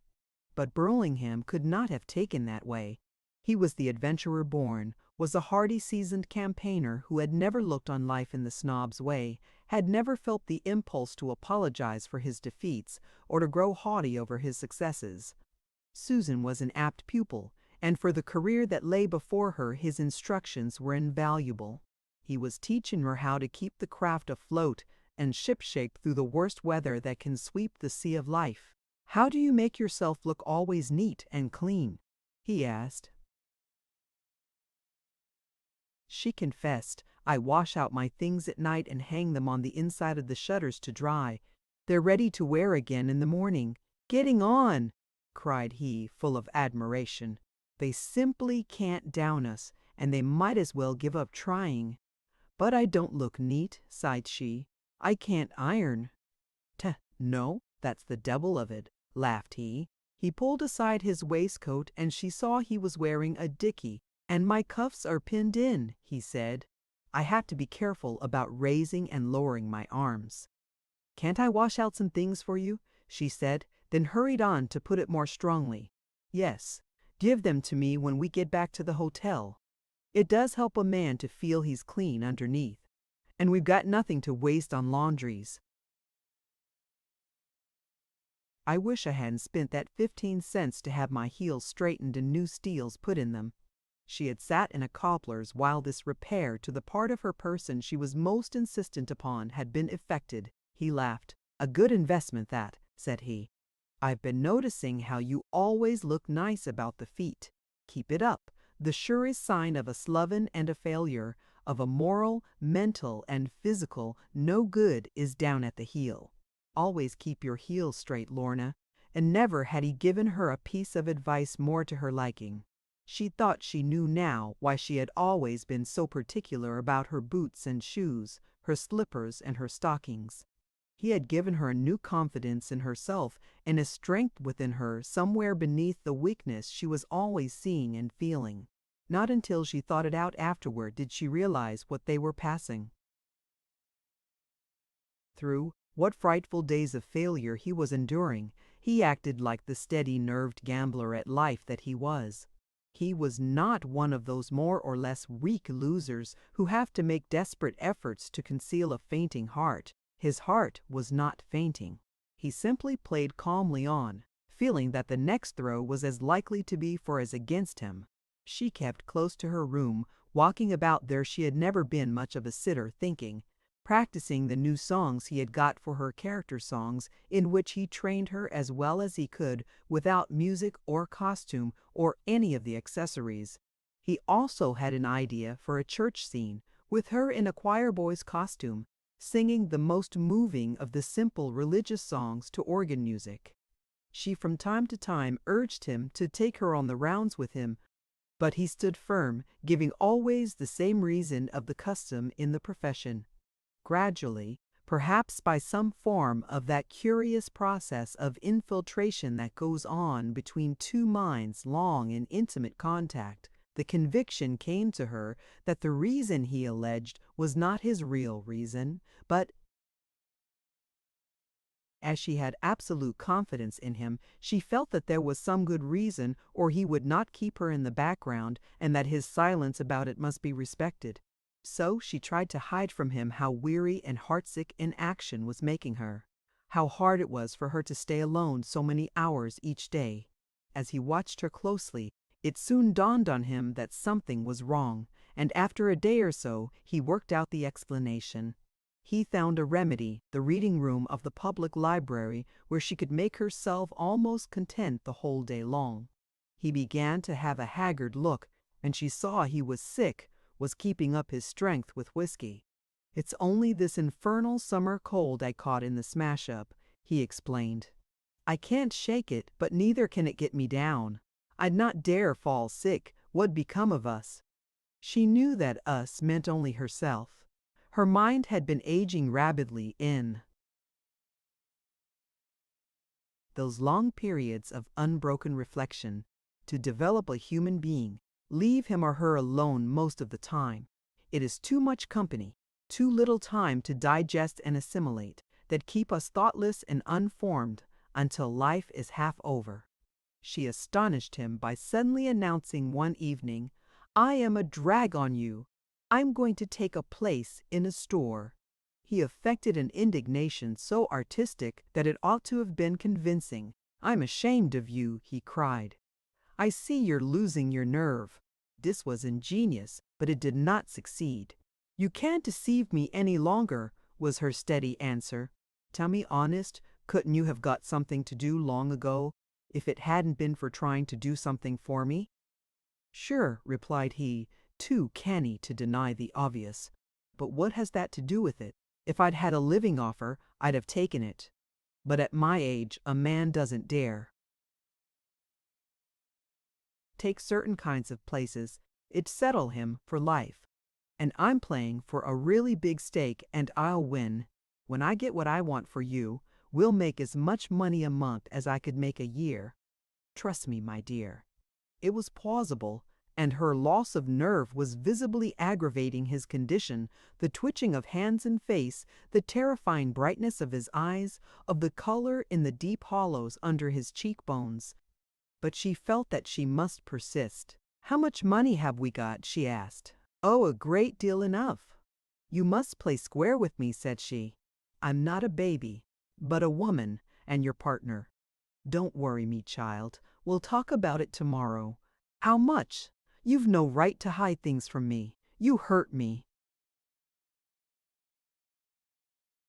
$11.80 when this bill for supper's paid and the waitress tipped. "I'll try for a place in a store," said she. "Don't talk that way or think that way," cried he angrily. "There's where so many people fail in life. They don't stick to their game. I wish to God I'd had sense enough to break straight for Chicago or New York. But it's too late now. What I lack is nerve to do the big, bold things my brains show me I ought." His distress was so obvious that she let the subject drop. That night she lay awake as she had fallen into the habit of doing. But instead of purposeless, rambling thoughts, she was trying definitely to plan a search for work. Toward 3 in the morning she heard him tossing and muttering, for the wall between their rooms was merely plastered laths covered with paper. She tried his door. It was locked. She knocked, got no answer but incoherent ravings. She roused the office, and the night porter forced the door. Burlingham's gas was lighted. He was sitting up in bed, a haggard, disheveled, insane man, raving on and on names of men and women she had never heard, oaths, disjointed sentences. "Brain fever, I reckon," said the porter. "I'll call a doctor." In a few minutes, Susan was gladdened by the sight of a young man wearing the familiar pointed beard and bearing the familiar black bag. He made a careful examination, asked her many questions, finally said, "Your father has typhoid, I fear. He must be taken to a hospital." "But we have very little money," said Susan. "I understand," replied the doctor, marveling at the calmness of one so young. "The hospital, I mean, is free. I'll send for an ambulance." While they were waiting beside Burlingham, whom the doctor had drugged into unconsciousness with a hypodermic, Susan said, "Can I go to the hospital and take care of him?" "No," replied the doctor. "You can only call and inquire how he is, until he's well enough to see you." "And how long will that be?" "I can't say." He hadn't the courage to tell her it would be 3 weeks at least, perhaps 6 or 7. He got leave of the ambulance surgeon for Susan to ride to the hospital, and he went along himself. As the ambulance sped through the dimly lighted streets, with clanging bell and heavy pounding of the horses' hooves on the granite pavement, Susan knelt beside Burlingham, holding one of his hot hands. She was remembering how she had said that she would die for him, and here it was he that was dying for her, and her heart was heavy with a load of guilt, the heaviest she was ever to feel in her life. She could not know how misfortune is really the lot of human beings. It seemed to her that a special curse attended her, striking down all who befriended her. They dashed up to great open doors of the hospital. Burlingham was lifted, was carried swiftly into the receiving room. Susan, with tearless eyes, bent over, embraced him lingeringly, kissed his fiery brow, his wasted cheeks. One of the surgeons in white duck touched her on the arm. "We can't delay," he said. "No, indeed," she replied, instantly drawing back. She watched the stretcher on wheels go noiselessly down the corridor toward the elevator, and when it was gone, she still continued to look. "You can come at any hour to inquire," said the young doctor who had accompanied her. "Now we'll go into the office and have the slip made out." They entered a small room, divided unequally by a barrier desk. Behind it stood a lean, coffee-salad young man with a scrawny neck displayed to the uttermost by a standing collar scarcely taller than the band of a shirt. He directed at Susan one of those obtrusively shrewd glances which shallow people practice and affect to create the impression that they have a genius for character reading. He drew a pad of blank forms toward him, wiped a pen on the mat into which his mouse-colored hair was roached above his right temple. "Well, miss, what's the patient's name?" "Robert Burlingham." "Age?" "I don't know." "About what?" I don't know. I guess he isn't very young, but I don't know." "Put down 40, Sim," said the doctor. "Very well, Dr. Hamilton." Then to Susan, "Color white, I suppose. Nativity?" Susan recalled that she had heard him speak of Liverpool as his birthplace. "English," said she. "Profession, actor." "Residence? He hasn't any. It was sunk at Jeffersonville. We stop at the Walnut Street house." Walnut Street house. Was he married or single? Single. Then she recalled some of the disconnected ravings. I don't know." "Single," said the clerk. "No, I guess I'll put it widower. Next friend or relative?" "I am. Daughter." "First name?" "I am not his daughter." "Oh, niece. Full name, please." "I am no relation, just his friend." Sim the clerk looked up sharply. Hamilton reddened, glowered at him. "I understand," said Sim, leering at her. And in a tone that reeked insinuation which quite escaped her, he went on, "We'll put your name down. What is it?" "Lorna Sackville." "You don't look English, not at all the English style of beauty, eh, doctor?" "That's all, Miss Sackville," said Hamilton with a scowl at the clerk. Susan and he went out into 12th Street. Hamilton from time to time stole a glance of sympathy and inquiry into the sad young face as he and she walked eastward together. "He's a strong man and sure to pull through," said the doctor. "Are you alone at the hotel?" "I've nobody but him in the world," replied she. "I was about to venture to advise that you go to a boarding house," pursued the young man. "Thank you. I'll see. There's one opposite the hospital, a reasonable place." "I've got to go to work," said the girl to herself rather than to him. "Oh, you have a position." Susan did not reply, and he assumed that she had. "If you don't mind, I'd like to call and see Mr. Burlingham. The physicians at the hospital are perfectly competent, as good as there are in the city. But I'm not very busy, and I'd be glad to go." "We haven't any money," said the girl. "And I don't know when we shall have." "I don't want to deceive you. I understand perfectly," said the young man, looking at her with interested but respectful eyes. "I'm poor, myself, and have just started." "Will they treat him well, when he's got no money?" "As well as if he paid. And you will go and see that everything's all right? It'll be a pleasure." Under a gas lamp he took out a card and gave it to her. She thanked him and put it in the bosom of her blouse, where lay all the money. They had the $11.80. They walked to the hotel. As cars were few at that hour, he did all the talking assurances that her father could not fail to get well, that typhoid wasn't anything like the serious disease it used to be, and that he probably had a light form of it. The girl listened, but her heart could not grow less heavy. As he was leaving her at the hotel door, He hesitated, then asked if she wouldn't let him call and take her to the hospital the next morning, or, rather, later that same morning. She accepted. She hoped that if he were with her, she gratefully would be admitted to see Burlingham and could assure herself that he was well taken care of. The night porter tried to detain her for a little chat. "Well," said he, "it's a good hospital for you folks with money.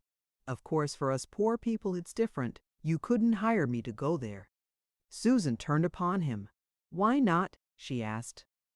"Oh, if a man's poor, or can't pay for nice quarters, they treat him any old way. Yes, they're good doctors and all that, but they're like everybody else. They don't give a darn for poor people. But your uncle'll be all right there." For the first time in her life, Susan did not close her eyes in sleep. The young doctor was so moved by her worn appearance that he impulsively said, "Have you some troubles you've said nothing about? Please don't hesitate to tell me." "Oh, you needn't worry about me," replied she.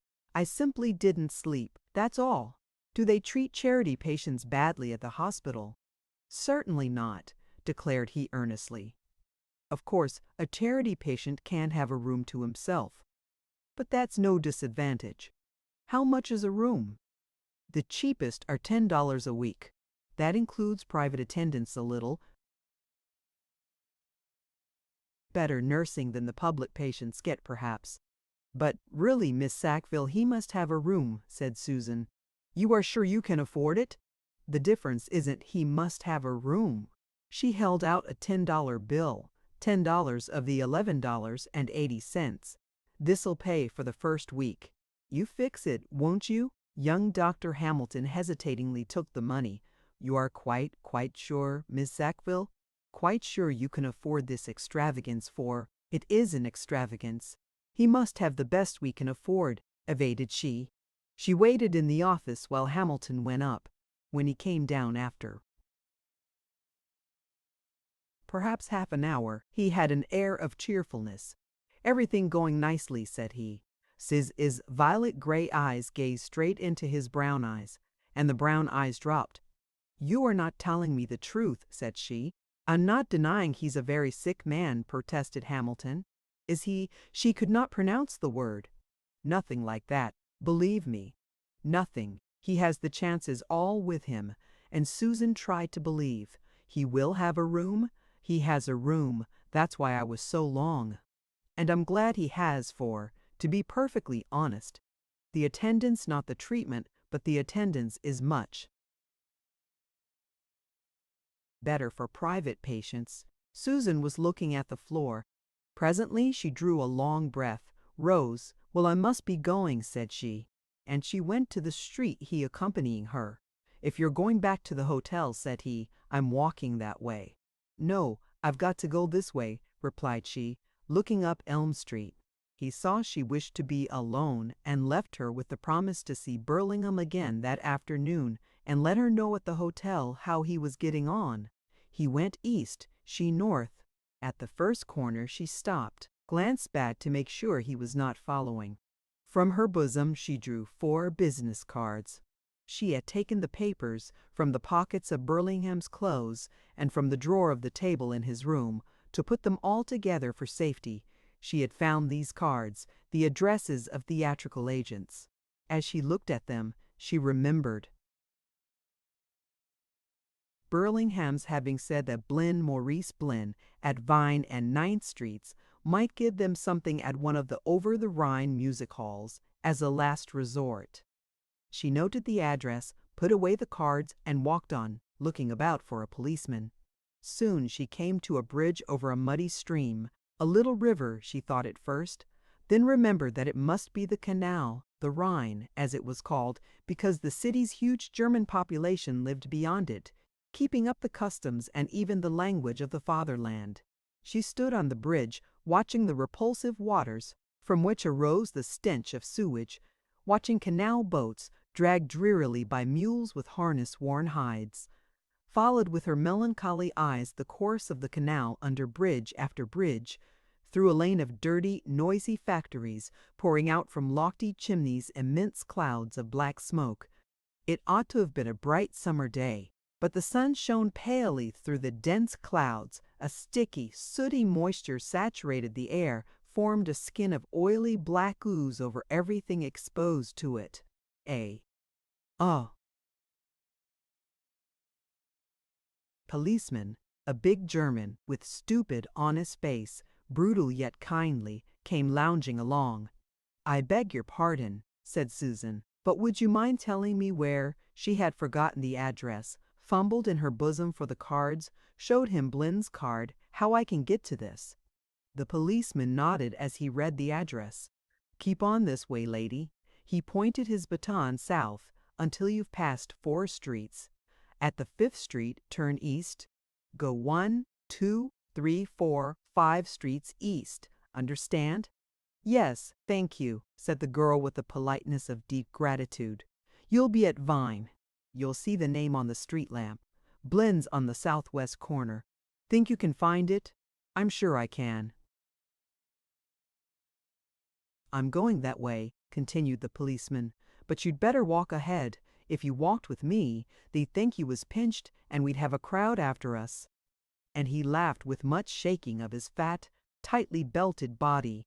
Susan contrived to force a smile, though the suggestion of such a disgraceful scene made her shudder. "Thank you so much. I'm sure I'll find it," and she hastened on, eager to put distance between herself and that awkward company. "Don't mention it, lady," the policeman called after her, tapping his baton on the rim of his helmet as a mark of elegant courtesy. She was not at ease until, looking back, she no longer saw the bluecoat for the intervening crowds. After several slight mistakes in the way, she descried ahead of her a large sign painted on the wall of a 3-story brick building, "Marspil Lininen, the Trickle Agent Arl Kens of Talent." Pile seed and sup sportend. After some investigation, she discovered back of the saloon which occupied the street floor a grimy and uneven wooden staircase leading to the upper stories. At the first floor she came face to face with a door on the glass of which was painted the same announcement she had read from the wall. She knocked timidly, then louder. A shrill voice came from the interior. "The door's open. Come in." She turned the knob and entered a small, low-ceilinged room whose general grime was streaked here and there with smears of soot. It contained a small wooden table at which sprawled a freckled and undernourished office boy, and a wooden bench where fretted a woman obviously of the profession. She was dressed in masses of dirty white furbelows. On her head reared a big hat above an incredible quantity of yellow hair. On the hat were badly put together plumes of badly curled ostrich feathers. Beneath her skirt was visible one of her feet. It was large and fat, was thrust into a tiny slipper with high heel ending under the arch of the foot. The face of the actress was young and pertly pretty, but worn, overpainted, overpowdered, and underwashed. She eyed Susan insolently. "Want to see the boss?" said the boy. "If you please," murmured Susan. "Business? I'm looking for a place." The boy examined her carefully. "Appointment?" "No, sir," replied the girl. "Well, he'll see you anyhow," said the boy, rising. The mass of plumes and yellow bangs and furbelows on the bench became violently agitated. "I'm first," cried the actress. "Ho, you sit tight, Mom," jeered the boy. He opened a solid door behind him. Through the crack Susan saw busily writing at a table desk a bald, fat man with a pasty skin and a veined and bulbous nose. "Lady to see you," said the boy in a tone loud enough for both Susan and the actress to hear. "Who? What name?" snapped the man, not ceasing or looking up. "She's young and a queen," said the boy. "Shall I show her in?" "Yep." The actress started up. "Mr. Blynn," she began in a loud, threatening,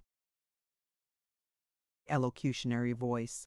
"'Lo, Mame," said Blynn, still busy. "No time to see you. Nothing doing. So long." "But Mr. Blynn—" "Bite it off, Mame," ordered the boy. "Walk in, miss." Susan, deeply colored from sympathy with the humiliated actress and from nervousness in those forbidding and ominous surroundings, entered the private office. The boy closed the door behind her. The pin scratched on. Presently the man said, "Well, my dear, what's your name?" With the last word, the face lifted and Susan saw a seamed and pitted skin. Small, pale blue eyes showing the white, or rather the bloodshot yellow all round the iris, a heavy mouth and jaw, thick lips, the lower lid protruded and was decorated with a blue-black spot like a blood boil, as if to indicate where the incessant cigar usually rested. At first glance into Susan's sweet young face, the small eyes sparkled and danced, traveled on to the curves of her form. "Do sit down, my dear," said he in a grotesquely wheedling voice. She took the chair close to him as it was the only one in the little room. "What can I do for you? My, how fresh and pretty you are." "Mr. Burlingham," began Susan. "Oh, you're the girl Bob was talking about." He smiled and nodded at her. "No wonder he kept you out of sight."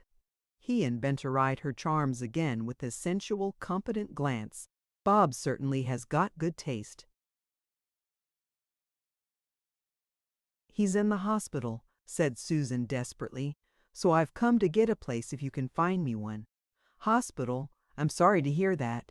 And Mr. Blynn's tones had that accent of deep sympathy which get a man or woman without further evidence credit for being kind-hearted whatever else he is.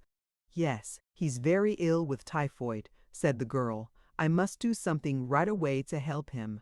"That's fine, fine," said Mr. Blynn in the same effective tone. "I see you're as sweet as you are pretty. Yes, that's fine, fine." And the moisture was in the little eyes. "Well, I think I can do something for you." "I must do something for you. Had much experience? Professional, I mean." Mr. Blynn laughed at his, to Susan, mysterious joke. Susan smiled faintly in polite response. He rubbed his hands and smacked his lips, the small eyes dancing. The moisture had vanished. "Oh, yes, I can place you, if you can do anything at all," he went on. "I done it long ago, if Bob had let me see you, but he was too foxy. He ought to be ashamed of himself, standing in the way of your getting on, just out of jealousy. Sing or dance or both?" "I can sing a little, I think," said Susan. "Now, that's modest. Ever worn tights?" Susan shook her head, a piteous look in her violet-gray eyes. "Oh, you'll soon get used to that." "And mighty well you'll look in 'em, I'll bet, eh? Where did Bob get you? And when?" Before she could answer, he went on, "Let's see, I've got a date for this evening, but I'll put it off. And she's a peach." 2. "So you see what a hit you've made with me. We'll have a nice little dinner at the Hotel du Rhin and talk things over." "Couldn't I go to work right away?" asked the girl. "Sure. I'll have you put on at Chalmers tomorrow night." He looked shrewdly, laughingly at her with contracted eyelids. "If everything goes well, before I do anything for you, I have to see what you can do for me." And he nodded and smacked his lips. "Oh, we'll have a lovely little dinner." He looked expectantly at her. "You certainly are a queen. What a dainty little hand." He reached out one of his hands, puffy, as if it had been poisoned, very white, with stubby fingers. Susan reluctantly yielded her hand to his close, mushy embrace. "No rings? That's a shame." Petty, he was talking as if to a baby. "That'll have to be fixed. Yes, it will, my little sweetie. My, how nice and fresh you are." And his great nostrils, repulsively hairy within, deeply pitted without, sniffed as if over an odorous flower. Susan drew her hand away. "What will they give me?" she asked. "How greedy it is," he wheedled. "Well, you'll get plenty." "How much?" said the girl. "Is it a salary? Of course, there's the regular salary, but that won't amount to much. You know how those things are. How much?" "Oh, say $1 a night until you make a hit. $6 a week. 7. This is a Sunday town. Sunday's the big day. You'll have Wednesday." Saturday and Sunday matinees, but they don't pay for them. $7 a week. And the hospital wanted 10. Couldn't I get about 15 or 14? I think I could do on 14. Rather, I was talking only of the salary. You'll make a good many times 15 if you play your cards right. It's true, Chalmer draws only a beer crowd, but as soon as the word flies round that you're there, the boys with the boodle'll flock in. Oh, you'll wear the sparklers all right, pet. Rather slowly it was penetrating to Susan what Mr. Bland had in mind. I'd rather take a regular salary, said she. I must have 10 a week for him. I can live any old way. Oh, come off, cried Mr. Blinn with a wink. What's your game? Anyhow, don't play it on me. You understand that you can't get something for nothing. It's all very well to love your friend and be true to him, but he can't expect he'll not ask you to queer yourself. That sort of thing don't go in the profession. Come now, I'm willing to set you on your feet, give you a good start if you'll play fair with me, show appreciation. Will you or won't you? You mean, began Susan and paused there, looking at him with grave questioning eyes. His own eyes shifted. Yes, I mean that. I'm a businessman, not a sentimentalist. I don't want love. I've got no time for it. But when it comes to giving a girl of the right sort, a square deal and a good time, why, you'll find I'm as good as there is going. He reached for her hands again, his empty, flabby chin bags quivering. I want to help Bob, and I want to help you. She rose slowly, pushing her chair back. She understood now why Burlingham had kept her in the background, why his quest had been vain, why it had fretted him into mortal illness. I couldn't do that, she said. I'm sorry, but I couldn't. He looked at her in a puzzled way. You belong to Bob, don't you? No. You mean you're straight a good girl? Yes. He was half inclined to believe her, so impressive was her quiet, natural way, in favorable contrast to the noisy protests of women posing as virtuous. Well, if that's so, why, you'd better drop out of the profession and get away from Bob Burlingham. Can't I have a place without what you said? Not as pretty a girl as you. And if they ain't pretty, the public don't want 'em. Susan went to the door leading into the office. No, the other door, said Blinn hastily. He did not wish the office boy to read his defeat in Susan's countenance. He got up himself, opened the door into the hall. Susan passed out. Think it over, said he, eyes and mouth full of longing. Come round in a day or two, and we'll have another talk. Thank you, said Susan. She felt no anger against him. She felt about him as she had about Jeb Ferguson. It was not his fault. It was simply the way life was lived, part of the general misery and horror of the established order, like marriage and the rest of it. I'll treat you white, urged Blinn tenderly. I've got a soft heart, that's why I'll never get rich. Any of the others that ask more and give less. She looked at him with an expression that haunted him for several hours. Thank you. Goodbye, she said, and went down the narrow, rickety stairs and out into the confused maze of streets full of strangers. Chapter 17. The hotel again, she went to Burlingham's room, gathered his belongings, his suit, his well-worn, twice-tapped shoes, his one extra suit of underclothes, a soiled shirt, 2 dikeys in cuffs, his whisk broom, toothbrush, a box of blacking, the blacking brush. She made the package as compact as she could. It was still a formidable bundle, both for size and weight, and carried it into her room. Then she rolled into a small parcel her own possessions, 2 blouses, an undervest, a pair of stockings, a nightgown reminder of Bethlehem, and her brief sip at the cup of success, a few toilet articles. With the 2 bundles she descended to the office. I came to say, she said calmly to the clerk, that we have no money to pay what we owe. Mr. Burlingham is at the hospital very sick with typhoid. Here is $1.80. You can have that, but I'd like to keep it as it's all we've got. The clerk called the manager, and to him, Susan repeated. She used almost the same words. She spoke in the same calm, monotonous way. When she finished, the manager, a small, brisk man with a large brisk beard, said, "No, keep the money. I'd like to ask you to stay on. But we run this place for a class of people who haven't much at best and keep wobbling back and forth across the line. If I broke my rule—" He made a furious gesture, looked at the girl angrily, holding her responsible for his being in a position where he must do violence to every decent instinct. "My God, miss, I've got a wife and children to look after. If I ran my hotel on sympathy, what'd become of them? I wouldn't take anything I couldn't pay for," said Susan. "As soon as I earn some money—" "Don't worry about that," interrupted the manager. He saw now that he was dealing with one who would in no circumstances become troublesome. He went on in an easier tone. "You can stay till the house fills up. Could you give me a place to wait on table and clean up rooms or help cook? No, I don't need anybody. The town's full of people out of work. You can't ask me to turn away, please. I didn't know," cried the girl. "Anyhow, I couldn't give but 12 a month and board," continued the manager. "And the work for a lady like you, a lady." She dropped her gaze in confusion. "If he knew about her birth, I'll do anything. I'm not a lady," said she, "but I've got to have at least 10 a week in cash. No such place here."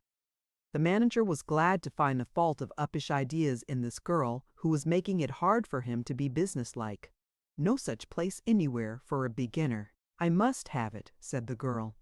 "I don't want to discourage you, but—" He was speaking less curtly, for her expression made him suspect why she was bent upon that particular amount. "I hope you'll succeed. Only don't be depressed if you're disappointed." She smiled gravely at him. He bowed, avoiding her eyes. She took up her bundles and went out into Walnut Street.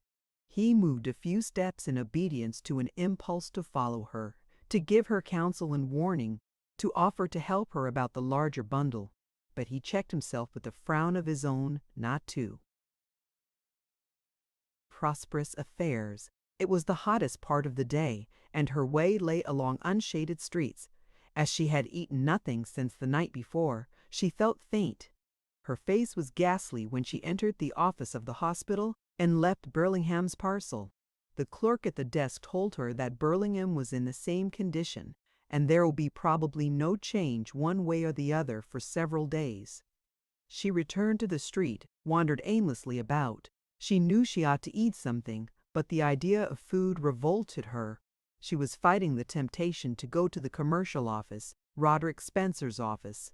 She had not a suspicion that his kindness might have been impulse, long since repented of, perhaps repented of, as soon as he was away from her. She felt that if she went to him, he would help her. "But I mustn't do it," she said to herself. "Not after what I did." No, she must not see him until she could pay him back. Also, and deeper, there was a feeling that there was a curse upon her. Had not everyone who befriended her come to grief?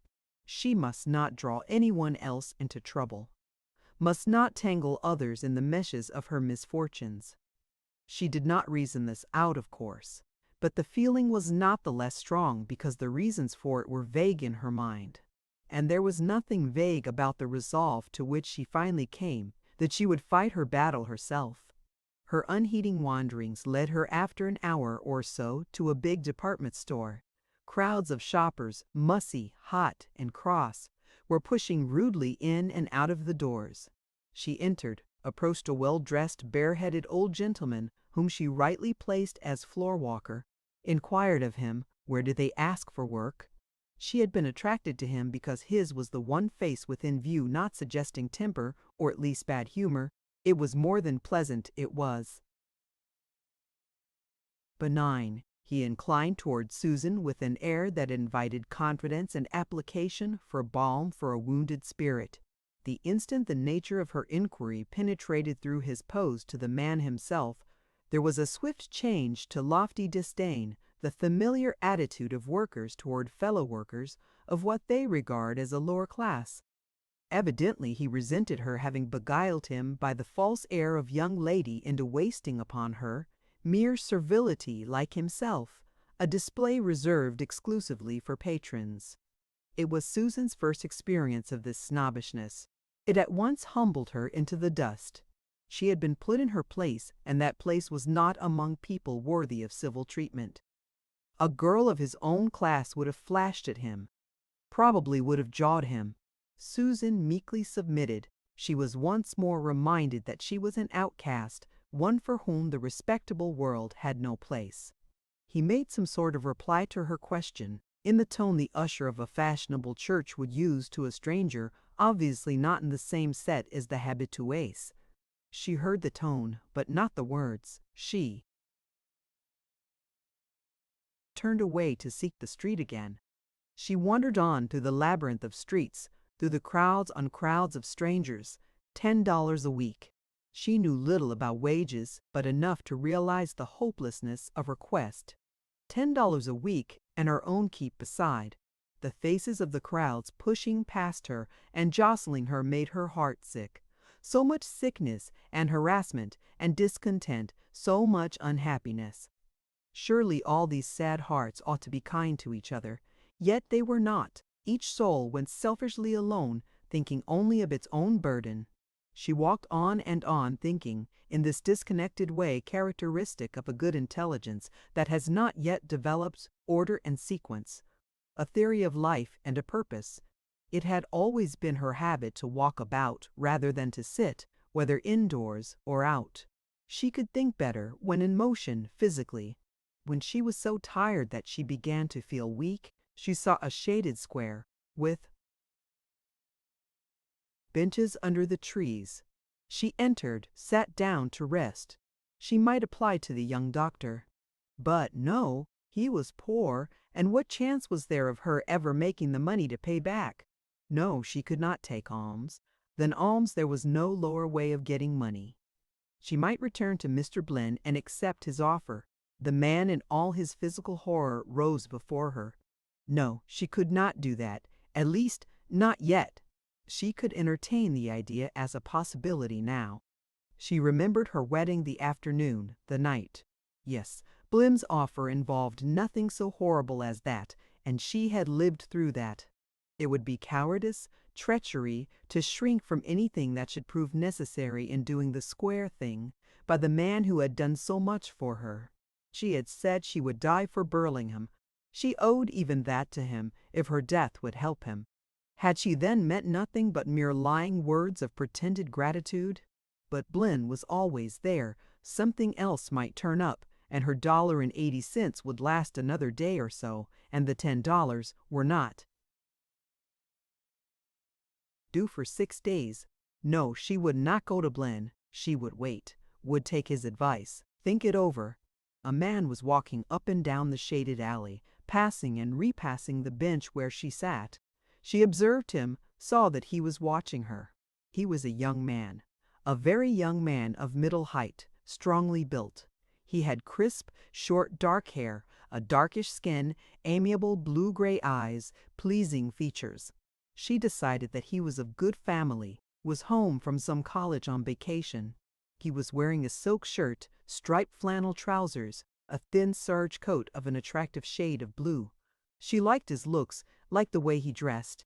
It pleased her that such a man should be interested in her. He had a frank and friendly air, and her sad young heart was horribly lonely. She pretended not to notice him, but after a while he walked up to her, lifting his straw hat. "Good afternoon," said he, when he showed his strong, sharp teeth in an amiable smile. She thought of Sam Wright. Only this man was not weak and mean-looking, like her last and truest memory picture of Sam, indeed, the only one she had not lost.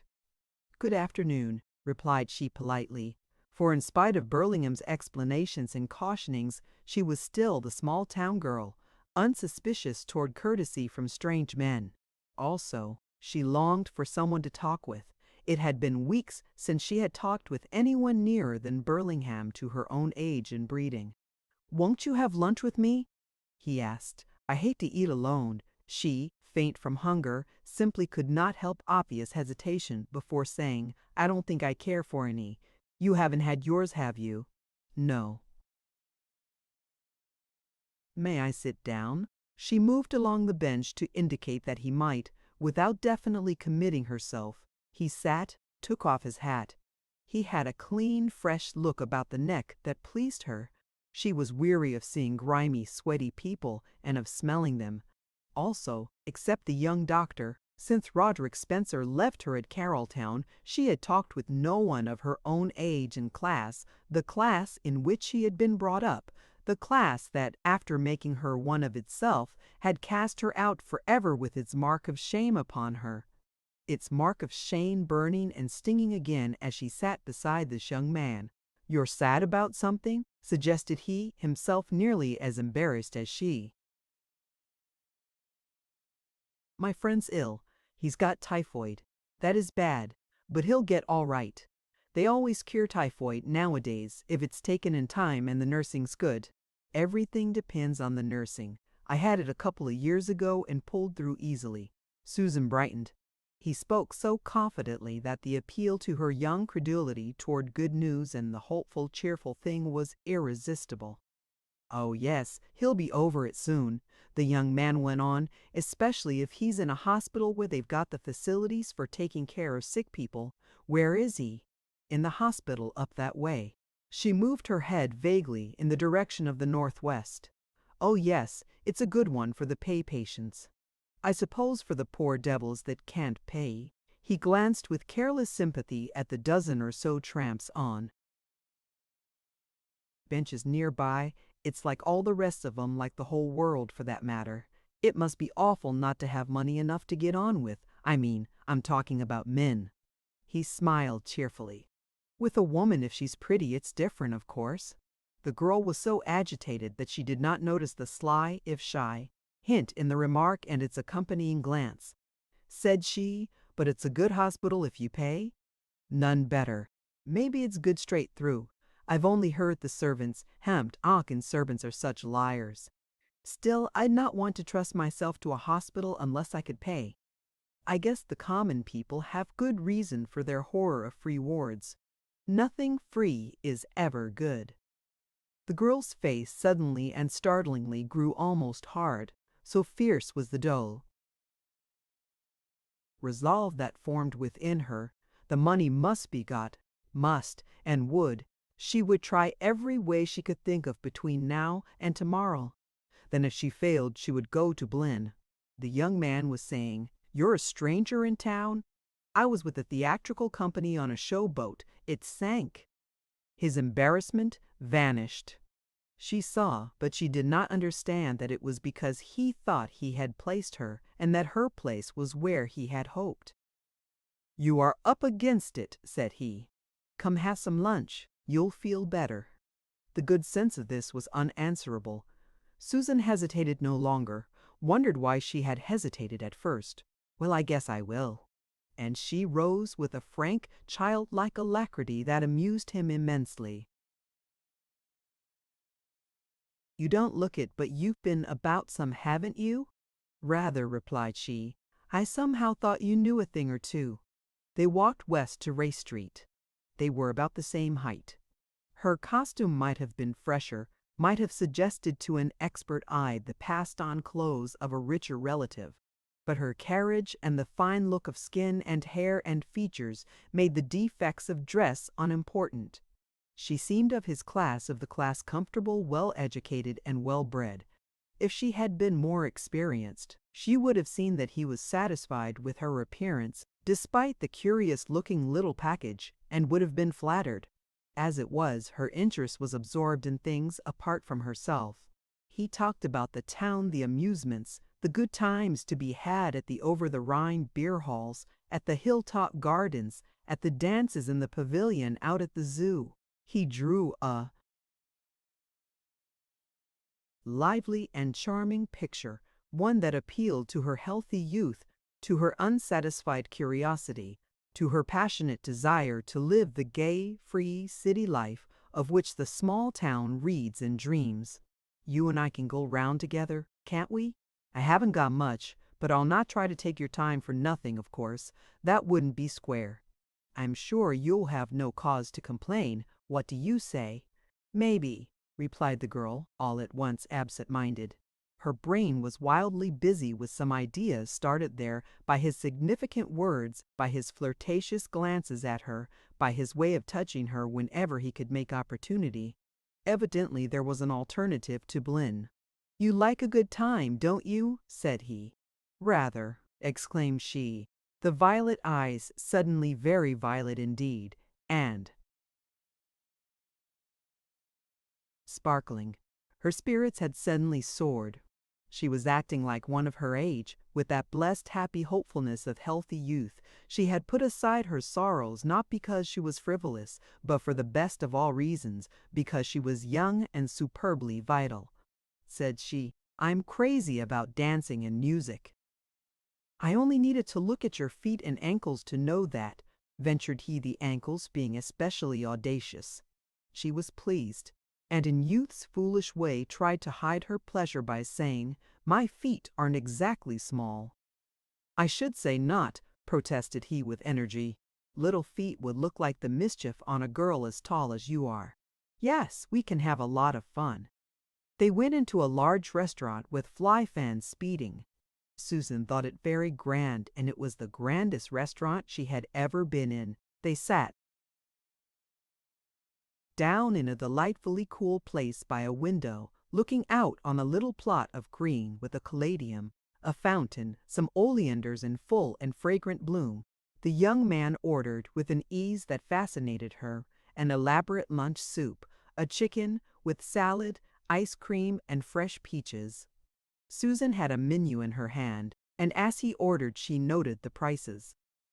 She was dazzled by his extravagance, dazzled and frightened, and, in a curious, vague, unnerving way, fascinated.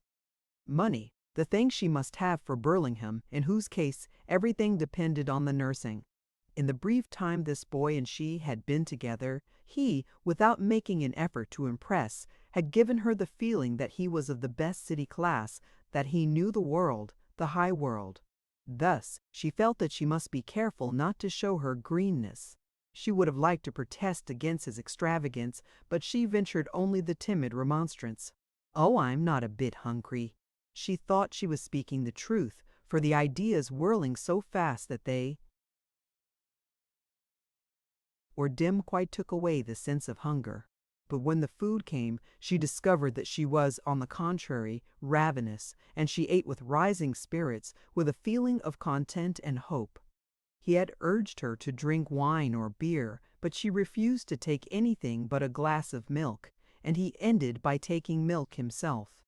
He was looking more and more boldly and ardently into her eyes, and she received his glances smilingly.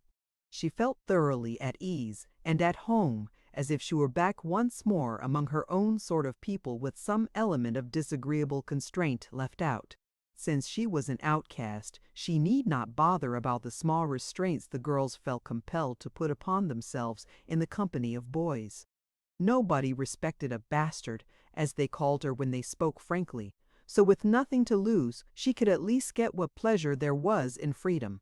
She liked it, having this handsome, well-dressed young man making love to her in this grand restaurant where things were so good to eat and so excitingly expensive. He would not regard her as fit to associate with his respectable mother and sisters. In the cast of respectability, her place was with Jet Ferguson.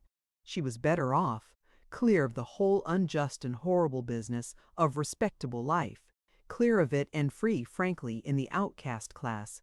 She had not realized, and she did not realize, that association with the players of the showboat had made any especial change in her. In fact, it had loosened to the slowing point the whole skin of her conventional training, that surface skin which seems part of the very essence of our being until something happens to force us to shed it. Shizzies, catastrophes, may scratch that skin or cut clear through it, but only the gentle, steady, everywhere acting prying loose of day and night association can change it from a skin to a loose envelope ready to be shed at any moment. "What are you going to do?" asked the young man, when the acquaintance had become a friendship which was before the peaches and ice cream were served. "I don't know," said the girl with a secretive instinct of self-reliance, hiding the unhappiness his abrupt question set to throbbing again. "Honestly, I've never met anyone that was so congenial. But maybe you don't feel that way." "Then again, maybe I do," rejoined she, forcing a merry smile. His face flushed with embarrassment, but his eyes grew more ardent as he said, "What were you looking for when I saw you in Garfield Place?" "Was that Garfield Place?" she asked, in evasion. "Yes," and he insisted, "What were you looking for? What were you looking for?" "For a pretty girl." They both laughed. "And I've found her. I'm suited if you are. Don't look so serious. You haven't answered my question. I'm looking for work." He smiled as if it were a joke. "You mean for a place on the stage? That isn't work." "You couldn't work. I can see that at a glance." "Why not?" "Oh, you haven't been brought up to that kind of life. You'd hate it in every way. And they don't pay women anything for work. My father employs a lot of them. Most of his girls live at home. That keeps the wages down, and the others have to piece out with." He smiled one thing and another. Susan sat gazing straight before her. "I've not had much experience," she finally said thoughtfully. "I guess I don't know what I'm about." The young man leaned toward her, his face flushing with earnestness. "You don't know how pretty you are. I wish my father wasn't so close with me. I'd not let you ever speak of work again, even on the stage. What good times we could have." "I must be going," said she, rising. Her whole body was alternately hot and cold. In her brain, less vague now, were the ideas Mabel Connemora had opened up for her. "Oh, bother!" exclaimed he. "Sit down a minute." "You misunderstood me. I don't mean I'm flat broke." Susan hastily reseated herself, showing her confusion. "I wasn't thinking of that." "Then what were you thinking of?"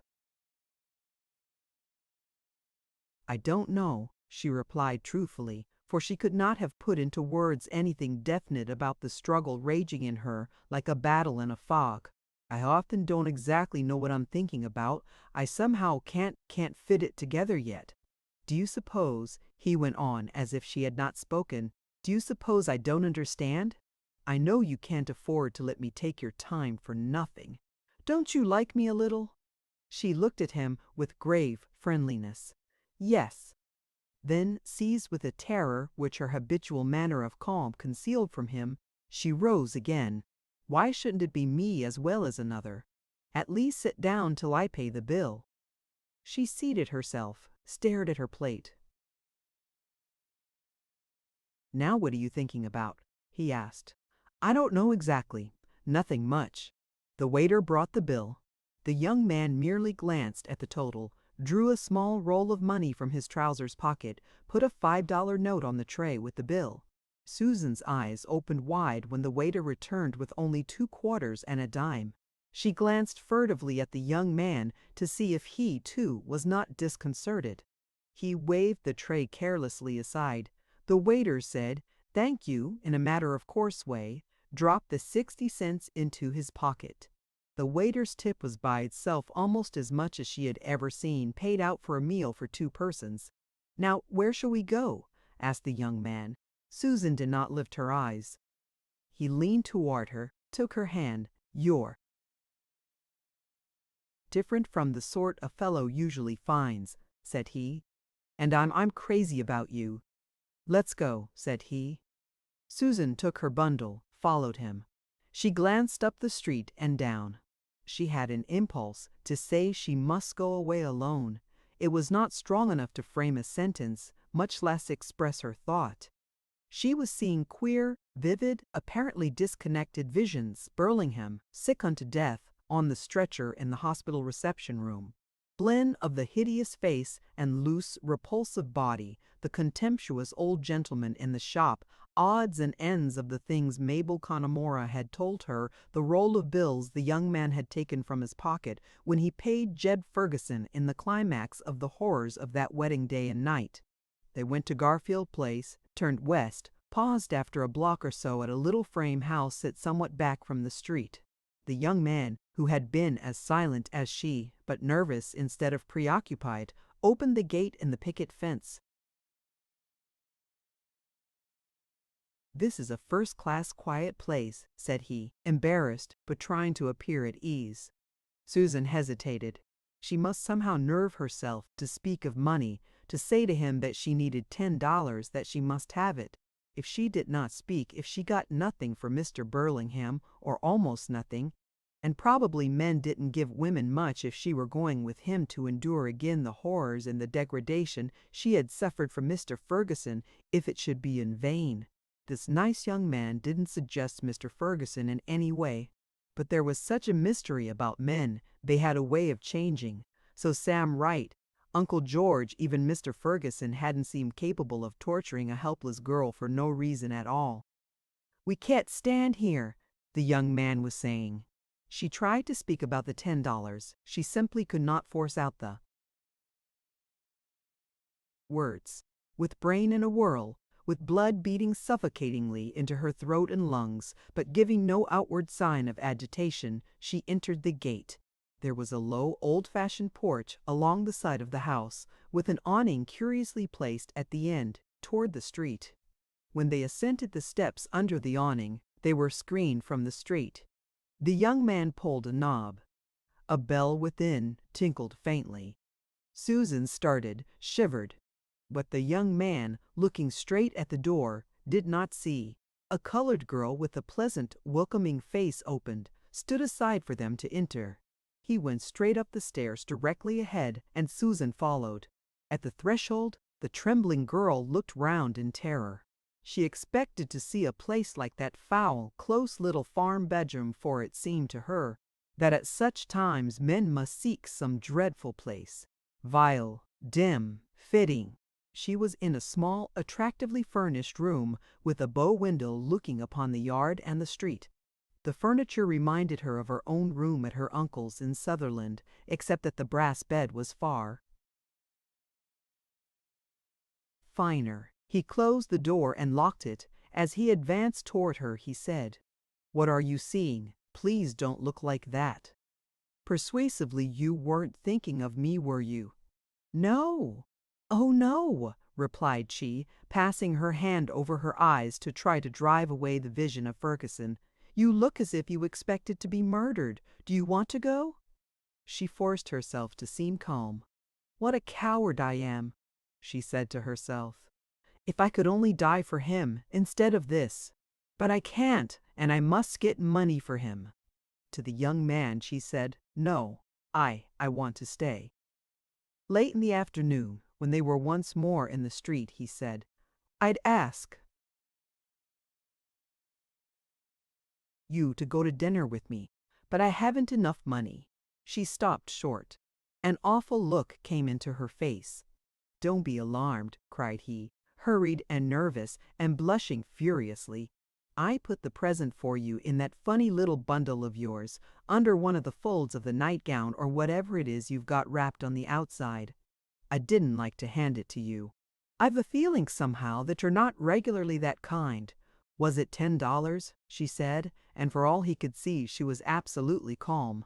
"Yes," replied he, with a look of relief, followed by a smile of amused tenderness. "I can't make you out," he went on. "You're a queer one. You've had a look in your eyes all afternoon. Well, if I hadn't been sure you were experienced, you'd almost have frightened me away." "Yes, I've had experience. The worst," said the girl.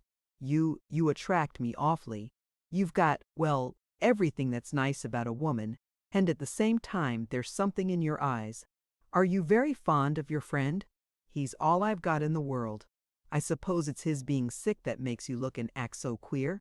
"I don't know what's the matter with me," she said slowly. "I don't know." I want to see you again soon. What's your address? I haven't any. I've got to look for a place to live. Well, you can give me the place you did live. I'll write you there, Lorna. You didn't ask me my name when I asked you yours. You've hardly said anything. R. You always quiet like this? No, not always. At least I haven't been. No, you weren't. Part of the time this afternoon at the restaurant.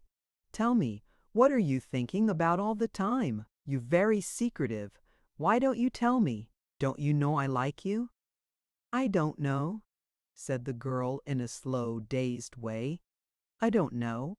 I wouldn't take your time for nothing, he went on after a pause. My father doesn't give me much money, but I think I'll have some more day after tomorrow. Can I see you then? I don't know. He laughed. You said that before. Day after tomorrow afternoon in the same place, no matter if it's raining. I'll be there first at 3. Will you come? If I can. She made a movement to go, but still he detained her. He colored high again in the struggle between the impulses of his generous youth and the fear of being absurd with a girl he had picked up in the street. He looked at her searchingly, wistfully. I know it's your life, but I hate to think of it, he went on. You're far too nice. I don't see how you happen to be in this line. Still, what else is there for a girl when she's up against it? I've often thought of those things, and I don't feel about them as most people do. I'm curious about you. You'll pardon me, won't you? I'm afraid I'll fall in love with you if I see you often. You won't fail to come day after tomorrow, if I can. Don't you want to see me again? She did not speak or lift her eyes. You like me, don't you? Still no answer? You don't want to be questioned? No, said the girl. Where are you going now? To the hospital. Where are you going now? To the hospital. I live in Clifton. I can go home that way. I'd rather you didn't. Then goodbye till day after tomorrow at 3. He put out his hand. He had to reach for hers and take it. You're not angry with me, no. His eyes lingered tenderly upon her. You are so sweet. You don't know how I want to kiss you. Are you sorry to leave me just a little? I forgot. You don't like to be questioned. Well, goodbye, dear. Goodbye, dear. Goodbye, she said, and still without lifting her gaze from the ground, she turned away, walked slowly westward. She had not reached the next street to the north when she suddenly felt that if she did not sit, she would drop. She lifted her eyes for an instant to glance furtively round. She saw a house with stone steps leading up to the front doors. There was a "For Rent" sign in one of the close-shuttered parlor windows. She seated herself, supported the upper part of her weary body by resting her elbows on her knees. Her bundle had rolled to the sidewalk at her feet. A passing man picked it up, handed it to her with a polite bow. She looked at him vaguely, took the bundle as if she were not sure it was hers. Heat been too much for you, miss? Asked the man. She shook her head. He lingered, talking volubly about the weather, then about how cool it was on the hilltops. We might go up to the Bellevue, he finally suggested, if you've nothing better to do. No, thank you, she said. I'll go anywhere you like. I've got a little money that I don't care to keep. She shook her head. I don't mean anything bad, he hastened to suggest, because that would bring up the subject in discussable form. I can't go with you, said the girl drearily. Don't bother me, please. Oh, excuse me, and the man went on. Susan turned the bundle over in her lap, thrust her fingers slowly and deliberately into the fold of the soiled blouse which was on the outside. She drew out the money. A 10 and 2 fives. Enough to keep his room at the hospital for 2 weeks. No, for she must live, herself. Enough to give him a room 1 week longer and to enable her to live 2 weeks at least, and day after tomorrow more. Perhaps soon enough to see him through the typhoid. She put the money in her bosom, rose, and went on toward the hospital. She no longer felt weary, and the sensation of a wound that might ache if she were not so numb passed away. A clerk she had not seen before was at the barrier desk. "I came to ask how Mr. Burlingham is," said she. The clerk yawned, drew a large book toward him. "Burlingham B. Bull, Burlingham Dend," Abbess said half to himself, turning over the leaves. "Yes, here he is." He looked at her. "You his daughter?" "No, I'm a friend." "Oh, then he died at 5 o'clock an hour ago." He looked up, saw her eyes, only her eyes. They were a deep violet now, large, shining with tragic softness, like the eyes of an angel that has lost its birthright through no fault of its own. He turned hastily away, awed, terrified, ashamed of himself. The end. Thank you for listening to this story. I hope you enjoyed the journey, the characters, and the world they carried with them. If you enjoyed this audiobook, please subscribe to the channel and leave a comment below. Your support helps keep these stories alive and allows more timeless books to be shared with listeners around the world. Until next time, thank you for listening.